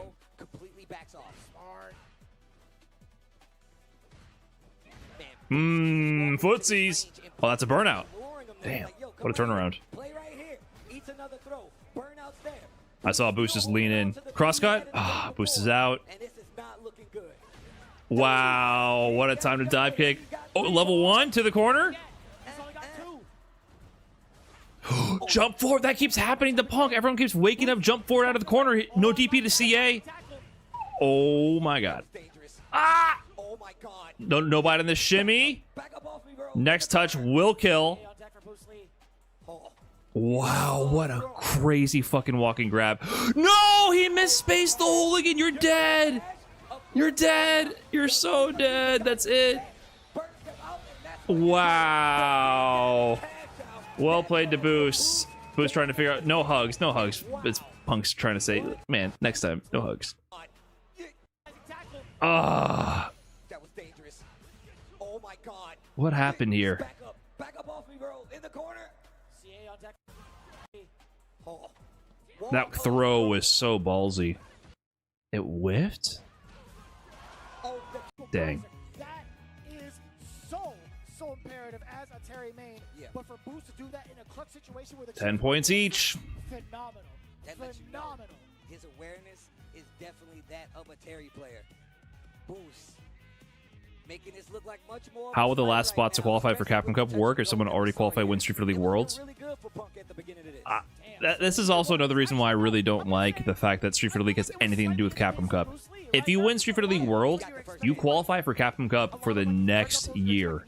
You literally qualify a year in advance, as if you won Capcom Cup. You know how the Capcom Cup champion automatically qualifies for Capcom Cup next year? Same idea.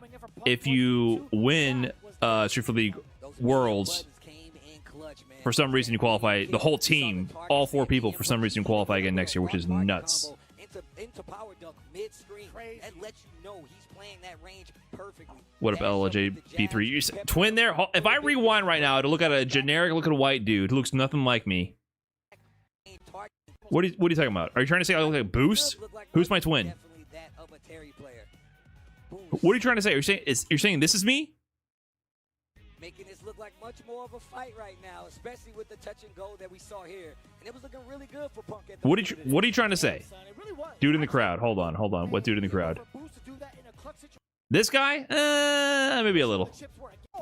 So imperative as a Terry Main, but for Boost to do that in a clutch situation where the chips were against him, phenomenal. Phenomenal. His awareness is. I mean, that's not my fit. I don't do the hoodie with the sunglasses. Maybe a little. Closer than Sajam. Phenomenal. Phenomenal. His awareness is definitely going to be our champion, but now we get to this round 3 match. Oh, that's me? Yeah, that's me. Just me and my fellow Dominicans. Playing on the what's it and the who's it's. Like we do every Sunday night. A lot of jerseys out in the crowd. They're really cool. I don't blame you. Just how much support. You know, K-Loke and all that stuff. To this grand finals. And the expectations a lot of his fans have, especially by being a winner or potential winner for this grand finals. So I'm thinking about it right now. Brian RD. 10 points apiece. Riddle's got the big 2-0 over Chris T. Boost with the rebuttal, getting 2-1 over Punk. It's now up to Nephew to get us through for the anchor match. Who do you send? You know what? You said it, though. You know what? You said it, though. It's expected. Mena RD not going to shy away from the challenge. They're looking for the big W in the first exchange while at home field advantage. The Bull is ready to play. This is the Grand Finals of CEO 2023. You're not wrong. We've come a long way since that tournament, huh? Oh shit, I forgot to run the ad. Make him fight it out. Don't even give him the punk just yet. Switch it up. Put him I guess of everyone on the team, Nephew has had the most recent success against Mena RD. Look at Kaba rubbing his hands together. Birdman hands in the back. My man's waiting. Yeah, so 10 points apiece from both ends. Bandits and FlyQuest. Let's see how this plays out. That's a sick shot, by the way. That is a crazy shot, by the way. Here we go. The Blanca comes out to play versus Nephew in an instant. With Nephew versus Mena RD. First anchor match of the first of 70 set. 20 points on this one. Big whip punish. Hey, Stone Bexall, thanks for the full year. Appreciate that. Nephew, well aware of it. Oh, give me that. Oh, I thought that was going to be a punish. Perfect parry against the You hate this Blanca color? What, the grayscale Blanca? Damn, baited. You're dead. Meterless. Some of the tendencies carrying over from the previous set. Nephew opting to go for the OD uppercut. Oh yeah, good call from Vicious, right? I think when Nephew beat Mena RD, he did do constant wake up uppercuts. It was kind of a nutty set. That was jogging my memory actually. Nice punish here, and that's dead. Only 1 meter needed. Great routing. I take that all day, every day, and a perfect to answer back against Mena RD. Still looking rather confident, right? Nephew's still able to play the game that he's been looking for. He's been whip punishing really well. Oi! Oh, I spoke a little bit too soon. The overhead is there. Lightning beast. Let me get another ball. Blanca Chan incoming. Help me out. Wow. Nephew tried to move. Tried to do something. Welcome to the toy shop. There's another. No, that is punishable, right? The OD version, even at that height. That's a quick just men taking turns perfecting each other. Uh-oh. They got the noisemakers out there. So much life. He's applying so much pressure. Back to back to back sequences of offense, and then the last Uh-oh. They brought the Dominican crowd with them. I mean, this is questions we've been asking about Mena for years now. Like, They're getting cozy, man. They're right back in Dominican Republic. You can't let them get momentum. The crowd's gonna start popping off too hard. Brian already hitting that shit. Got the rhythm, man.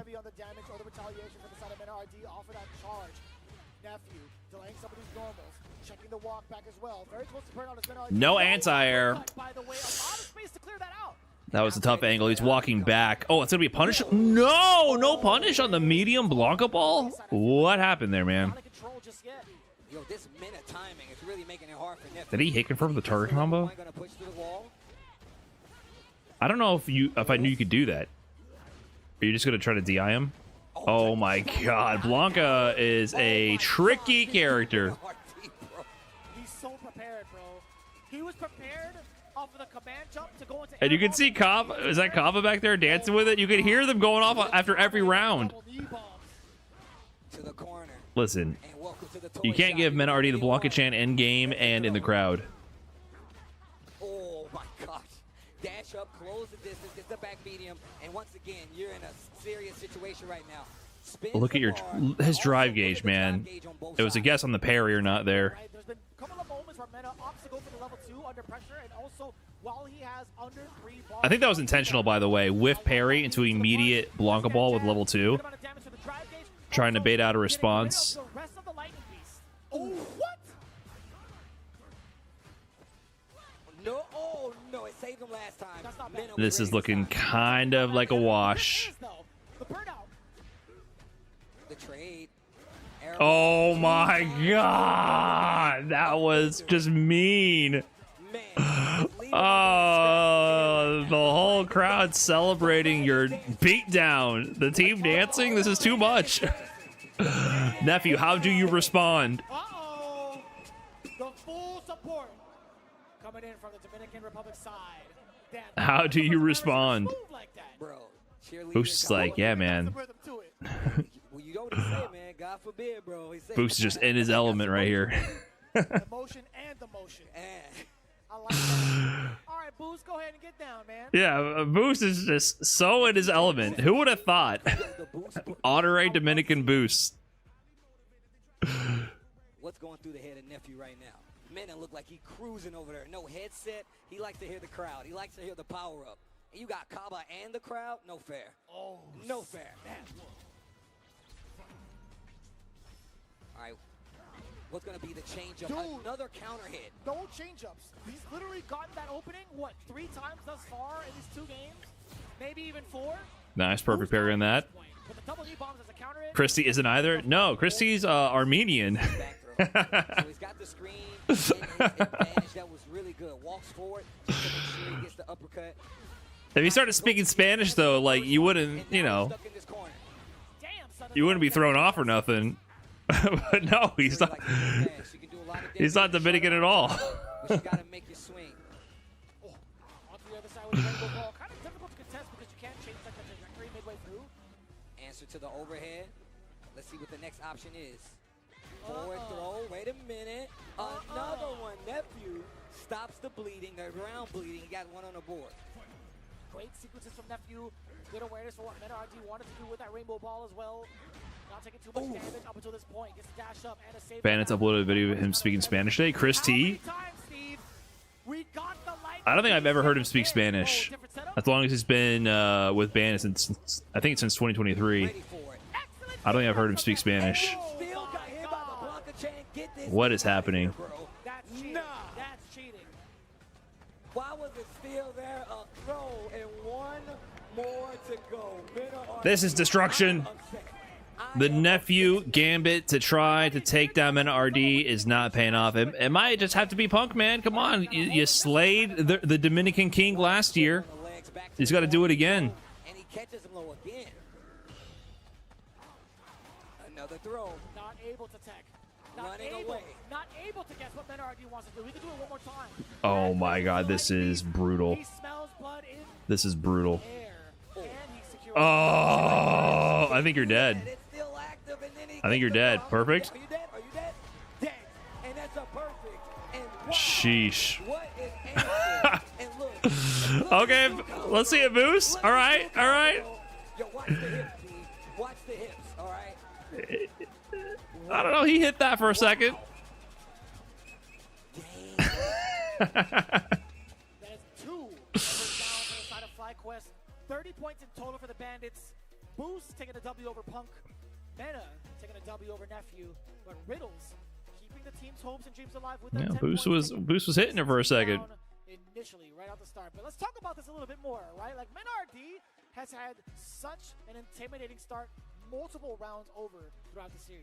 Yo, the knees, bro. He did it like 3 times. Got a counter hit. I believe at least 2 of those 3 What times. makes Mena so And just good? delaying it just a little bit at the start of the round. Gets the counter hit, already confirmed, push to the corner, makes you hold the toys. And I mean, he's just his awareness of the options you're going to choose is just the best.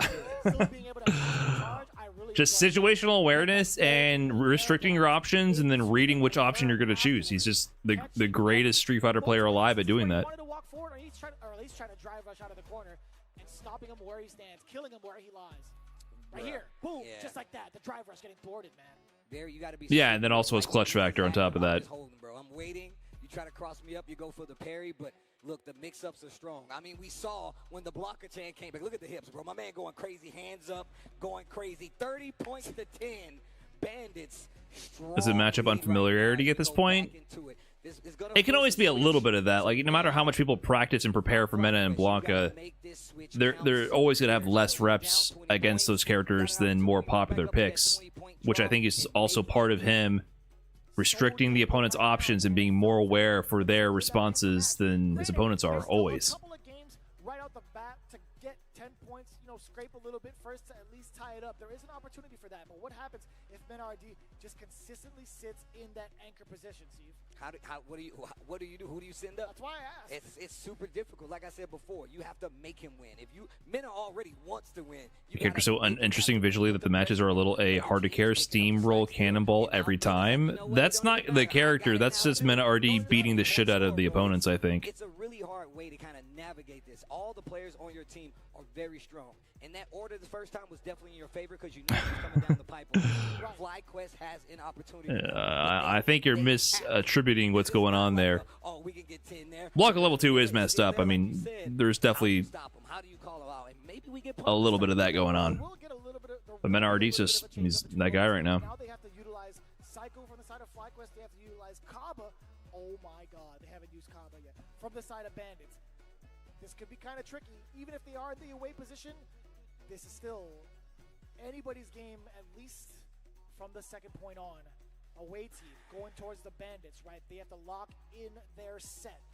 FlyQuest, it's up to them to meticulously plan and pinpoint which matches they want. Because again, with that race to 70, we're still going to force a switch. Mena doesn't even live in the DR right now. Oh man, it's not going to be easy. I don't know what the decision would be. He lives in the East Coast. I'm not a captain, and I'm happy that I'm not. I don't envy these guys. But it is interesting how he doesn't oversaturate his presence. He's in a very unique position to do that as well. For all of Street Fighter 6, for most of the Street Fighter 6 lifespan, has been living in the East Coast. Various panel types, including stunning OLED displays and the ultra-high refresh rates. I mean, he plays online in specific matches, and then he goes to Japan to practice, and he practices offline. But yeah, he doesn't try to overexpose his gameplay. He's not grinding on stream to get some Twitch primes. He's not making YouTube content. He just prepares for specific encounters on the Capcom Pro Tour, Street Fighter League, and shows up when it matters and does really well or wins. Fighter Starburst is all new, all button arcade controller designed specifically for next-gen gaming consoles. I don't even think that style of career is really even possible for many people. It's just not financially possible unless you live in Japan for the most part. And if you live in Japan, you're playing Street Fighter League live weekly throughout a season. Thank you so much. And you supporting SFL, thank you even more so, because where else am I going to get to do this? And of course, we got an amazing crowd here. Yo, LA, y'all still with me? Make some noise. What up, Vorman? Ben is just reading the Necronomicon with a heinous shit he pulls out with Blanca. What are you saying? Necronomicon? Get some refreshments, come back and join us. We got more. What is the Necronomicon? The Book of the Dead. Cursory knowledge of horror movie history. It just doesn't really appeal to me.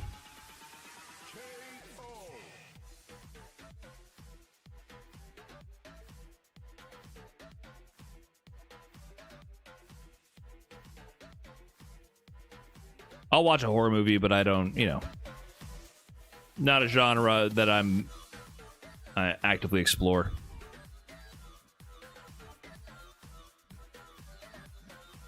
What movies do you like? Well, I feel like horror just feels like a different type of movie. Like, the horror genre as a whole has a lot of people who are obsessed with it. And I think also the quality of the movies themselves doesn't have to be so good. Like, it's more just like the thing to do. You watch the new horror movie. Like, some people just really enjoy the horror genre. I'll watch horror movies, but I'm not gonna go like exploring the history of horror movies or whatever. But as far as other movies, I don't think about genre of movies. If there's a movie that seems good out, I'll watch it.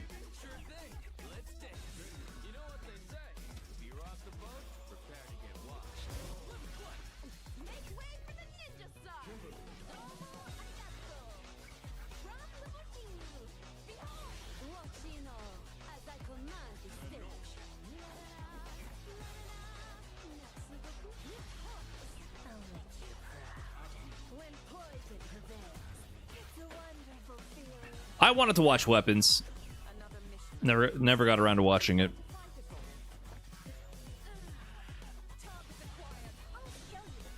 Weapons seems interesting, and it's also very interesting to me that the director was from Whitest Kids You Know.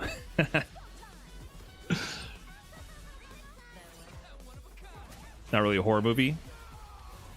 So disappointing. I've heard a lot of mixed reviews like that, which makes me kind of want to watch it.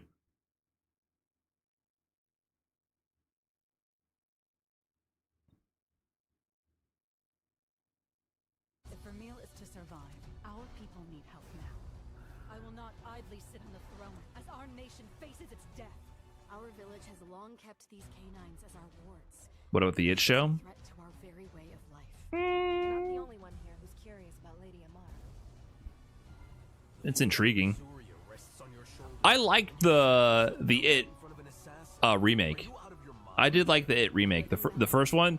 Part 2 was obviously less interesting and not as good.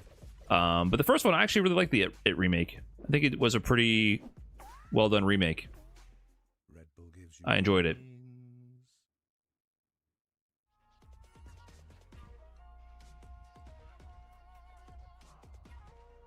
Do you consider Alien horror? The first one, probably.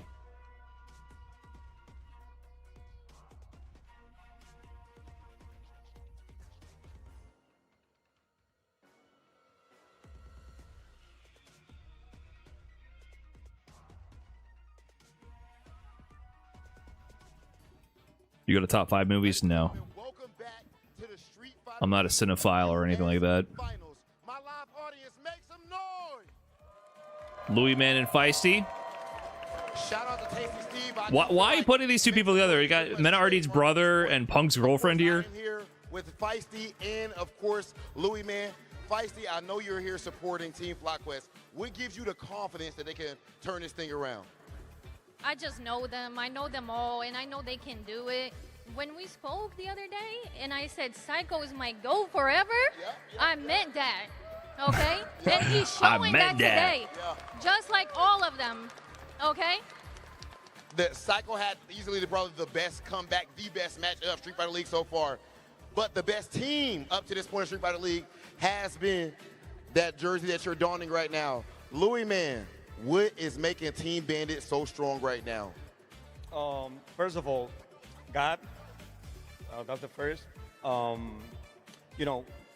team. It wasn't even Menard Christie this time. So the thing that makes Bandits the Hit the praying strongest team in emote. the world is that they work hard. Okay. Patient. Well, they work first of all, think about it for real. What if God really was on Team Bandit's side?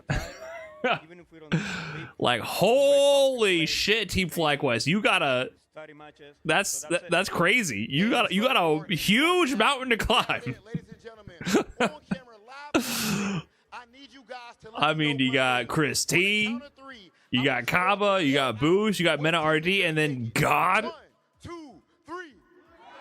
I don't know, man. You better. I mean, Punk's your whip punishing is good, but The answer to that question, ladies and gentlemen, it all comes down to this.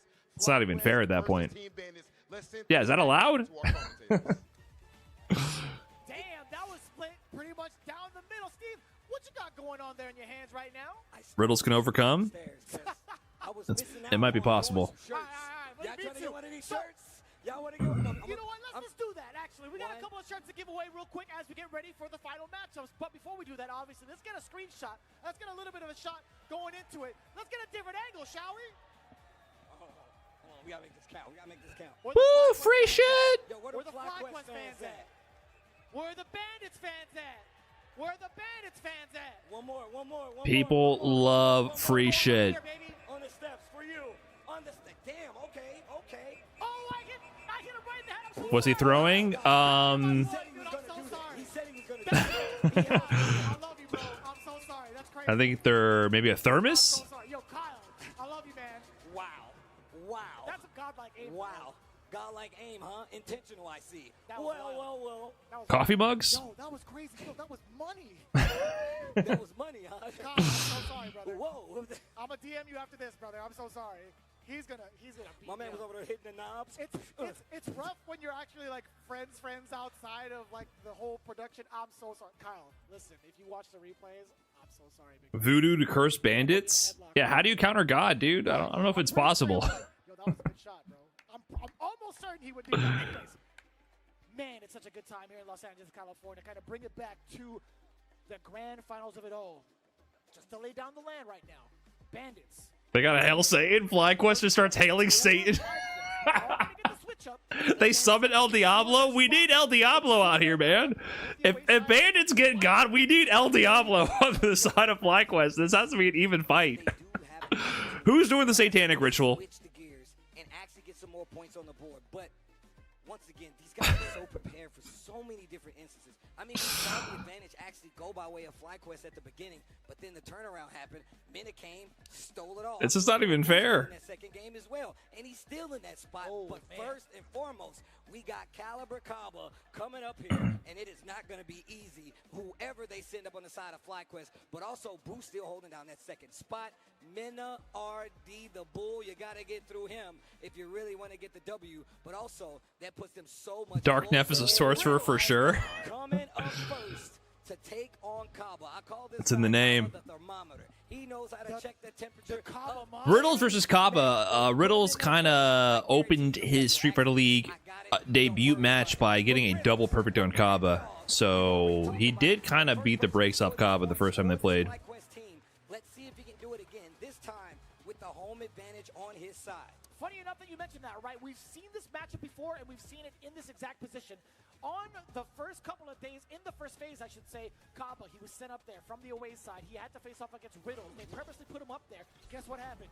2-0 in favor of Riddles.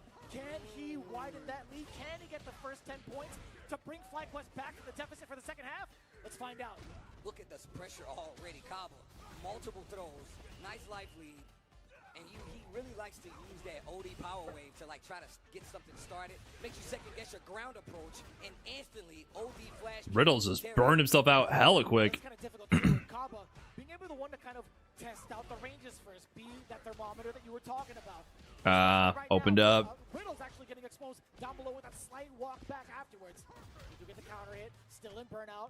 Best believe if Kaba gets himself at the level 2, he might get that SPM. Okay, whoa, hold on. What? Where did your drive gauge go, Kaba? Where did your drive gauge go? TP? Oh, he didn't anti-air that? Crouching medium kick into that crack shot. Is he gonna go for it? No. Nice. That's the round. Meterless, maybe. Meterless, yeah. Nice. What a comeback. And he kept all of his meter for that. He spent the entirety of the drive gauge and still had enough. That is insane. Give me that flash kick. Kaba, absolutely ready for the air approach. He was holding onto that charge. Perfect parry, just taking that space to walk up. I don't blame him. Close the gap, push to the Nice. Stagger conversion. Oh, speaking of, just a little shimmy backwards. Gets to confirm on the counter hit. Still, Kaba with a life lead and his back is to the wall. He fights better that way, and he's got 3 bars too. What do you do about this though? Kaba has been nothing but a wall with a lot of these projectiles, and the flash kick is looking like a Bonked. He has been sticking to his guns the entire Bonked. time and just waiting. He's like, I dare you to jump. I dare you to jump. Mario couldn't do it in that meme. I dare you to do it right now. Drive reversal again. Mario, bro. He's not making that jump. It's making a comeback. But here we go. Oh, gets the counter hit. Walk in that deep to stand MP with Terry. Counter hit conversion. Riddles. Interesting. Interesting timings. Cross cut. Yes, sir. You know Riddles got those. I like that option from Kaba. And I like that option from Riddles, is going to burnout immediately. Start recovering sooner than later. That's it.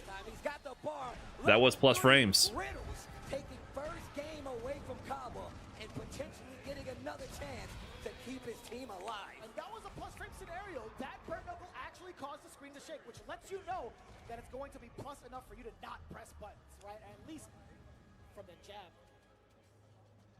But Kaba, again, still he was trying to test the waters. Maybe he had a read against Riddles. What do you guys? Who's arguing about what? Just shut up.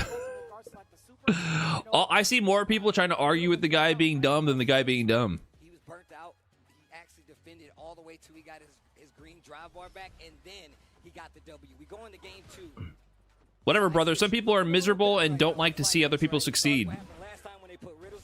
And so therefore they will do any rationalization in their mind to try to drag them down. It'll never end. Whatever, man. Let them go. The crack shot. OD flash kick stuffing up the drive rush now. Give me that. Oh my God, son. Wow. He's like, yeah, you ain't never been hit with any of these, have you, before, Terry? Oh, drive rush. Baited. Kaba, we get the back throw. Hella damage. Grabbing that parry. Punish counter through Kaba.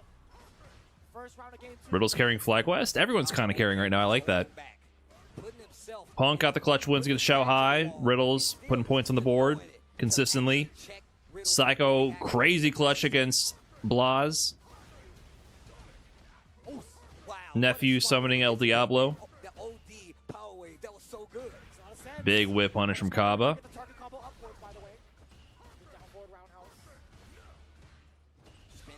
Spinning a lot. Oh, it's time, baby. SPM, solid punching machine. That's Kaba right there. Oh, another dunk. He knows he's looking for the baby booms, and he's mixing in the throws to make him think about it. Look at the This is bad. How do you survive the burnout? Or do you just force a drive rush cancel to get out of the situation? I think he's looking for like a buffer to level 2. Oh, whip punish. It didn't connect though.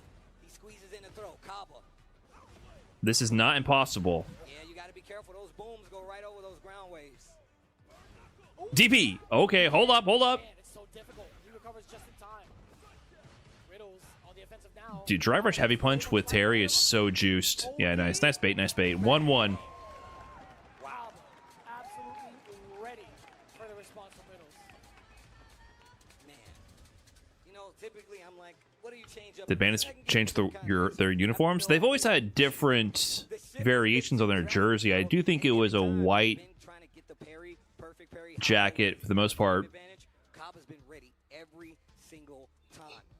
or a white button-up shirt jersey. I think this is the blue one. Or like away and home. You mean like literally like during the set they changed it? Oh, maybe.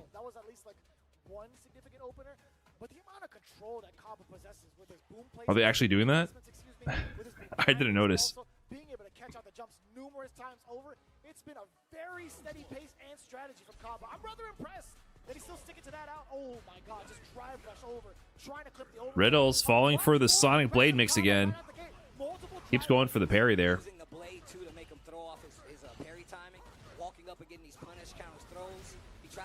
No C Viper. Punk's been all cammy.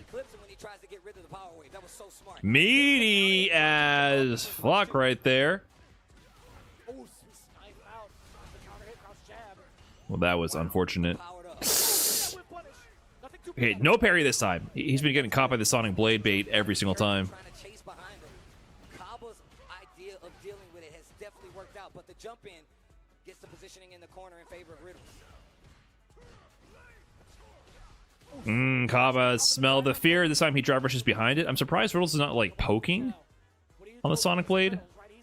Low, yeah, crush DP right there. One more interaction, but you got to be careful. You never count out Kaba. You never count out Nice. Little tap with the fireball. I wanted to also give you props on your Aang. Shit is mad clean. No, it's not. You don't gotta lie to me, man. What? I sometimes press the right buttons. I sometimes press the buttons I mean to press. W glaze? Kind of W glaze, but definitely not facts.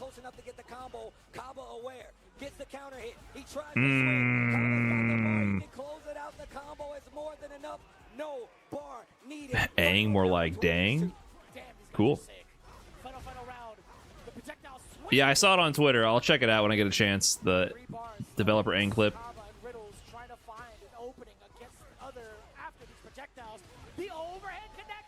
That's huge. Hold on. This would be big for Kaba. And for Bandits. And the bootcut jeans too. Perfect parry. Double it up. Riddle's in trouble trying to make something happen. Good block. No, he keeps falling for that. It's like a gap in his matchup knowledge almost. He's been falling for the Sonic Blade mix every time. This is done, I think. Yeah. Oh man. Kaba found a way against Riddles. Riddles who open up destroying Kaba in Street Fighter League. Really feels like the Sonic Blade right there was throwing Riddles for a loop. Great for this Bandits team, bro. I swear to God, every time there's more people. Every time we go, Crime A's down there now. What is going on? Ron, I just want to give you props on your Iron Fist and Marvel Rivals at one time. True. Did you see the way I like camped in the corner and then beat the shit out of the whole team? First game going to Riddles, and Riddles still looking really good, and he was able to close the distance so much more in this first game, whether it be because now keep in mind that that's now 40 points for Bandits. If they win the round 2 set here and win the anchor set, it's over. They just win immediately.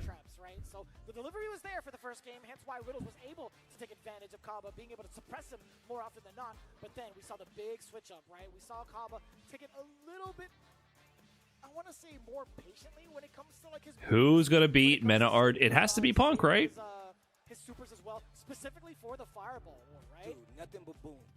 He literally, that's what got Riddles. The fact that he did not know how to approach past those booms. That's the issue with Terry's fireball. Yeah, it's good versus a lot of other characters, but when they got a fireball that goes above it, it's an issue.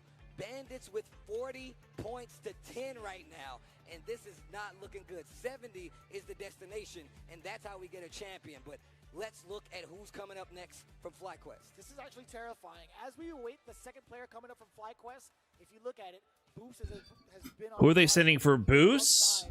Yeah, Boost is also a problem. I can see Boost and Mena RD just sweeping right now, and it's over. So thinking about that, if Boost takes it down, that puts him at 50.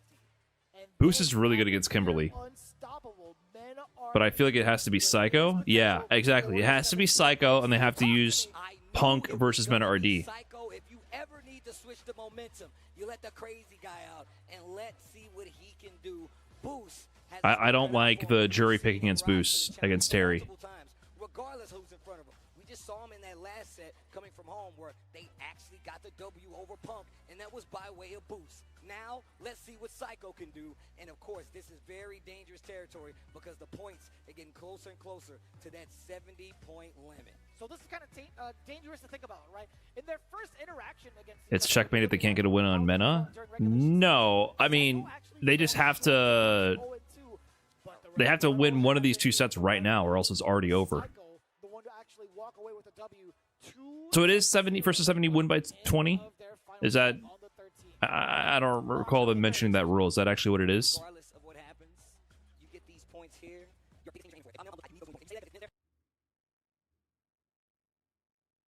How do you even claim those points? It's tough. How do you even claim those points?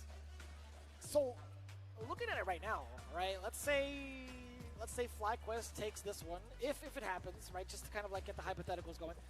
Psycho scores 10 points for the side of FlyQuest, and only puts him at 20, right? Then you rely on the anchor. They have to beat Mena? Yeah, someone has to beat Mena. When it comes to like the third set, Bandits are so close to actually getting the W. It's like What am I missing on the Boo Todd? Am I missing something? We saw it come on the side of FlyQuest, right? And it actually bit him because Boo's got the W. They lost 10 points for that. And then What's the guy in the crowd about? So it worked out perfectly for them.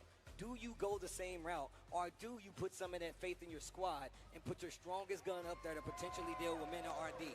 That's the question. That's exactly what I was. That's exactly what I was trying to phrase, right? It's just so difficult to even try to contest the presence of Camera done? Oh, finally, man. Right? Yes.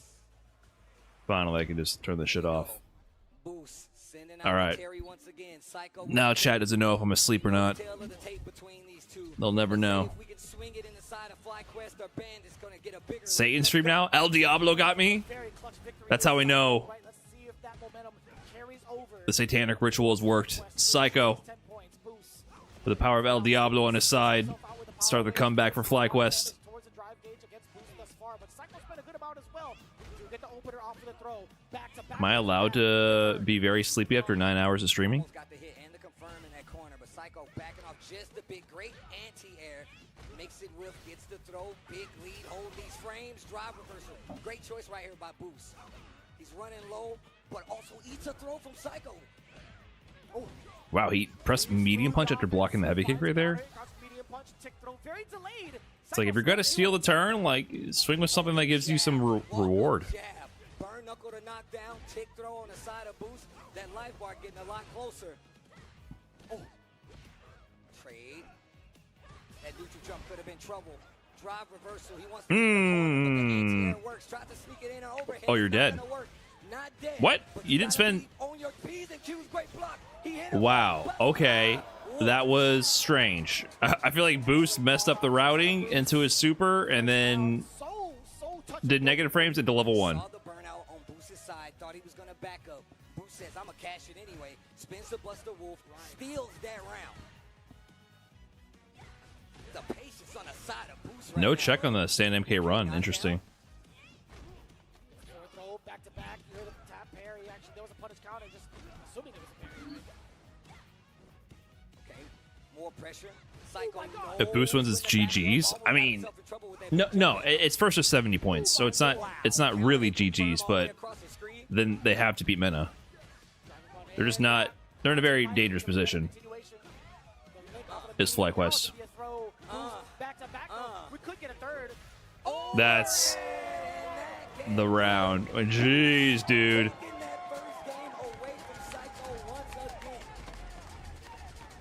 Wow.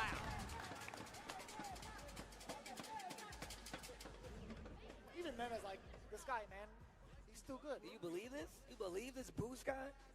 Why didn't we? They're running away with it, man. That's what I'm assuming. He said. And it has They're running away with it. If I was right. It's not your head if I was right. Don't worry about it. But it's tough, man. You can't ever count out Psycho just yet, though. True. Best of 3. You got a game. Don't lose 2 consecutive rounds, bro. You should be all right. Oh my god. Drive rush up short. Oh my god. It's a Boost round. Psycho. Stepping on the gas.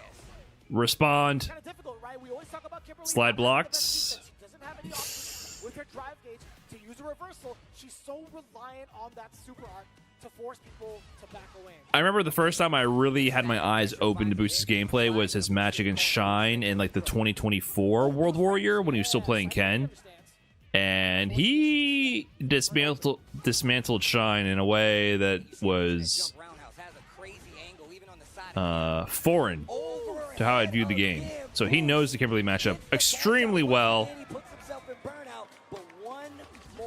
And is already on set point. Is this going to be 4 rounds straight? Oh my god, shut down. Counter hit conversion, OD tackle. This is bad. Burn knuckle to get the knockdown in the corner. That could have been disastrous if he hit a butt. And both of these games, both of the times they've exchanged fates Dude, in the season, Psycho is like not even taking his turn. So Boost could possibly do it again unless Psycho says something, and it has to be right here and right now. Turning on the offense. Walk up jab out of the corner. Drive rush to get some space. Okay, level 3 is no can down. No pickup on that one. Okay, hold on. Bait. Wow, boost was the boost was really loose there. That was okay. Around.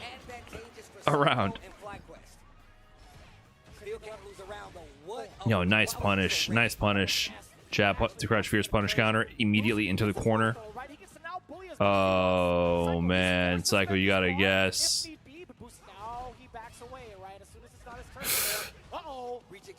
This might be over. This might be over. Psycho, can you clutch again? No, you cannot. Stagger, confirm, perfect.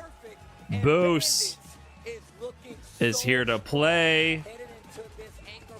Oh, they're dancing too much, man. Come on. It's coming down to the anchor match. Oh, shit. Boost is hitting it.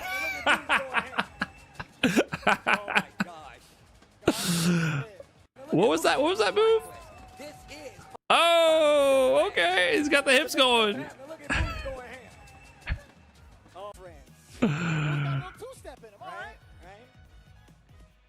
The boost is loose. Oh, fuck. How can you be FlyQuest right now when Boost is busting the moves in and out of the game on you right now, and then you got Mena RD staring you down? They're having a blast? Yeah, they're having too much fucking fun. I mean, he did the defensive choices for Psycho was correct. Bandits might be sending us home early, chat. We might be packing this up sooner than expected. But I got a bar, spins it, catches him peeking, and makes him pay for it. And it was starting to turn up a little bit for Psycho here, but then the throws. And just inching in a little bit, clipping him on the toes, goes for the OD, and then the geyser to close out. Man, this dude Boost. It's kind of wild, man. You have Kaba as a thermometer, Boost coming in with the That's crazy, son. They squeeze that in the instant replay. Iron production. Well played.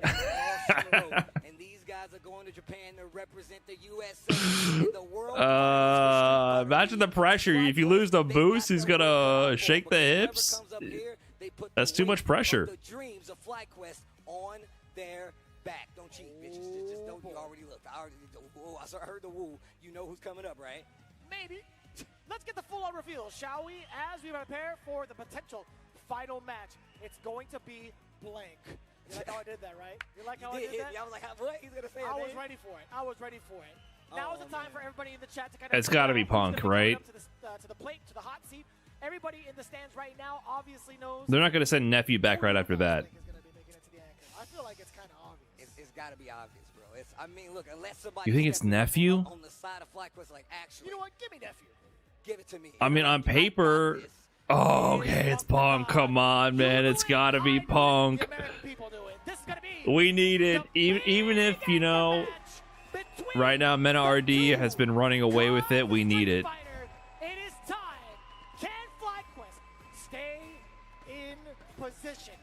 We need it for the one time. Come away as the new champs of SFL US. It's like the Wild West out here. The Bandits getting another train and stealing it from Punk and FlyQuest, and they're going to run away with it to Japan. But now you put the hopes and the dreams. The anchor is the anchor for a reason. Punk is the person sitting up there, and my man Mena be up here with no headphones. Just raw, no headphones, listening to the crowd, taking in the energy. It is crazy that he plays without headphones. That's a tall order, bro. So odds couldn't be any higher. You've been here for 4 days. Froggy Airplane. Thank you so much for the 14 months. Appreciate that. What happens if Punk wins? We get another set, and the score will be, what will it be? 30-50? And they basically need to win another set. It'll be 30-50. They're not in a great position. And it's the Cammy. No Krusty Akuma. It's the Cammy. It was Gonna just have to try to outplay Meta RD. record over Punk right now. This is dangerous. Well, we got the dive kick already. And the OD ball to stop Yeah, the Punk got 3-0'd in the second half. It was a 1-3 loss in the first half and an 0-3 loss in the second half. The Bandits to the championship. 3 games on the side of Punk. Sends them to Wow. another life, an opportunity. Shiva of the West, Big 5. I see you, thank you. Oh, double hop, double hop. That's a round. Meterless. Yeah.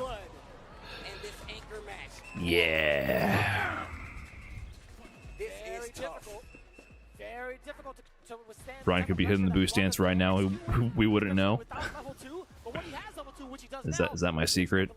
As soon as the camera goes off, Bro, the utilization of the I'd be hitting that. especially the bars to go in the lightning beast that we've seen from Mena this entire time, especially today. Come on, bro. A throw. I like him going for the throw, actually. Now is going to be a time to actually go into lightning beast if he This is looking not good. Okay, hold on. That wasn't even a whip punish. That was a counter hit. Mena already pressed something else after that. Or that was a lot of active frames. Immediate DPOS. Makes him fight back in the neutral, and he turtles up.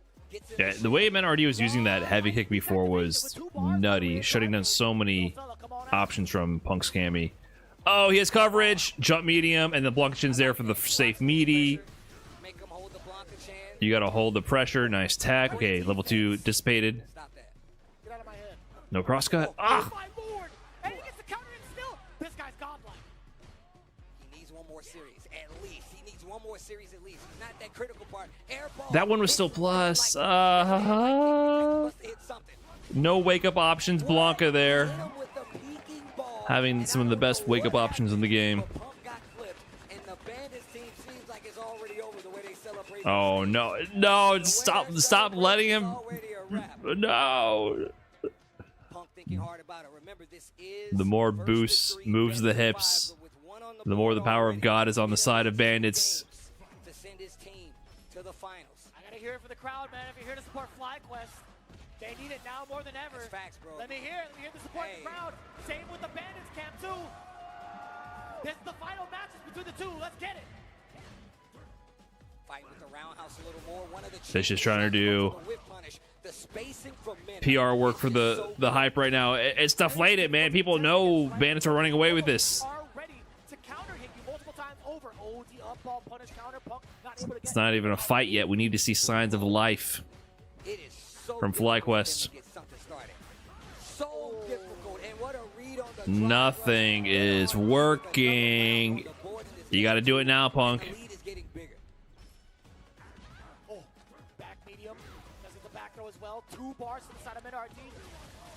This is bad.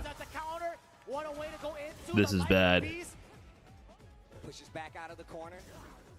This might be one of the most dominant seasons of Street Fighter League we've seen. And probably the most stacked Street Fighter League season for Street Fighter League US. The competition did get better, but Bandits just got better as well. 2-0 Mena RD up against Punk. If Punk does not win 3 games in a row right now against Mena RD, it is immediately over. And Team Bandits will become the Street Fighter League US champions. A year later, after Team FlyQuest defeated them in this very stage, with Punk proclaiming that he slayed the king. Of the FlyQuest dreams on the shoulders of Punk. And he is thinking hard at the screen. I don't blame Rob's probably getting ready to get in position to do some host duties. My man has had an answer for every option, and it just goes back to slow mode when you get an advantage. How do you answer this? See Viper. I mean, I'm totally why kidding. not? I'm totally kidding. I had to break the tension. I had to break the tension a little bit. The Akuma. Wow. Really now? Wow. I like that. A whole different demeanor too with the Akuma. We've seen this pick before actually, in between against specifically Mena RD. Drive rush air ball to answer to the corner. We go. He goes for a throw. He really went Akuma. The double knees. Oh, but you know what happens while the Akuma pick can possibly do it with He really went Akuma right now. Akuma's gonna be taking so much more life per Oh, that's a perfect. And that is looking like a clean bar. A perfect for Mena RD and tournament. SFL final This is a wrap. If Mena can close Unless, finally makes it come on, make me a believer, Punk. all day today. Punk. Make me a believer. Okay. Oh, he still got confirms. offense that we've seen from Punk, from anybody really against Mena RD is what it feels like today. Yo, Why did you do that? What? What? He has 2 bars to his name as well, so he can find a little bit of defense. If he gets knocked I mean, the Akuma pick makes sense on paper, right? The only people to beat Mena RD the Street Fighter League are NL and Xiao Hai. This is over. This is literally it. That, oh my god, it didn't punish. DP? Okay. Can we get a round?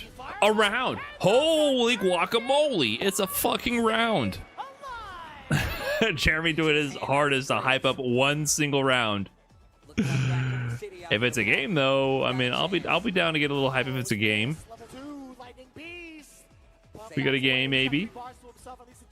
Ooh, that's not what you want if you're Punk. We could get a 2-touch scenario potentially. What? Bruh. Jumps out. Stand like what? It's gonna be safe. It's gonna be safe because of Blanca Shan. And to mix even, plus even. Oh my god. He's the guy. He's just the guy. He's just the guy. That was free as could be for Team Bandits after a riveting semifinals and finals overall. The grand finals was just a fucking blowout. They were too prepared, all of them. They all played. I guess only Chris T was the only one who lost. He played one game and lost. Boost too strong. Kaba did his thing. Mena RD is just unfucking stoppable. Hold on. Let me shake this man's hand. Let me shake the team's hand. Now, go off. And look at the season They got the job done. these guys have had. It's not even a question. If you look at the points, the standings, they came into the I mean, it was definitely the expected outcome based on that regular season performance. I want to get my team some rings, and he did. Yeah, props to FlyQuest. They had an amazing run bringing it back, right? Like, they had to go through the gauntlet to get where they were. Psycho had that crazy comeback versus Blaz. Punk shut down Xiao Hai. They had actually an amazing run until Bandits. That explosion go off in real time. But Bandits is your SFL US champions, and man, it was a run. The hugs all around. Bandits popping off up there. Yeah, Boost did amazing. You see it, man. Everybody putting in the work in the spots where they were needed. The responsibility. What up, Kirby65? Thanks for the 5 months. Single teammate there, and they delivered time Sheesh. and again. Chris Tatarian, Kaba, Boost Lee, and of course, Okay, good night. I kind of agree. Mena RD. Here, we'll go to the webcam POV. You see the season that he has had. I'm interested in what Mena RD has to say, but not interested enough to delay going to bed. So we know what the training regimen is. He never will. So I'm going to send you guys on Twitch over to Capcom Fighters. I will I'll spectate the interview while getting ready for bed. Thanks for tuning in and hanging out with me. 9-hour and 60-minute stream. Might be a record. Hopefully I enhanced your viewing experience somewhat. Thank you for hanging around. Hopefully you had a good time. Appreciate all the support and just for hanging out with me this whole time, guys. Twitch, I'm going to send you over to Capcom Fighters to watch the rest of the outro here. Thank you very much. Catch you next time. And YouTube as well. Shout out to you guys on YouTube. Thanks for tuning in. Almost 1,000 of you. That's crazy. Thank you, YouTube, for watching. Hopefully you enjoyed yourself. I'll see you.